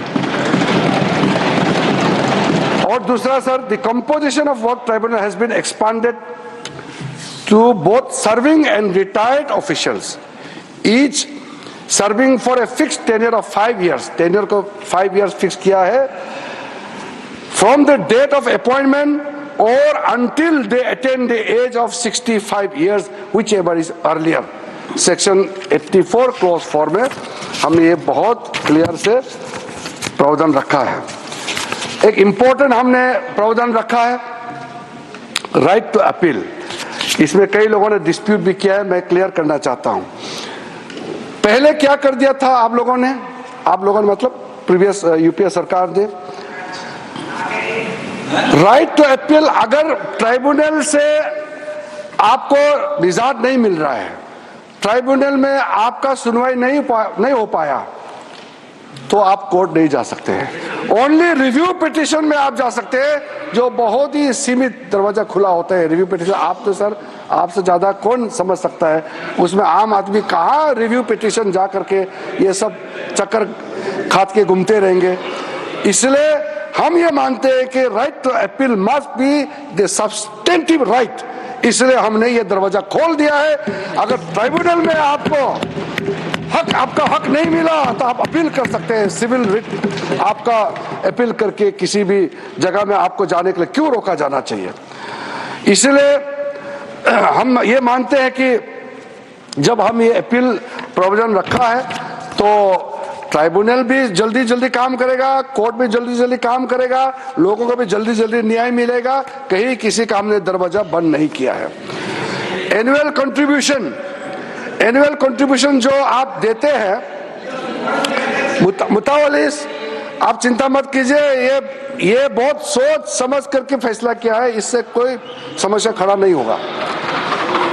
Waqf institution का जो कंट्रीब्यूशन है बोर्ड को देना होता है, पहले 7% होता था, हमने उसको घटा करके 5% कर दिया, ताकि ज्यादा पैसा आप गरीबों के लिए इस्तेमाल कर सके, बच्चों के लिए इस्तेमाल कर सके। आप कहेगा बोर्ड को इतना पैसा देंगे, इसलिए हमने घटा करके वेलफेयर पर्पस में ज्यादा खर्चा करें, इसलिए इसको हमने सीलिंग कर दिया है। Very noble sir. Limitation act, आप तो जानते हैं लिमिटेशन एक्ट अगर लागू नहीं होगा तो फिर कहां तक जाएगा, कोई सीमा तय कैसे होगा। इसलिए हमने जब ये कानून पारित होगा, सरकार का अगर लैंड है तो उसका लॉ ऑफ लिमिटेशन के हिसाब से 30 इयर्स का प्रावधान रखा है। अगर प्राइवेट लैंड है तो 12 साल का हमने प्रावधान रखा है। मैं मानता हूं कि ये बहुत ही रीजनेबल हमने लॉ ऑफ लिमिटेशन को यहाँ अप्लाई किया है, और जिस दिन से ये एक्ट पारित होगा, एनफोर्स होगा, उसी दिन से ये हिसाब उसका गिनती शुरू किया जाएगा। सर, जो सेक्शन 40 का मिसयूज होने का कारण से जो एक ऐसा माहौल पैदा हो गया था, मेरे घर में कम से कम कितना डेलीगेशन पिटीशन आ चुके हैं। सेक्शन 40 में वक्फ बोर्ड ने ऐसा ही क्लेम कर दिया। अभी जो न्यूज में भी आपने पढ़ा होगा, केरला में 600 क्रिश्चियन फैमिलीज का, जो वो लोग सब खेती करने वाले लोग हैं, फार्मर्स लोग हैं, किसान हैं, उनका जमीन जो केरला में मुनम्बम केस के नाम से अभी सब लोग ने पढ़ चुका होगा, उसको वहां वक्फ बोर्ड ने क्लेम कर दिया और वो कहीं भी नहीं जा पाया। वो ठोकरे खाते रहे, घूमते रहे, जिसको लेकर के पूरा वहां के जो कैथोलिक बिशप्स काउंसिल है और दिल्ली में भी और अलग अलग कई हमारा क्रिश्चियन संगठनों ने हमको मेमोरेंडम दिया है, प्रेस रिलीज भी दिया है और अपील भी किया है। सारा मेंबर्स ऑफ पार्लियामेंट को अपील किया है। मैं नाम लेकर के सिर्फ केरला एमपीज को मैं दबाव नहीं डालना चाहता हूं मानसिक रूप से, बहुत ज्यादा प्रेशर होगा केरला का एमपीज को। ये तो सबके लिए अपील किया है कि जो बड़े हमारे चर्च के जितने भी बड़े बड़े बॉडीज हैं, उन्होंने अपील किया है कि अपना विवेक का इस्तेमाल करें और सारा मेंबर्स ऑफ पार्लियामेंट इस वक्फ अमेंडमेंट बिल को समर्थन करना चाहिए। तो कम से कम चर्च का अपील को तो आप लोग मानिएगा। सर, कई केसेस है, उसको तो मैंने कई बार दोहरा चुका है, इसलिए सारा केसेस, तमिलनाडु का केस हो या कर्नाटका में जो केस हो या हरियाणा वाला गुरुद्वारा वाला को वक्फ क्लेम करना, कई केसेस है, मैं उसको साइट नहीं करना चाहता हूं क्योंकि संख्या बहुत ज्यादा है। लेकिन सर, ये बात तो मैं जरूर कहूंगा क्योंकि हम लोग इस महान सदन में बैठे हैं। 2013 में 123 प्रॉपर्टी को तो उस समय सरकार ने डी नोटिफाई कर दिया था। उसके बाद सर, उसके बाद कई लोगों ने कहना शुरू किया और स्टेटमेंट मीडिया में भी है कि ये पूरा पार्लियामेंट बिल्डिंग भी वक्फ प्रॉपर्टी है। अब सोचिए सर, अगर वो सरकार कंटिन्यू रहता, नरेंद्र मोदी जी का सरकार नहीं आते, तो कितना खतरा मंडरा रहा था हमारे सर के ऊपर में, आप सोचिए। तो हम तो देश के लिए सोच समझ करके आज ये बिल लेके आए हैं, तो ये हमारे लिए कोई इसमें एक लाल पैसा बेनिफिट मिलने वाला नहीं है। ये बिल करोड़ों गरीब मुसलमानों को फायदा पहुंचाने के लिए और गलत काम ना हो, गलत तरीके से दूसरा का जमीन को हड़प ना ले, इसको प्रतिबंध लगाने के लिए, रोकने के लिए अच्छा सोच के साथ हम ये बिल लेके आए हैं। अन्य सभापति जी, मैं कहने के लिए बहुत कुछ है क्योंकि ये ओपनिंग है। हमारे यहाँ जितना विद्वान माननीय सदस्य हैं, उनके बातों को मैं सुनने के लिए बहुत इच्छुक हूँ, तो सुनने के लिए मैं तैयार हूँ। हमारे वरिष्ठ माननीय मंत्रीगण भी यहाँ बैठे हैं, हम लोग सब सुनेंगे। तो जेपीसी में जो सदस्य हैं और जो सदस्य नहीं हैं, सबका सुझाव हम सुनते हुए आखिरी में जैसे हमने टाइम यहाँ दिया है चर्चा के लिए, मैं उसका बारीकी से जवाब देने का कोशिश करूंगा। मैं सिर्फ ही इतना ही अनुरोध करूंगा कि आप ऐसा बात मत बोलिए जिससे हंगामा खड़ा हो जाएगा। ऐसा बात बोलिए जो सुन करके हमारा कानों को भी थोड़ा अच्छा लगेगा। हम बैठ करके सुनने के लिए तैयार है और चर्चा का स्तर ऊंचा होगा। मैं इसी उम्मीद के साथ आप सबको इस महत्वपूर्ण जो उम्मीद का जो हमारा बिल लेकर के आए हैं उसको समर्थन करने के लिए मैं अपील करता हूं।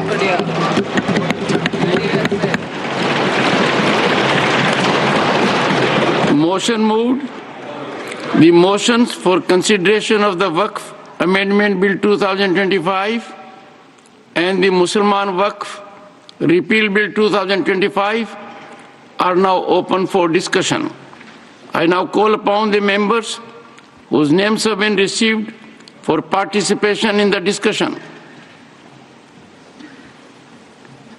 Dr. Syed Nasir Hussain. 20 minutes.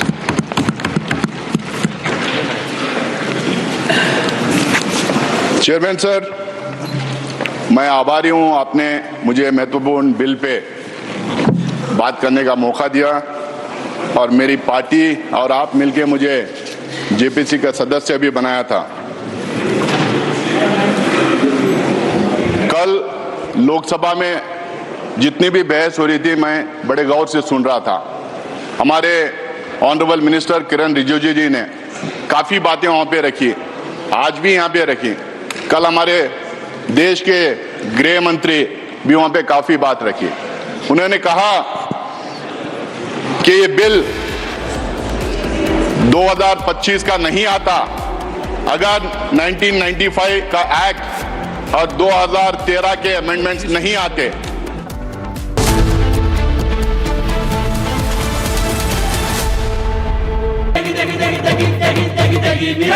MDH की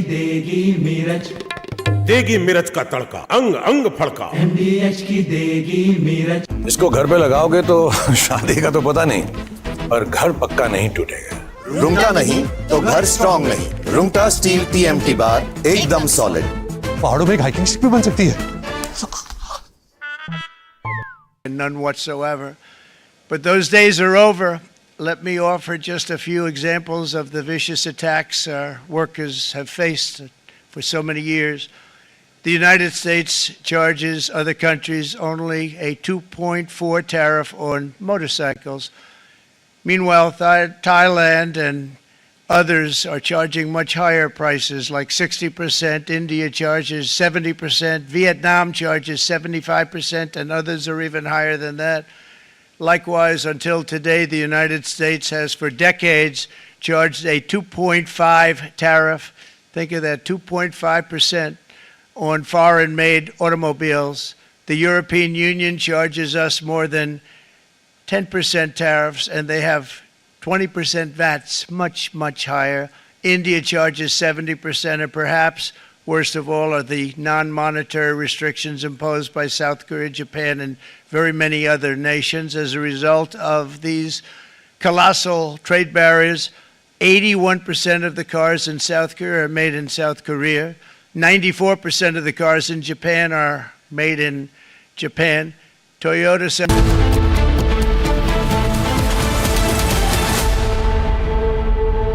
हम लोगों ने रहमान खान कमेटी रिपोर्ट और सच्चर कमेटी की रिपोर्ट के आधार पर जब 2013 में अमेंडमेंट्स लाए थे, उस टाइम पे इनके तरफ से लोकसभा में शाहनवाज हुसैन जी, राज्यसभा में मुख्तार अब्बास नकवी जी अपनी बात रखते हुए उन 2013 के अमेंडमेंट को पूरी तरह से सपोर्ट किया था। मैं इन लोगों से पूछना चाहता हूं, अगर ये ड्रैकोनियन लॉ था, अगर ये किसी एक कम्युनिटी को अपील करने का मामला था, अगर ये कॉन्स्टिट्यूशन के परे थे, तो आपने क्यों सपोर्ट किया था? क्यों कंसेंसस के साथ आपने ये बिल पास करने दिया था? आज 2013 के बाद सर 2014 में ये लोग सरकार में आ गए। 2014 से 2024 तक इनको समझ में नहीं आया कि ये ड्रैकोनियन लॉ है। इनको ये समझ में नहीं आया कि कम्युनिटी को अपील करने के लिए लाया गया है। 2024 में फिर ये बिल इनको 2024 में इनको याद आ गया, वक्फ बोर्ड ड्रैकोनियन लॉ है, कम्युनिटी को अपील कर रहे हैं। 2024 में याद आया। क्यों 2024 में याद आया? 10 साल क्यों आपको याद नहीं आया? 2024 में इसलिए याद आया क्योंकि 400 का नारा इनको दिए थे, 240 में निपट गए थे। इनको बिल्कुल मेजॉरिटी नहीं मिली थी। इनको अब समझ में नहीं आ रहा कैसा अपना वोट बैंक बढ़ाएं।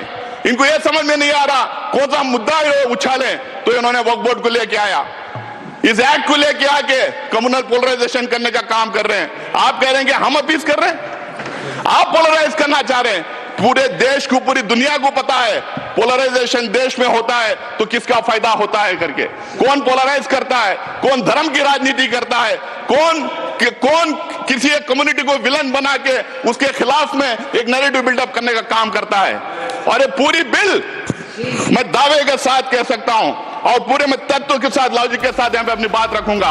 ये बिल टोटली फॉल्सिटी पे है, ये मिस इन्फॉर्मेशन कैंपेन पे है, एक नैरेटिव बिल्डअप करने की पिछले 4 महीने से 6 महीने से कोशिश की गई है। इसमें सिर्फ ये नहीं, पूरा गोदी मीडिया लग गया इनके सपोर्ट में। इनका जो फेक फैक्ट्री है बीजेपी की, जो आईटी सेल है, पूरी लग गई ये कह रहे मिस इन्फॉर्मेशन फैलाने में। मैं इनके सारे जितने ये मैं भी जो बात किया मैं आपके सामने यहाँ टेबल पे रखता हूं sir.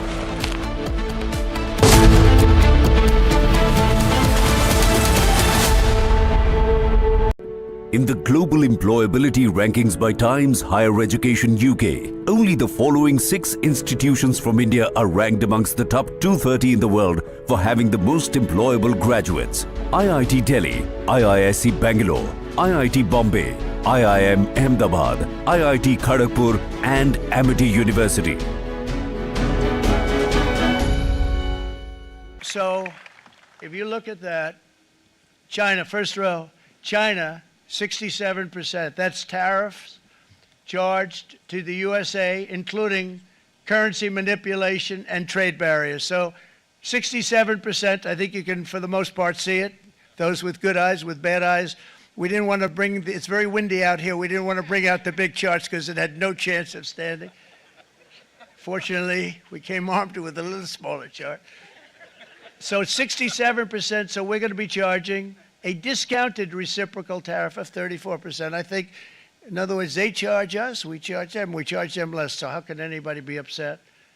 They will be, because we never charge anybody anything, but now we're going to charge. European Union, they're very tough, very, very tough traders. You know, you think of European Union, very friendly. They rip us off. It's so sad to see. It's so pathetic. 39%. We're going to charge them 20%, so we're charging them essentially half. Vietnam, great negotiators, great people. They like me, I like them. The problem is they charge us 90%. We're going to charge them 46% tariff. Taiwan, where they took all of our computer.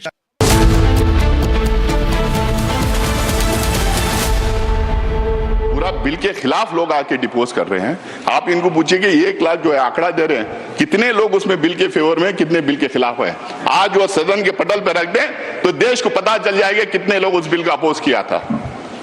जब इनको पता चला तो मुझे लगता है कि पहली बार किसी जेपीसी में नॉन स्टेक होल्डर्स को बुलाया गया। नॉन स्टेक होल्डर्स जिसको वक्फ से कुछ लेना देना नहीं है, ना वो दान दे सकता है, ना उसका मेंबर बन सकता है, जिसको वक्फ के बारे में पता नहीं है, कोई नॉलेज नहीं है, और कुछ तो कुछ ऐसे थे एक्सट्रीमली कम्युनल स्टेटमेंट्स आके वहां पे दे रहे थे। तो ये माहौल क्रिएट करने के लिए, बिल के फेवर में सपोर्ट ड्रम अप करने के लिए जेपीसी में लोगों को बुलाया गया था। आज ये बार बार ये कह रहे हैं कि जेपीसी के रिकमेंडेशंस लाए हैं, जेपीसी के रिकमेंडेशंस लाइए। इनको पूछिए क्लॉज बाय क्लॉज उसमें डिस्कशन हुआ था।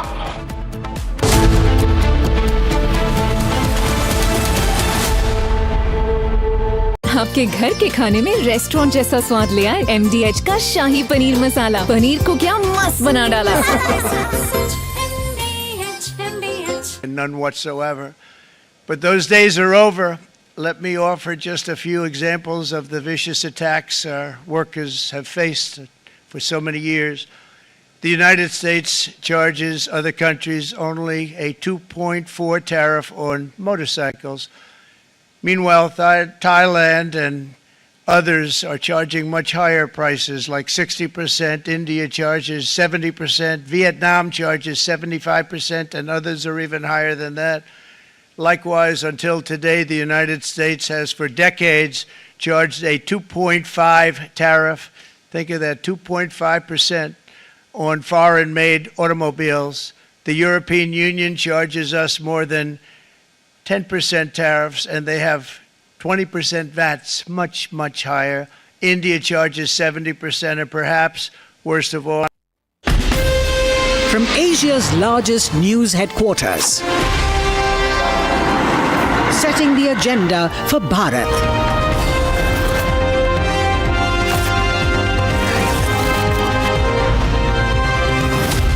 You're watching Republic.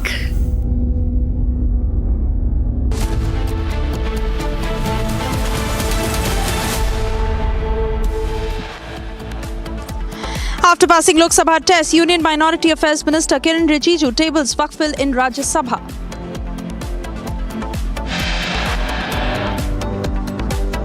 BJP National President JP Nadda to address Rajya Sabha on the Waqf Bill. Kharge to speak from Congress.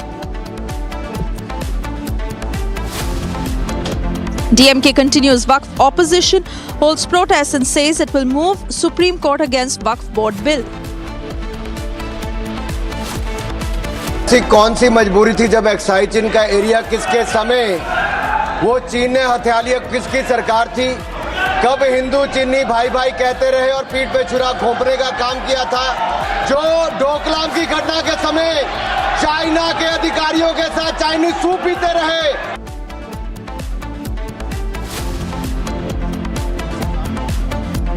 A day after running away from Waqf debate, Rahul Gandhi rakes up China. BJP MP Anurag Thakur shows him mirror.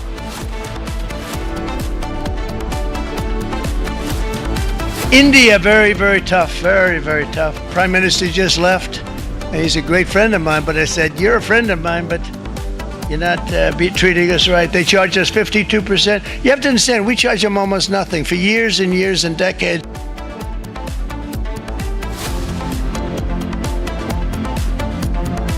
Donald Trump announces 26% discounted reciprocal tariffs on India, says PM Modi, great friend of mine.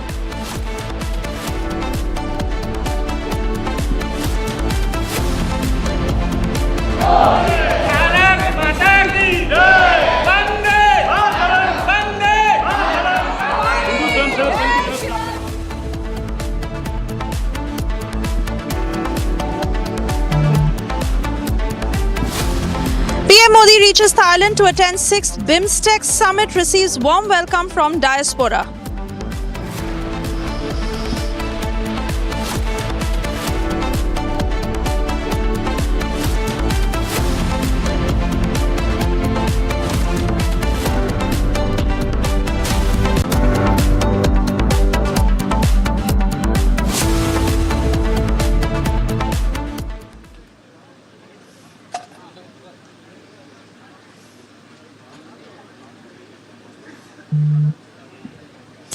Good afternoon and thank you for tuning in. You're watching Live and Breaking as I come to you from Vijay Chowk just outside the Parliament, as it is a long day today as expected in the Rajya Sabha with the Waqf Amendment Bill that was tabled by Union Minister Kiran Rijiju just a short while ago. Strong statements that he made in the Parliament where he went on to call it Ummeed Bill.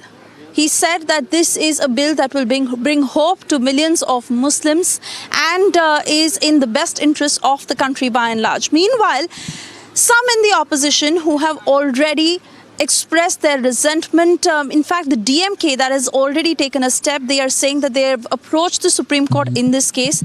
They've said that the state had already passed a resolution 3 days ago saying that they will not implement the the amended Waqf Bill, and in its connection, they are now approaching the Supreme Court. Let's listen in to more responses that have come in.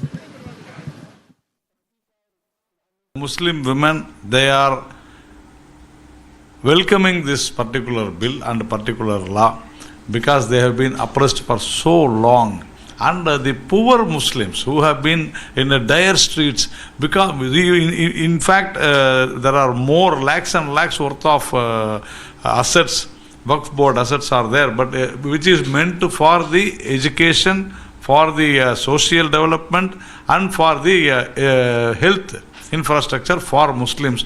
It has been denied to these poor Muslims. That is the reason this bill has a lot of amendments, and we are very happy that India is moving towards upliftment of Muslims in education, health and social development.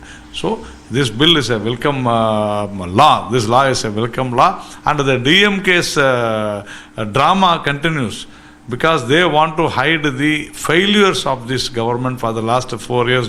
So they started talking about 3-language formula, then they went to delimitation, then they took a U-turn against, again to state rights and other things. Now they have come to this Waqf board. It is a total appeasement of Muslims. They think minority people will vote, but this is going to backfire. The Muslim women are very happy. The Muslims who are very poor, marginalized, they will be very, very happy. And those who have been talking about Sarchar report should read what Sarchar report has said, and that is what this particular law has got.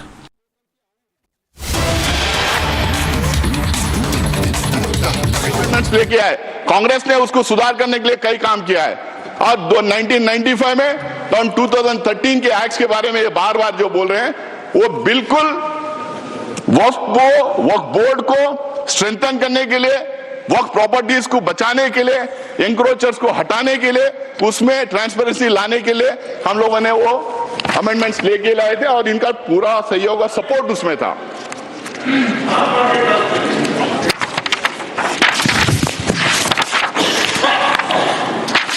Sir, इसमें बार बार ये कहा जा रहा, आज भी ये कह रहे हैं कि वक्फ बोर्ड, ये सबसे बड़ा एलिगेशन वक्फ बोर्ड के खिलाफ है सर, और सबसे बड़ा मिस इन्फॉर्मेशन फैलाया गया है।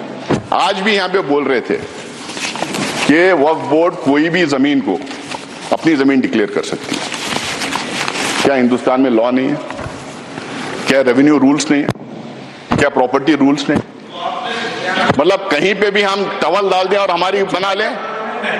हम ट्रेनों में चलते हैं, ट्रेनों में नमाज पढ़ते हैं, फ्लाइट्स में नमाज पढ़ते हैं, तो नमाज पढ़ ले तो क्या ट्रेन हमारी हो गई? क्या फ्लाइट हमारी हो गई? क्या वक्फ में उसको लिखवा दें? वक्फ को जो पावर दिया था, अगर वक्फ बोर्ड के सामने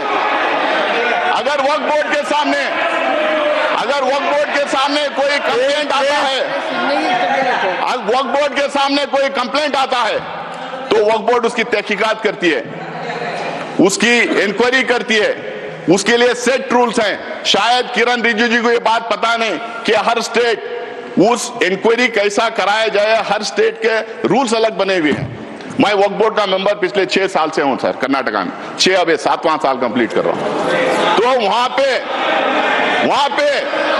ये पूरा इंक्वायरी, तो बोले प्लीज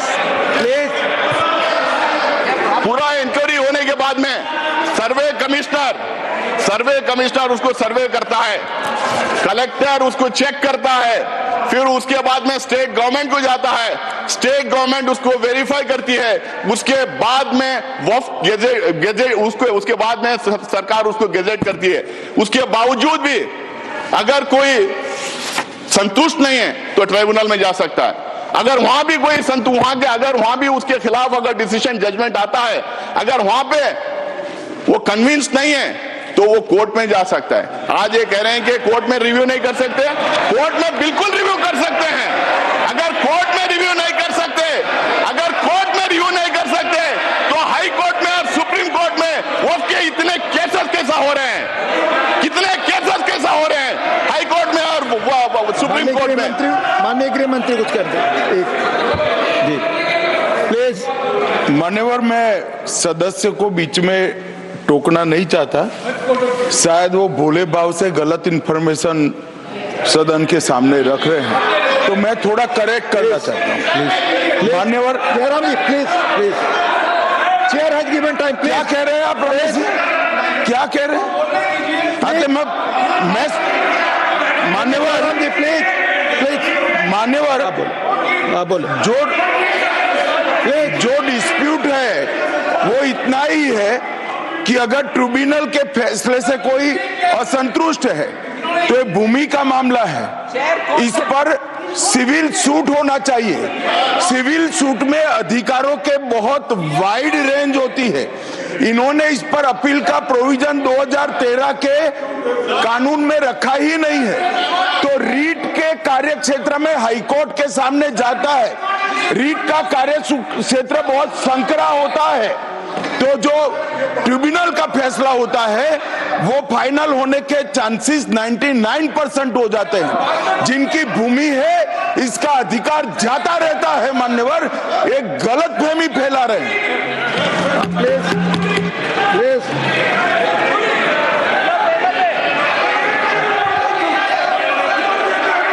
ही को दे रहे हैं, आप सुनते नहीं सर। आप ही को कह रहा हूं मैं। सॉरी, अब शुरू की।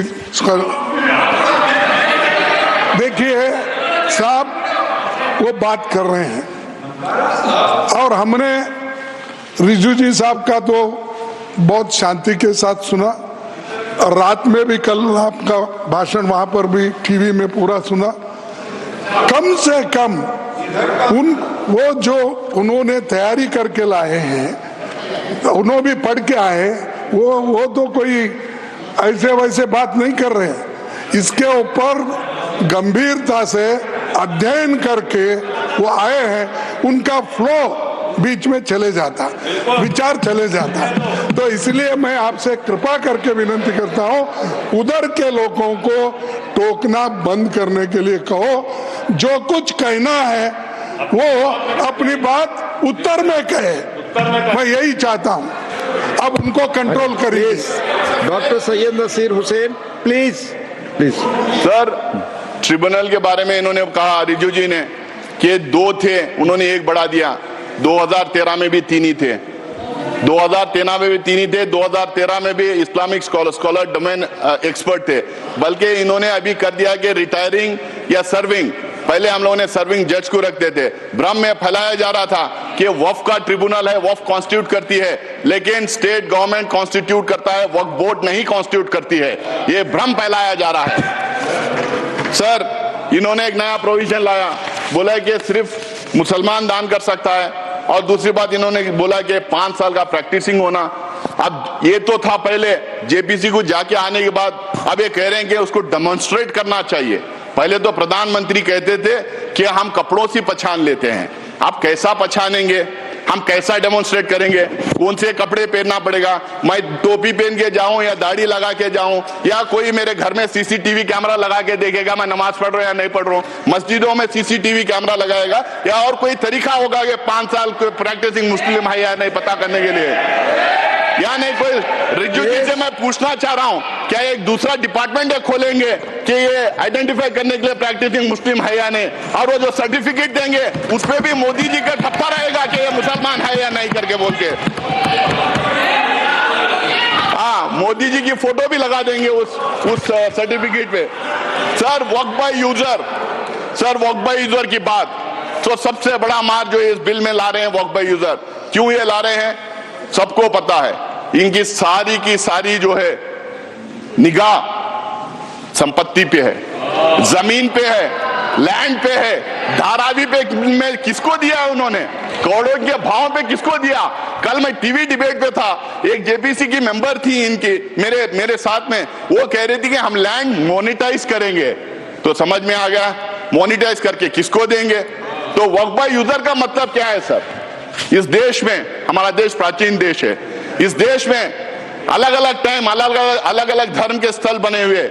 हमारे देश में इतने किंगडम्स थे, राष्ट्रकूटा से लेके मौर्य से लेके चेरास, कदम्बास, विजयनगर एम्पायर, अशोका सम्राट का पता नहीं क्या कितने थे, बादशाहें थे, ब्रिटिश गवर्नमेंट थी। यहाँ पे सिर्फ मस्जिद मंदिर की बात, सिर्फ मस्जिद की बात नहीं सर, इस देश में बहुत खूबसूरत मंदिरें बने, जबरदस्त मॉन्यूमेंट्स हैं देखने के लायक, गुरुद्वारास हैं, चर्चेस हैं, मस्जिद हैं। अगर आप 400, 500, 600 साल पुराने इमारतों के कागज पूछेंगे, तांबे में, पीतल में जहां लिखा था, कहां से ढूंढ के लाएंगे।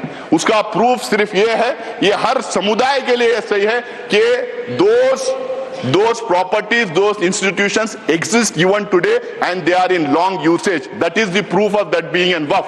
There is waqf by user, there is temple by user, there is gurudwara by user, there is church by user, there is mata by user, there are so many religious institutions by user. किसका proof मांगेंगे।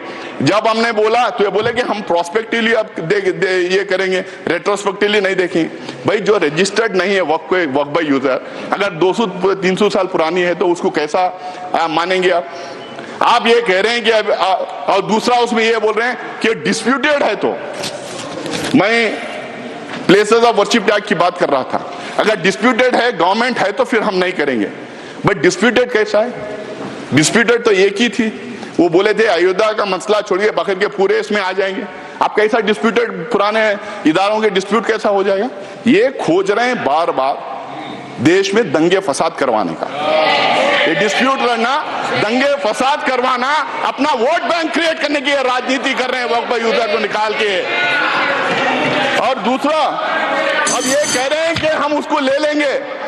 अब मेरा time बढ़ा है, मेरा party का time already मैं मेरे पार्टी हमारे पार्टी का समय बाकी है, इनको 25 मिनट दीजिएगा। और उससे ज्यादा साहब ने कहा था। प्लीज तो सर अब एक बोलिए 25 मिनट क्या 30 मिनट समय यहाँ 20 मिनट लिखा हुआ है। देखो साहब, मैं 20 मिनट रात के ढाई कृपया समय देखिए। मैं ऑलरेडी माननीय एलओपी ऑलरेडी बोलने से अतिरिक्त समय दिया मैंने। प्लीज आप मैं ले रहा हूँ सर। आप बोलिए सर दूसरा, सर आप ये कह रहे हैं कि वक्फ यूजर ऐसा ही रहेगा जो रजिस्टर्ड है, और दूसरी तरफ कह रहे हैं कि पोर्टल हम नया ला रहे हैं और उस पोर्टल में हर एक वक्फ को फिर दोबारा रजिस्टर करना पड़ेगा। भाई वक्फ यूजर वो रजिस्टर्ड हो गया तो सीधा उठा के डाल लीजिए उसमें, आप फिर दोबारा उनको क्यों रजिस्ट्रेशन करें? आप चाह रहे हैं कि फिर वो दोबारा पेपर उससे मांगे, आप पेपर ना दें, फिर आपके लोग जाके दंगा फसाद करें और आपका वोट बैंक बढ़ता रहे। ये आपका वो है। सर तीसरा, ढांचे की बात कर रहा हूं मैं। ये बहुत जोर जोर से रिजू जी बोल रहे थे कि ये सेक्युलर कैरेक्टर है वक्फ बोर्ड का। वक्फ बोर्ड का सेक्युलर कैरेक्टर है। वक्फ बोर्ड सिर्फ एडमिनिस्ट्रेशन और गवर्नेंस नहीं देखती है, वक्फ बोर्ड रिलीजियस अफेयर्स में भी दखलंदाज करती है, रिलीजियस अफेयर्स भी देखती है। अगर आपको इतना ही है, अगर आप कह रहे हैं, अगर मैं आपकी बात भी मान लूं, तो मैं आपसे पूछना चाहता हूं, क्या हिंदू रिलीजियस एक्ट के तहत जो इंस्टीट्यूशंस बने, एंडोमेंट एक्ट, मुद्रा department, places of Hindu religious places act, SGPC और अलग अलग समुदाय के जो इदारे जो बने हैं, क्या उसमें एक मुसलमान, एक सिख, एक बुद्धिस्ट, एक जैन को आप रखेंगे? क्या मुझे रखेंगे आप उसमें? आप मुझे रखेंगे आप उसमें? ये बिल्कुल मेरे राइट के खिलाफ है। जो कॉन्स्टिट्यूशन मुझे जो राइट देता है उसके खिलाफ है, और इसको लेके काफी जजमेंट भी है। दूसरा सर, मैं उसके सारे को, और ये जो कह रहे हैं, और ये जितने यहाँ पे हैं, यहाँ पे Bihar Hindu religious trust act, Madras Hindu religious and endowment act, Orissa का, तमिलनाडु का, उत्तर प्रदेश का, आंध्र प्रदेश का, सब में साफ लिखा जाता है कि सिर्फ और सिर्फ हिंदू वहां रहेंगे और कोई और दूसरे मजहब का आदमी नहीं रहेगा। जब वहां पे वो एक्ट में ही है, तो यहाँ कैसे आप दूसरे लोगों को देंगे? आप एक्चुअली क्या प्रूव करना चाह रहे हैं? आप लाके क्या हमारे ऊपर भरोसा नहीं? क्या हम काबिल नहीं हमारे इंस्टीट्यूशंस को चलाने के लिए? आप हम लोग को सेकेंड ग्रेड सिटीजन बनाना चाह रहे हैं? हमारे ऊपर स्पाइंग करना चाह रहे हैं आप?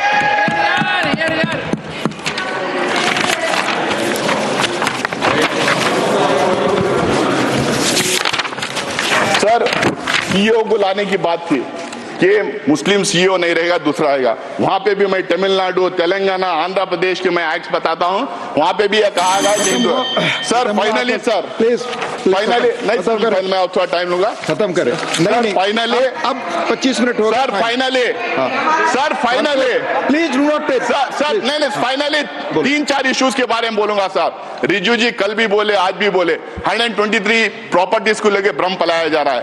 ये सारे के सारे 123 प्रॉपर्टीज आके या तो दरगाह है, या तो मस्जिद है, या तो कब्रिस्तान है, या तो ईदगाह है।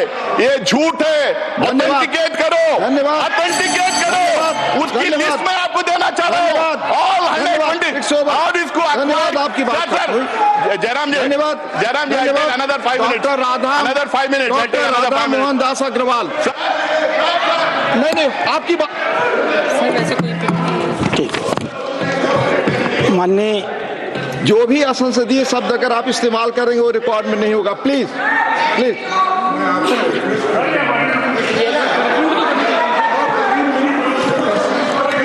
यहाँ जो लिखा हुआ 20 मिनट 20 से 25 हुआ, आपकी पार्टी का समय जाएगा, आपकी पार्टी का समय जाएगा। बोले आप 2 मिनट पार्टी के समय में दे दो, 2 मिनट में और खत्म करें प्लीज। मैं बोल रहा हूँ 2 मिनट में पार्टी के समय में 3 मिनट, 2 मिनट में और खत्म करें सर। ये 123 एकर्स, 123 प्रॉपर्टीज जो बिल्कुल रिलीजियस प्रॉपर्टीज है। ये लेफ्टिनेंट दिल्ली जब बना रहे थे, न्यू दिल्ली जब बना रहे थे 1910 में, अंग्रेज गवर्नमेंट ने पूरा का पूरा ये एरिया अक्वायर किया था। जब मुसलमान जाके उनके मिले, वो बोले कि ये 123 प्रॉपर्टीज वक्फ के पास ही रहेंगे, पोजीशन उनके पास ही रहेगा, बट गवर्नमेंट का नाम रहेगा जब तक ये सिटी नहीं बन जाती। बनने के बाद उन्होंने दोबारा वापस उसको वक्फ को दिया था। आज भी, जब से लेके आज भी 123 प्रॉपर्टीज ये पोजीशन वक्फ में ही है, बिल्कुल वक्फ में ही है। और जब 2013 में गवर्नमेंट 2013 में जब इसको डी नोटिफाई करने की बात आई, सरकार ने हाई कोर्ट ने सरकार को बोला था कि आप जल्द से जल्द इसका रिजॉल्व करो। तो जल्द से जल्द रिजॉल्व करने के चक्कर में उस टाइम पे डी नोटिफाई किए। आज इन्होंने 1 मैन कमीशन बनाया था, उसका रिपोर्ट सबके सामने क्यों ना रख देते, उसको पारी कर दिया। 2 मैन कमीशन बनाया था, उसका रिपोर्ट रख दीजिए लोगों के सामने, आपको पता चल जाएगा वो प्रॉपर्टीज हैं या ना है। ये झूठ बोलना, लोगों को गुमराह करना, मिसलाइड करना बंद करे। दूसरा सर, ओके सर, ओके खत्म हुआ सर। दूसरा सर, नहीं खत्म, मेरे हमारे पार्टी का टाइम ले रहे हैं सर। जितना उन्होंने बोल दिया, एलओपी ने बोल दिया, एलओपी ने बोल दिया सर, एलओपी ने बोला। दूसरा केरला की बात ये करते हैं, केरला की बात ये करते हैं, केरला की बात ये करते हैं। मैं इनको ऑथेंटिकेट करने के लिए कहता हूं, वक्फ बोर्ड कभी ये नहीं क्लेम किया उनकी प्रॉपर्टी है। कोर्ट ने 2 टाइम ये डिक्लेयर किया वक्फ प्रॉपर्टी है, तीसरी बार जुडिशियल कमीशन ने कहा वक्फ प्रॉपर्टी है। लेकिन मैं आज भी यहां पे कहता हूं, कांग्रेस पार्टी की तरफ से मैं कहना चाहता हूं, जितने गरीब लोग वहां रह रहे हैं, जो फिशरमैन है, पूरे इंडिया की तरफ से मैं कहना चाहता हूं, जो फिशरमैन है, जो गरीब है, जिन्होंने जमीन खरीदी थी, कुछ लोग ऐसे ही रह रहे हैं, उनका इंटरेस्ट प्रोटेक्ट किया जाएगा, उनको वो जमीन दिलाई जाएगी। लेकिन वक्फ बोर्ड को बैन करना बंद करें। डॉक्टर धन्यवाद। No sir, doctor Radha Mohan Das Agarwal, no more, no please, मैं बैठा दें, नहीं जा रहा है, बैठाएं, आप बोले, आप बोले। माननीय सभापति महोदय, बहुत ध्यान से मैं नासिर साहब को सुन रहा था। वो किसी शायर ने कहा है, तू इधर उधर की न बात कर, तू बता कि कारवा कहाँ लुटा। मैं बताऊंगा इन्हें कारवा कहाँ लुटा है। मेरा भाषण समाप्त होने दीजिए, मैं ठीक से इन्हें एक्सपोज करने वाला हूं। जी प्लीज, माननीय सभापति महोदय, अच्छा डिस्कशन आप चलने दें। आप मैं इनकी बातों को सुन रहा था और मैं इस सदन के संज्ञान में लाना चाहूंगा। माननीय सदस्य सैयद नासिर हुसैन जब इस बारी राज्यसभा में चुने गए, जब ये इनके जीत की घोषणा हुई, मैं उस समय कर्नाटक के बेंगलोर में था। कर्नाटक की विधानसभा में पाकिस्तान जिंदाबाद के नारे लगाए गए थे। भारतीय जनता पार्टी के कार्यकर्ताओं ने विरोध किया, उनको पकड़ करके जेल में भेज दिया गया। भारतीय जनता पार्टी के कार्यकर्ता जो इस पाकिस्तान जिंदाबाद के नारे का विरोध कर रहे थे, उन्हें जेल में भेज दिया गया और इन्हें प्रसिद्ध किया गया। ये लोग, बैठाइए इनको, इन्हें बैठाइए, ये बोल नहीं सकते। बैठ जाओ, बैठो, आपस में बात नहीं, प्लीज प्लीज, आप बैठो, बैठो प्लीज, आपस में बात नहीं, आपस में बात महोदय, आप चेयर को संबोधित करें, हम नहीं चेयर को संबोधित करें। सभापति महोदय, प्लीज आप चेयर को संबोधित करें। सभापति महोदय, आज देश के लिए गौरव का दिन है। देश के आम मुसलमान के लिए, देश के गरीब मुसलमान के लिए, देश के बीच में टोका टोकी नहीं होगी, तो दोनों के लिए होना चाहिए। फिर तो please please please Nasir ji, please please, झूठ बकवास शब्द सभापति महोदय नहीं जा रहा, आप रिकॉर्ड पे नहीं जा रहा, बैठ जाइए। उप सभापति महोदय, आज का दिन गरीब मुसलमानों के लिए, पसमानदा मुसलमानों के लिए, तलाकशुदा महिला बहनों के लिए, विधवा महिला बहनों के लिए, अनाथ बच्चों के लिए आज ऐतिहासिक दिन है। एक क्रांतिकारी परिवर्तन आने जा रहा है। पूरी की पूरी इस गरीब समाज, मुस्लिम समाज की आर्थिक और सामाजिक व्यवस्था में यह वक्फ अधिनियम क्रांतिकारी परिवर्तन लाने जा रहा है। मैं आभारी हूं माननीय मोदी जी का, जिन्होंने इस महान विधेयक को इस सदन में लाने का काम किया। अध्यक्ष वक्फ महोदय, हम हिंदू हैं, हम लगातार अपने समाज में परिवर्तन की बात करते हैं। हमने लगातार अपनी समाज की बुराइयों के विरुद्ध संघर्ष किया है। इतिहास में गवाह है, हमारे यहाँ सती प्रथा होती थी, हमने सती प्रथा निषेध अधिनियम लाया। हमारे यहाँ बाल विवाह होता था, हमने बाल विवाह निषेध अधिनियम लाए। हमारे यहाँ विधवा विवाह नहीं होते थे, हमने विधवा विवाह अधिनियम लाया। आश्चर्य की बात होती है जब इस समाज की चर्चा होती है, आश्चर्य की बात होती है इन 75 सालों के अंदर एक बार भी मुस्लिम समाज के संशोधन को लेकर, सुधार को लेकर के, एक गरीब मुसलमान की जीवन की बेहतरी को लेकर के एक बार भी किसी प्रकार के सुधार आंदोलन को इस सदन में लाने का काम नहीं किया। आज यह पहली बार है और हमें गर्व है अपने प्रधानमंत्री पर, नरेंद्र मोदी पर, जिन्होंने इस मुस्लिम समाज के सुधार के ऐतिहासिक विधेयक को लाने का काम किया है। 2014 में माननीय प्रधानमंत्री बने थे, उनके दृष्टि में कभी हिंदू और मुसलमान नहीं होता था, उनका सिर्फ एक नजरिया होता था, गरीब और अमीर। आप गौर कीजिएगा, यह सदन गौर करेगा। हम जनधन योजना लेकर के आए, 42% लाभार्थी मुस्लिम थे। हम प्रधानमंत्री आवास योजना लेकर के आए, 31% लाभार्थी मुस्लिम थे। हम उज्ज्वला योजना लेकर के आए, 37% लाभार्थी मुस्लिम थे। हम मुद्रा योजना लेकर के आए, 36% लाभार्थी मुस्लिम थे। हम स्किल इंडिया लेकर के आए, 22.7% लाभार्थी मुस्लिम थे। हमने प्रधानमंत्री एम्प्लॉयमेंट गारंटी प्रोग्राम चलाया, अध्यक्ष महोदय 70% अधिक मुसलमानों ने उस योजना का इस देश में लाभ लिया।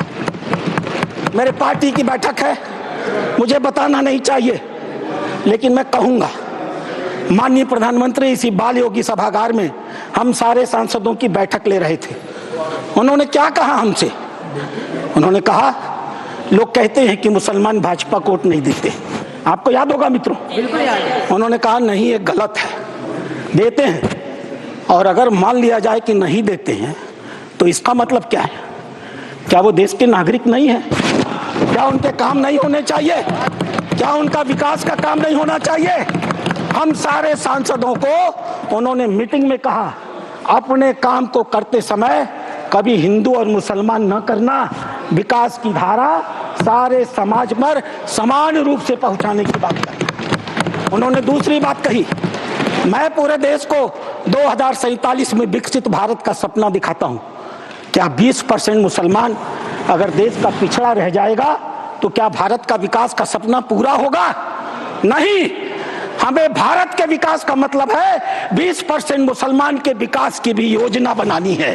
यह कल्पना माननीय प्रधानमंत्री ले सकते हैं। आजादी के 75 सालों के अंदर इस कल्पना को लेकर इस देश में कोई नहीं आया था।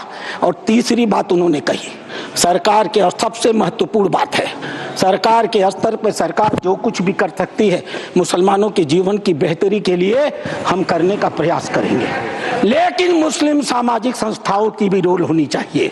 ये मुस्लिम पर्सनल लॉ बोर्ड की भी भूमिका होनी चाहिए, यह जमायत उलेमा की भी भूमिका होनी चाहिए, यह वक्फ कमेटियों की संपत्तियां जो पड़ी हुई हैं उनकी भी मुसलमानों की जिंदगी को बेहतर करने में भूमिका होनी चाहिए। यह बात आज की नहीं थी, ये लोकसभा चुनाव के 6 महीने पहले की बात है अध्यक्ष महोदय। उस समय वो कल्पना लेकर चल रहे थे कि अगर हमने मुस्लिम वक्फ की संपत्तियों का बेहतर उपयोग कर लिया, पारदर्शी उपयोग कर लिया, उनकी आय को बढ़ा दिया, उनके ऊपर जो कब्जा करके लोग बैठे हुए हैं उन कब्जेदारों को हटा दिया, तो स्वाभाविक रूप से जो अकूत संपत्ति पूरे भारत में मुसलमानों के पास आएगी, हम उसका इस्तेमाल गरीब मुसलमानों की शिक्षा के लिए, जीवन की बेहतरी के लिए, उनके मुसलमान महिलाएं दर बदर भीख न मांगे, अपनी इज्जत का समझौता न कर सके, कोई बूढ़ी मुस्लिम रात को खाली पेट सोने के लिए मजबूर न हो, हम उसके लिए व्यवस्था करके लाएंगे। और वस्तुतः अध्यक्ष महोदय, वक्फ अधिनियम की जो ही माननीय गृह मंत्री ने घोषणा किया, पूरे देश में तूफान आ गया। आश्चर्य होता है, वक्फ की घोषणा भी नहीं हुई, कानून सामने भी नहीं आए, विरोध शुरू हो गया। तुम्हारी मस्जिदें कब्जा कर ली जाएंगी, तुम्हारे दरगाह कब्जा कर लिए जाएंगे, तुम्हारे कब्रिस्तान कब्जा कर लिए जाएंगे, तुम्हारे मदरसे कब्जा कर लिए जाएंगे। मैं एक पत्रक लेकर के अध्यक्ष महोदय आया हूँ। केरल और कर्नाटक की एक आतंकवादी संस्था है PFI, माननीय गृह मंत्री को आभार प्रकट करता हूँ, उन्होंने बैन किया है। पीएफआई की एक दूसरी संस्था है एसडीपीआई। आज एसडीपीआई, मेरे पास पर्चे हैं, मैं गृह मंत्री को सौंपूंगा और आपको भी दूंगा। आज एसडीपीआई पूरे देश में, मेरे पास राजस्थान के पर्चे आए हैं जहां एसडीपीआई सबसे कमजोर है। पूरे देश में पर्चे बांटे जा रहे हैं और बताया जा रहा है कि ये वक्फ कानून अगर आ गया तो मस्जिदों पर भाजपा सरकार कब्जा कर लेगी। आखिर क्यों? लेकिन ये लोग भूल गए, नरेंद्र मोदी किसी और मिट्टी के बने हुए हैं। आपके विरोध से वो डरने वाले नहीं थे। आप चाहे जितना भी विरोध करते, वो मजबूती के साथ एक आम गरीब मुसलमान, एक दलित, एक पिछड़ी महिला, एक अनाथ महिला, एक तलाकशुदा महिला, अनाथ बच्चों के साथ खड़े होने वाले थे और इसीलिए वो मजबूती से विधेयक लेकर के आए। अध्यक्ष महोदय, ये चर्चा कर रहे थे वक्फ बाई यूजर की।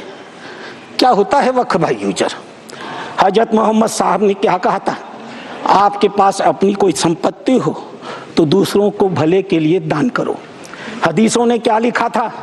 यदि किसी व्यक्ति के पास अपनी संपत्ति है, उस संपत्ति का एक हिस्सा वो दान कर सकता है, उसके लिए मुतवल्ली बना सकता है, उसके आय के साधन कैसे होंगे लिख सकता है, आय से होने वाली आय किस वर्ग के उपयोग में आएगी उसके भी निर्देश दे सकता है। What is this Waqf by user? किसने आपको संपत्ति दी? किसने आपको संपत्ति दान की? किसके मन में मनसा थी कि अल्लाह को दे दिया जाए? एक भी आदमी ने वक्फ बाई यूजर की संपत्ति वक्फ के अधिनियम के तहत नहीं दी। जैसे फिल्मों में गुंडे हुआ करते थे, जिस औरत पर हाथ रख दी वो औरत उनकी हो गई। इसी प्रकार से इन वक्फ बोर्डों ने भू माफियाओं की तरह काम किया। जिस जमीन पर हाथ रख दिया इन्होंने, वो जमीन उनकी हो गई। आज इस मानसिकता से ये काम करते हैं। जमीनों पर मैं कानून लेकर के आया हूँ। अध्यक्ष महोदय, इसी सदन में माननीय सदस्य झूठ बोल रहे थे, असत्य बोल रहे थे। 1995 का यह एक्ट है, धारा 40। द बोर्ड में इटसेल्फ कलेक्ट इंफॉर्मेशन। बोर्ड स्वतः इस बात की सूचना इकट्ठी कर सकता है यदि उसे इसका कोई कारण महसूस होता है कि यह वक्फ की प्रॉपर्टी है। आगे क्या करेगा? And if any question arises whether a particular property is a waqf property or not, whether a waqf is a Sunni or Sikh board, after making such inquiry as is deemed fit, decides the question. संपत्ति पर हाथ रख दो, किसी भी संपत्ति को वक्फ board की संपत्ति कह दो और वक्फ बोर्ड खुद ही तय कर लेगा कि वो संपत्ति वक्फ की है कि नहीं है। और जिस बेचारे की संपत्ति ले ली जाएगी उसको पता ही नहीं चलेगा। और अगला वाक्य क्या है? The decision of the board on the question under section 1 shall, unless revoked by tribunal, shall be final. Tribunal ने अगर उस निर्णय को बदला नहीं तो वह डिसीजन फाइनल होगा। और उसी एक्ट का दूसरा हिस्सा है अध्यक्ष महोदय, no appeal shall lie against any decision or order whether interim or otherwise given or made by tribunal. Tribunal के द्वारा कोई भी आदेश जो दिया गया होगा उसके खिलाफ किसी प्रकार की अपील नहीं होगी। एक अपार्टमेंट में कोई परिवार चला जाए, किराए पर मकान ले ले, और ऐसी घटना हुई है अपार्टमेंट में, किराए पर मकान ले ले, अपने 4 मित्रों को बुला ले और नमाज पढ़ ले। 5वें दिन वो कह देगा हमने इस स्थान पर नमाज पढ़ी है, यह वक्फ बाय यूजर है, अब इसे वक्फ घोषित कर दो। और घोषित हो गई। अध्यक्ष महोदय, आपके पास एक बड़ी जमीन है, खाली पड़ी है, बगल में कुछ मुस्लिम परिवार रहते हैं, उन्हें नमाज पढ़ने के लिए कहीं जाना होता है, वो उस जमीन पर नमाज पढ़ ले। आप हिंदू हैं, आप मना नहीं करते। 5 दिन 7 दिन नमाज पढ़ने के बाद वो लिख के दे देंगे कि हम लोग इस जमीन पर नमाज पढ़ते थे, अब यह वक्फ बाय यूजर हो गई, अब इस जमीन पर किसी का कोई अधिकार नहीं रहेगा। माननीय संसदीय कार्य मंत्री उल्लेख कर रहे थे उस घटना का, तमिलनाडु की घटना का उल्लेख कर रहे थे। क्या हुआ तमिलनाडु में? एक रामचंद्रन नाम का आदमी अध्यक्ष महोदय, वह व्यक्ति अपनी लड़की की शादी के लिए अपनी जमीन बेचना चाहता था। वो जमीन बेचने के लिए जब रजिस्ट्रार के घर गया, ऑफिस में गया, तो पता चला कि वो जमीन उसके नाम पर ही नहीं है, वो जमीन वक्फ को दे दी गई। जब हल्ला मचा, गांव के लोग रजिस्ट्रार ऑफिस में गए तो पता चला कि उन दोनों गांवों की सारी जमीन वक्फ को दे दी गई। 1500 साल पुराना मंदिर भी वक्फ के हवाले कर दिया गया। यह होता है इन लोगों का वक्फ बाय यूजर, अध्यक्ष महोदय। और आश्चर्य होता है, इन्हें बैठाया जाए अध्यक्ष महोदय, आश्चर्य होता है। मैं भी जेपीसी का मेंबर हूँ, ये भी जेपीसी के मेंबर है, ये गवाह है इस बात के। मैं लगातार जेपीसी में जितने भी विटनेस आते रहे, इनके बड़े बड़े धार्मिक मतावलंबी, मैं उनसे कुरान को कोट करके कहता रहा। मैं कुरान पढ़ता हूँ, कोई बुराई नहीं है किसी धर्म को पढ़ने में। मैंने कुरान को कोट करके कहा कि मौलवी साहब ये तो बताओ कि इस कुरान में या किस हदीस में यह लिखा है कि अगर हमने कोई संपत्ति दान नहीं की तो तुम उसको वक्फ बाय यूजर मालिकाना मान लोगे। किसी के पास एक भी मेरे सवाल का जवाब नहीं था। इन लोगों ने क्या किया मालूम है? वो जो ओवैसी साहब वहां बैठते हैं ना, उन्होंने मेरा नाम रख दिया मौलाना डॉक्टर राधा मोहन अग्रवाल। अब इससे बड़ी मेरी जीत क्या हो सकती है? मैंने इनसे पूछा, इस बात पर बहस होती है कि डीड लिखित गया या नहीं। मैंने इनसे कहा, जब हजरत मोहम्मद साहब ने अपने आयतों में लिखा है, 3 आयतें हैं, 4 आप चाहिएगा तो मैं पेश करूंगा। 4 आयतें हैं जहां हजरत मोहम्मद साहब कहते हैं एक भी पैसा अगर किसी को दो तो उसको लिखो, उसका उदाहरण दो, उसका विटनेस बनाओ, ताकि ताकीद रहे कि कल तुम्हारे देने को कोई चुनौती न दे पाए। एक भी पैसा दो तो लिख दो। और तुम कहते हो कि तुम्हारे पास ये सारी संपत्तियां हैं जिसका कोई लिखित रिकॉर्ड नहीं है, फिर भी वक्फ है। मेरे एक भी सवाल का जवाब, मैं उस कमेटी की बातों को बोलता नहीं, लेकिन चूंकि इन्होंने कमेटी का उल्लेख कर दिया इसलिए मैं इन्हें एक्सपोज कर रहा हूं। मेरे एक भी प्रश्न का जवाब ये लोग नहीं दे पाए, खाली मुझे कहते थे कुरान पढ़ते हैं मौलाना है, कुरान पढ़ते हैं मौलाना है। अरे कुरान मैं पढ़ता हूं, तुम तो मुसलमान हो, बचपन से पढ़ते हो ना। मैं पढ़ूं और बताऊं कुरान में क्या लिखा है? मार हो जाएगी, मार। ये हिंदू की बलमनसाहत है जो कुरान पढ़ के तुम्हें बताता नहीं है। अध्यक्ष महोदय दूसरी चीज, सरकार इनकी थी, इन्होंने वक्फ को अभयदान दे दिया और क्या नारा दिया? जो जमीन सरकारी है वो जमीन हमारी है। सरकारी संपत्तियों पर कब्जा करने का ऐतिहासिक इन्होंने कर्म काहे किया है। उत्तर प्रदेश की 74% वक्फ की संपत्तियां सरकारी जमीन पर कब्जा करके बनी है। तेलंगाना में 50% की संपत्तियां सरकारी जमीन पर कब्जा करके बनी है। पूरा अभयदान इनको मिला था अध्यक्ष महोदय, और उसका फल क्या हुआ? 2006 में सच्चर कमेटी की रिपोर्ट आई। सच्चर कमेटी ने कहा 4,50,000 संपत्ति है और 6 लाख एकड़ जमीन है। आज 2024 में 8,72,000 संपत्ति है और 37,94,000 एकड़ जमीन है। 2006 से 2023 6 लाख एकड़ से बढ़ करके 37,94,000 एकड़ जमीन इनकी हो गई। इन्हें बताना तो पड़ेगा सभापति महोदय कि आखिर 31 लाख अतिरिक्त जमीन इन्होंने पाई से कहां से है। इन्हें उसका उदाहरण देना पड़ेगा। अध्यक्ष महोदय, जितना ये कांग्रेस के पहले वक्ता रहे हैं, जितना समय ये बोले हैं, मैं भी उतना ही समय बोलने वाला हूं। यह मेरा अधिकार है सभापति महोदय। मैं एक बात कहना चाहूंगा अध्यक्ष महोदय, इन्होंने चर्चा किया, कर्नाटक के हैं ये, मेरे पास प्लीज कंक्लूड सर। अध्यक्ष महोदय, मेरे पास ये रिपोर्ट है। यहाँ बोलने के पहले मैंने इस रिपोर्ट को ऑथेंटिकेट किया है, माननीय उपराष्ट्रपति महोदय के पास इसको लिख करके भेजा है। ये सांसद महोदय कर्नाटक के हैं, पाकिस्तान जिंदा वाले। एक शब्द भी इन्होंने इस रिपोर्ट के बारे में नहीं बोला। यह रिपोर्ट जेपीसी में प्रस्तुत हुई है, और जेपीसी में प्रस्तुत हुई है तो यह ऑफिशियल डॉक्यूमेंट है। यह रिपोर्ट मैं पढ़ूंगा अध्यक्ष महोदय, यह मेरा अधिकार है। मैं आपको बताऊंगा कि कर्नाटक के अंदर किन किन नेताओं ने वक्फ की कितनी कितनी संपत्तियों पर कब्जा कर डाला है। नाम पढ़ता हूं मैं। Qamrul Islam foreign minister, Suryavanshi ex MP,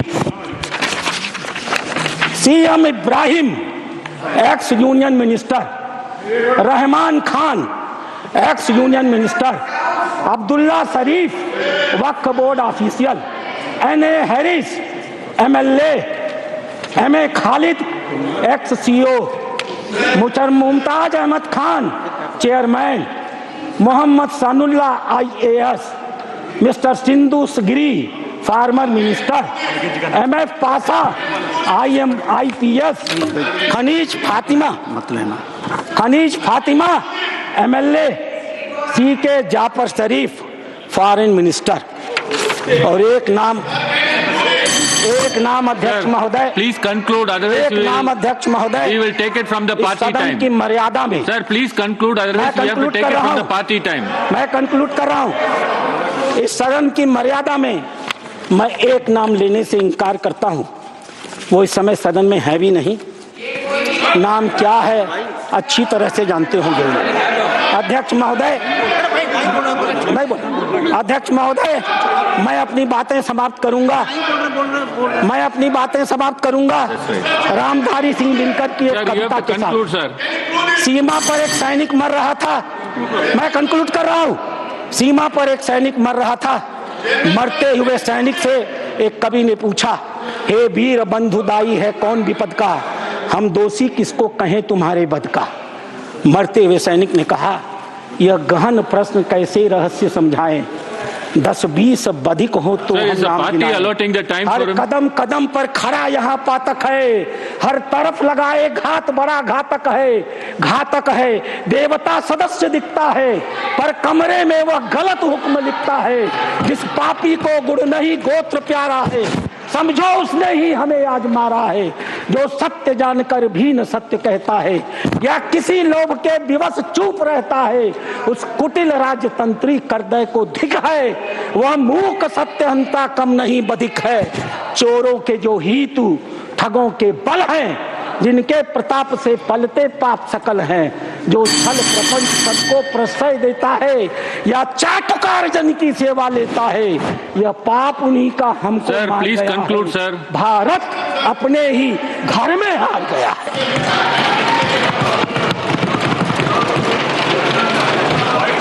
I call upon the next speaker, Mohammad Nadimul Haig. Vice Chairman, sir. Vice Chairman,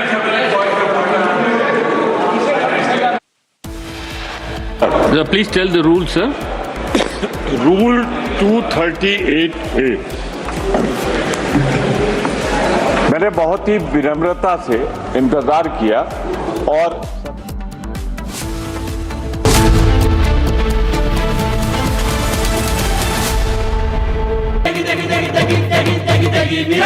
MDH की देगी मिर्च, देगी मिर्च का तड़का, अंग अंग फड़का। MDH की देगी मिर्च। In the global employability rankings by Times Higher Education UK, only the following 6 institutions from India are ranked amongst the top 230 in the world for having the most employable graduates. IIT Delhi, IISc Bangalore, IIT Bombay, IIM Ahmedabad, IIT Kharagpur and Amity University. On the other side, our ally suddenly decides to impose tariffs on us, 26%, which is going to completely devastate our economy. Our auto industry, our pharmaceutical industry, they're all on the line. Agriculture. So I'm wondering, somebody once asked Indira Gandhi ji, in the matter of foreign policy, do you lean left or do you lean right? And Indira Gandhi ji answered, I don't lean left or right, I stand straight. I'm Indian and I stand straight. And the BJP and the RSS have a different philosophy. When asked, do you lean left or do you lean right? They say, no, no, no. We bow our head right in front of.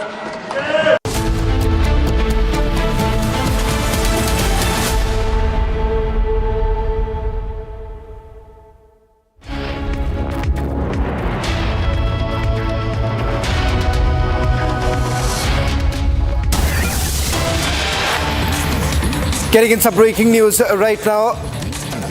First response coming in from the Ministry of Commerce and Industry on the tariffs that have been imposed by US.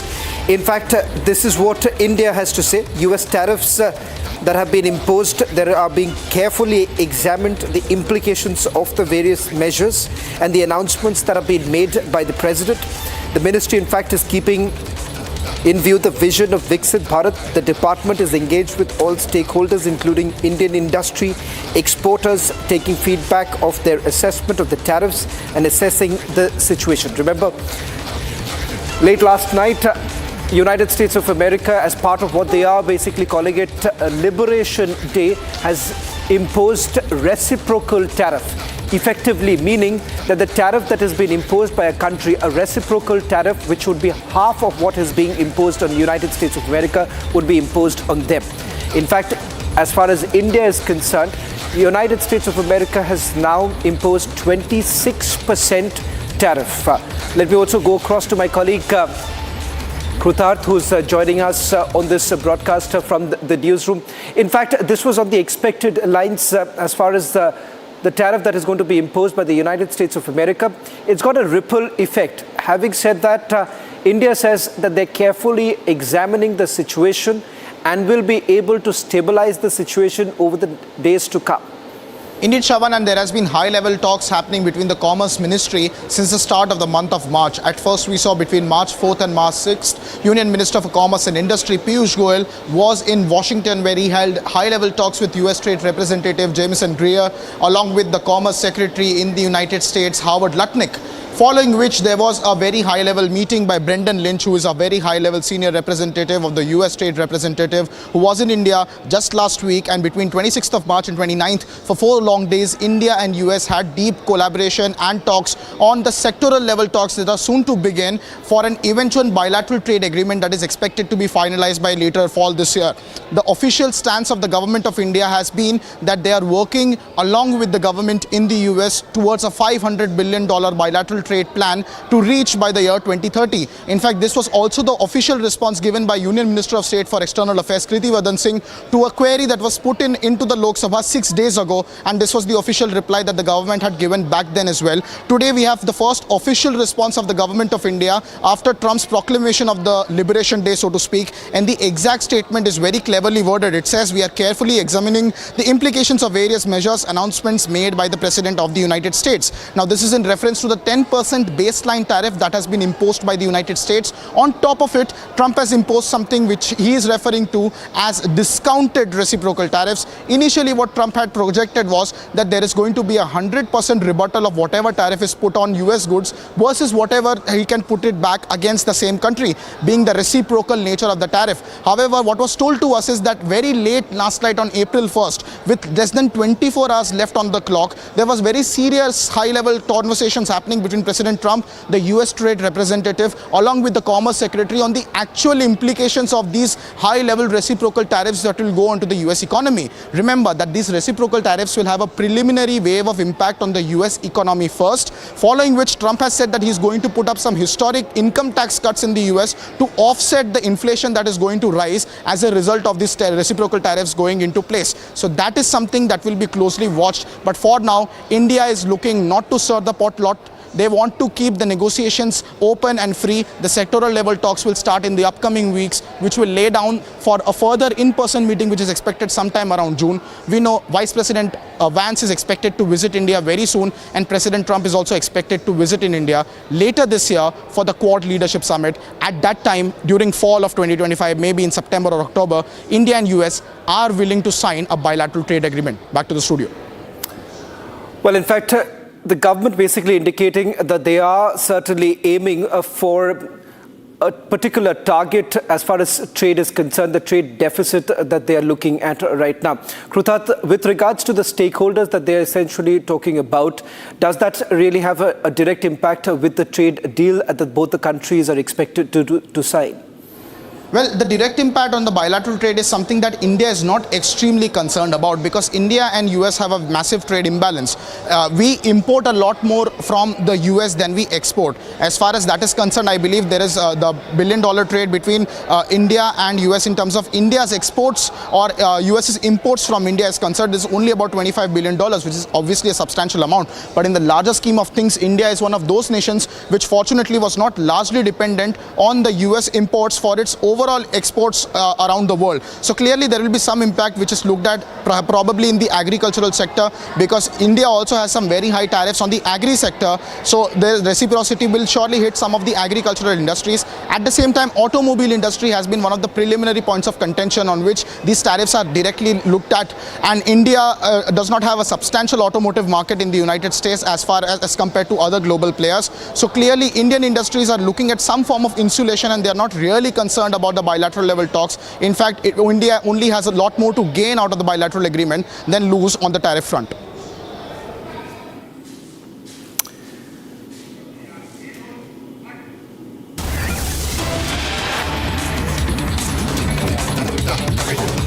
He said none of us were present in the house. There was one journalist. Action was all this was said after the permission was given.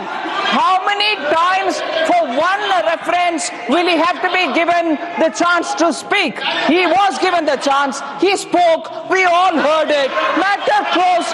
Then you said, called up Sukendra Shekhar Roy. How many times, please? And if Sri Nadimun Haq doesn't want to speak, call the next person. He is not getting up. Let somebody else speak. You said, oh yes, he didn't get up. 3 times the chair called. Speak. Let him speak. Let him speak. The chair called, he didn't get up. The chair called, he didn't get up. When the chair called, he didn't get up. Stop banging the chair. Stop banging the table. Stop banging the table, Derek. Stop banging the table. So the chair called, and then the honorable member 3 times. The chair, please check the record. Please check the record. Please check the record. Please check the record. I want to say it. Please check the record. The chair called him 3 times. The chair called him 3 times. He didn't even get up. Chair called him 3 times. He didn't even get up. Then move to the next speaker. Yeah. What is this? He wants to speak 3 times. You want to be called 3 times. Is there some order? Chair, please. If honorable member Haq wants to speak, since he was called, because the chair gave him the permission, let him speak. कृपया आप सब लोग बैठ जाए. कृपया बैठ जाए. And if he doesn't speak, how many times will he have to go back to that person? Please sit down. Please sit down. Please sit down. Please. Deve Gowda जी खड़े हैं. मैं एक सूचना के साथ आपको निवेदन कर रहा हूं. Honorable Chairman, yes, to speak on this bill. I am only waiting when the chairman comes, because he has made an announcement yesterday for the former Prime Minister. 10 minutes we have allotted. There should not be any disturbance. For the first time after 17 years, I don't want to quote what has happened in the other house. It is not proper to mention anything what has happened in the other house. I know something, I don't want to speak. For 17 years, only 1 minute or 2 minutes, because I was only one member.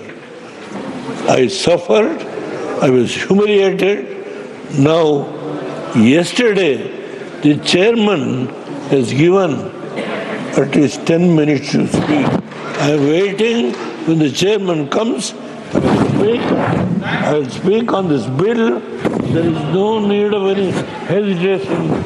I'm going to stand by the Parliamentary Affairs Minister yesterday spoke. Up to 1 o'clock, I heard your speech. Up to 1 o'clock, I heard your speech. I know what has happened. I am going to speak. There is nothing to fear. I am the person who fought for the cause of the Muslims. India was there. But today, my stand, what is my stand? I am going to make it clear to the country. There is no hesitation. I'll speak. Wait, madam, please. There is no question. I am waiting for the chairman to come. That's all. I am going to speak. धन्यवाद। आप बैठे मानिए, सुनिए please. पहले मुझे सुनिए please. Listen में आपके समय में पूर्व चेयरमैन ने जो व्यवस्था दी, आपने अपना स्पष्टीकरण दे दिया। इसके बाद में नाउ अब श्री मोहम्मद नदीमुल हक अपनी बात जारी रखेंगे। Sir, I thank you very much for giving me this time. Please, no. जबर भी देखा है, तारीख की नजरों में लम्हों ने खता की थी, सदियों ने सजा पाई।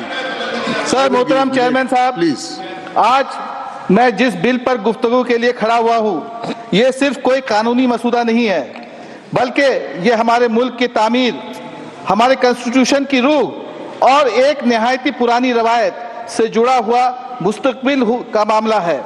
मैं आज इस ऐवान के सामने एक ऐसे फिक्रमंद हिंदुस्तानी की हैसियत से खड़ा हूं जिसे अपनी मां जैसी सरजमीन के हर शहरी से मोहब्बत है और जिसके दिल में ये सवाल है कि क्या हम उन रवायतों को भुला सकते हैं जिन्होंने हमें एक देश एक कौम बनाया है।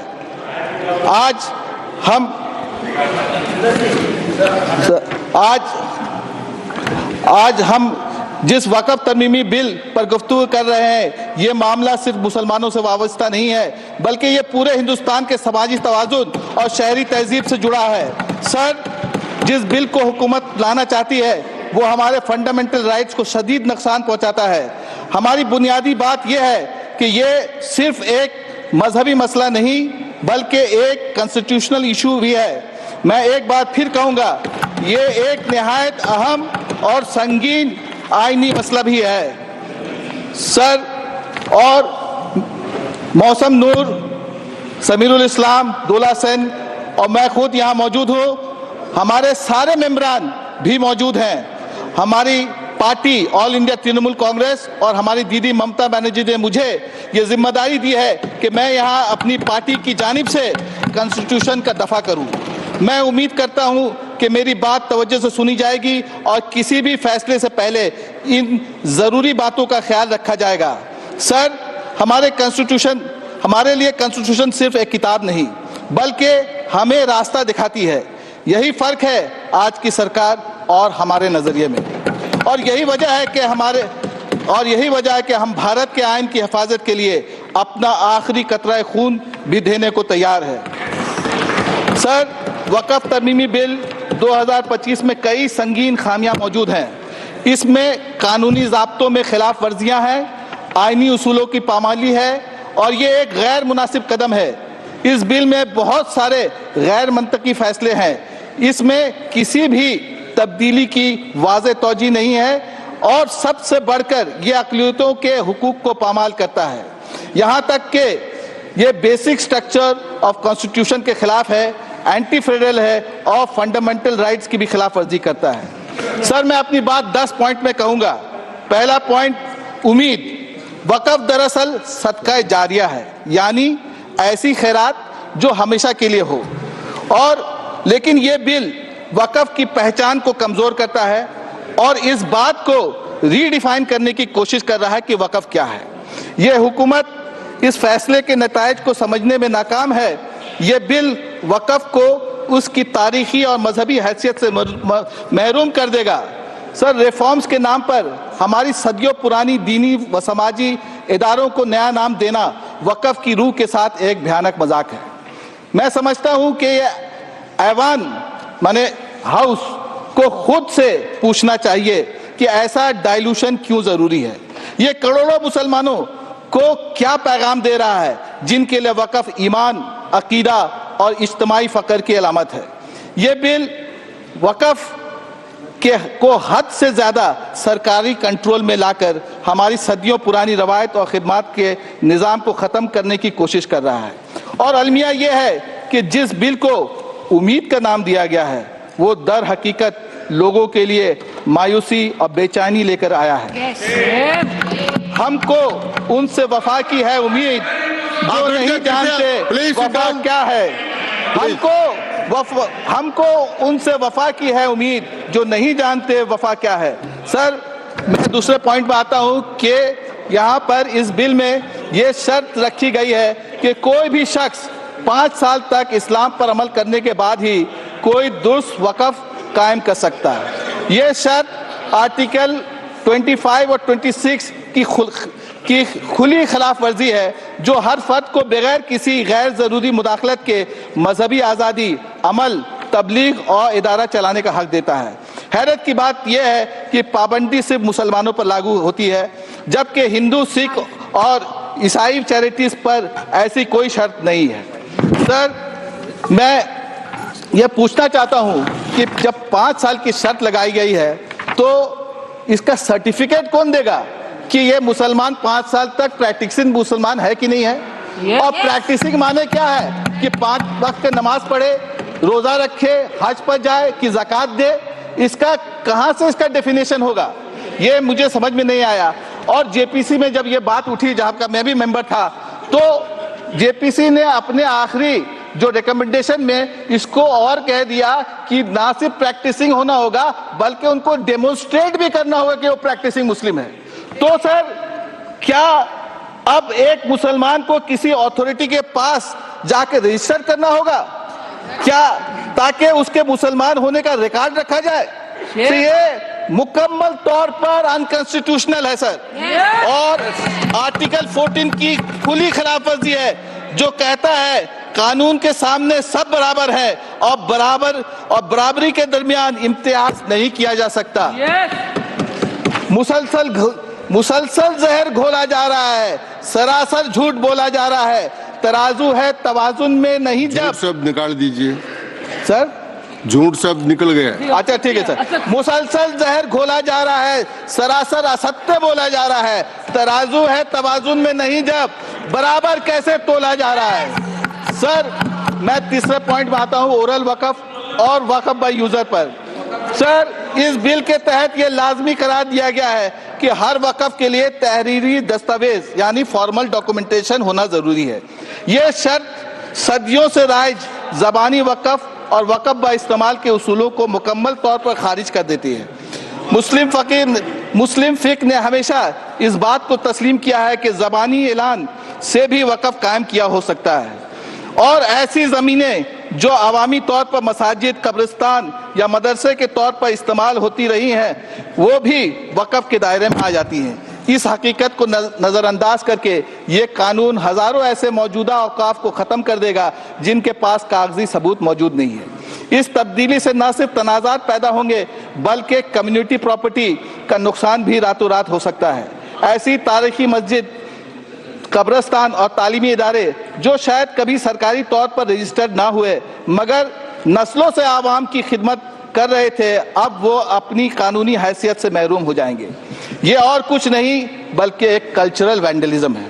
मैं अपने चौथे पॉइंट पर आ रहा हूँ सर, कि इस बिल में वक्फुल औलाद को इस तरह पेश किया गया जैसे ये सिर्फ एक वरासती चाल हो, जबकि हकीकत ये है कि ये एक नाकाबिली वापसी और नेक नियति पर मुबनी अतिया होता है, जो शरीयत के उसूलों के तहत वाकिफ को ये हक है देता है कि वो अपने बेनिफिशियरी का इंतखाब खुद करे।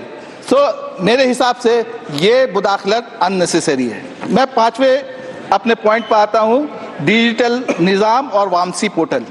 इस बिल में वक़्फ़ इमलाक को डिजिटाइज करने के लिए वामसी पोर्टल के इस्तेमाल की बात की गई है, लेकिन हकीकत यह है कि रजिस्ट्रेशन में ताख़ीर, पोर्टल हमेशा क्रैश होता रहता है और दीगर तकनीकी मुश्किलात आम मसला है। अब यह सवाल है कि हम अपनी मजहबी जायदादों के मुस्तकबिल को इस नाकिस निज़ाम पर कैसे छोड़ सकते हैं?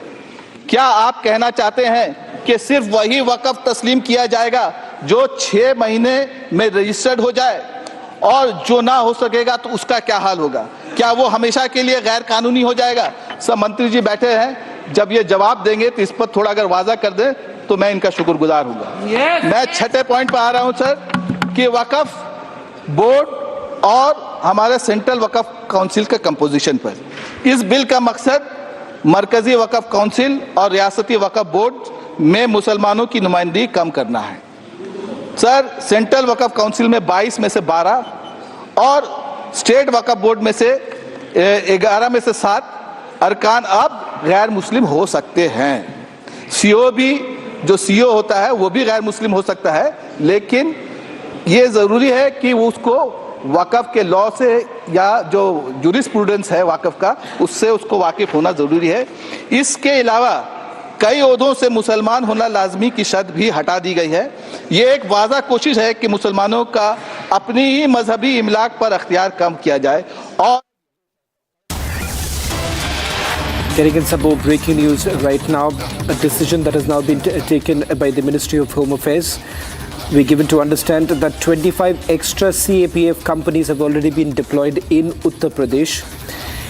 In fact, this is being done looking at the situation post the Waqf Bill being passed in the Parliament.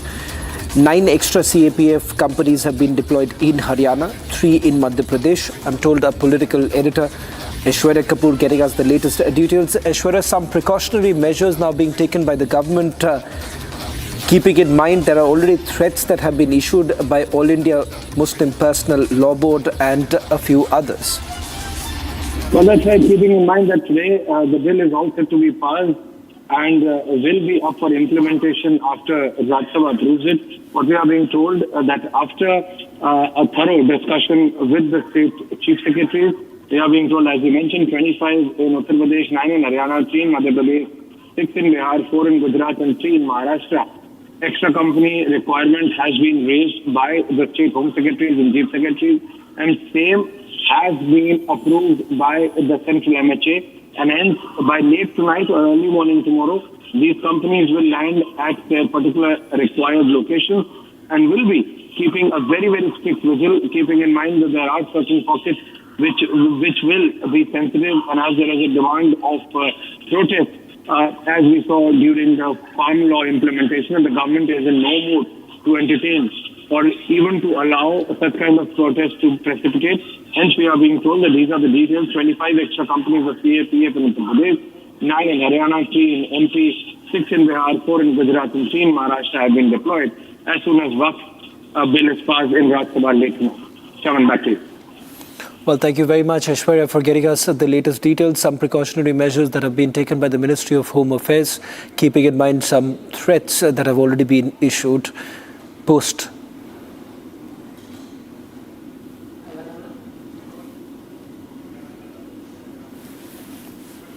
बना रहे हैं जो खुद मेंबर नहीं बनना चाहते।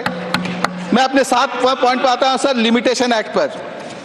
यह बिल लिमिटेशन एक्ट 1963 को वक़फ इमलाक पर लागू करता है और मौजूदा कानून क्लॉज 107 को मुकम्मल तौर पर ख़त्म कर देता है, जो अब तक वक़फ को इस एक्ट से एग्जेम्प्ट करार देती थी। क्लॉज 107 को हटाकर कॉन्स्टिट्यूशन के आर्टिकल 14, 15 और 26 की सरी खिलाफ वर्जी है। लिमिटेशन एक्ट एक आम कानून है और इसे वक़फ जैसे मखसूस मजहबी कानून पर लागू करने से इनक्रोचर्स वक़फ के ज़मीनों पर एडवर्स पोजीशन के ज़रिए मिल्कियत का दावा कर सकेंगे। ये कानून वक़फ के दायमी तसव्वुर यानी हमेशा के लिए दीनी और फलाही मकसद से वक़फ की गई जायदादों की बुनियादी नज़रिए को तोड़ता है। मज़ीद तशवीश की बात है कि वक़फ इमलाक जैसा कि मसाजिद, कब्रिस्तान, मदारिस वगैरह अब तक रियासती हुकूमत के दायरे अख्तियार में थे, लेकिन ये बिल उन्हें मरकजी हुकूमत के मातहत लाने की कोशिश करता है, यानी स्टेट वक़फ बोर्ड को बाईपास किया जा रहा है। ये एक एंटी फेडरल कदम है सर, और सेंट्रलाइजेशन ऑफ पावर। इस बिल में क्लॉज 108A भी शामिल किया गया है, जो सेंटर को यह अख्तियार देता है कि वो जमीन से ताल्लुक कानून बना सके। सर, हम लोग सबको मालूम है कि लैंड इज स्टेट सब्जेक्ट, खा स्टेट के दायरे में ही क्यों ना हो। यह बिल मजहबी, समाजी और माशरी बहबूद माने वेलफेयर को मुतासिर कर सकता है और वक़्फ़ इमलाक को गैर कानूनी कब्जों के लिए खुला छोड़ देगा, क्योंकि इसमें कोई लीगल सेफगार्ड नहीं रखा गया है। सर, पहले 2 साल की सजा थी, उसको कम करके 6 महीना कर दिया गया जो इनक्रोचर्स के लिए, और जो ऑफेंस कॉग्निजेबल और नॉन बेलेबल था अब उसको बेलेबल कर दिया गया। सर मैं अपने अगले पॉइंट पर आता हूं, 8 नंबर पर, कि centralisation of power in government officials. इस बिल का शायद सबसे खतरनाक पहलू यह है कि ये तमाम अख्तियारात सरकारी अफसरों को देता है और अदालतों, कम्युनिटी इदारों और वक्फ बोर्ड को टूथलेस कर देता है। जेपीसी रिपोर्ट के बाद अब बिल में क्लॉज शामिल किया गया है कि एक नामजद अफसर जो जिला कलेक्टर से ऊपर का दर्जा होगा, यह फैसला करेगा कि कोई जायदाद वक्फ है या नहीं। यानी सिर्फ एक अफसर की स्वाबदी डिस्क्रिशन पर किसी जायदाद की मजहबी या कानूनी हैसियत तय हो जाएगी। सवाल यह है कि क्या ये अफसर उसूलों से वाकिफ होगा? क्या ये उस रवायत की रूह का इल्म उसके पास होगा? Sir, this is against the principle that no one can be a जज इन देयर ओन कॉज। ये आर्टिकल 25 और 26 की खुली खिलाफवर्जी है। सर, मैं अपने 9th पॉइंट पर आता हूं कि ट्राइब्यूनल्स के फैसले फाइनल होते थे, अब वो फाइनलिटी खत्म हो गई। इसलिए एक अननेसेसरी अमेंडमेंट है सर, क्योंकि ये अब जितने लीगल डिस्प्यूट उसको और लंबा करेगा और जो कोर्ट पर पहले से बोझ है हमारे हाई कोर्ट और सुप्रीम कोर्ट पर, उस पर और बढ़ाएगा सर। मगर ये तरमीम दीगर मजहबी कानून के मुतज़ाद है, क्योंकि दूसरे मज़ाहिब के चैरिटीज़ में ट्राइब्यूनल के फैसले को हतमी तस्लीम किया जाता है। माने फाइनल दूसरा जितना भी ट्राइब्यूनल है उसका फैसला, खाली इसी को फाइनल नहीं किया गया। तो वक़्फ़ के मामले में ये अलग मेयार क्यों? ये एक सर डिस्क्रिमिनेटिव मूव है सर। मैं कहना चाहता हूं कि ये सरासर डायरेक्ट अटैक ऑन फेडरलिज्म है। ये बिल सिर्फ वक़्फ़ का मामला नहीं बल्कि हमारे फेडरल स्ट्रक्चर पर एक सरासर खतरनाक हमला है। यूनियन गवर्नमेंट पूरे मुल्क में वक़्फ़ के मामलात को बराह रास्त कंट्रोल करके रियासतों के दायरा अख्तियार को नज़रअंदाज कर रही है। ये एक खतरनाक मिसाल काम करेगी। आज वक़्फ़ निशाने पर है, कल मंदिर की ज़मीन, चर्च की ज़मीन या गुरुद्वारे की ज़मीन भी निशाने पर आ सकती है। ये बिल सेंट्रलाइजेशन ऑफ पावर करके हमारे यूनियन की बुनियाद को हिला रहा है, जिसकी रूह डिवीजन ऑफ पावर में है, ना कि सेंट्रलाइजेशन ऑफ पावर में। मैं इस ऐवान के तमाम मुअज़्ज़िज़ मेंबरान से गुजारिश करता हूँ कि वो इस बिल की मुखालफत सिर्फ मजहबी आइनी बुनियाद पर ही नहीं बल्कि फेडरल प्रिंसिपल्स की बुनियाद पर भी करें। सर, मैं यहाँ केरल के मुनम्बम इलाके का भी जिक्र करना चाहता हूँ, जहाँ 700 से ज़ायद ख़ानदान बरसों से आबाद हैं। मैं इस ऐवान में ममता बनर्जी की पार्टी का रुकन होने की हैसियत से खड़ा हूँ और ये बात वाज़ा तौर पर कहना चाहता हूँ कि एक भी खानदान बेदखल नहीं होगा। No one will be evicted। तो प्लीज इस मुकामी मामले को वक़्फ़ बिल से ना जोड़ा जाए। ये दो बिल्कुल अलग इश्यूज हैं। ये जगह बंगाल में है क्या? सर आखिरी में मैं जिक्र करना चाहता हूँ, मैं जिक्र करना चाहता हूँ सर आखिरी में कि बहुत सारी कमिटियों का रिकमेंडेशंस पर ये बिल मंत्री जी ने कहा कि मैं इसको सबका रिकमेंडेशंस लेकर के बिल लेकर के आया हूँ कि वो पार्लियामेंट्री कमिटीज अलग अलग है। लेकिन अगर आपको रिफॉर्म करना ही है तो आप इन जितनी कमिटियां तो तीन रिकमेंडेशंस तो उसको आप मान लीजिए। एक कि मुसलमानों में तालीम के फ़रोग के लिए एक नेशनल एजुकेशन बोर्ड का क़याम, इसको तो मानिए सर।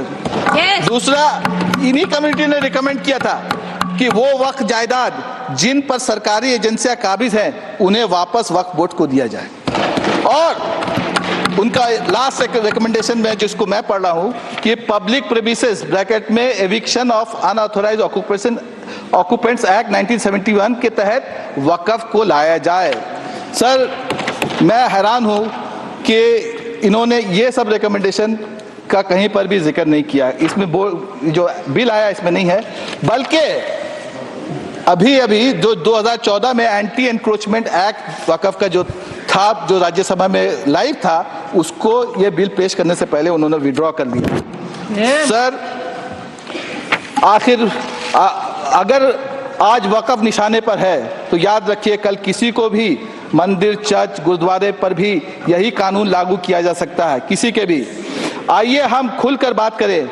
वक्फ कोई आम इदारा नहीं, ये एक रूहानी विरासत है, एक ईमानी अमानत है जिसकी जवाबदेही मुकद्दस फर्ज है और जिनसे आज खयानत हो रही है। सर, मैं इस मुअज़्ज़िज़ ऐवान से पुरखुलूस अपील करता हूं, इस बिल को मुकम्मल तौर पर मुस्तरद कर दिया जाए। अगर इस्लाह करना, अगर रिफॉर्म करना है तो मिल्लत के एतमाद, मशवरे और शराकत के साथ की जाए, ना कि ज़बरदस्ती। ये बिल सिर्फ मुसलमानों का मसला नहीं बल्कि हमारे सेक्युलरिज्म, हमारे कॉन्स्टिट्यूशन और हमारी डेमोक्रेसी का इम्तहान है। ये मत भूलिए कि तारीख सब याद रखती है और यकीनन तारीख याद रखेगी कि हमने इस मौके पर इंसाफ का साथ दिया या खामोशी अख्तियार कर ली। सर, आइए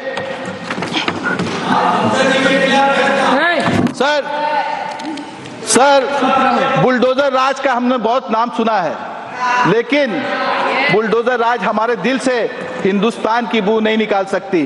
सर, मैं कह सकता हूं कि हमारे पुरखों की कब्रें यहाँ हैं, हमारी भी होगी, हमारे बच्चों की भी होगी। मजहब नहीं सिखाता आपस में बैर रखना, हिंदी है, हम वतन है, हिंदुस्तान हमारा। सर, इस मुल्क को डिवाइड करने की कोशिश की जा रही है, इस मुल्क को डिवाइड करने की कोशिश की जा रही है। मैं आम तौर पर किसी शख्स को ज्यादा अहमियत नहीं देता हूं, लेकिन चूंकि वो बंगाल में अपोजिशन लीडर हैं, इसलिए उनका जुमला दोहराना चाहता हूं। वो कहते हैं, जो हमारे साथ हम उनके साथ, सबका विकास बंद करो। मैं रिपीट करता हूं सर, जो हमारे साथ हम उनके साथ, सबका विकास बंद करो। तो मंत्री जी और सबसे मैं पूछना चाहता हूं, क्या आप उनका साथ देते हैं? सर, कहां गया आपका सबका साथ, सबका विकास? मैं पूछना चाहता हूं सर 272 का पावर चाहिए लोकसभा में एक बिल पास करने के लिए। 400 पार का नाम सुना था सर, 350, 300, 272 भी नहीं हुआ, 240। और अभी सबका उसमें सबका साथ लेकर करके वो बिल ये पास करके जो आया है, इसके तहत सर मैं ये कह सकता हूं कि बहुत बार यहाँ के लोग, मोदी जी और शाह जी ने बंगाल में जाके रैलियां की हैं, मगर बंगाल ने उन्हें मुस्तरद कर दिया। और 2026 में भी यही होगा, क्योंकि यूनिटी इन डाइवर्सिटी की मिसाल है बंगाल, और वहां पर ये है। सर, मैं अपना बस चंद लाइन करके अपने खत्म करता, सर मुझे मौका दिएगा सर। 3 मिनट है आपको मैंने रोका नहीं, शुक्रिया टोका भी नहीं। The Waqf Bill is not just about property or governance, it's about dignity. It's about identity, and it's about whether we will let our rights be rewritten by those who see us as mere footnotes in this nation's story. When institutions that have stood for centuries serving education and welfare are suddenly questioned, when our places of worship and our sacred lands are put under the scanner while others remain untouched, we must ask, who gets to decide how much is enough? We do not owe explanations for our presence, for our heritage, for our existence. This land is ours as much as anyone else. Our history, our contributions and our rights are not up for negotiation. The Constitution does not ask how much we belong. It guarantees that we do. अगर खिलाफ है, होने दो, जान थोड़ी है, ये सब धुआं है, कोई आसमान थोड़ी है। लगेगी आग तो आएंगे घर कई जद में, यहाँ सिर्फ हमारा मकान थोड़ी है। हमारे मुंह से जो निकले वो सदाकत है, हमारे मुंह में तुम्हारी जबान थोड़ी है। मैं जानता हूं कि दुश्मन कम नहीं, लेकिन हमारी तरह हथेली पे जान थोड़ी है। जो आज साहिब मसनद हैं, कल नहीं होंगे, किराएदार हैं, जाती मकान थोड़ी है। सभी का खून है शामिल यहाँ की मिट्टी में, सभी का खून है शामिल यहाँ की मिट्टी में, किसी के बाप का हिंदुस्तान थोड़ी है। जय हिंद। धन्यवाद।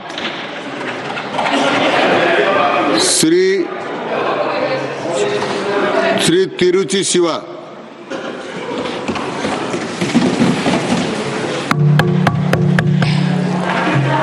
Mr. Vice Chairman, sir, I am standing on behalf of the DMK party to oppose this bill. The Tamil Nadu Legislative Assembly has passed a unanimous resolution not to pass this bill, but the government is on its process. We reject the bill in its entirety because it is legally flawed, constitutionally indefensible, and morally reprehensible. Sir, why a certain community is being targeted is our question. I don't want to go into the merits of the bill or in detail because many others have spoken. Moreover, it is of no use. It's a futile exercise because this government has got ears, but it won't listen to the opposition views. It has got eyes, but will not see those who are being suffering out of anything. Beautiful. It has a mouth only to spare words against the opposition and have hands to unleash power against the marginalized. So the intention is very important. They say that it is only administration purpose. No, it is not so. It is not reform. It is to control and to take over the administration of a certain community who have got charitable endowments and they involve in religious activities. Intention is malified and so deplorable. Sir, we repose our confidence in one thing. When I am not going into the merits of the bill means not that I don't want to spend my time on that. We think we are very strongly believe that since it is anti-secular and ultra-virus of the Constitution, the solution is 5 kilometers away. The Supreme Court is there to strike down if at all it is legislated or passed. It will. We are very certain about it. Sir, it is not all evasive arguments we are making or accusations against them. The government says often, Sabka Saath, Sabka Vikas. I rely upon him. He gave the translation. Together with all and development for all. But they have a different policy for Muslims. Exclusion, marginalization and dispossession. Sir, this furthers and deepens the sense of alienation and insecurity in the minds of the Muslim community in this country. Yes. Sir, one has to realize this is a sad day. We have to say that because the Muslims across the country are waiting what is going on in this house. Sir, I would like to remind once again, the Constitution has assured them of many fundamental rights, but they are all totally deprived during this regime. I have many a time told, sir. In the year 1947, during partition, Muhammad Ali Jinnah, who was the founder of Pakistan, said that I have formed a country for the Muslims. All Muslims come to Pakistan. But the Muslims in India said, we are Muslims, but India is our nation. Yes. Have they not contributed for the development of our country? Are they not in the military? If at all India is now an atomic power in the world, it is because of Dr. Abdul Kalam. If Aditya 1 is a success that has gone to the sun and sending informations, it is because of one Shahi from Sengotai, an Islamic girl, who is the director of that. There are many such instances. I don't want to say all those things. So we can very clearly understand the government is very keen in pushing the bill to be passed. So we have proposed some amendments. It is not of technical corrections.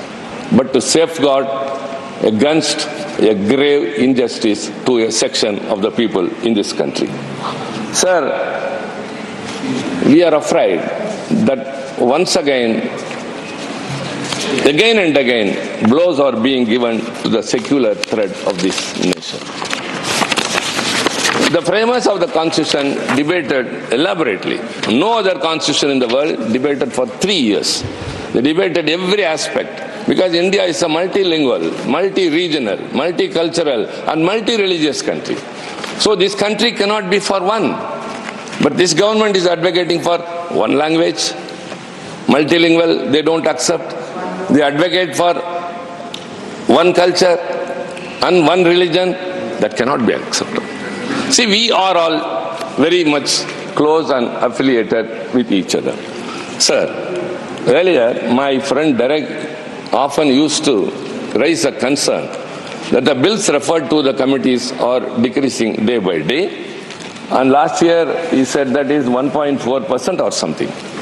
Now we don't want even that, sir, because we are experience says that no use of going to any committee.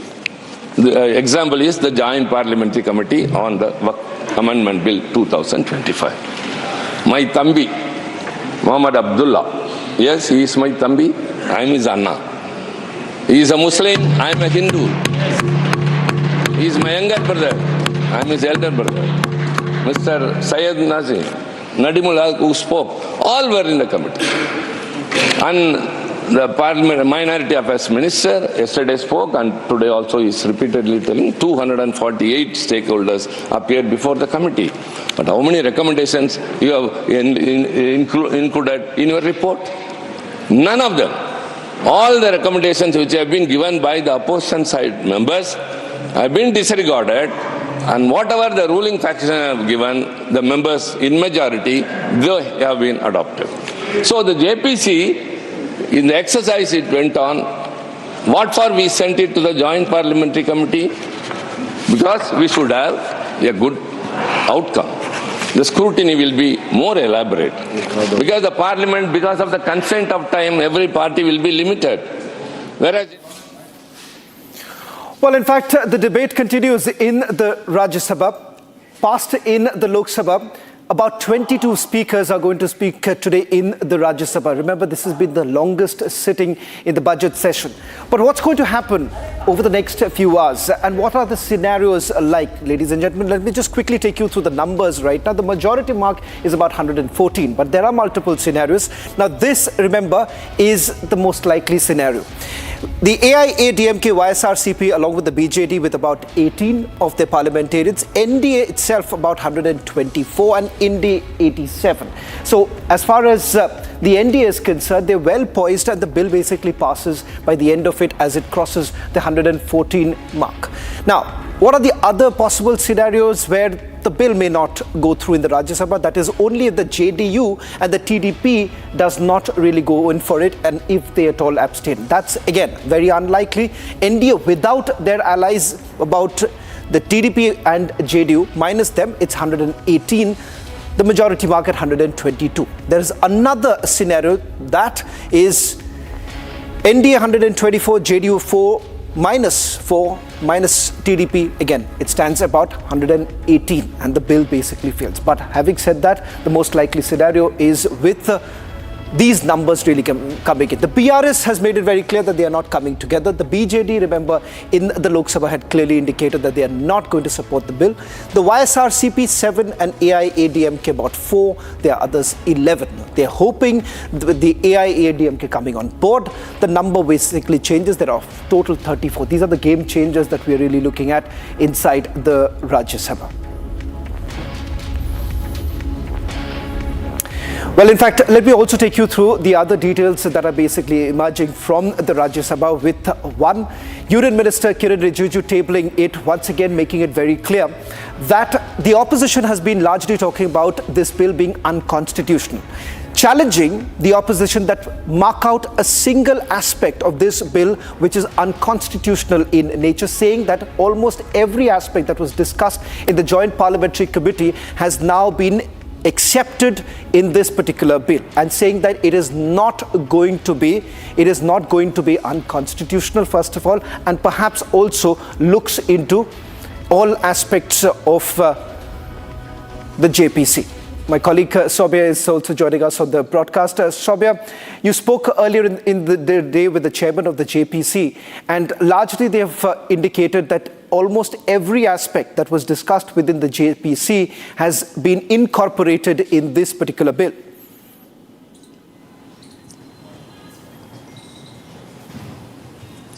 Yes, JPC chairperson Jagdambika Pal has reiterated time and again throughout the meetings and the deliberations that have been taking place since last year, since the introduction of Waqf Amendment Bill last year in the Parliament, and the meetings following post the formation of the JPC to look into this matter, which travelled to different states and different cities and to take the suggestions of the important stakeholders.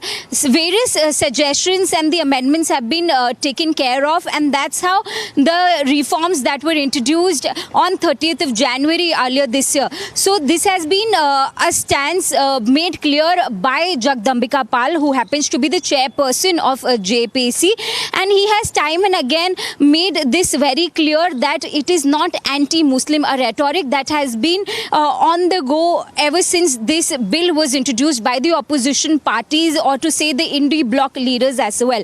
So time and again there has been this reiteration by Jagdambika Pal that it is not anti-Muslim. This will be in favor of innocent Muslims. Back to you. Well, in fact, Saubya, we'll also get in some more breaking news now coming in with response to what is it that the leader of the opposition in the Lok Sabha, who was absent, ran away from this entire debate, made a comment earlier in the day about China. In fact, the BJP, Anurag Thakur of the BJP, essentially showing the mirror to Rahul Gandhi. We're going to put that out in a short while from now. In fact, as far as the opposition is concerned, their agenda has completely failed. Some have gone a step forward, threatening that there would be protests if at all this bill is actually passed. Let us also quickly take our viewers through some of the key highlights coming in from the Rajya Sabha. In fact, you have Kiren Rijiju, who has tabled the bill, once again saying that the government has made it very clear that they stand with the community. In fact, it is the community that is going to be liberated once the Waqf Bill is actually passed. Let me also take you through some more details coming in. In fact, we'll continue with our ongoing coverage coming in from the Rajya Sabha. 22 speakers are going to speak on the Waqf Bill from both sides.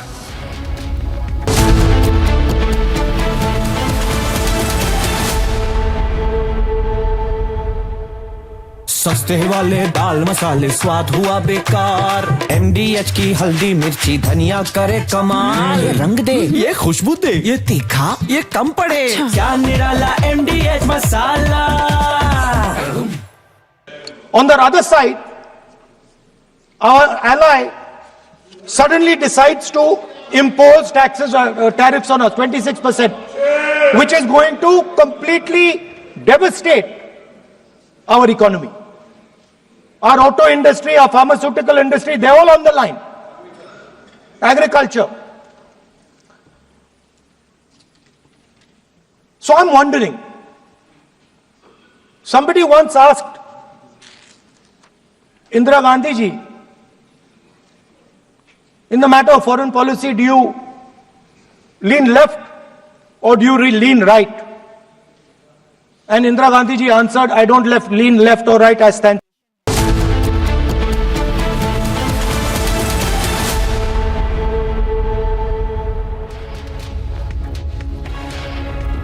Well, a historical moment in the Parliament. The Waqf Amendment Bill has now been passed in the Lok Sabha. The discussion ongoing in the Rajya Sabha. One of the longest sitting in the budget session as far as the Waqf Amendment Bill is concerned. Ladies and gentlemen, earlier in the day, Union Minister Kiren Rijiju tables the bill. You have a power-packed lineup of speakers in the Rajya Sabha talking about the amendment bill. The BJP says that it's a landmark moment for the country. I move the motion for consideration of the Waqf Amendment Bill 2025 and the Musliman Waqf Repeal Bill 2025 as passed by Lok Sabha. जो उम्मीद का जो हमारा bill लेकर आए हैं उसको समर्थन करने के लिए मैं अपील करता हूं. After passing the Lok Sabha test, Union Minister Kiren Rijiju tables Waqf Bill in Rajya Sabha.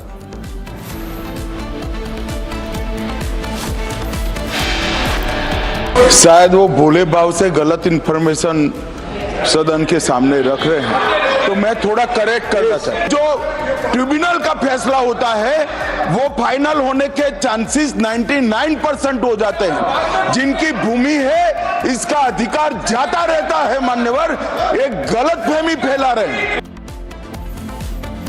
Union Home Minister Amit Shah slams Congress in the Rajya Sabha over their claims on Waqf Bill.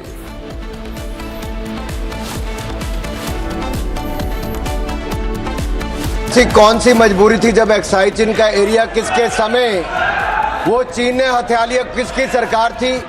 कब हिंदू चीनी भाई भाई कहते रहे और पीठ पे छुरा घोंपने का काम किया था?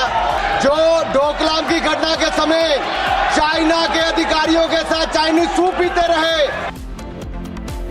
A day after running away from Waqf debate, Rahul Gandhi rakes up China. BJP parliamentarian Anurag Thakur shows him the mirror.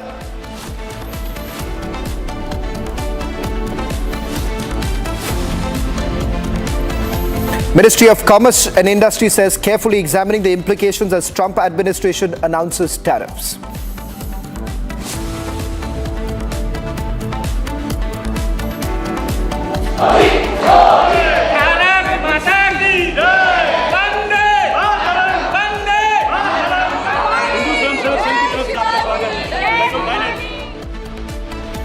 Prime Minister Modi reaches Thailand to attend 6th BIMSTEC summit, receives warm welcome from the diaspora.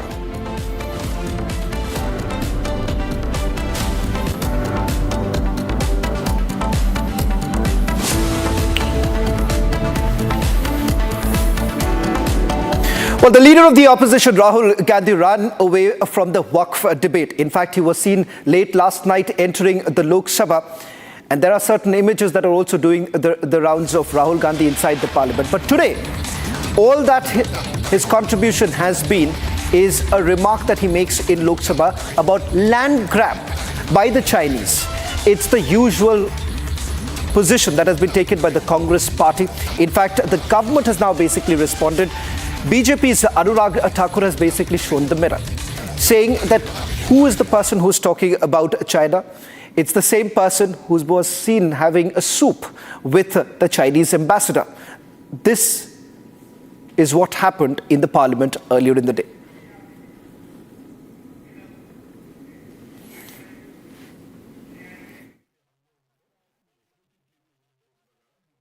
It's a known fact that China is sitting on 4,000 square kilometers of our territory. I was shocked some time back to see that our foreign secretary was cutting a cake with the Chinese ambassador. What exactly is happening to this territory? 4,000 kilometre हैं, 4,000 kilometre China ने ले लिए हैं और हमारे foreign secretary उनके ambassador के साथ केक काट रहे हैं। 20 जवान शहीद हुए थे, उनकी शहादत की सेलिब्रेशन हो रही है केक काटकर। जब से भारत आजाद हुआ तब से हमारी सीमाओं पर रक्षा करने की जिम्मेदारी भारतीय सेनाओं की थी। ऐसी कौन सी मजबूरी थी जब एक्साइज चीन का एरिया किसके समय वो चीन ने हथिया लिया, किसकी सरकार थी? कब हिंदू चीनी भाई भाई कहते रहे और पीठ पे छुरा घोंपने का काम किया था? किसकी सरकार थी? कौन वो नेता थे जो डोकलाम की घटना के समय चाइना के अधिकारियों के साथ चाइनीज सूप पीते रहे और सेना के जवानों के साथ जाकर खड़े नहीं हुए? वो कौन सी फाउंडेशन है जिसके चाइना के अधिकारियों से पैसा लिया गया और आज तक जवाब नहीं दिया गया? क्या राजीव गांधी फाउंडेशन ने वो पैसा लिया था? तो क्यों पैसा लिया था? किस काम के लिए पैसा लिया था? आज मोदी जी की सरकार में हम ये कह सकते हैं, डोकलाम की घटना के समय भी मुंह तोड़ जवाब दिया तो भारत की सेना के जवानों ने चीन के सैनिकों को दिया है। Well, in fact, you have Rahul Gandhi not speaking about the Waqf Bill. In fact, you've had Rahul Gandhi putting out a post, that too on X, and that was the only contribution that he has had. On your screens right now, this is exactly what was happening inside the parliament when the leader of the opposition, yes, that's Rahul Gandhi on your screens, was he actually sleeping in the parliament? Because these are certain images now doing the rounds, many raising this question. Whether at all Rahul Gandhi, when he entered late last night, because the parliament went on till about 2 o'clock in the morning and the voting took place. These are images coming in from the parliament of the leader of the opposition. This morning, you've had Rahul Gandhi making a single contribution, once again saying that the foreign secretary was cutting a cake with the Chinese ambassador, and that perhaps is the only contribution that the government has in solving the situation at the line of actual control. Well, there's been a fiery debate in the Lok Sabha after the bill was being tabled by the Minority Affairs Minister. Amit Shah actually tore into the opposition, saying that the opposition's only job has been to fearmonger on this entire issue, saying that the minorities are safest when it comes to India. That's exactly what was reiterated this morning in the Rajya Sabha too. Over the next few minutes, we're going to take you through a snapshot of all that has happened in the parliament.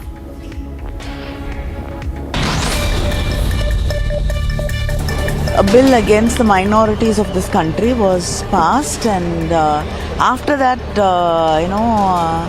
it's such a burning issue in Manipur, and after that they took a bill for half an hour to discuss Manipur. कल उनके सदस्यों ने इस bill का समर्थन किया। क्यों? क्योंकि हमने जेपीसी में भी इनके पार्टी की जो कल सभी सदस्य बोले वो जेपीसी के मेंबर थे, वहाँ भी मैंने उनको सुना और जो उनका कंसर्न था उसी को हमने एड्रेस किया।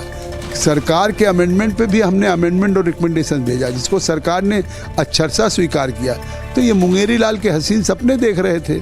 तो आज राज्यसभा में भी, जैसे कल लोकसभा में 204 हुआ और 232 हुआ, तो उसी तरीके से भारी बहुमत से Rajya Sabha to oppose the Waqf Bill in its present form, and we are going to vote against it. We are going to oppose the Waqf Bill in its present form, and we are going to vote against it.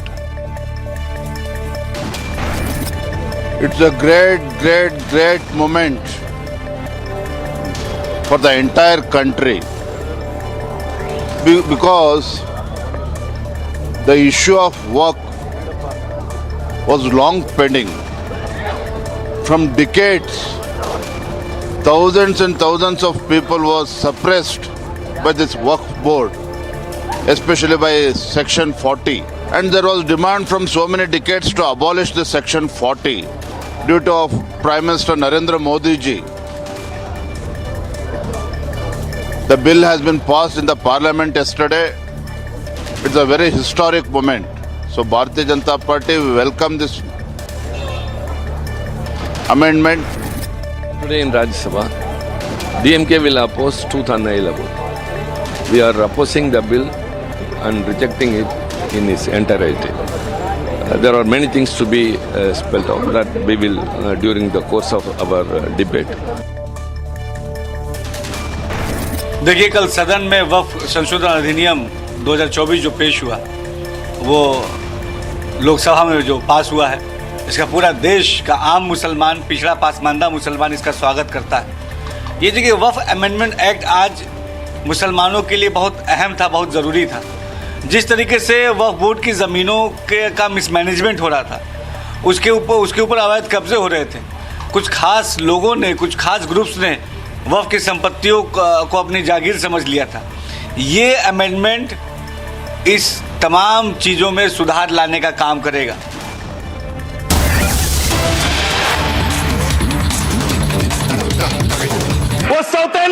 उसका व्यवहार सौतेला है। और आज आप जो काम कर रहे हैं इस बिल के माध्यम से, आप बाबा साहब डॉक्टर भीमराव अंबेडकर जी के द्वारा लिखे गए संविधान की हत्या कर रहे हैं। और ये बात मैं इसलिए कह रहा हूं कि बाबा साहब डॉक्टर भीमराव अंबेडकर जी ने संविधान की धारा 26 में लिखा, धार्मिक मामलों के प्रबंधन की स्वतंत्रता, धार्मिक एवं धर्मार्थ उद्देश्यों के लिए संस्थाओं की स्थापना एवं रखरखाव करना, धर्म के मामलों में अपने स्वयं के मामलों का प्रबंधन करना, चल एवं अचल संपत्ति का स्वामित्व एवं अधिग्रहण करना तथा ऐसी संपत्ति का कानून के अनुसार प्रशासन करना। यह अधिकार आपने नहीं दिया, यह अधिकार किसी भारतीय जनता पार्टी के लोगों ने नहीं दिया, यह अधिकार बाबा साहब डॉक्टर भीमराव अंबेडकर जी के द्वारा लिखे गए भारत के संविधान ने दिया मानकर। और आप उस संवैधानिक अधिकार को छीन रहे हैं एक गैर संवैधानिक बिल लाके। क्या क्या लिखा है इस कानून के अंदर आपने, किस तरीके से आपने इस संविधान की हत्या करने का काम किया। आप बड़ी बड़ी बातें कर रहे हैं। ये सरकार कह रही है कि ये कानून हम मुसलमानों के भले के लिए आ रहे हैं। जब मैं आपसे सुनता हूं तो मुझे लगता है कपिल शर्मा कॉमेडी सर्कस में बोल रहा है। आप मुसलमानों का भला कर रहे हैं, आप मुसलमानों का भला कर रहे हैं। दोनों सदन में एक भी सदस्य, दोनों सदन में सिर्फ एक सदस्य गुलाम अली को छोड़ के एक भी सदस्य आपका मुसलमान नहीं है। आप मुसलमानों का भला कर रहे हैं, आप मुसलमानों का भला कर रहे हैं। पूरी सरकार में एक मंत्री आपका मुसलमान नहीं है, आप मुसलमानों का भला कर रहे हैं। दो नेता अपने घरों में आपने बैठा दिया, मुख्तार अब्बास नकवी, शाहनवाज हुसैन, दोनों की राजनीति आपने खत्म कर दी। आप मुसलमानों का भला कर रहे हैं, आप मुसलमानों का भला कर रहे हैं, आप मुसलमानों का भला कर रहे हैं। अरे सुनना सीखो पहले। मानवर मैं इनके इस कानून में क्या क्या लिखा हुआ है, क्या क्या कहा है इन्होंने। बैठ जाए कृपया, गुलाम अली बैठ जाए। धार्मिक संपत्तियों को ये बिल कब्जा करने की नापाक कोशिश है। इतनी शांति, और धार्मिक संपत्तियों को सदन में इतनी कब्जा करने के लिए सदन में इतनी शांति है कि आराम से आप बोलोगे तो आराम से बोल रहा हूँ सर। हाँ। आप बैठे हैं तो आपको देख के वैसे ही आराम आ जाता है। आपको देख के मैं वैसे ही आराम में रहता हूँ सर। आप जब है आपका संरक्षण है तो आराम से ही बोल रहा हूँ। बोलिए। मान्यवर धार्मिक संपत्तियों को कब्जा करने की एक कोशिश है। इसलिए इस बिल पर न हिंदू को खुश होना चाहिए, न सिख को खुश होना चाहिए, न ईसाई को खुश होना चाहिए, न जैन को खुश होना चाहिए, न बौद्ध को खुश होना चाहिए, क्योंकि नंबर सबका आएगा। और आज वक्फ की संपत्तियां कब्जा करके आप अपने दोस्तों को देंगे, कल गुरुद्वारे की संपत्तियां कब्जा करके आप अपने दोस्तों को देंगे, फिर चर्चों की संपत्तियां कब्जा करके आप अपने दोस्तों को देंगे, फिर बौद्धों की संपत्तियां कब्जा करके आप अपने दोस्तों को देंगे, फिर जैनों की संपत्तियां कब्जा करके आप अपने दोस्तों को देंगे, फिर मंदिरों की जमीनें कब्जा करके आप अपने दोस्तों को देंगे। आप तो वो लोग हैं जिन्होंने प्रभु श्री राम के मंदिर में भी घोटाला किया। मान्यवर, प्रभु श्री राम के मंदिर के जमीन में घोटाला किया। मैं कागज दूंगा सर, मैं कागज दूंगा। बंद कर दिया मैंने। ये लोग राम मंदिर में घोटाला करने वाले लोग हैं, राम मंदिर की जमीन का चंदा खाने वाले लोग हैं सर। ये लोग 2 करोड़ की जमीन 5 मिनट में 18 करोड़ में बेची सर इन लोगों ने। 16.5 करोड़ का घोटाला किया, 18.5 करोड़ में जमीन बेची। ये राम मंदिर में घोटाला करने वाले लोग हैं सर। मान्यवर, अरे प्रभु श्री राम के नाम का पैसा खाते हो तुम लोग। अरे बैठ जाओ, राम मंदिर का पैसा खाते हो। अरे राम मंदिर में घोटाला करते हो, बैठो। अरे राम मंदिर का चंदा खाते हो। अरे चंदा चोरो बैठो, चंदा चोरो बैठो, चंदा चोरो बैठो, बैठो चंदा चोरो, चंदा चोरो बैठ जाओ।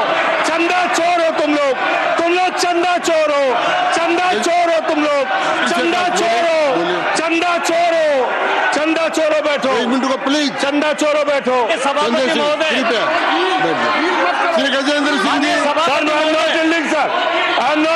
सदस्य ने चंदा चोरी किया इन्होंने, राम का पैसा खाया, करने वाले राम का पैसा खाया सर इन्होंने।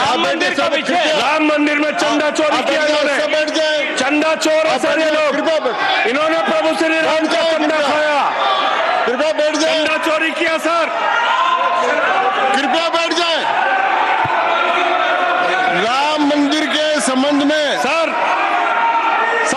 राम मंदिर के संबंध में कहे गए सभी शब्दों को मैं कार्रवाई से निकाल रहा हूँ, कार्रवाई से निकाल दिए। 2 करोड़ की जमीन 18.5 करोड़ में खरीदी इन लोगों ने, 2 करोड़ की जमीन अयोध्या में 18.5 करोड़ में खरीदी। मान्यवर मेरा टाइम बचाया जाए सर, मान्यवर टाइम पॉज कीजिए सर, टाइम पॉज कीजिए, बैठाइए इनको। Point of order yes allow sir, I am not building sir. Point of order Bhupendra Yadav please sit down.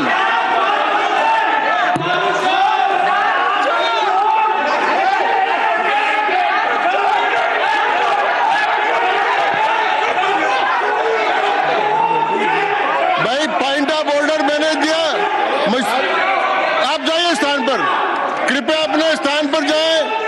मैंने व्यवस्था का प्रश्न उठाने का मौका दिया भूपेंद्र जी यादव को, आप सब लोग अपने स्थान पर जाएं, कृपया अपने स्थान पर चले जाएं, कृपया अपने स्थान पर जाएं, सबको चोर बना, कृपया बैठे। मैंने भूपेंद्र जी कृपया बैठ जाए, कृपया श्री भूपेंद्र यादव सर। मैं पहले Bhupendra ji, yes sir, Bhupendra Yadav sir, Madan ji Rathore कृपया बैठ जाएं सर। ये कृपया, मैंने भूपेंद्र जी यादव को व्यवस्था का प्रश्न उठाने की अनुमति दी है, लेकिन मैं पहले बता दूं कि राम मंदिर के बारे में जो कुछ इनको कहा मैंने उसको एक्सपेंस कर दिया है, वो कार्रवाई का हिस्सा नहीं है। आप बोलिए sir.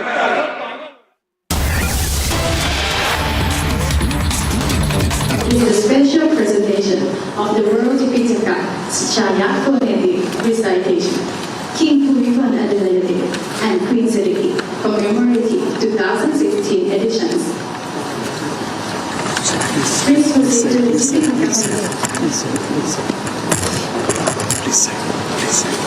This is a gift of peace and wisdom for all, in celebration of the 6th birthday anniversary of His Majesty. These are the live images now coming in from Bangkok, where the Prime Minister is on a 2-day visit for the BIMSTEC summit. The highlight essentially also being that whether at all the Prime Minister is going to have a meeting with the caretaker government head of Bangladesh, Mohammed Yunus. In fact, there are a lot of speculations that have been doing the rounds. There's been a big suspense on it. The Prime Minister, in fact, is expected to speak in a short while from now.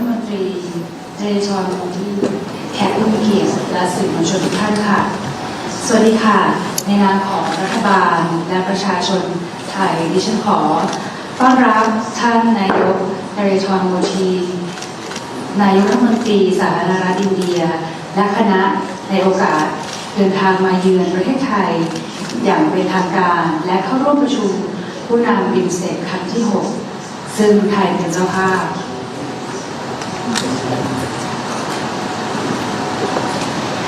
ดิฉันมีความยินดีเป็นอย่างยิ่งที่จะประกาศว่าไทยและอินเดียได้บรรลุเป้าหมายในการยกระดับความสัมพันธ์เป็นหุ้นส่วนยุทธศาสตร์อย่างเป็นทางการก้าวสำคัญนี้ไม่เพียงแต่สะท้อนถึงความสัมพันธ์ที่เข้มแข็งและมีพลวัตระหว่างสองประเทศเท่านั้นแต่ยังแสดงให้เห็นถึงความมุ่งมั่นในการเป็นพันธมิตรเชิงยุทธศาสตร์เพื่อการเติบโต And viewers, this is the MOU exchange ceremony that is taking place right now in the Thai capital of Bangkok, where we can clearly see Petongtan Shinawatra, the Prime Minister of Thailand, addressing the press conference, which is a joint press conference in conjunction with the Indian Prime Minister Minister Narendra Modi, who's on a visit to Thailand for the 6th BIMSTEC Summit, which is set to take place later this evening.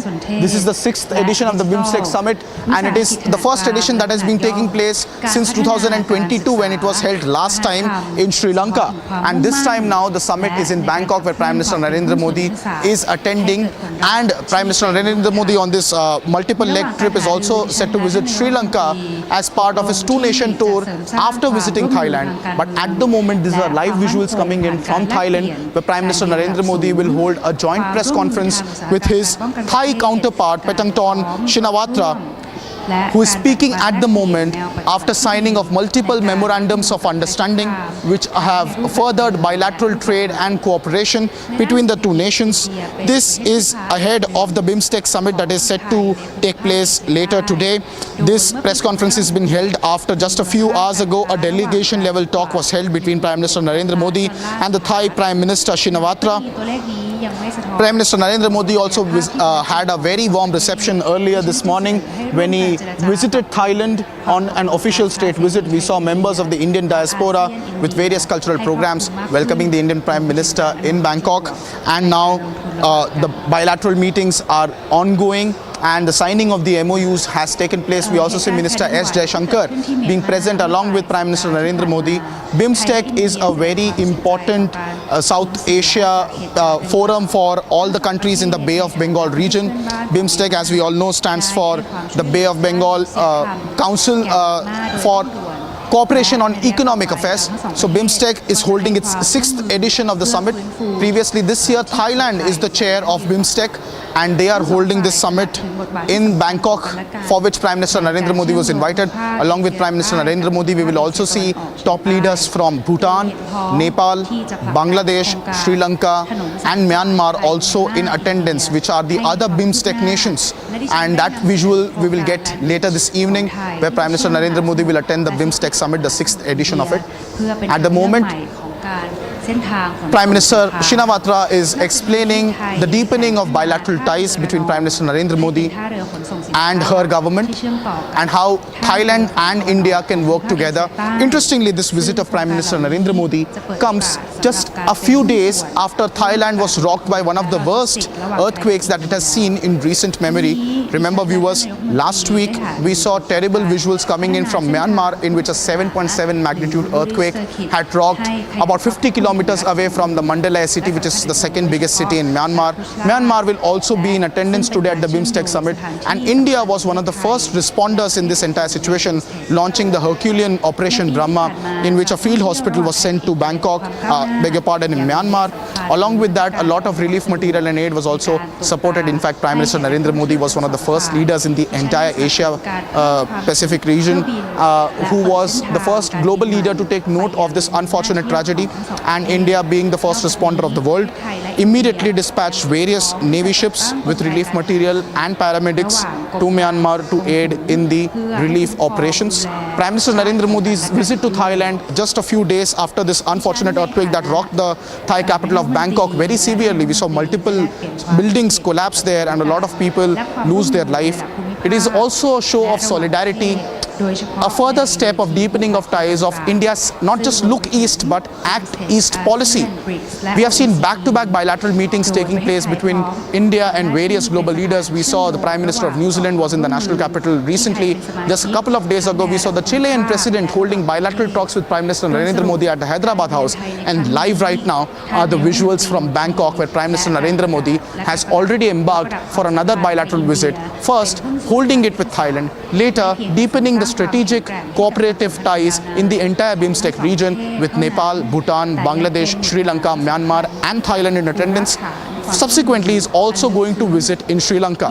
The Sri Lanka visit is also very significant. This is the first visit of Prime Minister Narendra Modi to Sri Lanka after he took office in his third term. We also had Sri Lankan President Dissanayake also come in the national capital. Now Prime Minister Narendra Modi speaking.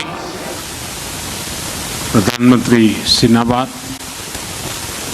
दोनों देशों के delegates, media के सभी साथी, नमस्कार। स्वादी खाप। इस खूबसूरत स्वर्ण भूमि में मेरे और मेरे डेलीगेशन के गर्मजोशी भरे स्वागत और आतिथ्य के सत्कार के लिए मैं प्रधानमंत्री सेनावाद का हार्दिक आभार व्यक्त करता हूं। 28 मार्च को आए भूकंप में हुई जनहानि के लिए मैं भारत के लोगों की ओर से गहरी संवेदनाएं प्रकट करता हूं और हम घायल हुए लोगों के शीघ्र स्वस्थ होने की कामना करते हैं।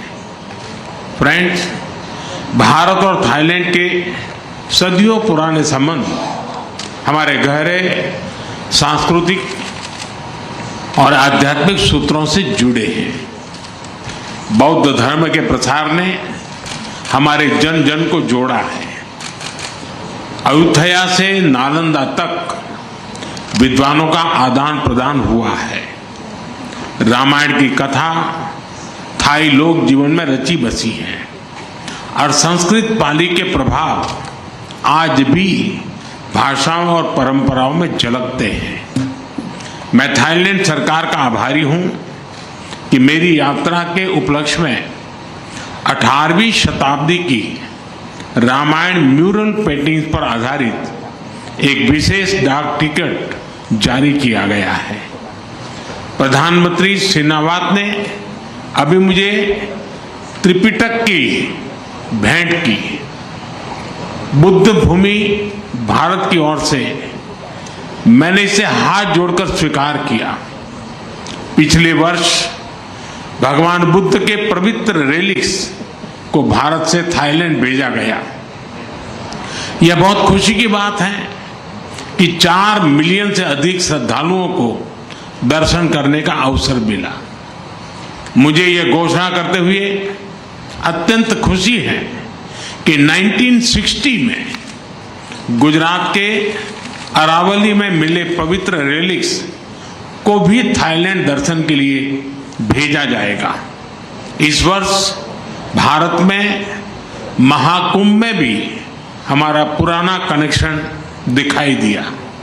थाईलैंड समेत अन्य देशों से 600 से अधिक बौद्ध श्रद्धालु इस आध्यात्मिक और सांस्कृतिक सभा का हिस्सा बने। इस आयोजन ने वैश्विक शांति और सामंजस्य का संदेश दिया। फ्रेंड्स, भारत की एक्ट ईस्ट पॉलिसी और हमारे इंडो पैसिफिक विजन में थाईलैंड का विशेष स्थान है। आज हमने अपने संबंधों को स्ट्रेटेजिक पार्टनरशिप का रूप देने का निर्णय लिया है। सुरक्षा एजेंसियों के बीच स्ट्रेटेजिक डायलॉग स्थापित करने पर भी चर्चा की। साइबर क्राइम के शिकार भारतीयों को वापस भारत भेजने में थाईलैंड सरकार से मिले सहयोग के लिए हमने थाईलैंड सरकार का आभार प्रकट किया। हम सहमत हैं कि हमारी एजेंसीज ह्यूमन ट्रैफिकिंग और इलीगल माइग्रेशन के खिलाफ एकजुट होकर काम करेगी। हमने भारत के उत्तर पूर्वी राज्यों और थाईलैंड के बीच टूरिज्म, कल्चर, एजुकेशन ऐसे क्षेत्रों में सहयोग पर बल दिया है। आपसी व्यापार, निवेश और बिजनेसेस के बीच आदान प्रदान बढ़ाने पर हमने बात की। एमएसएमई, हैंडलूम और हैंडीक्राफ्ट में भी सहयोग के लिए समझौते किए गए हैं। Renewable energy, digital technology, e vehicle, robotics, space, biotechnology और स्टार्टअप में सहयोग को बढ़ाने का हमने निर्णय लिया है। फिजिकल कनेक्टिविटी के साथ साथ दोनों देशों के बीच फिनटेक कनेक्टिविटी बढ़ाने पर भी काम किया जाएगा। पीपल टू पीपल एक्सचेंजेस को बढ़ावा देने के उद्देश्य से भारत ने थाई पर्यटकों के लिए फ्री ई वीजा सुविधा देनी शुरू कर दी है। फ्रेंड्स, आसियान भारत का कॉम्प्रिहेंसिव स्ट्रेटेजिक पार्टनर है और इस क्षेत्र में मैरीटाइम पड़ोसी देशों के नाते क्षेत्रीय शांति, स्थिरता और समृद्धि में हमारे साझा हित है। भारत आसियान यूनिटी और आसियान सेंट्रलिटी का पूर्ण समर्थन करता है। इंडो पैसिफिक में free, open inclusive and rule based order का हम दोनों समर्थन करते हैं। हम विस्तारवाद नहीं, विकासवाद की नीति में विश्वास रखते हैं। इंडो पैसिफिक ओशंस इनिशिएटिव के मैरीटाइम इकोलॉजी पिलर को लीड करने के लिए थाईलैंड के निर्णय का हम स्वागत करते हैं। फ्रेंड्स, कल बिम्स्टेक समिट में भाग लेने के लिए मैं उत्सुक हूं। थाईलैंड की अध्यक्षता में इस फोरम के अंतर्गत क्षेत्रीय सहयोग को नई गति मिली है। इसके लिए हम प्रधानमंत्री और उनकी टीम का अभिनंदन करते हैं। एक्सेलेंसी, एक बार फिर स्वागत और सम्मान के लिए मैं आपका धन्यवाद करता हूं और त्रिपिटका की भेंट के लिए आपका विशेष रूप से आभार प्रकट करता हूं। बहुत बहुत धन्यवाद। खाप खून खाप।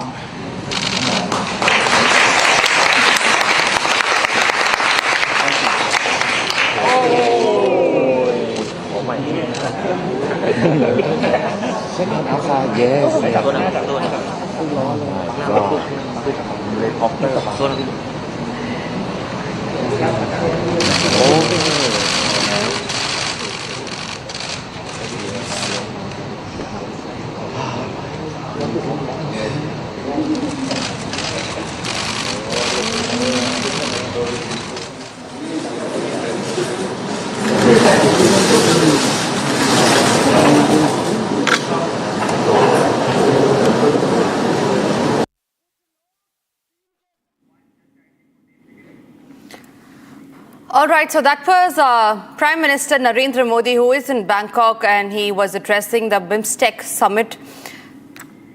Remember, Prime Minister Modi is on a Thailand and Sri Lanka visit as well. He arrived in Thailand on Thursday today to participate in the 6th BIMSTEC summit. Just a few minutes back, you heard him addressing the BIMSTEC summit. And those were his opening remarks. The bilateral that is being held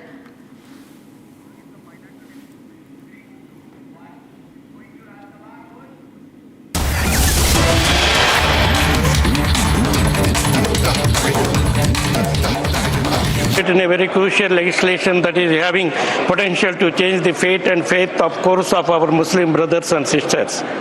We are very citizens of the country, faith, and I mean to say, faith on the institution of Parliament and Constitution of India, sir. Concerns of Muslim community and constitutional violations, sir. Sir, let us not forget the voice of countless Muslims across India, represented by bodies like All India Muslim Personal Law Board and Jamaat-e-Islami Hindi, who have expressed their deep concerns. Their pleas, however, have not met with indifference.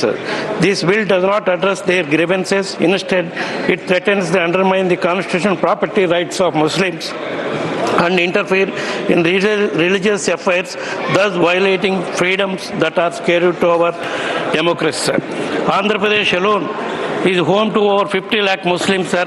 Yet the Telugu government has failed in its duty to safeguard the interests and endorsing a bill that disregards the sanctity of work property, sir. Sir, the true measure of democracy is the way it treats its minorities. While reform is always welcome, sir, but this is complete destruction of the concept of work as practiced in India for over 1,000 years, sir. During the JP's meetings, the YSR Congress Party not only voiced our objections within the committee, but also stood in solidarity with our Muslim brothers and sisters in the state, sir, bringing their concerns to the national forefront on behalf of people of Andhra Pradesh, irrespective of religion, race, caste, and sex, sir. Sir, YSR Congress Party opposes this bill for following reasons, sir. Unconstitutional as it violates fundamental rights, sir. Point 1. Article 13 of the Constitution clearly states that any law inconsistent with or derogatory to fundamental right shall be void. This bill blatantly violates its principles, sir. Article 14 ensures equality before the law, sir. This bill targets a specific religious minority, Muslims, interfering with their religious property management without imposing similar regulations on other minority religious endowments, sir. Article 25 guarantees the right to freely profess, practice, and propagate religion, sir. By interfering with the management of religious properties historically administered by the Muslim community, this bill infringes upon the rights, sir. About the change name of the Waqf Act, sir. The proposed name, Ummid, Unified Waqf Management Empowerment Efficiency and Development, completely regards the historical and crucial religious significance of the Waqf, sir. The term Waqf is more than a word, it is a legacy of faith, charity, and community service, sir. Sir, third point, inclusion of non-Muslim members, sir. The inclusion of non-Muslim members in the Waqf councils and boards is not just unnecessary, it is unconstitutional and direct infringement upon the fundamental right of religious autonomy guaranteed under Article 25 and 26 of the Indian Constitution, sir. Sir, weakening the Waqf Board. Financial losses. The reduction of annual contribution from 7 to 5% will cripple the financial stability of Waqf Board, sir.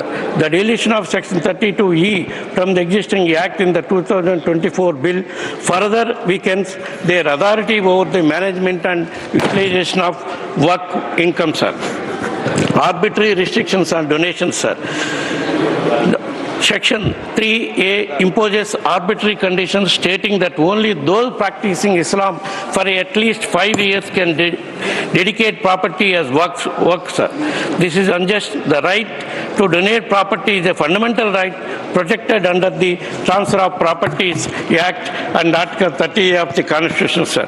Sir, I would like to draw the attention of the South with respect to our Telugu Party stance, sir. The Telugu Party, by supporting the bill, has shown its true face, but TDP, it is politics for our principles, our country and power, our promise, sir. Today they have lost the trust of 50 lakh Muslim in Andhra Pradesh. Sir, Honorable Speaker. Reddy साहब, वैसे तो पढ़ने की अनुमति नहीं है, आपको अनुमति दे रखी है, दूसरे दल के बारे में नहीं, केवल इस विधेयक के बारे में बोली। ठीक है sir. Honorable Speaker, sir, let me conclude with a reflection. All right, so today is the D-Day for the Waqf Amendment Bill. It is a testing time for the NDA. It is a litmus test for the NDA. Remember, yesterday was a historic day as the Waqf Amendment Bill was passed in the Lok Sabha. It has already cleared the Lok Sabha test. Today, it's the time when the bill is all set to be cleared in Rajya Sabha as well. The NDA has the numbers. It's very clear. The India alliance is rattled. However, given that we are a democratic country, the India leaders have been given, along with other speakers as well, allotted time to speak. That is 8 hours of discussion time has been given. Rakshita, my colleague, is joining me live from Vijay Chowk on that. Rakshita, yesterday was a hectic day, long hours of discussion that took place. There were mulling over at, amendments that were there in the Waqf Amendment Bill. Today is going to be a long day as well. What are you picking up from the Parliament? Well, of course, everybody's hoping that it should be a slightly lighter day, given the fact that there'll be a lesser number of speakers. But of course, the debate is as heated as we saw yesterday in the Lok Sabha. Of course, a lot of other issues also being raked out, right? Like we saw a lot of deviation that was happening from Akhilesh Yadav yesterday. We had Rahul Gandhi speaking about China and other issues raked up by the opposition parties. However, of course, it all boils down to the voting. Yesterday, it was past midnight that we finally saw the debate ending after 12 long hours almost, and then around 1:30 we saw the final result was out, and now we have the Rajya Sabha. While talking about the numbers, number game again is quite in favor of the NDA.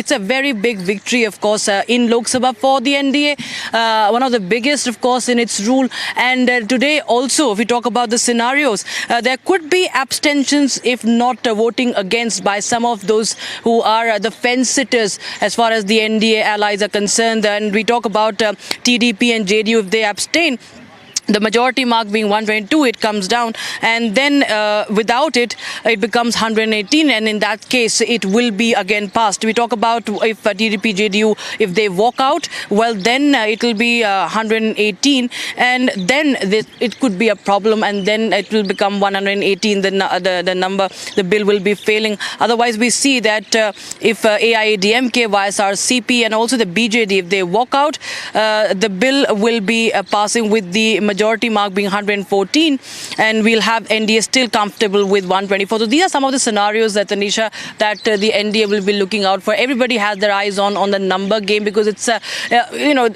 was far comfortable in Lok Sabha. However, this is a little bit tricky. Henceforth, we're explaining the scenarios since morning for our viewers, and there are multiple such scenarios where a lot will depend on the allies. And also remember, there are nominated members which are likely to support the BJP. Which are likely to support the Waqf reform bill in Rajya Sabha. So all eyes will be late evening. We expect that the voting should happen, and of course the fiery debate will also continue. Absolutely, Rakshita. Thank you very much for giving us all these updates. Rightly said, all eyes will be on the number game. It's going to be a little tricky in the Rajya Sabha. However, the NDA is quite confident that this bill will be a law this evening when the final voting happens. Meanwhile, it was Union Minister Kiran Rijiju who also gave his statements, his opening remarks in the Rajya Sabha on the Waqf Amendment debate. Let's listen into what he had to say. जब हम ये वक्त संशोधन bill लेके आए और JPC बनाया, उससे पहले हमारे अल्पसंख्यक मामलों का मंत्रालय ने व्यापक रूप से देश भर में जितने स्टेक होल्डर्स हैं, राज्य सरकारों से, माइनॉरिटी कमीशंस होते हैं स्टेट में, वक्फ बोर्ड होते हैं और वहाँ के ऑफिसर्स और इंटेलेक्चुअल कम्युनिटी से, धार्मिक संस्थाओं में जो लोग प्रतिनिधि करते हैं, कई लोगों से बातचीत करने के बाद ये बिल तैयार करके हमने इस सदन में पेश किया। सचर कमेटी ने जो कहा, एक तो जो वक्फ बोर्ड है उसको स्ट्रेंथन किया जाना चाहिए और ये पुराना सिस्टम में चल रहा है, डिजिटल होना चाहिए। साथ साथ में सचर कमेटी ने कहा कि उस समय 4.9 लाख वक्फ प्रॉपर्टी है इस देश में, आज तो बढ़ गया, उस समय 2006 में, और 4.9 लाख वक्फ प्रॉपर्टी जो रजिस्टर्ड वक्फ प्रॉपर्टी है उनका टोटल इनकम सिर्फ 163 करोड़ पर एनम था, 160 करोड़। सचर कमेटी को मिलाते हुए जो मुख्य रिपोर्ट रिकमेंडेशन किया है, सर मैं आपके माध्यम से सदन को बताना चाहता हूं, वो सारा रिकमेंडेशन रिपोर्ट्स को हम लेकर के आज ये बिल लेकर के, अमेंडमेंट बिल लेकर के इस सदन में आया है। माननीय प्रधानमंत्री जी के नेतृत्व में हमने ये 2025 का वक्फ संशोधन बिल लेके आया है, तो आपका ही सोच विचार को आप जो पूरा नहीं कर पाया उसको पूरा करने का हिम्मत नरेंद्र मोदी जी सरकार ने लेके आया है, तो आप जरूर समर्थन करना चाहिए। जिसको आज हम अमेंडमेंट कर रहे हैं, जिसमें ट्राइब्यूनल गठन का प्रावधान रखा गया, सेंट्रल वक्फ काउंसिल जो आज के दिन में मैं उसका अध्यक्ष के रूप में काम कर रहा हूं, उसका गठन हुआ। फिर जो वक्फ जिसका इनकम 5 लाख से ज्यादा है उसमें एग्जीक्यूटिव ऑफिसर अपॉइंट होना चाहिए, ये प्रावधान शुरू हुआ है। कोई नॉन मुस्लिम इसमें हस्तक्षेप नहीं कर सकता है। जो वाकिफ होता है वो एक मुसलमान ही होता है, और जो औकाफ बन जाता है वो प्रॉपर्टी क्रिएट हो जाता है, उसको मैनेजमेंट कौन करता है? मुतावाली, वो भी मुसलमान ही होना पड़ता है। और किसके लिए वक्फ क्रिएट करता है? 3 पर्पस के लिए, धार्मिक रिलीजियस पर्पस, अच्छा काम के लिए, पायस भगवान के नाम में, अल्लाह के नाम में, और चैरिटेबल भला के लिए, बच्चों के लिए, महिलाओं के लिए, गरीबों के लिए, तो वो मुस्लिम ही होगा।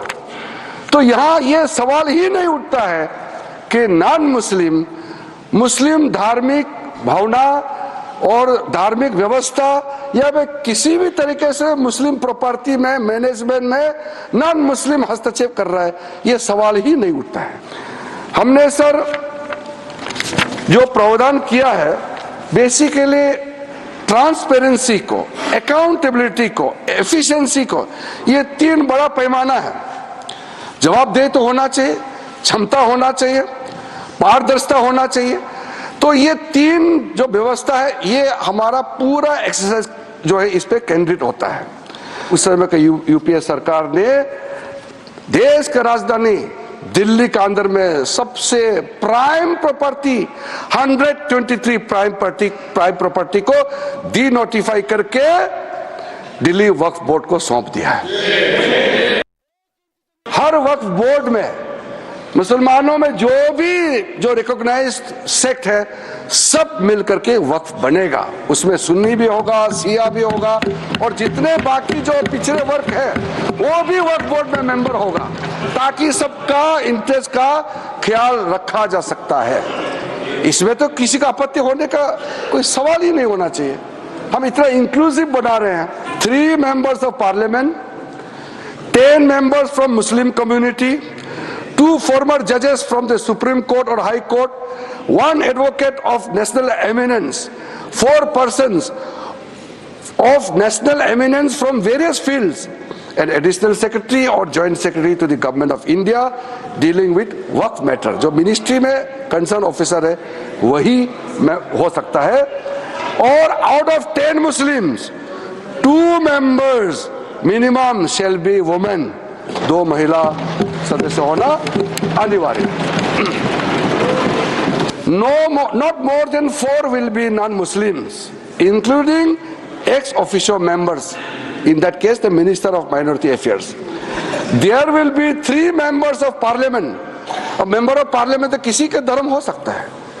ये नहीं कहना कि ये इस जाति का एमपी है इसलिए ये मेंबर नहीं हो सकता है। Now, leader of opposition in Lok Sabha, Rahul Gandhi, was caught sleeping. However, he chose to skip the Waqf debate. Today, finally, when he spoke about the reciprocal tariff that the United States had imposed on India, also about how China has taken away India's land at the line of actual control, to which it was BJP MP Anurag Thakur who stood up and replied and retorted to the statement that was given by Rahul Gandhi in the parliament. Watch that heated conversation. It's a known fact that China is sitting on 4,000 square kilometers of our territory. I was shocked some time back to see that our foreign secretary was cutting a cake with the Chinese ambassador. What exactly is happening to this territory? 4,000 kilometre हैं, 4,000 kilometre China ने ले लिए हैं और हमारे foreign secretary उनके ambassador के साथ केक काट रहे हैं। 20 जवान शहीद हुए थे, उनकी शहादत की सेलिब्रेशन हो रही है केक काटकर। जब से भारत आजाद हुआ तब से हमारी सीमाओं पर रक्षा करने की जिम्मेदारी भारतीय सेनाओं की थी। ऐसी कौन सी मजबूरी थी जब एक्साइज चीन का एरिया किसके समय वो चीन ने हथिया लिया? किसकी सरकार थी? कब हिंदू चीनी भाई भाई कहते रहे और पीठ पे छुरा घोंपने का काम किया था? किसकी सरकार थी? कौन वो नेता थे जो डोकलाम की घटना के समय चाइना के अधिकारियों के साथ चाइनीज सूप पीते रहे और सेना के जवानों के साथ जाकर खड़े नहीं हुए? वो कौन सी फाउंडेशन है जिसके चाइना के अधिकारियों से पैसा लिया गया और आज तक जवाब नहीं दिया गया? क्या राजीव गांधी फाउंडेशन ने वो पैसा लिया था? तो क्यों पैसा लिया था? किस काम के लिए पैसा लिया था? आज मोदी जी की सरकार में हम ये कह सकते हैं डोकलाम की घटना के समय भी मुंह तोड़ जवाब दिया तो भारत की सेना के जवानों ने चीन के सैनिकों को दिया है। Meanwhile, as the Lok Sabha proceedings were underway, it was Rahul Gandhi, the leader of opposition, who appeared to have fallen asleep. The visuals on your screen show that Rahul Gandhi, as Kiran Rijiju was delivering his take on the Waqf debate, it was Rahul Gandhi, who you see on your screen, has been caught sleeping. Now, this raises certain kind of questions about his level of seriousness to the Waqf debate, and if all the protests that were sponsored by the Congress, backed by the Congress, were staged, and that was if that was to disrupt the parliamentary proceedings, is what the BJP also claims. Now, visuals on your screen show a heated debate that was underway in Lok Sabha yesterday. Remember, discussion time that was given was for 8 hours. However, the debate had extended to nearly about 12 to 13 hours. It was Rahul Gandhi who chose to not speak on the Waqf debate yesterday in Lok Sabha. And amidst all of this, visuals on your screen capture him almost falling asleep inside the floor of the House at a time when a crucial and a historic Waqf Amendment Bill is to be made into a law very soon.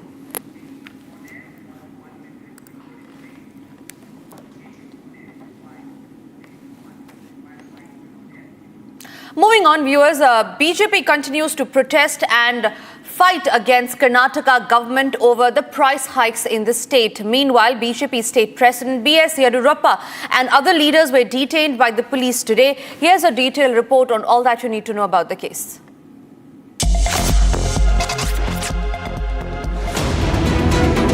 BJP leaders in Karnataka continue to protest against state government over price hikes across multiple sectors. BJP leaders and workers staged an overnight protest at Freedom Park and continue to demonstrate against Karnataka's Congress. Meanwhile, BJP leaders attempted to stage a protest near Karnataka Chief Minister Siddaramaia's residence as well. After which, the police detained BJP State President B.Y. Vijayendra and Leader of Opposition R. Ashoka along with several other BJP leaders. A large police force was even deployed to control the situation. While former Chief Minister and BJP leader B.S. Yediyurappa, who was leading the protest, said that BJP will not back out until Karnataka government withdraws the move to hike various taxes and commodity prices.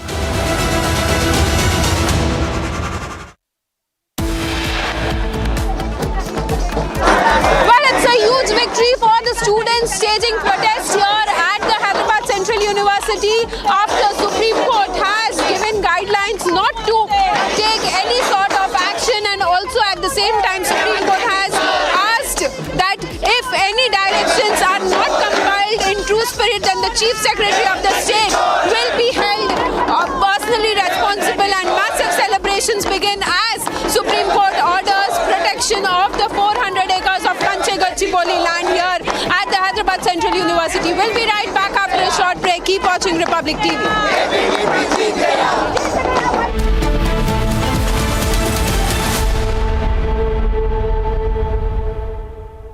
MDH का kitchen king kitchen में हो तो हम सब कुछ बना सकते हैं। बैंगन का भरता, आलू गोभी, भिंडी मसाला और भी बहुत कुछ। MDH। In the global employability rankings by Times Higher Education UK, only the following 6 institutions from India are ranked amongst the top 230 in the world for having the most employable graduates. IIT Delhi, IISc Bangalore, IIT Bombay, IIM Ahmedabad, IIT Kharagpur and Amity University. So, if you look at that, China, first row, China, 67%. That's tariffs charged to the USA, including currency manipulation and trade barriers. So 67%, I think you can, for the most part, see it. Those with good eyes, with bad eyes. We didn't want to bring, it's very windy out here. We didn't want to bring out the big charts because it had no chance of standing. Fortunately, we came armed with a little smaller chart. So it's 67%, so we're going to be charging a discounted reciprocal tariff of 34%. I think, in other words, they charge.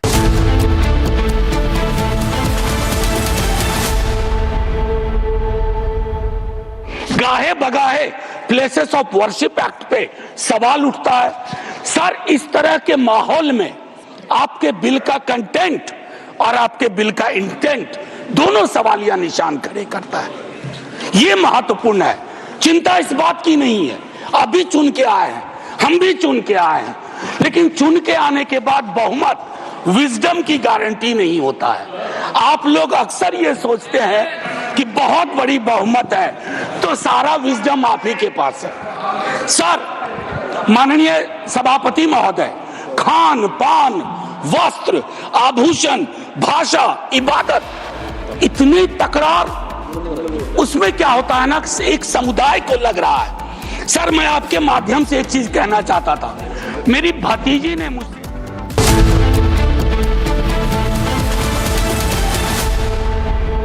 आपके घर के खाने में restaurant जैसा स्वाद ले आए MDH का शाही पनीर मसाला। पनीर को क्या मस्त बना डाला।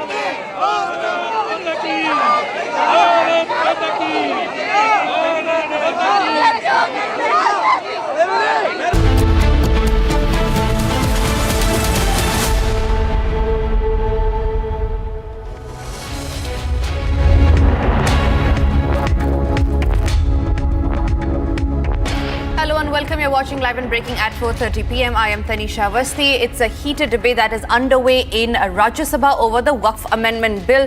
A lot of speakers are still pending to speak on the Waqf debate. We'll get you all that and much more on what's happening in Rajya Sabha. But first, a quick check of the headlines. I move the motion for consideration of the Waqf Amendment Bill 2025 and the Musliman Waqf Repeal Bill 2025 as passed by Lok Sabha. जो उम्मीद का जो हमारा bill लेकर के आया है उसको समर्थन करने के लिए मैं अपील करता हूं। After passing Lok Sabha test, Union Minority Affairs Minister Kiran Rijiju tables Waqf Bill in Rajya Sabha.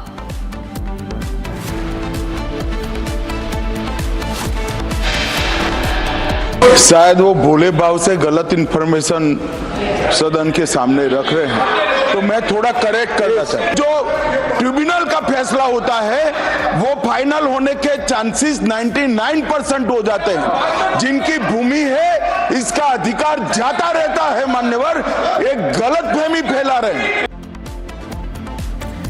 Union Home Minister Amit Shah slams the Congress in Rajya Sabha over their claims on Waqf Bill.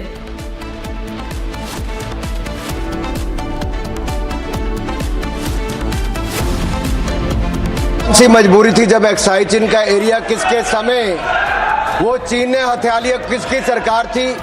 कब हिंदू चीनी भाई भाई कहते रहे और पीठ पे छुरा घोंपने का काम किया था? जो डोकलाम की घटना के समय चाइना के अधिकारियों के साथ चाइनीज सूप पीते रहे। A day after running away from Waqf debate, Rahul Gandhi rakes up China. BJP MP Anurag Thakur shows him the mirror.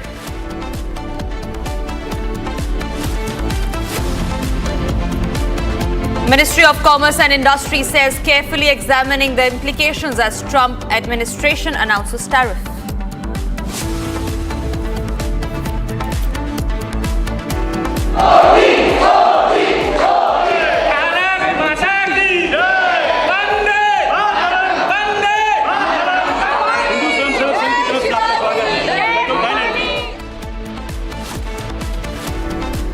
Prime Minister Narendra Modi's big push for ACE East meets Thailand Prime Minister holds discussion on increasing cooperation.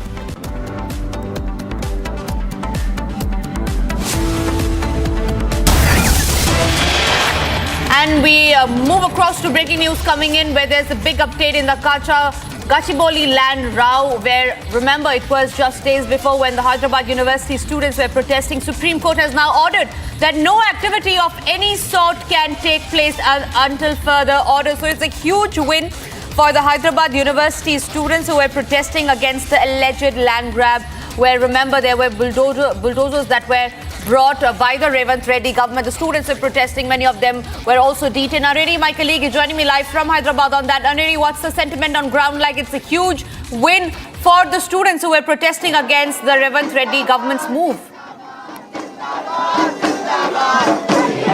Well, that's right. It's a huge win for the students here who have been staging protests for last few days. And after the Supreme Court orders, which says that no further activity should take place, we'll just see, as you can see, that there are celebrations that have now begun here at the Hyderabad Central University, where you see that the students have been staging protests against the Revanth Reddy's government over auctioning and also cutting down the trees. We see, we'll just try and get a word from the students here. What do you have to say? Supreme Court has given a stay and said that no action should be taken further.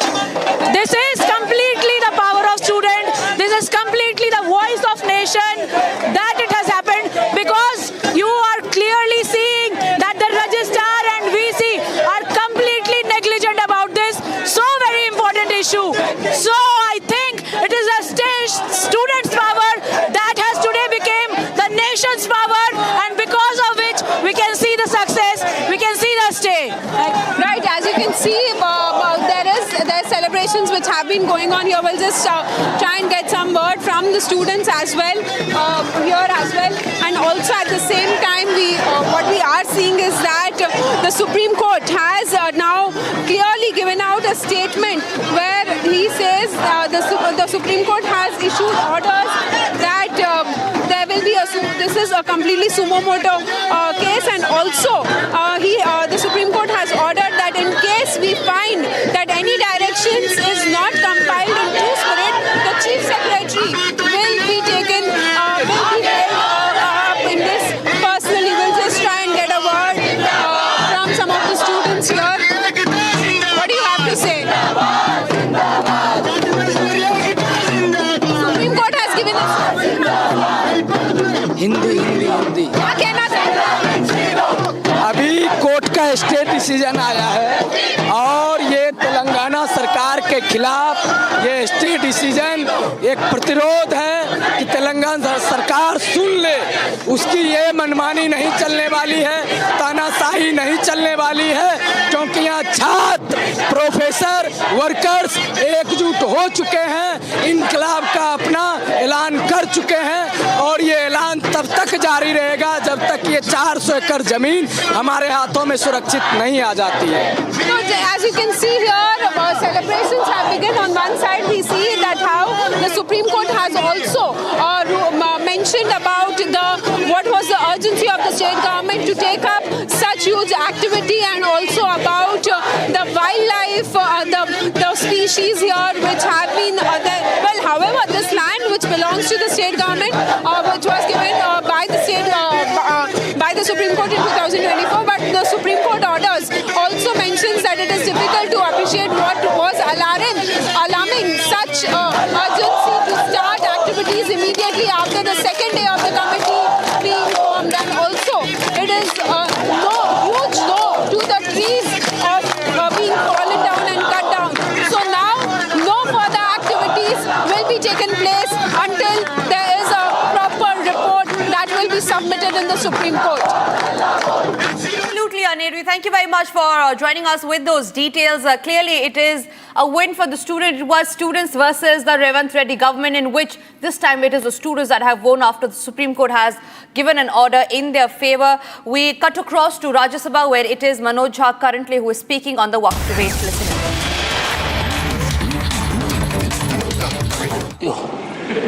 बेचारा DM local level पे हम कहते हैं tractor बन के रह गया।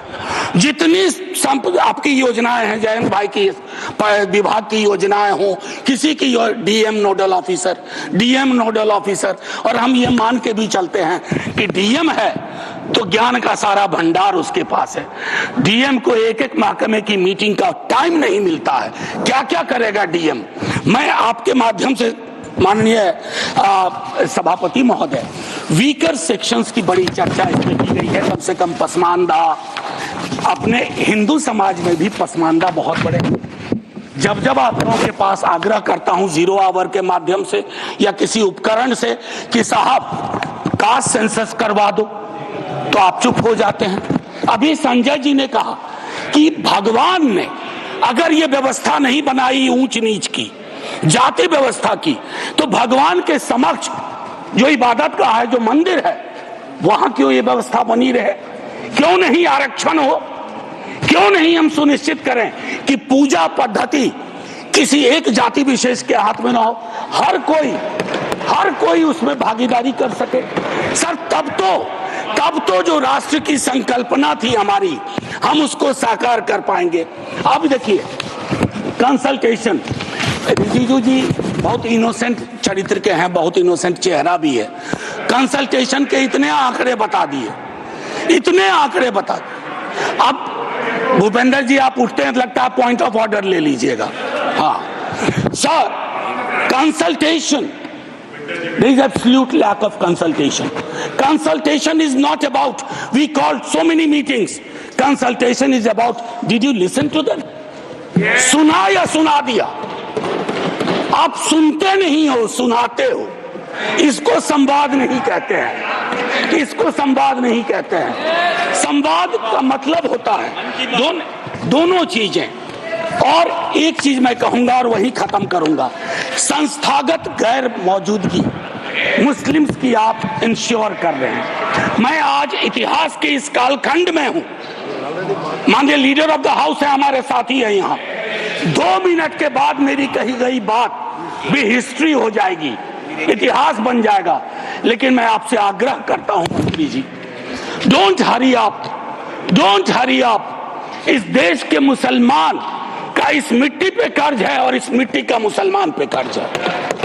इस कर्ज के रिश्ते को व्यापारी की नजर से मत देखिए, तिजारत की नजर से मत देखिए, क्योंकि अगर वो नजर आपकी नजर में बदलाव नहीं आएगा तो माननीय उपसभापति महोदय, सब कुछ हमारा बिखर के रह जाएगा। आखिरी 1 मिनट लूंगा। मैं सोच के आया था कि क्या कहूं, और मैंने ईदगाह का जिक्र इसलिए किया। एक नूर मियां की सुरमा का भी कर सकता था, विद्रोही जी ने लिखा, उनसे पहले केदारनाथ सिंह ने लिखा। लेकिन मैं अदम कोंडवी, गोंडा जिला उत्तर प्रदेश का आभार करते हुए मैं 2 लाइन पढ़ करके अपनी बात खत्म करूंगा। हिंदू या मुसलमान के लिए के एहसासात को मत छेड़िए, अपनी कुर्सी के लिए इस जज्बात को मत छेड़िए। हम में कोई हुण, कोई शक, कोई मंगोल, पता करना बड़ा मुश्किल है कौन कहां से। हम में से कोई हुण, कोई शक, कोई मंगोल दफन है जो बात, अब उस बात को मत छेड़िए। गलतियां बाबर की थी, जुम्मन का घर फिर क्यों जले। ऐसे नाजुक वक्त में हालात को मत छेड़िए। है कहां हिटलर, हलाकू जार या चंगेज खां, मिट गए सब, कौम की औकात को मत छेड़िए। छेड़िए एक जंग मिलजुल कर गरीबी के खिलाफ। दोस्त मेरे मजहबी नगबात को मत छेड़िए। हाथ जोड़ के कहता हूं सर, इसको फिर से कंसल्टेशन के लिए भेजिए और एग्जीक्यूटिव के डिसीजन को कमतर करिए, एग्जीक्यूटिव के डिसीजन को, इन्फ्लुएंस को कमतर करिए। और पूरी दुनिया नॉमिनेटेड से इलेक्टेड पे जा रही है, आप इलेक्टेड से नॉमिनेटेड पे जा रहे हो। नॉमिनेटेड लोग बड़े खतरनाक होते हैं, ध्यान रखना सर। जय हिंद sir.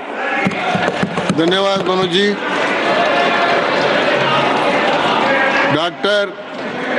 Doctor John Brittas. Thank you, sir. Sir, will speak in Malayalam. Sir, I will speak in English and Malayalam also. Both. Sir, I need your benevolence. You showed benevolence to others. Please show to me also. Sir, there was a political party in its 2014 election manifesto. It said, we are pledged to prevention of encroachment of Waqf properties. And we will empower Waqf boards. Who said it? Kiran Rijuji, your party said it. Your All right, so of course the fiery debate continues in the Rajya Sabha. We just had RJD's Manoj also speaking on the same. Now we will be, breaking it down for you how the number game really looks like in the Rajya Sabha. Does NDA have the majority, and what could be the possible scenarios if any of the allies walk out, if they abstain or they vote against? Take a look. What's going to happen over the next few hours, and what are the scenarios like, ladies and gentlemen? Let me just quickly take you through the numbers right now. The majority mark is about 114, but there are multiple scenarios. Now this, remember, is the most likely scenario. The AIADMK, YSRCP along with the BJD with about 18 of their parliamentarians, NDA itself about 124 and India 87. So as far as the NDA is concerned, they're well poised, and the bill basically passes by the end of it as it crosses the 114 mark. Now, what are the other possible scenarios where the bill may not go through in the Rajya Sabha? That is only if the JDU and the TDP does not really go in for it, and if they at all abstain. That's again very unlikely. NDA without their allies, about the TDP and JDU, minus them, it's 118. The majority mark at 122. There is another scenario, that is NDA 124, JDU 4, minus TDP, again it stands about 118, and the bill basically fails. But having said that, the most likely scenario is with these numbers really coming in. The BRS has made it very clear that they are not coming together. The BJD, remember, in the Lok Sabha had clearly indicated that they are not going to support the bill. The YSRCP 7 and AIADMK about 4. There are others 11. They're hoping with the AIADMK coming on board, the number basically changes. There are total 34. These are the game changers that we're really looking at inside the Rajya Sabha. All right, we will now shifting our focus to the other big story that we're tracking. This is, of course, about the reciprocal tariffs that have been announced by Donald Trump late last night. And while he was making the announcement, he said that while India is a great friend, Prime Minister Modi is a great friend, we are going to put in the reciprocal tariff. And he also said that it is a discounted reciprocal tariff that US is going to levy on India. He has, in fact, announced an import duty of 26% on India's reciprocal tariff. Listen in to Donald Trump. India, very, very tough, very, very tough. The Prime Minister just left, and he's a great friend of mine, but I said, you're a friend of mine, but you're not treating us right. They charge us 52%. You have to understand, we charge them almost nothing for years and years and decades, and it was only 7 years ago when I came in, we started with China and charged them. We took in hundreds of billions of dollars from China in tariffs. And they understood, honestly. President Xi understood. He said, look, I understand. And the other countries, and they all understand. We're going to have to go through a little tough love, maybe, but they all understand. All right, so it's not just India, but also Donald Trump announcing reciprocal tariffs on China, European Union, Japan, UK, Vietnam, and Israel. In fact, China is now facing 34% of reciprocal tariffs. Meanwhile, it is 20% levies for European Union. Here's more.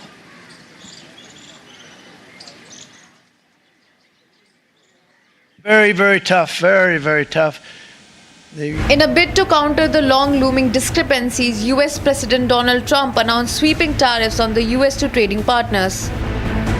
Arguing that the United States has been at a disadvantage in global trade for decades, Trump imposed discounted tariffs. My fellow Americans, this is Liberation Day, waiting for a long time. April 2nd, 2025 will forever be remembered as the day American industry was reborn, the day America's destiny was reclaimed, and the day that we began to make America wealthy again. We're going to make it wealthy, good and wealthy. For decades, our country has been looted, pillaged, raped, and plundered by nations near and far, both friend and foe alike. The new Trump tariffs are expected to change how trading works worldwide. Sweeping 25% reciprocal tariffs on all foreign-made automobiles, Trump claimed the move was necessary to boost domestic manufacturing. Jobs and factories will come roaring back into our country, and you see it happening already. We will supercharge our domestic industrial base. We will pry open foreign markets and break down foreign trade barriers. And ultimately, more production at home will mean stronger competition and lower prices for consumers. This will be indeed the golden age of America. It's coming back. We're going to come back very strongly. While announcing the much-awaited tariffs, Trump held up a board showing the new rates charged on most countries. Rates changed from 10% to 49% on the board. With a few exceptions based on the charts, the tariff rate on most countries is said to be half of what those countries charged.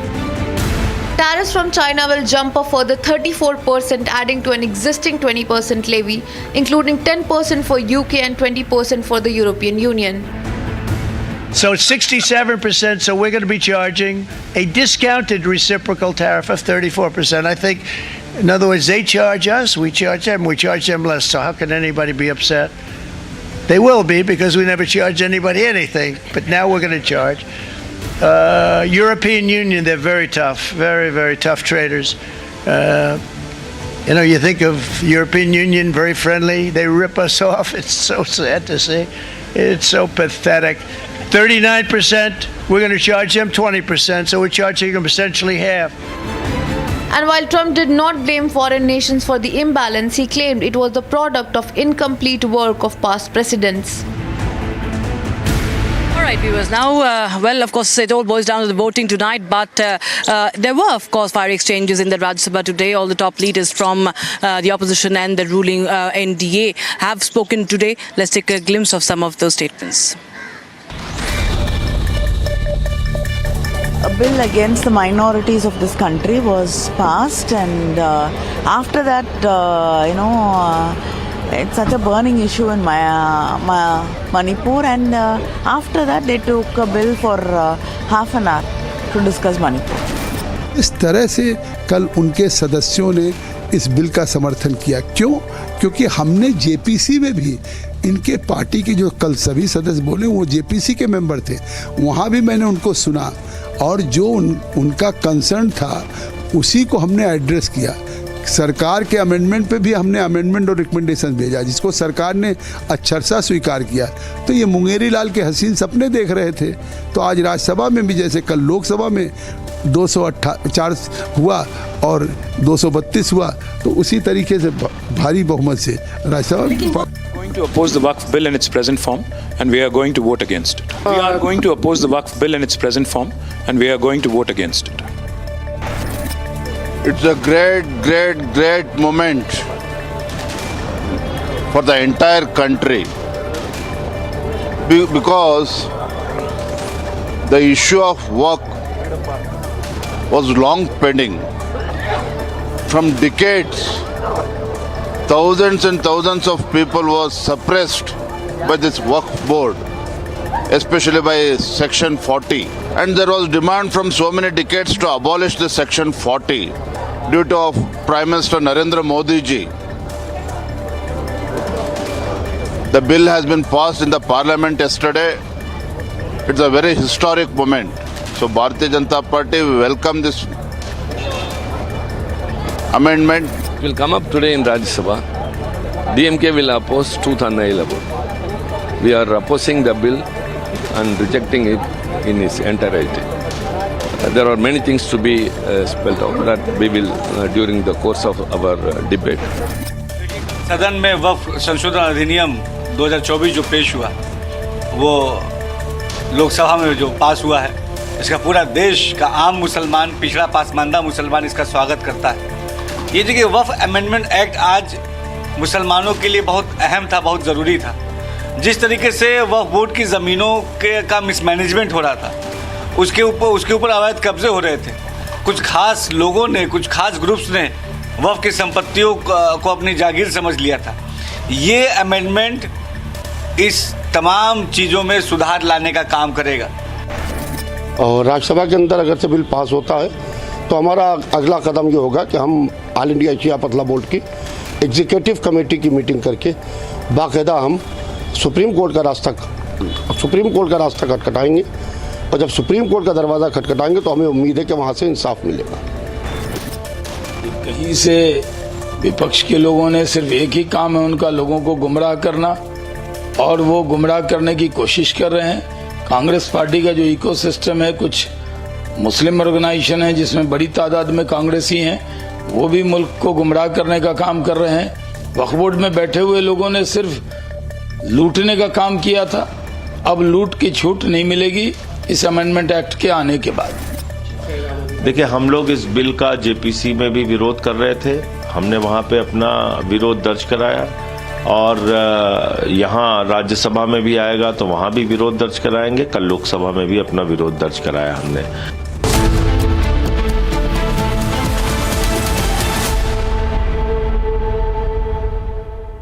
सस्ते वाले दाल मसाले स्वाद हुआ बेकार, MDH की हल्दी मिर्ची धनिया करे कमाल। ये रंग दे, ये खुशबू दे, ये तीखा, ये कम पड़े, क्या निराला MDH मसाला।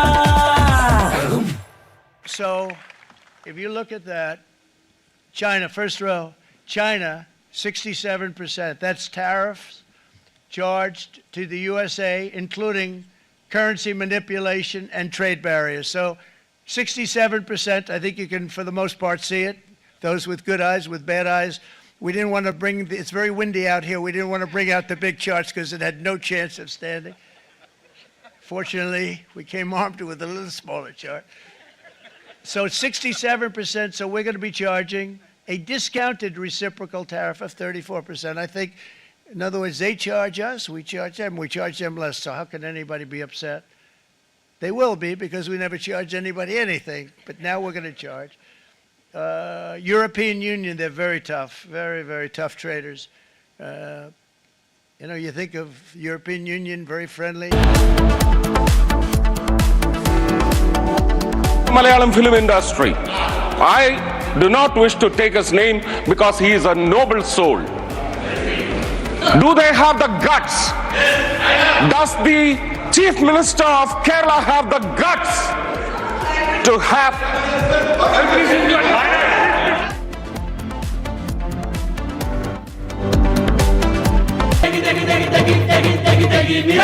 MDH की देगी मिर्च, देगी मिर्च का तड़का, अंग अंग फड़का। MDH की देगी मिर्च। In the global employability rankings by Times Higher Education UK, only the following 6 institutions from India are ranked amongst the top 230 in the world for having the most employable graduates: IIT Delhi, IISc Bangalore, IIT Bombay, IIM Ahmedabad, IIT Kharagpur and Amity University.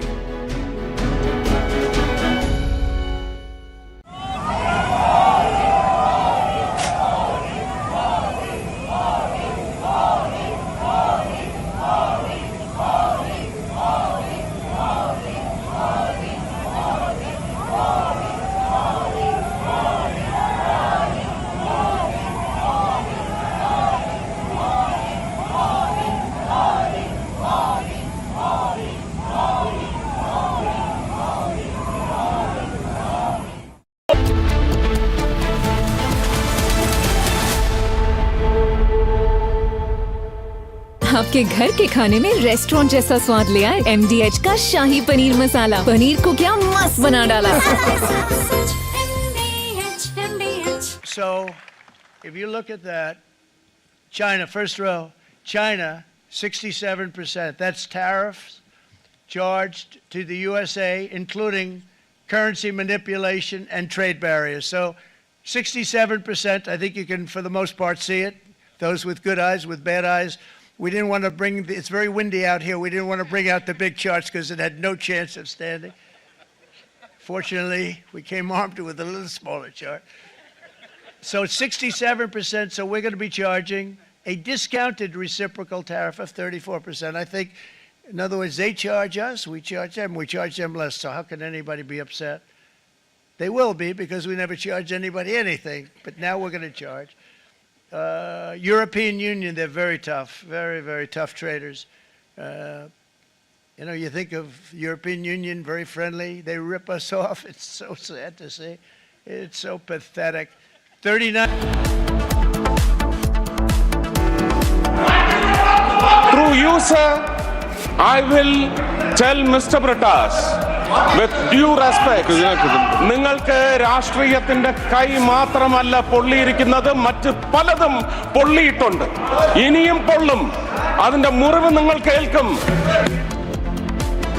सस्ते वाले दाल मसाले स्वाद हुआ बेकार, MDH की हल्दी मिर्ची धनिया करे कमाल, ये रंग दे ये खुशबू दे ये तीखा ये कम पड़े, क्या निराला MDH masala.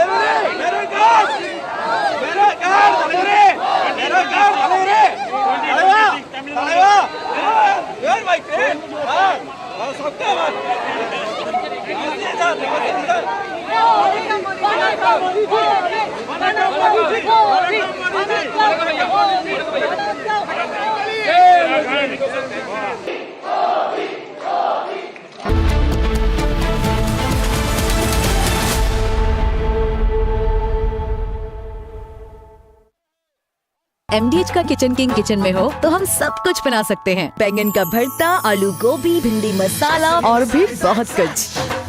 MDH.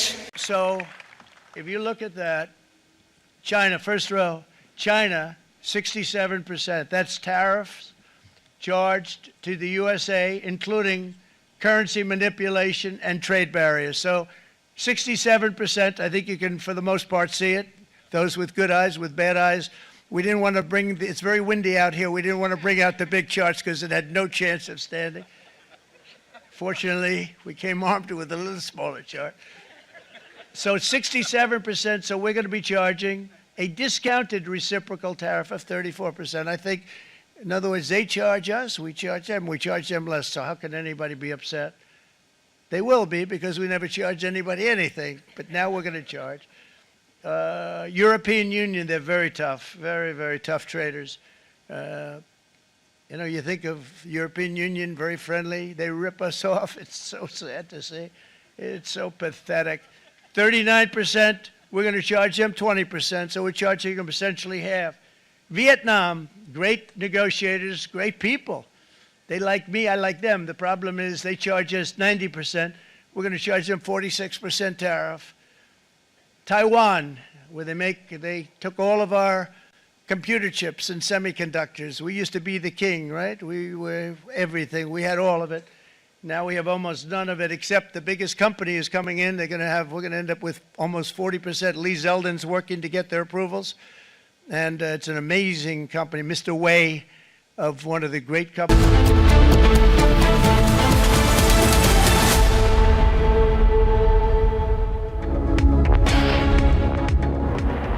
Welcome back, friends. A fierce debate going on in the Rajya Sabha on the Waqf Amendment Bill. BJP President JP Nadda is all set to speak in a while, as also, of course, from the Congress, the likes of Abhishek Manu Singhvi. We are continuing to bring focus on those addresses as and when they happen. Let's begin with the headlines.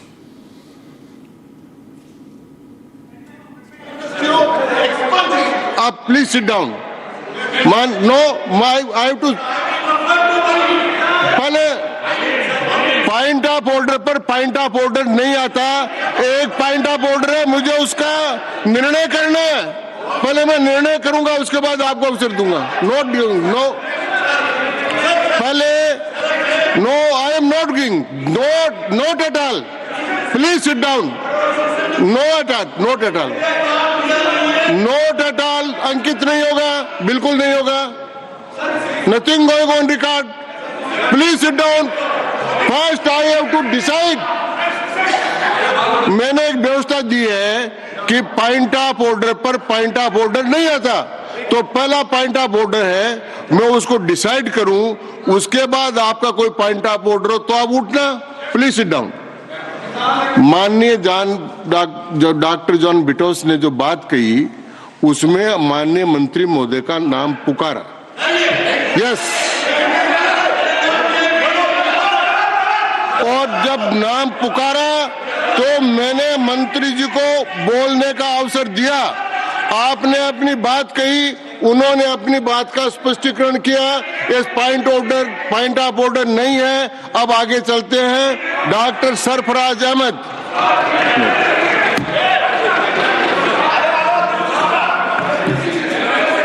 Doctor Trichy Shiva.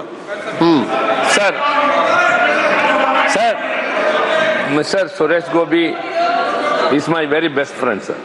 I have nothing against him. But when he spoke, he took the name of Britas and said that burned and all these words. So kindly expunge all those words which are negative in meaning. Rule, you want 238A2. 238(2) make personal charge against a member. व्यक्तिगत स्पष्टीकरण I have given already. No, sir. He took his name. Kindly expunge that. That's all. It's very derogatory. ठीक है, मैं देखूंगा इसको. I will see it. Okay. Dr. Sarfraz Ahmed. Yes. Dr. Sarfraz Ahmed. I will see it. मैं देखूंगा इस. No total. Dr. Sarfraz Ahmed. बहुत धन्यवाद सर. प्लीज कृपया सरफराज अहमद को बोलने दीजिए. बहुत आपको धन्यवाद सर. जो वक्फ अमेंडमेंट बिल आया है, मैं इसका समर्थन नहीं करूंगा, किसी कीमत पर नहीं करूंगा. आज सर 11 साल से इनकी सरकार है कि नहीं? फुल 2 टर्म और 1 साल. और आज इनको मुसलमान याद आ रहे हैं. मुसलमान का कुछ भला करें. भला वक्फ बोर्ड में अमेंडमेंट करने से नहीं होगा. भला उसकी रोजी रोजगार की बात कीजिए, उसकी नौकरी की बात कीजिए, उसकी तालीम की बात कीजिए, एजुकेशन की बात करिए तो भला होगा. बोलने से भला नहीं होगा. आपने इतना बुलडोजर चलाया है, इतना चलाया है कि आप अब विश्वास आप पर नहीं करेगा. All right, from the Rajya Sabha, where we are building up to some key members from both the Treasury and the opposition benches speaking later in the evening. We also have other stories, one of which is that the Supreme Court has now ordered to stop the cutting down of trees on the 400 acres of forest land in the Kancha Gachibowli area of Hyderabad in Telangana until further orders. The bench comprising Justice B.R. Gawai and A.G. Masi gave the order, and the recent ruling comes after an advocate highlighted massive cutting down of trees had taken place during the weekend in the area abutting the Hyderabad Central University Central University campus. Aneri joins us live, in fact, from Hyderabad on this big development. Aneri, has this led to the protests ending? The protests that were being carried out by the students and others outside of the Hyderabad University campus? Well, definitely a big statement and a big order coming in from the Supreme Court, where now the Supreme Court has given strict guidelines that any sort of destruction shouldn't take place at the 400 acres of land here. And also, if the rules or if the order are not followed, then there will be the Chief Secretary will be held accountable for what happens. And also at the same time, Supreme Court very importantly Finally, what we see is that Supreme Court came down heavily, asking the government that what was the urgency for them to take up such a huge work. And also, today early in the morning, we had seen that Supreme Court had ordered that the Telangana High Court Registrar visits the site, and after that, the Telangana High Court Registrar had submitted the report in the Supreme Court. Now, as you can see, after the Supreme Court's orders, which has put a stay. All right, we are joined in by BRS spokesperson Mr. Mane on the phone line on this development. Mr. Mane, now that the Supreme Court has spoken its mind and asked the trees not to be cut, does that satisfy the protesters? Does that take care of the concerns you had about the forest land? A relief for the entire student community and all the environmental activists who have been fighting to protect the ecological balance, the environment, and particularly the wildlife. It is such a relief that the Honorable Supreme Court has taken this suo motu, and now, till then, hopefully at least the Congress government, because let me tell you that yesterday when the High Court has asked not to cut any trees, even then the Congress government continued to cut the trees even today morning. But now, will the Congress government, will Chief Minister Revanth Reddy at least adhere to the directions by the Supreme Court? Otherwise, it's a serious warning from the Supreme Court that they will have to take action against the Chief Secretary if there are any violations. Simultaneously, our request is, we see that after the Supreme Court taking this issue up, there seems to be a frustration in the Congress government because we have just now received FIR copies of cases being filed on us. All the activists who, the Congress government is saying that all the images of the deer or peacock or the wildlife are created by artificial intelligence. So such false cases also should be removed. Right. Yeah. All right. So In fact, we have your leader, KT Ramarao, actually speaking on the same issue earlier. Let's listen to him. We see that the Waqf Bill has been passed in Lok Sabha today. What do you have to say? Because today it's going to be... Well, we are going to oppose the Waqf Bill in its present form, and we are going to vote against it. We see that the Waqf Bill has been passed in Lok Sabha today. What do you have to say? Because today it's going to be... Well, we are going to oppose the Waqf Bill in its present form, and we are going to vote against it.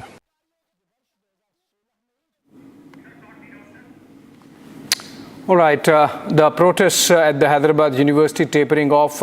These are pictures from earlier after the Supreme Court intervened and asked the Telangana government of Chief Minister Revanth Reddy to stop all tree cutting activity till the time that the exact legal status of the land is ascertained.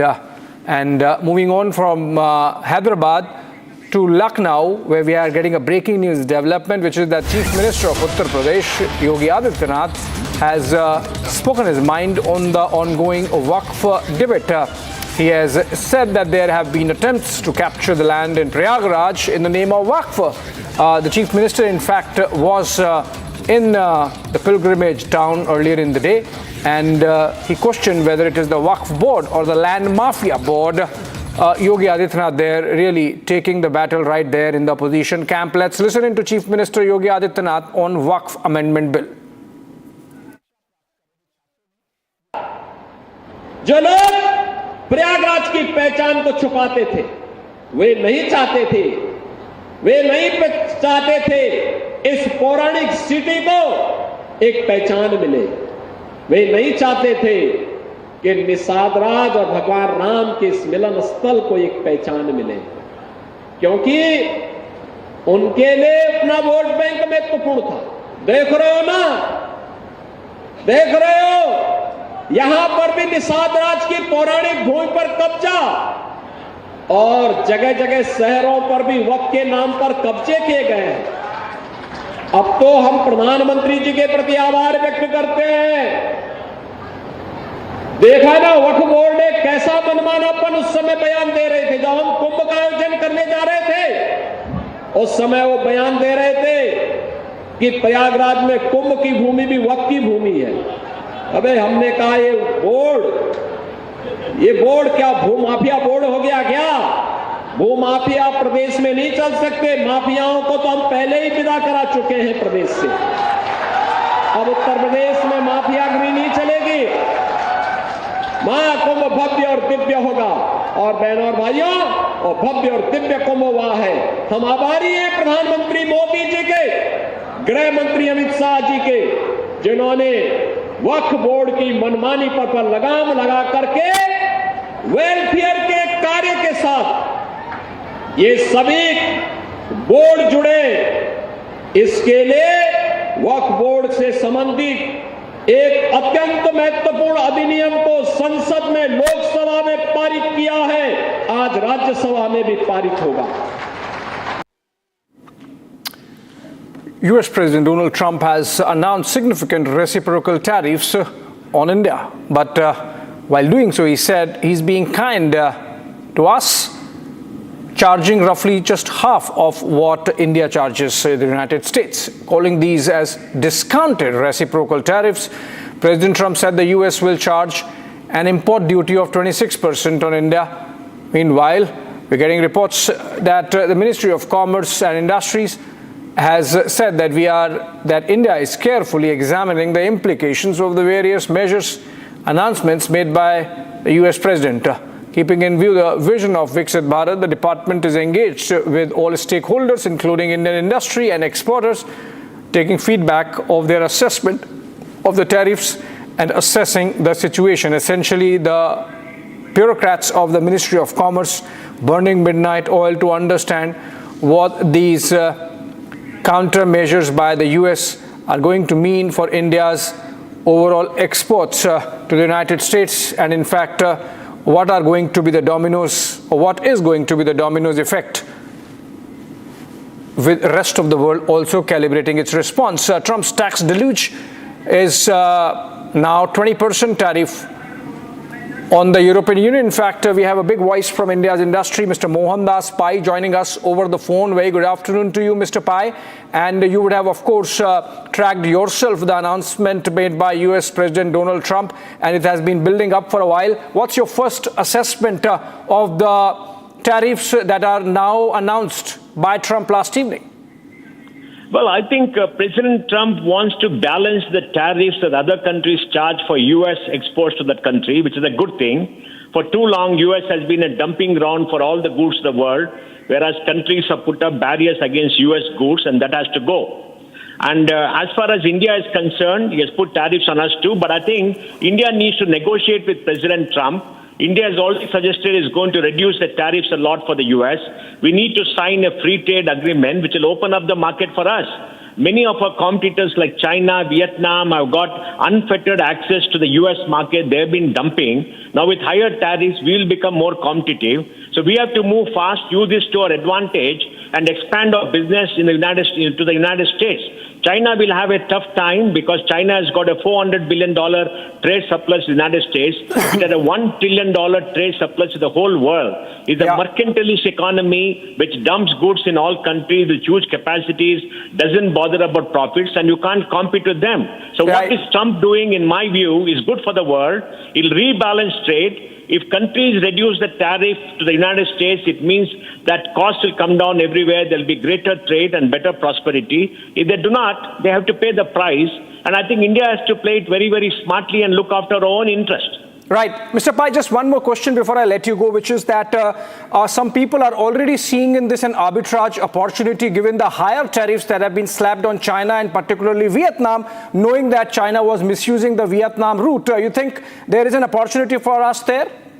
Absolutely. There's a big opportunity right now, but it is between the devil and the deep blue sea. What we need to do is to quickly negotiate with President Trump, lower our tariffs and ask him to lower everything that applies to us so that we get a good advantage. Because for China to do that and for Vietnam to do that is going to be more difficult. Vietnam is already working on that as per news reports, but then Vietnam has got a huge trade surplus with the United States because it is a part of the China dumping. So I think we have to move very fast and negotiate with them, give them a tariffs, and make sure that we get access to the market. It's a great opportunity for us.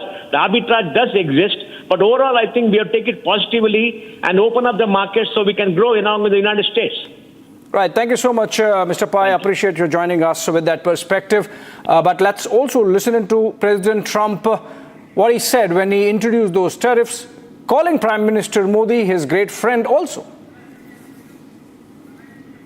India, very, very tough, very, very tough.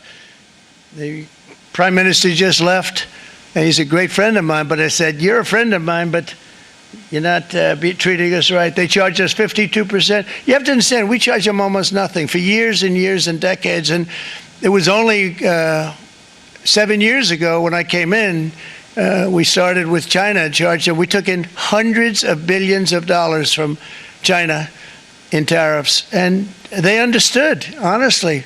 President Xi understood. He said, look, I understand. And the other countries, and they all understand, we're going to have to go through a little tough love, maybe.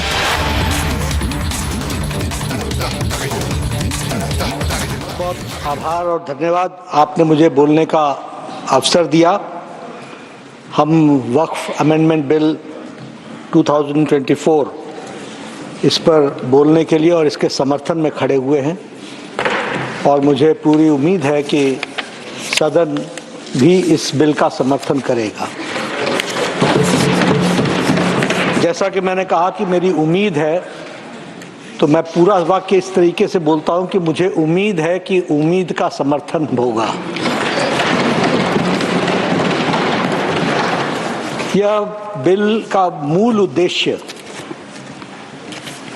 Reforms लाकर वक्फ के properties की management को proper करना। मेरे मन में भी ये बात आ गई कि उम्मीद की उम्मीद पर टिकी है। जी जी, क्योंकि आपने 2 बार कहा तो मैंने सोचा 3 बार कह दी। जी जी, नहीं, बिल्कुल ठीक कहा आपने। अभी इस पर काफी चर्चा हुई है, पक्ष विपक्ष के तरफ से सभी लोगों ने चर्चा में भाग ले रहे हैं और अपने अपनी बातों को रख रहे हैं।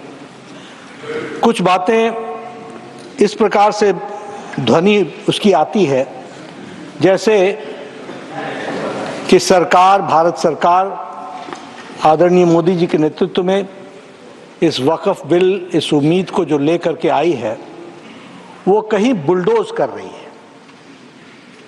ये ध्वनि देने की कोशिश हो रही है।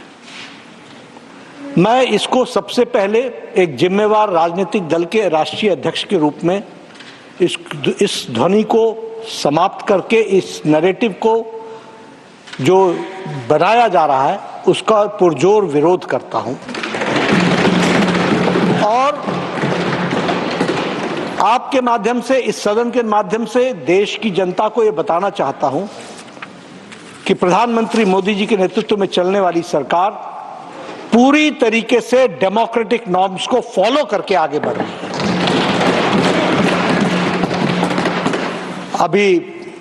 अब मैं प्रोसेसेस की बात करूं, नासिर जी ने उसके बारे में चर्चा की है, मैं भी उस पर चर्चा करूंगा। लेकिन जॉइंट पार्लियामेंट्री कमेटी, आपने कहा, हमने जॉइंट पार्लियामेंट्री कमेटी बनाई 2013 में। इसी वक्फ बिल की बात को जब जॉइंट पार्लियामेंट्री कमेटी बनी थी तो उसमें सिर्फ 13 सदस्य थे, और नरेंद्र मोदी जी की सरकार में जो जॉइंट पार्लियामेंट्री कमेटी बनी उसमें 31 सदस्य थे, 31, जस्ट 1 3 and 3 1। आप समझ सकते हैं कि डेमोक्रेटिक नॉर्म्स को फॉलो करने के और क्या पैमाने हो सकते हैं, क्या मापदंड हो सकता है। सिर्फ यही कि आपकी बात मान ले तभी हम डेमोक्रेटिक हैं। वाद विवाद तर्क पर होगा या कुतर्क पर होगा या जबरदस्ती होगा, हमें इस बात को समझने की आवश्यकता है। मैं यहां यह भी कहना चाहूंगा कि जॉइंट पार्लियामेंट्री कमेटी की 36 मीटिंग्स हुई। मैं जगदम्बिका पाल जी से बातचीत कर रहा था तो more than 200 hours have been spent on the joint parliamentary committee activities directly and indirectly. अब ये 200 hours, what processes were adopted? अभी हमारे नासिर साहब कह रहे थे कि क्लॉज बाय क्लॉज वोटिंग नहीं हुई या डिस्कशन नहीं हुआ। मैं ये कहता हूं डिस्कशन क्या होता है, आपने अपनी बात कही, मैंने अपनी बात कही, यही डिस्कशन होता है. This is called discussion. It is not necessary that I agree to everything which you say. तो इसलिए, और आपके जमाने में 2013 में ओनली 22 मीटिंग्स टुक प्लेस. हमारे रिजू साहब ने बताया कि जम्मू कश्मीर, इन्होंने तो बताया लद्दाख, लेह, जम्मू कश्मीर, वो उस समय तो जम्मू कश्मीर ही था, एक ही था. श्रीनगर जम्मू ले, वहां आप गए. और हमारे जगदम्बिका पाल जी सारी कमेटी को लेकर के 10 स्थानों पर गए, 10 राज्यों में गए. और अगर मैं स्टेक होल्डर्स की बात करूं तो 284 स्टेक होल्डर्स के साथ पार्टिसिपेशन हुआ डिबेट में. और आपके जमाने में, यूपीए के जमाने में 18 स्टेक होल्डर्स के साथ बात हुई थी. नाउ जस्ट इमेजिन, कहां 284 और कहां 18,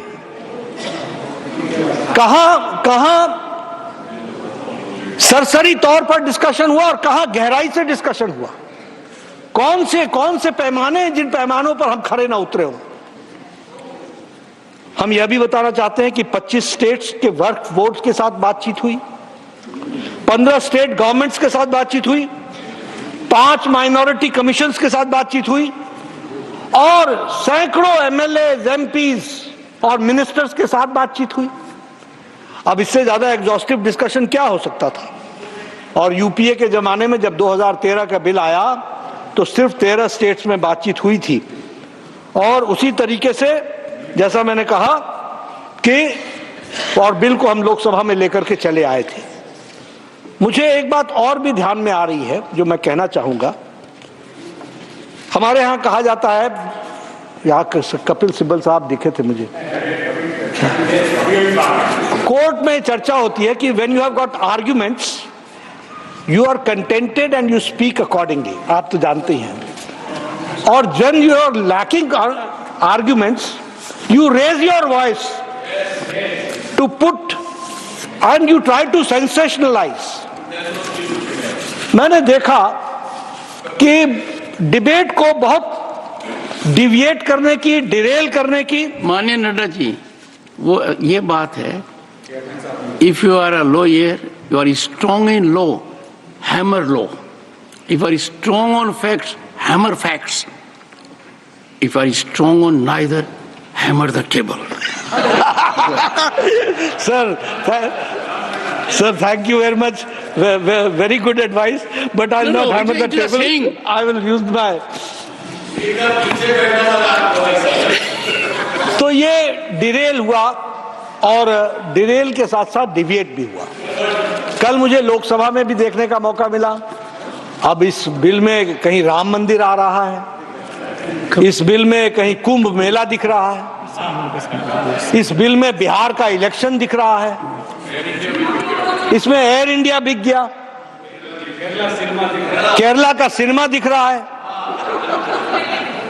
ये चीजें, ये डिविएट, डिरेल, सेंसेशनलाइज. मैंने सुरेश गोपी जी को भी कहा, बैठ जाओ बैठ जाओ बैठ जाओ. John Brittas was very smart. Sir, what he did, he spoke his whole speech in English. But when he wanted to speak something which was unwanted, he chose Malayalam. And it was... Yes.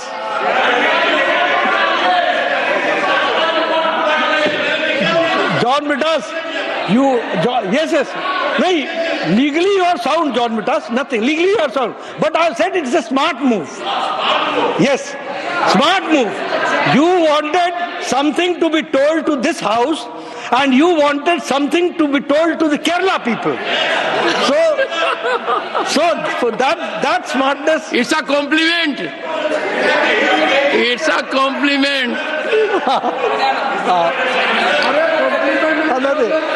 And whatever he spoke in Malayalam, had nothing to do with the bill. Had nothing to do with the bill. So anyway, मैं इसलिए चर्चा कर रहा हूं कि deviate होना, Daryl होना, debate करना, ये सब चीजें चलती रहती हैं. दूसरी बात मैं कहना चाहता हूं कि हम यहां डिस्कशन का हमारा ऑब्जेक्टिव क्या है. क्या ऑब्जेक्टिव पार्टी का इंटरेस्ट है या ऑब्जेक्टिव नेशन का इंटरेस्ट है? हमको दोनों के बीच में तय करना है। मैं अपनी सरकार के बारे में मोदी जी के नेतृत्व में ये डंके की चोट पर कह सकता हूं कि यह बिल नेशन के इंटरेस्ट में है और उसके लिए हम लेकर के आए। यह किसी पार्टी के इंटरेस्ट में नहीं है, यह किसी पार्टी के इंटरेस्ट में नहीं है, यह किसी वोट बैंक को सेटिस्फाई करने के इंटरेस्ट में नहीं है, यह देश के इंटरेस्ट में है। अब ये वक्फ बोर्ड की प्रॉपर्टीज है। रिजू साहब ने बताया कि रेलवेज, डिफेंस, इनके बाद ये आती है। वैसे तो ये अब सबसे बड़ी प्रॉपर्टी इसलिए है क्योंकि डिफेंस और रेल तो भारत सरकार की प्रॉपर्टी है, ही है, देश की प्रॉपर्टी है। लेकिन क्या इसका प्रॉपर मैनेजमेंट नहीं होना चाहिए? क्या इसमें कोई ये कोई कुतर्क है क्या? और इसीलिए checks and balances, prevent misuse, property and powers जो इसमें से डिराइव होती हैं, जो 2000 अमेंडमेंट में असीम हो गई, क्या उसमें चेक्स एंड बैलेंसेस नहीं होने चाहिए? आप बताइए, वो अकाउंटेबल नहीं होने चाहिए क्या? क्या वो जवाबदेह नहीं होने चाहिए क्या? क्या वो भारत की जनता और मुस्लिम बहनों भाइयों के लिए जवाबदेह होने चाहिए कि नहीं होने चाहिए? यह बिल सिर्फ उसको अकाउंटेबल बनाने का प्रयास कर रहा है, इस बात को हमको समझना पड़ेगा। दूसरी बात, आप तय कर लीजिए, मुझे उसमें कुछ कहना नहीं है क्योंकि मैं इस फोरम पर जहां बिल की बातचीत चलती है वहां मैं कोई राजनीति लाऊं, इसकी आवश्यकता नहीं है। लेकिन फिर भी मेरे मन में है, इसलिए मैं कहना चाहता हूं। प्रधानमंत्री मोदी जी ने सबका साथ, सबका विकास, सबका विश्वास, सबका प्रयास, इस मंत्र को लेकर के वो चले हैं और चले नहीं है, इसको उन्होंने पूरा किया है। राधा मोहन जी ने बताया, प्रधानमंत्री गरीब कल्याण अन्न योजना से लेकर के, आवास योजना से लेकर के, शौचालय से लेकर के, कभी नहीं देखा कि ये फॉरवर्ड को मिला, बैकवर्ड को मिला, मुस्लिम को मिला, क्रिश्चियन को मिला, किसको मिला? जरूरतमंद को मिला है और देश की जनता को मिला है, इसकी चिंता की। अब इससे ज्यादा मेन स्ट्रीमिंग क्या हो सकती है? और इसीलिए जब मैं इसकी बात कहता हूं तो मैं ये भी कहना चाहता हूं कि हमें वोट बैंक पॉलिटिक्स के इंटरेस्ट से बाहर निकल करके नेशनल इंटरेस्ट में इन बातों को समझने की आवश्यकता है। अभी मैं यहां यह भी कहना चाहूंगा कि आप तय करें, मुझे उसमें कहने की बात नहीं, हम मेन स्ट्रीमिंग की बात कर रहे हैं। इस देश में कोई भी किसी कलर में ना देखा जाए। मोदी जी के नेतृत्व का सपना भारत का यह है कि सबका विकास हो, सबका प्रयास हो, सबको साथ लेकर के चले। इसीलिए हम लिप सर्विस नहीं करते हैं, हम रियल सर्विस करते हैं। We do the real service. हम लिप सर्विस कर रहे होते हैं। मैंने आपको सारी योजनाएं गिनाई, ये सारी योजनाओं से राधा मोहन जी ने बताया 30% मुस्लिम भाइयों का लाभ हुआ है, इसमें से 35% उन्होंने लाभ लिया है, 35 हमने कभी इसका डंका पीटा क्या? नहीं, मेन स्ट्रीमिंग कर रहे हैं। मैं जानना चाहता हूं कि पिछले 70 साल किन लोगों ने उनको अलग रखा है? किन लोगों ने अलग रखा है? किन्होंने उनको डरा के रखा है? किन्होंने उनके साथ अलग व्यवहार करने की बात की है? ये polity, this polity has to be understood and I will tell you, 50 years later, 100 years later, we will not be there. But the course of action which we take today, that is going to make India stronger, that we have to understand. और आपने 70 साल का experiment करके देख लिया। 70 साल का experiment आपने करके देख लिया, बांट करके देख लिया, वोट के पीछे पढ़ के देख लिया। 2013 का अमेंडमेंट ला करके भी 2014 में वहां बैठने के लिए मजबूर हो गए। इससे काम नहीं चलने वाला। और मैं इसमें आपको बताना चाहता हूं, जब मैं कहता हूं कि लिप सर्विस नहीं रियल सर्विस की है, तो मैं ये कहना चाहूंगा कि ट्रिपल तलाक तो सुप्रीम कोर्ट ने बहुत पहले कह दिया था कि लगाना चाहिए। भारत की जनता लगाना चाहती थी। आपकी सरकार, यूपीए की सरकार 10 साल बैठी रही, आप नहीं लगा सके। क्या तकलीफ थी जो नहीं लगाई गई? क्या वो रेट्रोग्रेटिव स्टेप था ट्रिपल तलाक हटाना या प्रोग्रेसिव स्टेप था? हमारे नासिर साहब कहते हैं कि we would not like to remain second grade citizen. You made the Indian Muslim ladies second grade citizens. You made it.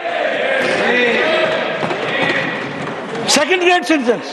और मैं बताना चाहूंगा कि इजिप्ट में, सभापति जी, इजिप्ट में ट्रिपल तलाक, ये मुस्लिम देशों की बात कर रहा हूं, ट्रिपल तलाक मुस्लिम देश में इजिप्ट में 1929 में समाप्त हो गया था. सूडान में 1929 में समाप्त हो गया था. बांग्लादेश में 71 में बना, 72 में ट्रिपल तलाक समाप्त हो गया. इराक में 1959 में समाप्त हो गया. सीरिया में 1953 में समाप्त हो गया. मलेशिया में 1969 में समाप्त हो गया. ये सब मुस्लिम देशों का मैंने नाम लिया है. ये भारत देश था जहां हमारी मुस्लिम बहनों को मुख्य धारा में लाने से रोका जा रहा था, और लाने वाले, मेन स्ट्रीमिंग करने वाले नरेंद्र मोदी जी बने, जिन्होंने उसको उनको करके दिया. इसलिए जब हम इसकी चर्चा करते हैं तो हमें ध्यान रखना चाहिए, रियल सर्विस या lip service. We believe in real service. आज करोड़ों बहनें, मुस्लिम बहनें आज आजाद हो गई, उनको लाइफ विद डिग्निटी जीने का मौका मिल रहा है. किसने किया ये काम? क्या ये ऐतिहासिक फैसला नहीं है? Is it not an historical decision? It is an historical decision, and none other, it is prime minister Modi which has done this. That we have to understand. उसी तरीके से मैं बात करना चाहूंगा आज के बारे में.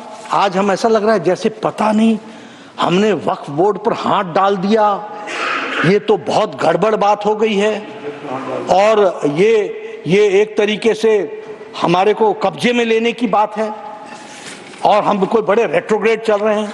मैं बताना चाहता हूं, टर्की मुस्लिम देश है सभापति जी, वहां 1924 में जनरल डायरेक्टोरेट ऑफ फाउंडेशंस बन करके मैनेजमेंट ऑफ वक्फ का काम शुरू हो गया था. It is A Muslim country, Turkey, 1924. और वहां पर टर्की में all waqf properties were brought under the control of the state for their better management and transparency. When did they do? In 1924. 100 साल पहले. They saw to it that the misuse of waqf properties was prevented through digital recording in late 80s, 90s. And income of waqfs began to be used for the development of education and health.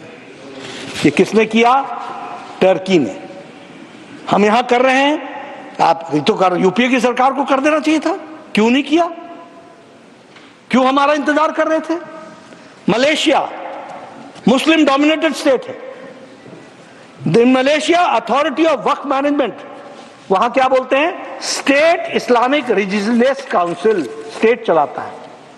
और Malaysia began using modern technologies, financial models to improve the Waqf management. उन्होंने भी शुरू कर दिया.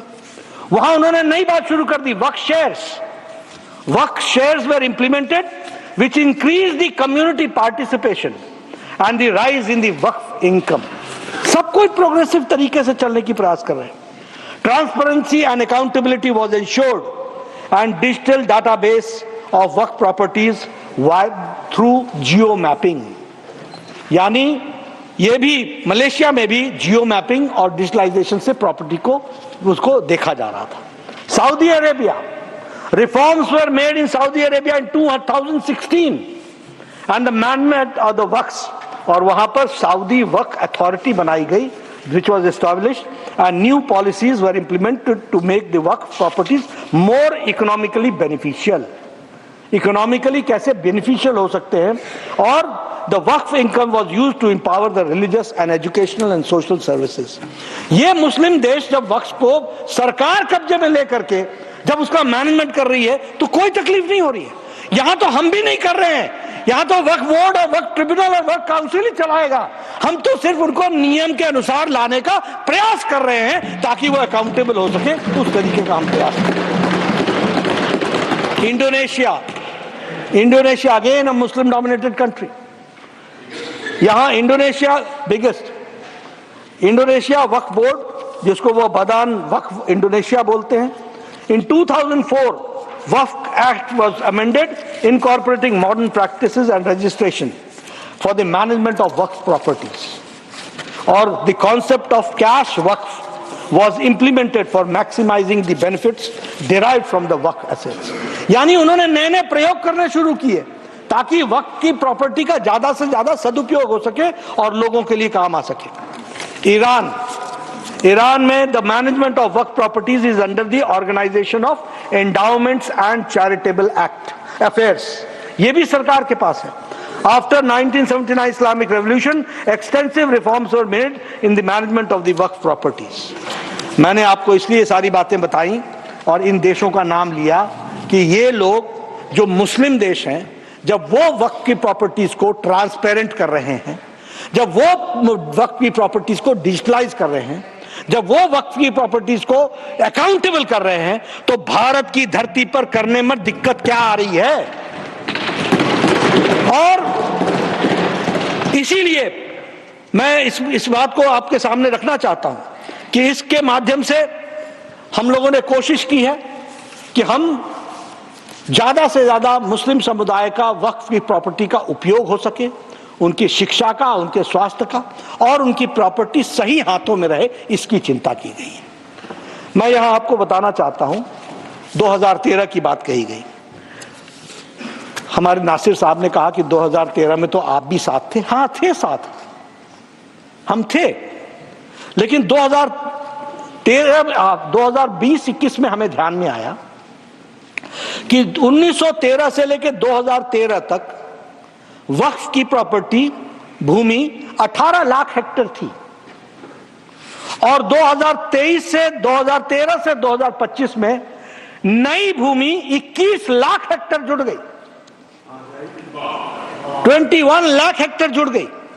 और इसका दुरुपयोग ना हो, हम नहीं कहते, हम we are not taking your land, ये 21 लाख भी तुम्हारी और 18 लाख भी आप ही का, लेकिन इसका दुरुपयोग ना हो, इसलिए हमने ये तय किया कि इसको बिल ला करके जो एक्ट में 2013 में जो चीजें मिली हुई थी उसमें कुछ न कुछ परिवर्तन करना आवश्यक होगा। It will be necessary and law is an evolution, the implementation itself is an evolution process through which it goes. तो इसलिए दुरुपयोग को रोकने का प्रयास उसमें से किया गया और उसको करने के लिए मैं आपके सामने बताना चाहता हूं। अब ये जो अमेंडेड एक्ट था, grants extraordinary, this act 2013, it grants extraordinary powers to the Waqf boards and appears to override the constitutional and the legal framework of India. ये article 14 of the Indian Constitution, equality before law, equal protection of law, इसको violet करता है 2013। और जो रिजू साहब bill लेकर के आए हैं वह उसको प्रोटेक्शन देता है, यह इसकी खूबी है, इसको हमको समझ लेना चाहिए। It violates article 300A, legal protection from arbitrary seizure. ये आर्बिट्री जो सीजर होता है, ये इसको प्रोटेक्शन मिलती है 300A में, वो उसको प्रोटेक्ट करने से रोकता है। कैसे रोकता है? वक्फ बोर्ड का सेक्शन 40, वक्फ बोर्ड का सेक्शन 40, द बोर्ड में itself collect information regarding any property which it has a reason to believe that it is a Waqf property. यानी अपने से ही तय करती है कि यह वक्फ प्रॉपर्टी है और अपने से ही रियलाइज कर लेती है यह protection against protection from the arbitrary seizure से रोकने का प्रयास है और इसको वायलेट करता है ये सेक्शन। उसी तरीके से ये वायलेट करता है fair trial, article 21 of the Indian constitution. मैं ये भी कहना चाहूंगा, आप सब लोग हाथ में संविधान की पुस्तक लेके घूमते हैं, रेडी रेफरेंस के लिए पॉकेट में रखते हैं। जब देखिए जयराम रमेश जी ने बता दिया, लेकिन पढ़ते हम हैं। Honorable Leader of the House, Honorable Leader of the House, Jairam ji, showing an object in the House is indecorous.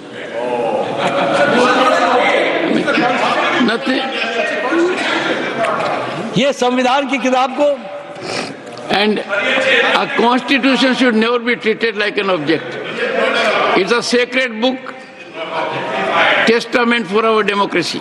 ये संविधान की रक्षक हैं, संविधान की बात करते हैं, रेडी रेफरेंस के लिए पॉकेट में रखते हैं, लेकिन इस्तेमाल हम करते हैं, उपयोग हम करते हैं। और इसलिए मैं ये कहना चाहूंगा कि ये जो violation of the right of fair trial article 21, citizens cannot challenge Waqf decision in regular courts.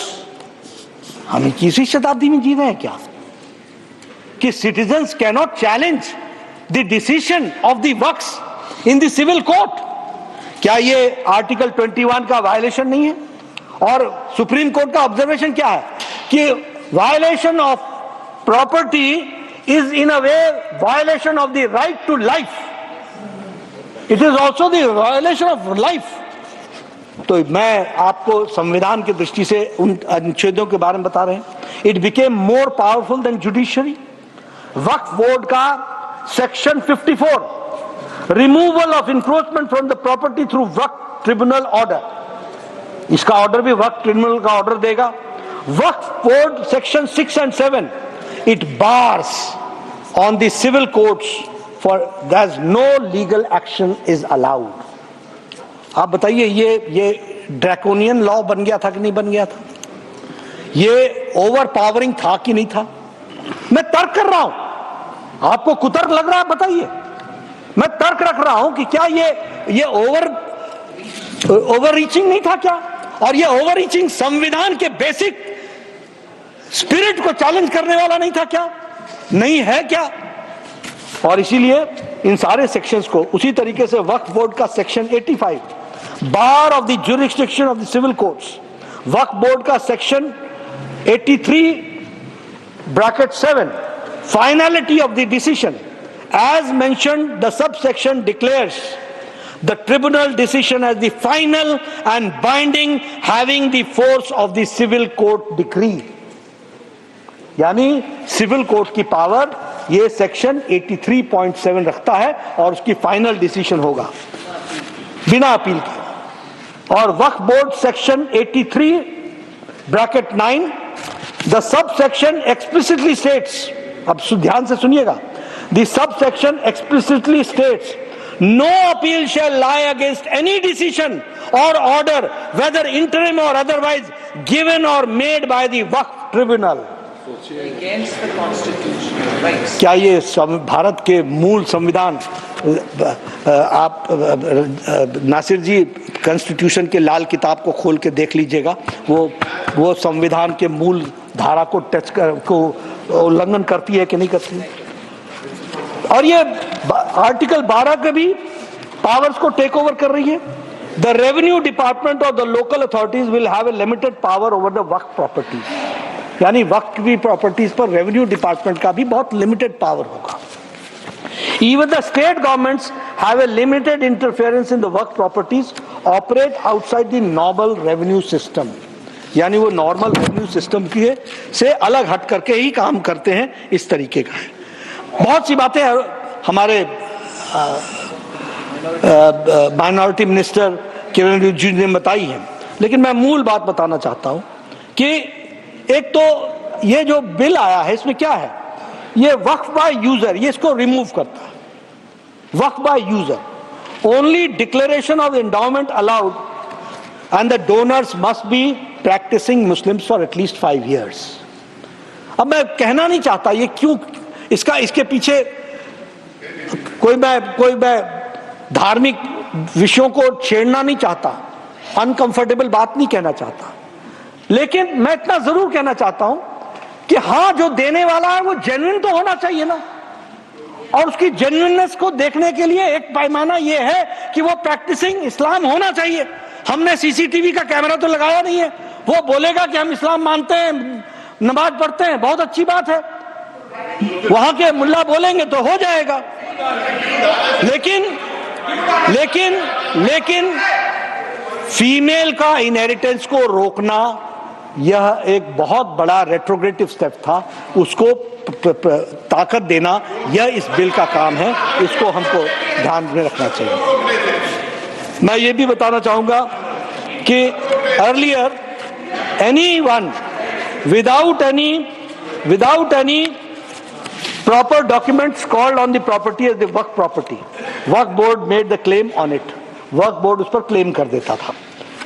Government properties identified as Waqf के ceased to be, हाँ मैं सब authenticate करूँगा, आपको मौका मिलेगा। One second. 10 सेकेंड।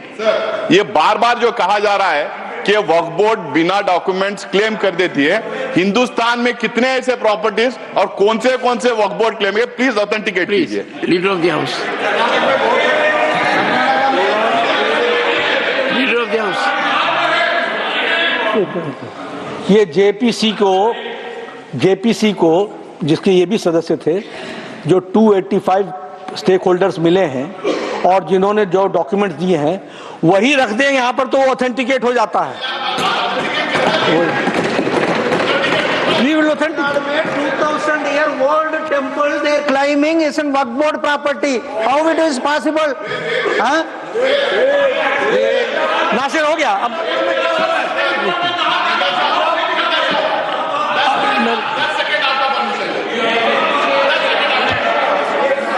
सर ये हाउस इज यील्डेड, सर सही है, यस यील्डेड। सर ये तमिलनाडु वाला जो इशू बार बार जो आ रहा था, मैं मिस कर गया बोलने के टाइम पे, वो विलेज तमिलनाडु का, वो विलेज का 20-30% वक्फ में था 1954 में। वक्फ जब मैं मुझे बोलने दीजिए, उसके बाद सर 2000 के बाद में 2000 के बाद में जब तमिलनाडु में डिजिटलाइजेशन ऑफ रेवेन्यू रिकॉर्ड्स हो रहा था, तो उस टाइम पर रेवेन्यू ऑफिशियल ने उसे गलत तरीके से एंट्री किया। वक्फ बोर्ड और ट्रिब्यूनल ने ऑन रिकॉर्ड कहा है कि वो वक्फ प्रॉपर्टी नहीं है, ऑन रिकॉर्ड कहा है। इसी में चीफ सेक्रेटरी, रेवेन्यू सेक्रेटरी और डीसी आके बोला है कि वक्फ बोर्ड कभी क्लेम नहीं किया करके, ये झूठ फैला रहे। Leader of the house sir, leader of the house, leader of the house, honourable finance minister. Sir, thank you very much, sir. I'm not trying to come in with additional facts, but all that has been said before the JPC, but I do honestly request Honorable Member Syed Nasir Hussain that he certainly speak for all that he wants to say, but to sweep away serious matters of concern. This particular village has, let me finish. Let me finish. Nasir, no, please. All of us are listening to you. We want a debate which is going to... Please. Thank you. Thank you very much. Thank you very much. Sir, 1800-old Chandrasekhara Swami temple. SCs and OBCs are predominantly the people who live in that village. 480 square acres are now being, 480 acres are disputed because of this. And how did the problem come out? Villagers, when they're buying and selling land among themselves, a family or anybody, were told clearly that they should obtain a no objection certificate from the Waqf board. They are selling their private property. And even if the district administration, like the honorable member is saying, that the collector while doing the digitization entered it wrongly or whatever, the entire village the collector has put into wrong entry, and that entry so happens that every villager who has to do any transaction in his land, even if he is giving for what we call in Tamil kuttagai, temporarily give it for a certain number of years for a farmer to cultivate and give him some returns. Even for that, the no objection certificate had to come from the Waqf, sir. I mean, what is this? Why wouldn't, even if that element is true, that the revenue official entered it wrongly, couldn't the Waqf board say, why are these coming to us? We have nothing to do with it. Sorry, collector, get going. Nothing of that happened. The poor people are running from pillar to post saying, when did this become somebody else's? It's mine. Generationally, we've been here. What happens to that temple? The temple was built by the Waqf board and normally it's to the courts, sir. Leader of the House. Leader of the House. Sir, आप हो गया? He's not yielding. He's not yielding. It will be never ending. No, it will be never ending. Leader of the House, sir, nothing has been going on. मैं ये कह रहा था, Leader of the House, government property is identified as nothing is going on record. Seized as Waqf. No. Only what the Leader of the House says. Resolved by the collector, who reports to the state.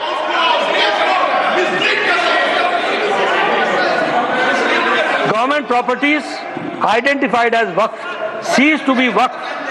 Disputes resolved by the collector who reports to the state. अब ये जो bill है वो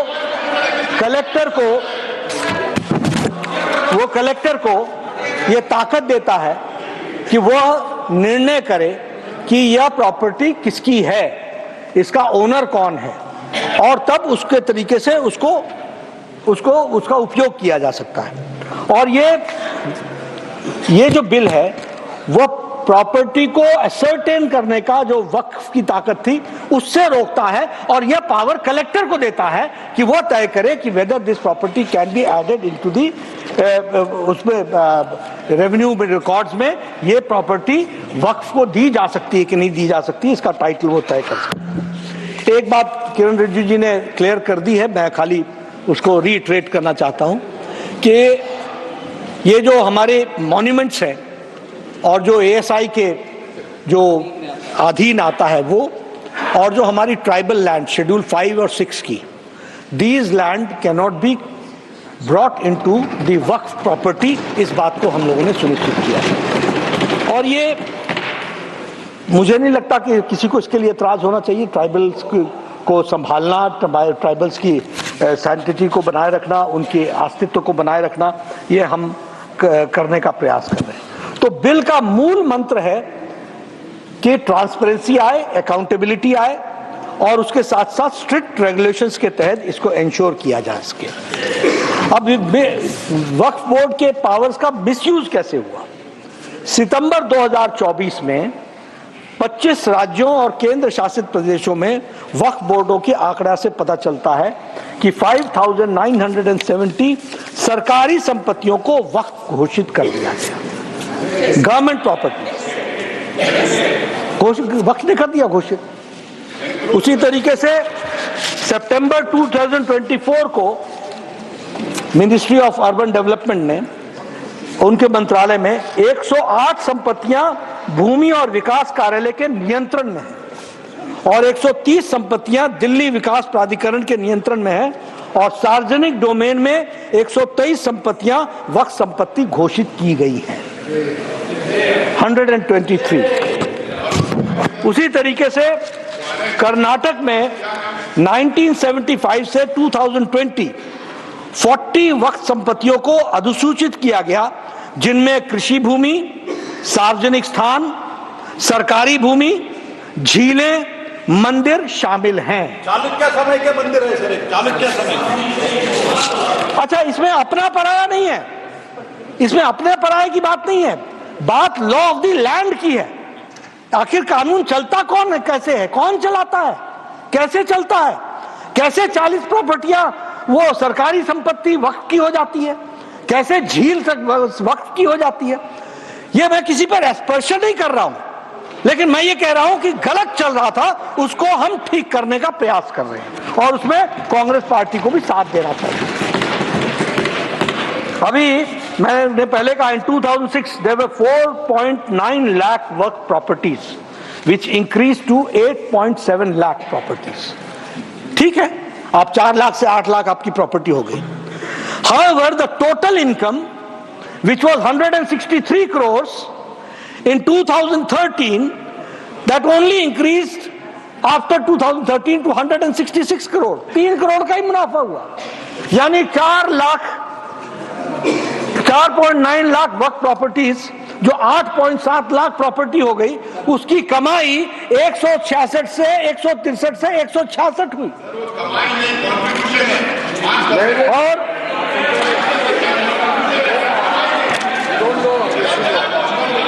इसलिए CAG में, अच्छा CAG ने भी, कंट्रोलर एंड ऑडिटर जनरल ने भी 2018 में वक्फ की संपत्तियों के दुरुपयोग और खामियों के बारे में बहुत सीरियस प्रश्न उठाए। तो इसलिए अगर हम देखें कि ये इसका जो मिसयूज हुआ, वक्फ के क्लेम के बारे में आप बात कर रहे हैं, हमारे केरला के सब लोग बड़े एक्साइटेड रहते हैं सारी चीजें। हमें एक बात नहीं समझ में आ रही कि वहां का क्रिश्चियन और वहां का चर्च इतने क्रिश्चियन नेताओं को छोड़ करके दिल्ली हमारे पास क्यों आ रहा है? Why is he coming to us? और सारे चर्च के लोग आकर के वक्फ बोर्ड के बारे में सिवियरिटी बता रहे हैं, people of Kerala specially the Christians. उसी तरीके से केरला स्टेट वक्फ बोर्ड ने लॉन्ग स्टेट किया 404 acres of land of Ernakulam district, Munambam coast,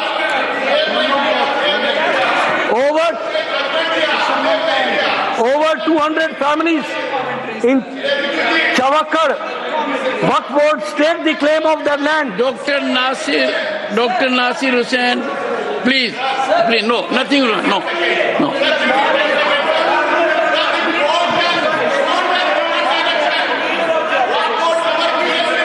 Nasir.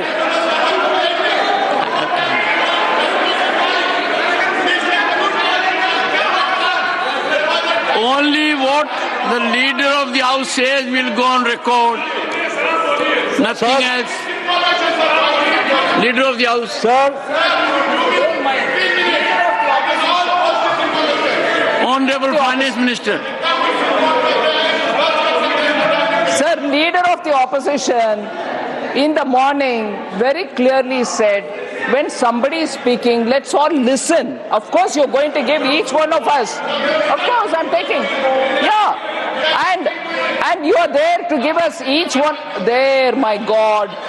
Sir, and you're here to give each one of us the time to rebut. You're here to give us the time. But running commentary, sir, and they're blessed with God's given vocal gods, which doesn't require a mic. I need a mic. They don't seem to need a mic. Again. But when the leader of the opposition speaks, all of us will have to listen. Leader of the house is speaking, no, running commentary. Honorable members, please remember, this is Rajya Sabha day also. Leader of the house, nothing else will go record except what Mr. J.P. Nadda says. Please. Sir, one astonishing feature has come.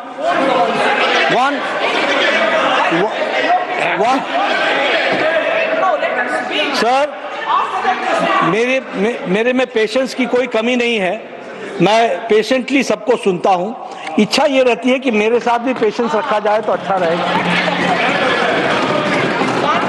अभी सुनिए, वायनाड में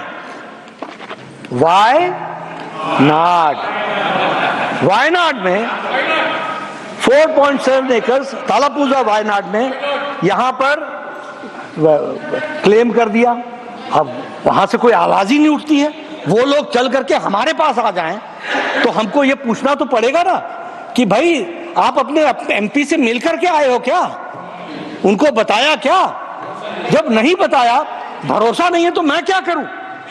हम तो यही कहेंगे कि सुबुद्धि आए और सुबुद्धि के साथ साथ हम इन बातों को समझ सकें और इसको हम ध्यान में रख करके चले तो अच्छा रहेगा। सभापति जी, मैंने कोशिश की है कि मैं सब्जेक्ट पर रहूं और मैंने सारे क्लॉजेस कोट किए हैं और सारे सब सेक्शंस कोट किए हैं, जो सारे सब सेक्शंस इस बात को बताते हैं कि किस तरीके से यह कानून गलत दिशा में गया था।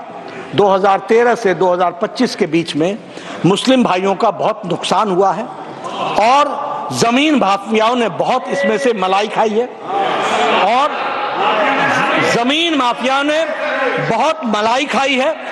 मुझे लगता है कि कांग्रेस पार्टी इन मलाईखोरों से दूर रहें। हालांकि रहना मुश्किल है आदतन, लेकिन मलाईखोरों से दूर रहें और गरीब मुस्लिम का, उसकी शिक्षा का, उसके स्वास्थ्य की चिंता करेंगे तो बहुत अच्छा रहेगा, ये मैं कहना चाहता हूं। अंत में एक बात और मैं सभापति जी कहना चाहता हूं। एक नई चीज मैंने देखी है, लोग यहाँ अपना भाषण देते हैं, फिर अपना झोला उठाते हैं और चल देते हैं। अब हम किसको जवाब दें? अभी हमारे यहाँ पर एक सज्जन, क्योंकि मैं यहाँ से देखता हूँ तो मुझे कुछ ज्यादा दिखता है 180 डिग्री। भाषण देने के लिए ही आते हैं और चले जाते हैं। मैंने honorable members on several occasions I have indicated to the House, particularly, and I have no hesitation, because I believe in the wisdom, sagacity and patience of very distinguished members of the fraternity to which I belonged. Parliamentary work is not casual. Parliamentary work is responsible. On Monday and Friday, we have no precedents. And the best you learn is by sitting in the house, listening to others. It is very painful. You come, make your speech, and more often than not, give a bite outside. I am enriched by the experience of several members, not from what they say in the house, but by what they say on television debates or in articles of newspapers. We should collectively think, and it is not a comment on individuals, because the number is very large.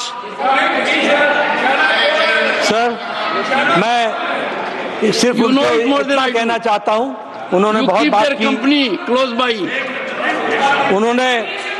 उन्होंने यहाँ बहुत सी बात की, आधी speech उनकी expunge हो गई। अब मुझे लगता है कि उनको विवेचना करनी चाहिए कि ऐसी स्पीच देने का फायदा क्या जिसमें से आधे से ज्यादा एक्सपंज हो जाए, लेकिन हो गई। पर उन्होंने एक वाक्य कहा, और वो वाक्य ये कहा कि बड़ी बड़ी सत्ता आई और गई। भूल गए कि उनके ही नेता कुछ महीने पहले ये कह रहे थे कि मोदी जी आपको यहां सरकार लाने के लिए तो अगला जन्म लेना पड़ेगा। वो भूल गए कि इसी चुनाव में साफ कर दिया दिल्ली की जनता ने, धूल चटा दिया।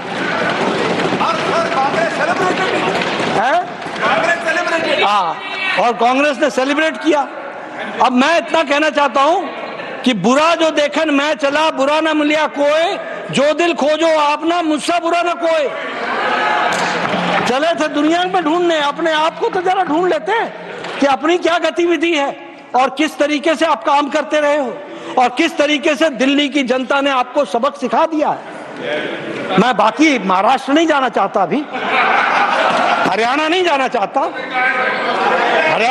चाहता, लेकिन हाँ, humility always pays, that we should understand and realise. और इसमें कोई अहम की बात नहीं है। मैं ना मानूं, हमारे यहाँ स्कूल में जब क्रिकेट खेलते थे तो कुछ लोग जो थोड़ा मसलमैन टाइप के होते थे वो आउट हो जाते थे, बोलते मैं ना मानूं, आउट हो गए भाई, आउट हो गए, बोल्ड हो गए, मैं ना मानूं। अब ऐसे मैं ना मानूं का तो कोई उत्तर है नहीं, लेकिन भगवान करे कि सुबुद्धि आए कि आप भी मान जाओ और चल पड़ो हमारे साथ। बहुत बहुत धन्यवाद।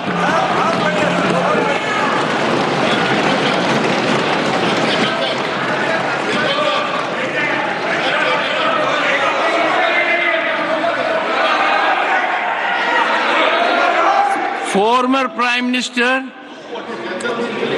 Honorable S.D. Devgowda ji. Sir.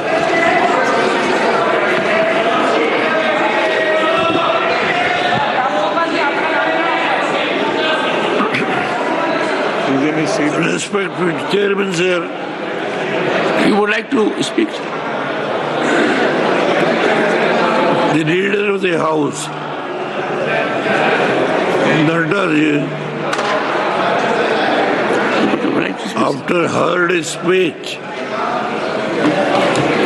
I don't think anything left. He has made an exhaustive speech, particularly on this Waqf Bill, which has been amended and passed by the Lok Sabha. Now, this House has to clear this amendment bill. Sir, I am not going to quote some of the issues mentioned by several honorable members. Honorable members, Sir, honorable members need to be on their seats only. I would like to tell you And this is a serious debate. We need to listen to the former Prime Minister as also every other speaker. Please resume your seats. I would like to just mention in my career as a leader of the opposition, if the leader of the House kicked me with strong language, I used to take it sportively. I never intervened, never. Whatever he speaks, I used to take it most coolly, spiritually. I have practiced like that. So many people have spoken. I have never intervened. I never a word I have spoken, except I only said, yesterday our good self has given a ruling.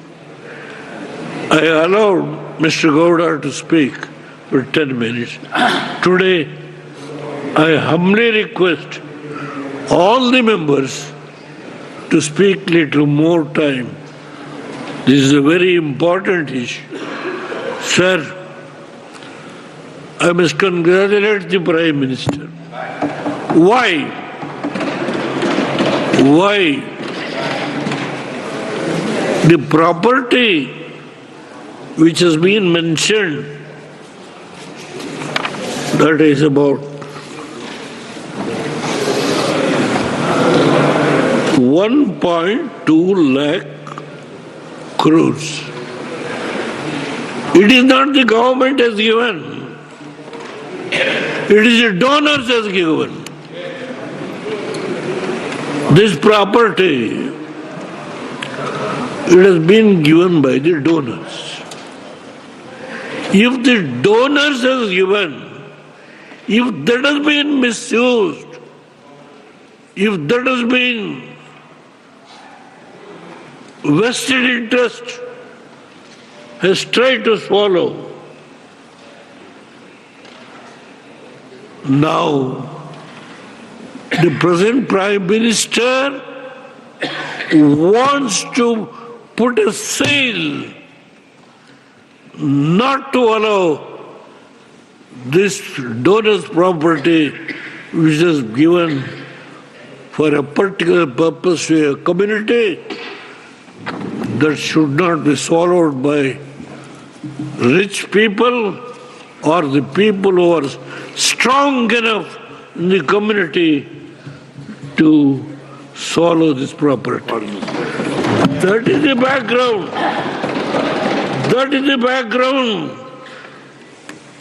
The Prime Minister has thought over, and the Parliamentary Affairs Minister and the Home Minister has taken sufficient care to protect this property to be used properly for the purpose for which it has been donated by the donors. Sir, 1.2 lakh crores. Sir, this is Waqf Board currently controls 8.7 lakh properties spanning about 9.4 lakh acres in India, which has been estimated for 1.2 lakh crores. Sir, I would like to mention, not to criticize anybody, sir, my friends should realize state governments, so many leaders are here, which represents different political parties. I do not want to hurt the feelings of anybody. What has happened in the past is past. For the future, we have to think over. Why? We are talking about the minorities. Why the minorities have been left a particular political party which has been supported for 40 years. I was a member of Congress. Why? The Muslims have left the Congress. Today, you want to regain. It is not so simple. It is not so simple. I know I can give volumes of reasons. Sir, in Karnataka, I would like to mention what has happened. Sir, Lokayukta, sir,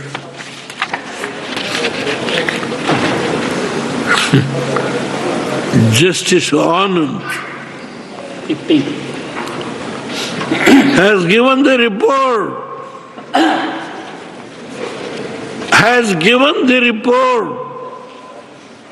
What has happened to that report? In 2014, the Upalokta has given, Justice Anand has given the report. I don't want to take the name of the Chief Minister or any leaders. Let our friends realize the report was shelved. It has not seen the light of the day. Why? Why today they are ruling? Even today, my friends, who spoke here, they must realize. Sir, I was the Chief Minister. Yes, I have taken several decisions. In those days, to protect the minorities, I have taken several decisions. Whatever that has happened, happened. In 60 years, the so-called secularism, fundamentalism, communism, I am not belongs to any ism. I am a farmer. I am not a law graduate. I am an ordinary farmer. Sir, I got reservation to several communities who have been totally neglected, not only for Muslims. Several communities. I don't take the valuable of this house. All right, so that was former Prime Minister H.D. Devagowda who was addressing and taking part in the Waqf debate that is underway in Rajya Sabha. Remember, it is a testing time for the NDA today. The JDS there expressing their support to the NDA when it comes to the Waqf debate, when it comes to the Waqf Amendment Bill that the NDA is looking forward to pass in the Rajya Sabha after it had passed the Lok Sabha test yesterday, after 13 hours of long discussions.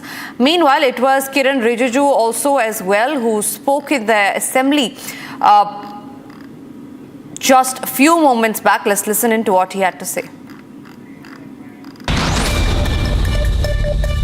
Look, कहते हैं कि ये मुसलमान नहीं है या ये इस ग्रुप में उस ग्रुप में, मैं यहाँ डेफिनेशन देने नहीं जा रहा। हम सिर्फ ये कह रहे हैं कि हमने जो नया प्रावधान लेके आए उसमें हर वक्फ बोर्ड में मुसलमानों में जो रिकॉग्नाइज्ड सेक्ट है सब मिल करके वक्फ बनेगा। उसमें सुन्नी भी होगा, शिया भी होगा और जितने बाकी जो पिछड़े वर्ग है वो भी वक्फ बोर्ड में मेंबर होगा।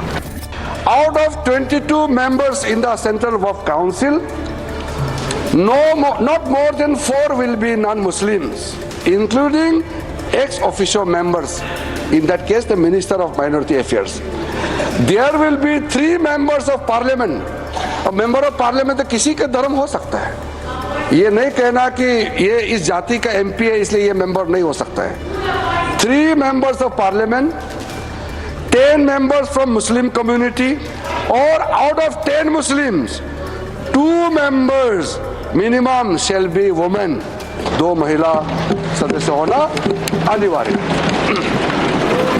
Now in the proposed amendment, this provision has been omitted.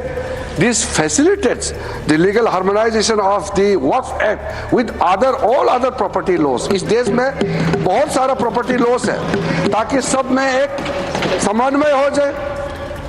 Harmonisation होना जरूरी है सर। एक कानून दूसरा कानून का सर लड़ाई के लिए नहीं बनाता है। हार्मोनाइज करना बहुत जरूरी है।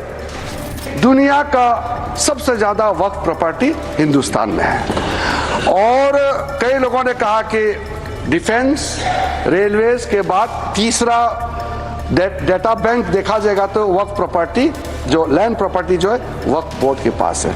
मैं उसको थोड़ा संशोधित करके बताना चाहता हूं, ये तीसरा नहीं है। दुनिया का सबसे ज्यादा लैंड प्रॉपर्टी नंबर 1 वक्फ बोर्ड के पास है हिंदुस्तान में, ये थर्ड नहीं है।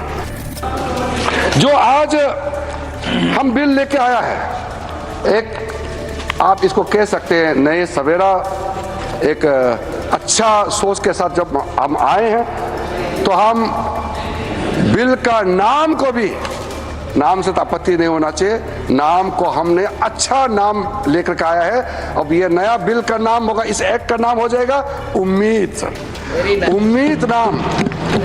मैं ये मंत्रालय संभालने का बाद भी और पहले भी कई वक्त प्रॉपर्टी है या संस्थाएं हैं बाहर में बहुत गरीब अवस्था में भीख मांगने वाला भी मैंने देखा है। क्यों काम नहीं आ रहा है? अगर सही तरीके से वक्त प्रॉपर्टी को हम डेवलप करेंगे तो मैं कह सकता हूं अगले 3-4 साल के अंदर में करोड़ों गरीब मुसलमानों का जिंदगी आबाद हो जाएगा। थोड़ा सा अगर आप योगदान करेंगे, सब मिलकर के हम काम करेंगे तो क्यों नहीं कर सकते? 500 साल पहले हमारा बाप दादा या फलाना फलाना ने ऐसे किया था, ये जमीन ये हमारा वक्त जमीन है तो ठीक आप क्लेम कीजिए, मगर कुछ तो दिखाना पड़ेगा सर, कुछ डॉक्यूमेंट होना पड़ेगा। तो वक्त बाय यूजर ये जो हमने ऐसे आप आर्बिट्ररी नहीं कर सकता है। साथ सेक्शन 40 में वक्फ बोर्ड किसी भी जमीन को अगर क्लेम करता है तो सीधा वक्फ बोर्ड डिक्लेयर किया जाता था, उसको हमने हटा दिया है। And shifting our focus to big breaking news coming in, and this is in regard with the BJD saying that they have issued that no party whip will be given out to the member of parliament. Now, BJD floor leaders in Rajya Sabha says that no whip will be issued to the party members and that they are told that their conscience to vote in favor or against of the Waqf Amendment Bill.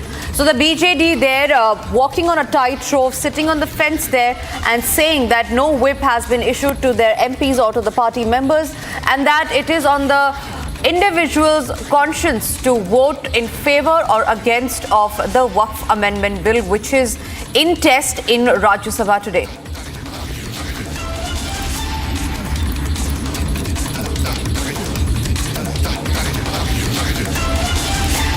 So, Sasmit Patra of the Biju Janata Dal has said that they have always upheld the principles of secularism and inclusivity, ensuring the rights of all communities. We deeply respect the diverse sentiments expressed by different sections of minority communities regarding the Waqf Amendment Bill. Abhishek, my colleague, is joining me live from the newsroom on that. Abhishek, the BJD has issued a statement saying that no party whip has been given to its member of parliaments or to the party members, and that it's on an individual's conscience to vote in favor or against of the Waqf Amendment Bill. Now, does this hamper the numbers of the NDA in the Rajya Sabha today?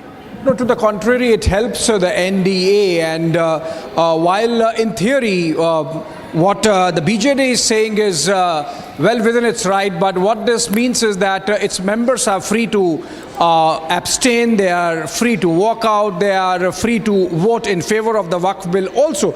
Now, in the Rajya Sabha, the government has a very wafer-thin majority, and in that scenario, if a party on the opposition side, remember the BJP voted on the opposition side in the Lok Sabha, but then in the Lok Sabha, obviously, because the government is very comfortable majority, it did not affect it in any manner. Now, when the majority of the government is wafer thin, a BJD taking this kind of decision obviously helps the government. So, which means that even as the debate is going on, we can be sure that the bill would be passed when voting happens later in the day. Because remember, what happens is if a particular set of MPs, a particular party, if they decide to abstain or walk out, then the number required for majority goes down. And so it happens that if the BJD has decided that they are not going to issue a whip, which means the members are free, a disciplinary action is not attracted if they vote as per their conscience.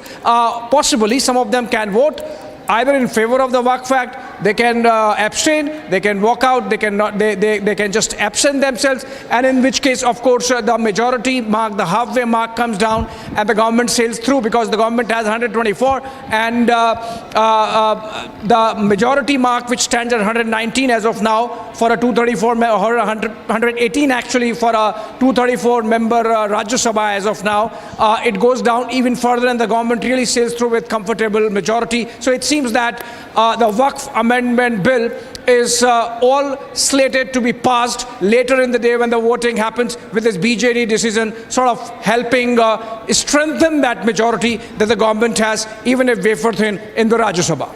Absolutely, Abhishek. Thank you very much for sharing those details with us.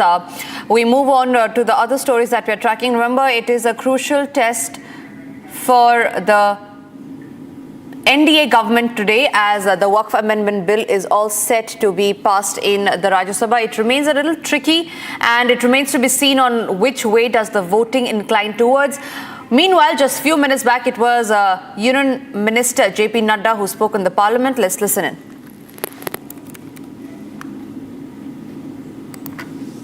More than 200 hours have been spent on the Joint Parliamentary Committee activities, directly and indirectly. अब ये 200 hours, what processes were adopted? अभी हमारे नासिर साहब कह रहे थे कि clause by clause voting नहीं हुई या discussion नहीं हुआ.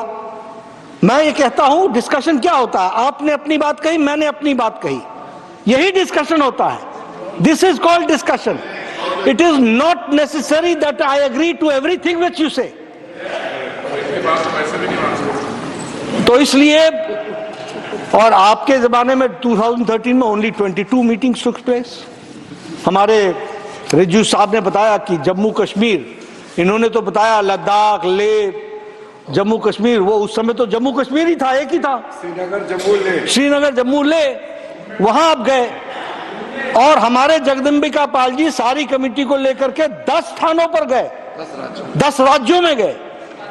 और अगर मैं स्टेक होल्डर्स की बात करूं तो 284 स्टेक होल्डर्स के साथ पार्टिसिपेशन हुआ डिबेट में।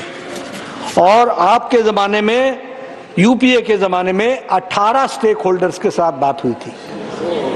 नाउ जस्ट इमेजिन, कहां 284 और कहां 18, कहां सरसरी तौर पर डिस्कशन हुआ और कहां गहराई से डिस्कशन हुआ।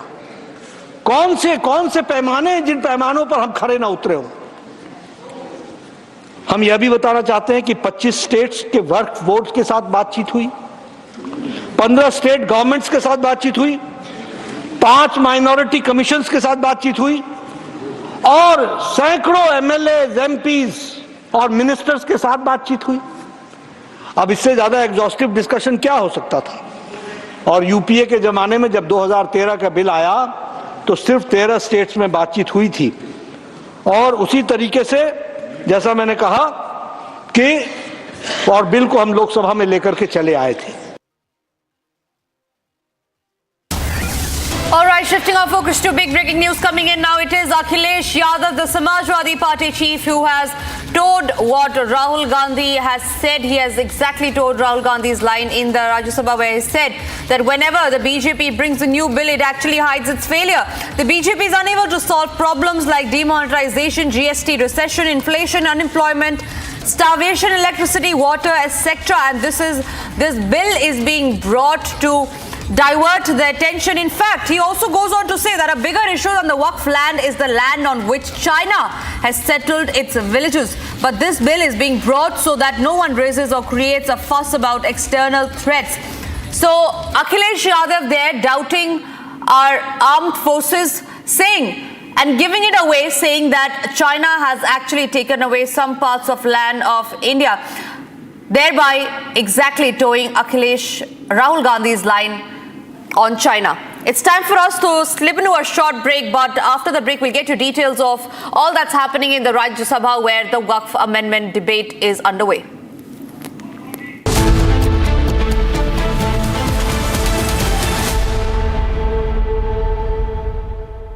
MDH का किचन किंग किचन में हो तो हम सब कुछ बना सकते हैं। बैंगन का भरता, आलू गोभी, भिंडी मसाला और भी बहुत कुछ।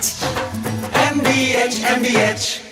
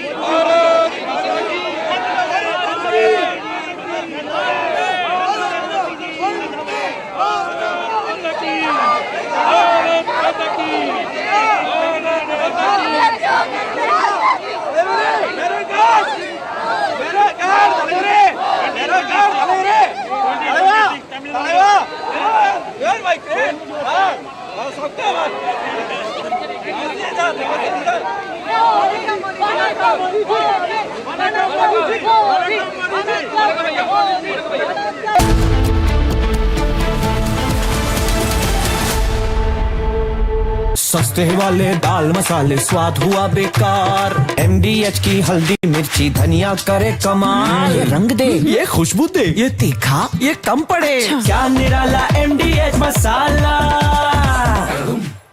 So, if you look at that, China, first row, China, 67%. That's tariffs charged to the USA, including currency manipulation and trade barriers. So 67%, I think you can, for the most part, see it. Those with good eyes, with bad eyes. We didn't want to bring, it's very windy out here. We didn't want to bring out the big charts because it had no chance of standing. Fortunately, we came armed with a little smaller chart. So 67%, so we're going to be charging a discounted reciprocal tariff of 34%. I think, in other words, they charge us, we charge them less. So how can anybody be upset? They will be, because we never charge anybody anything. But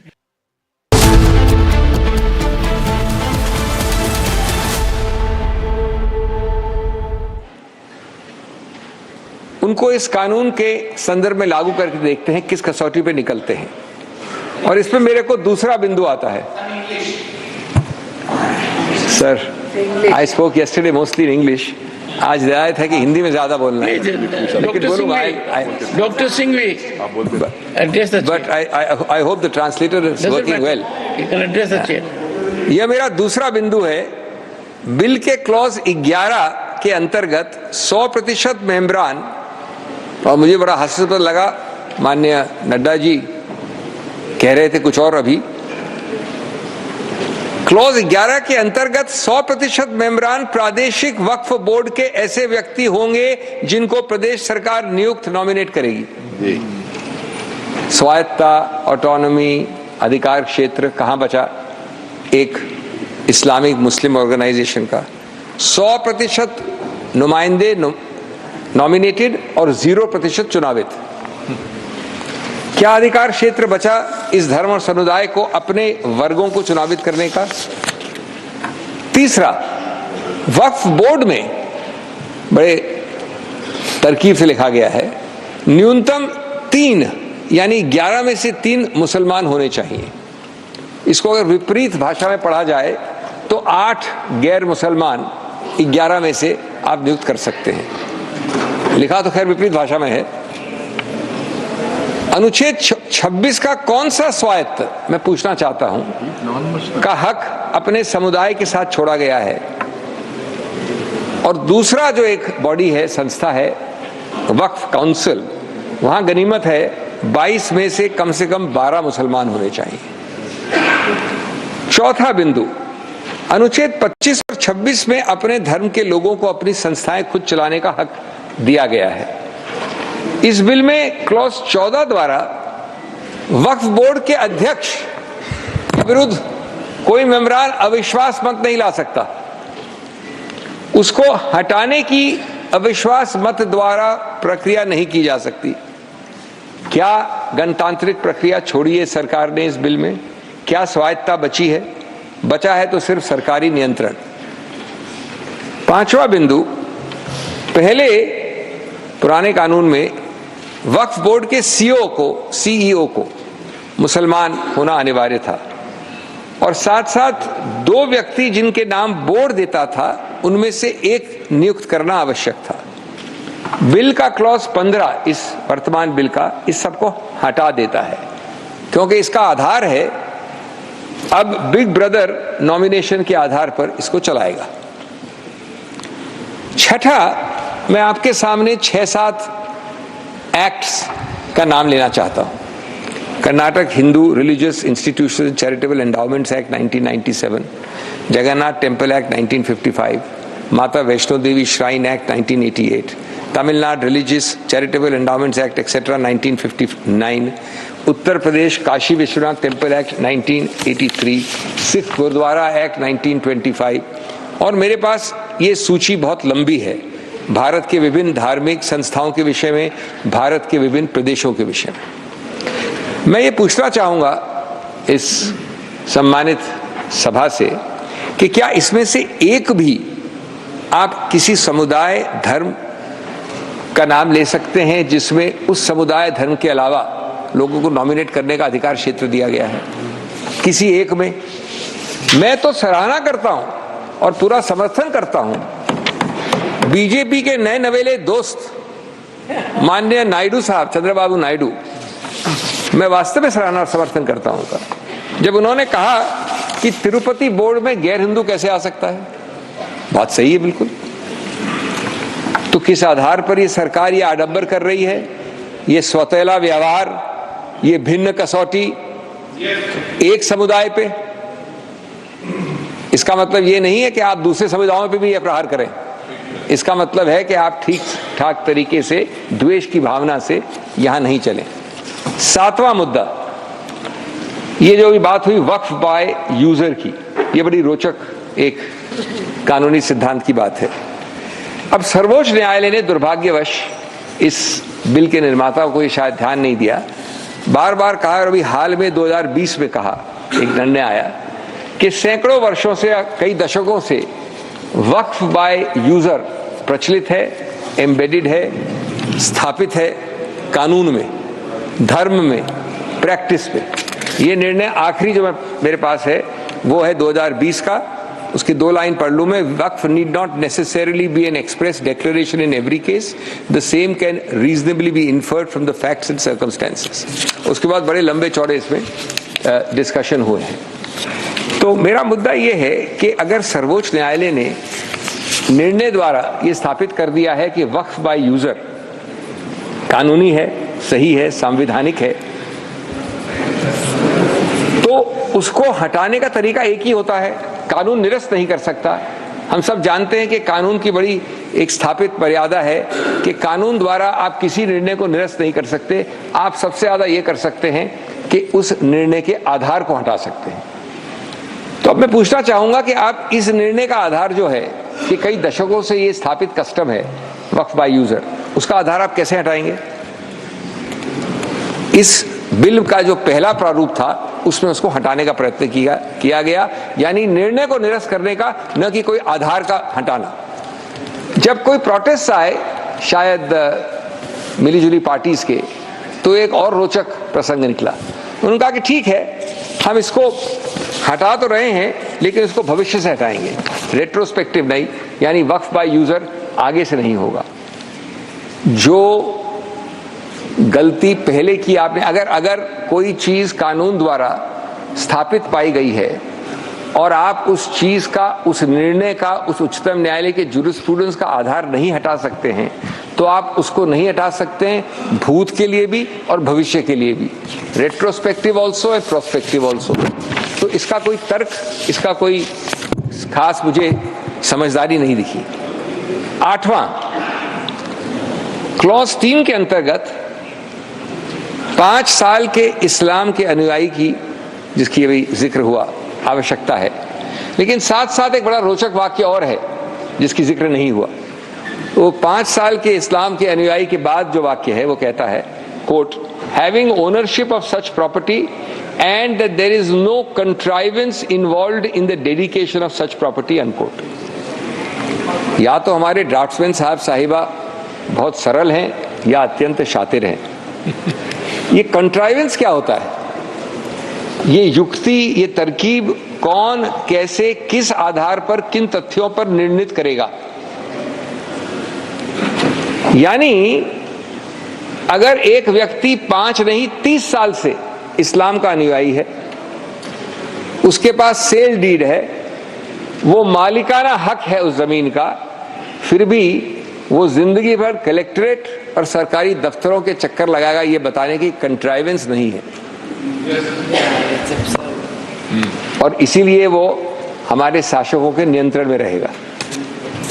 मिट्टी मेरी, मकान मेरा, इबादत मेरी, निशान मेरा, फिर भी कहते हैं सबूत दें कि हक है तेरा।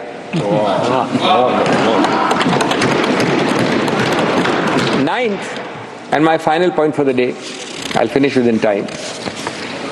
The bill has proposed to delete one section of the old act which did not apply the Limitation Act to the Waqf Act. There was a specific provision, 107, which said Limitation Act, जो कई कानूनों पर apply करता है, पुराने वक्फ act पे लागू नहीं होगा. It will not apply.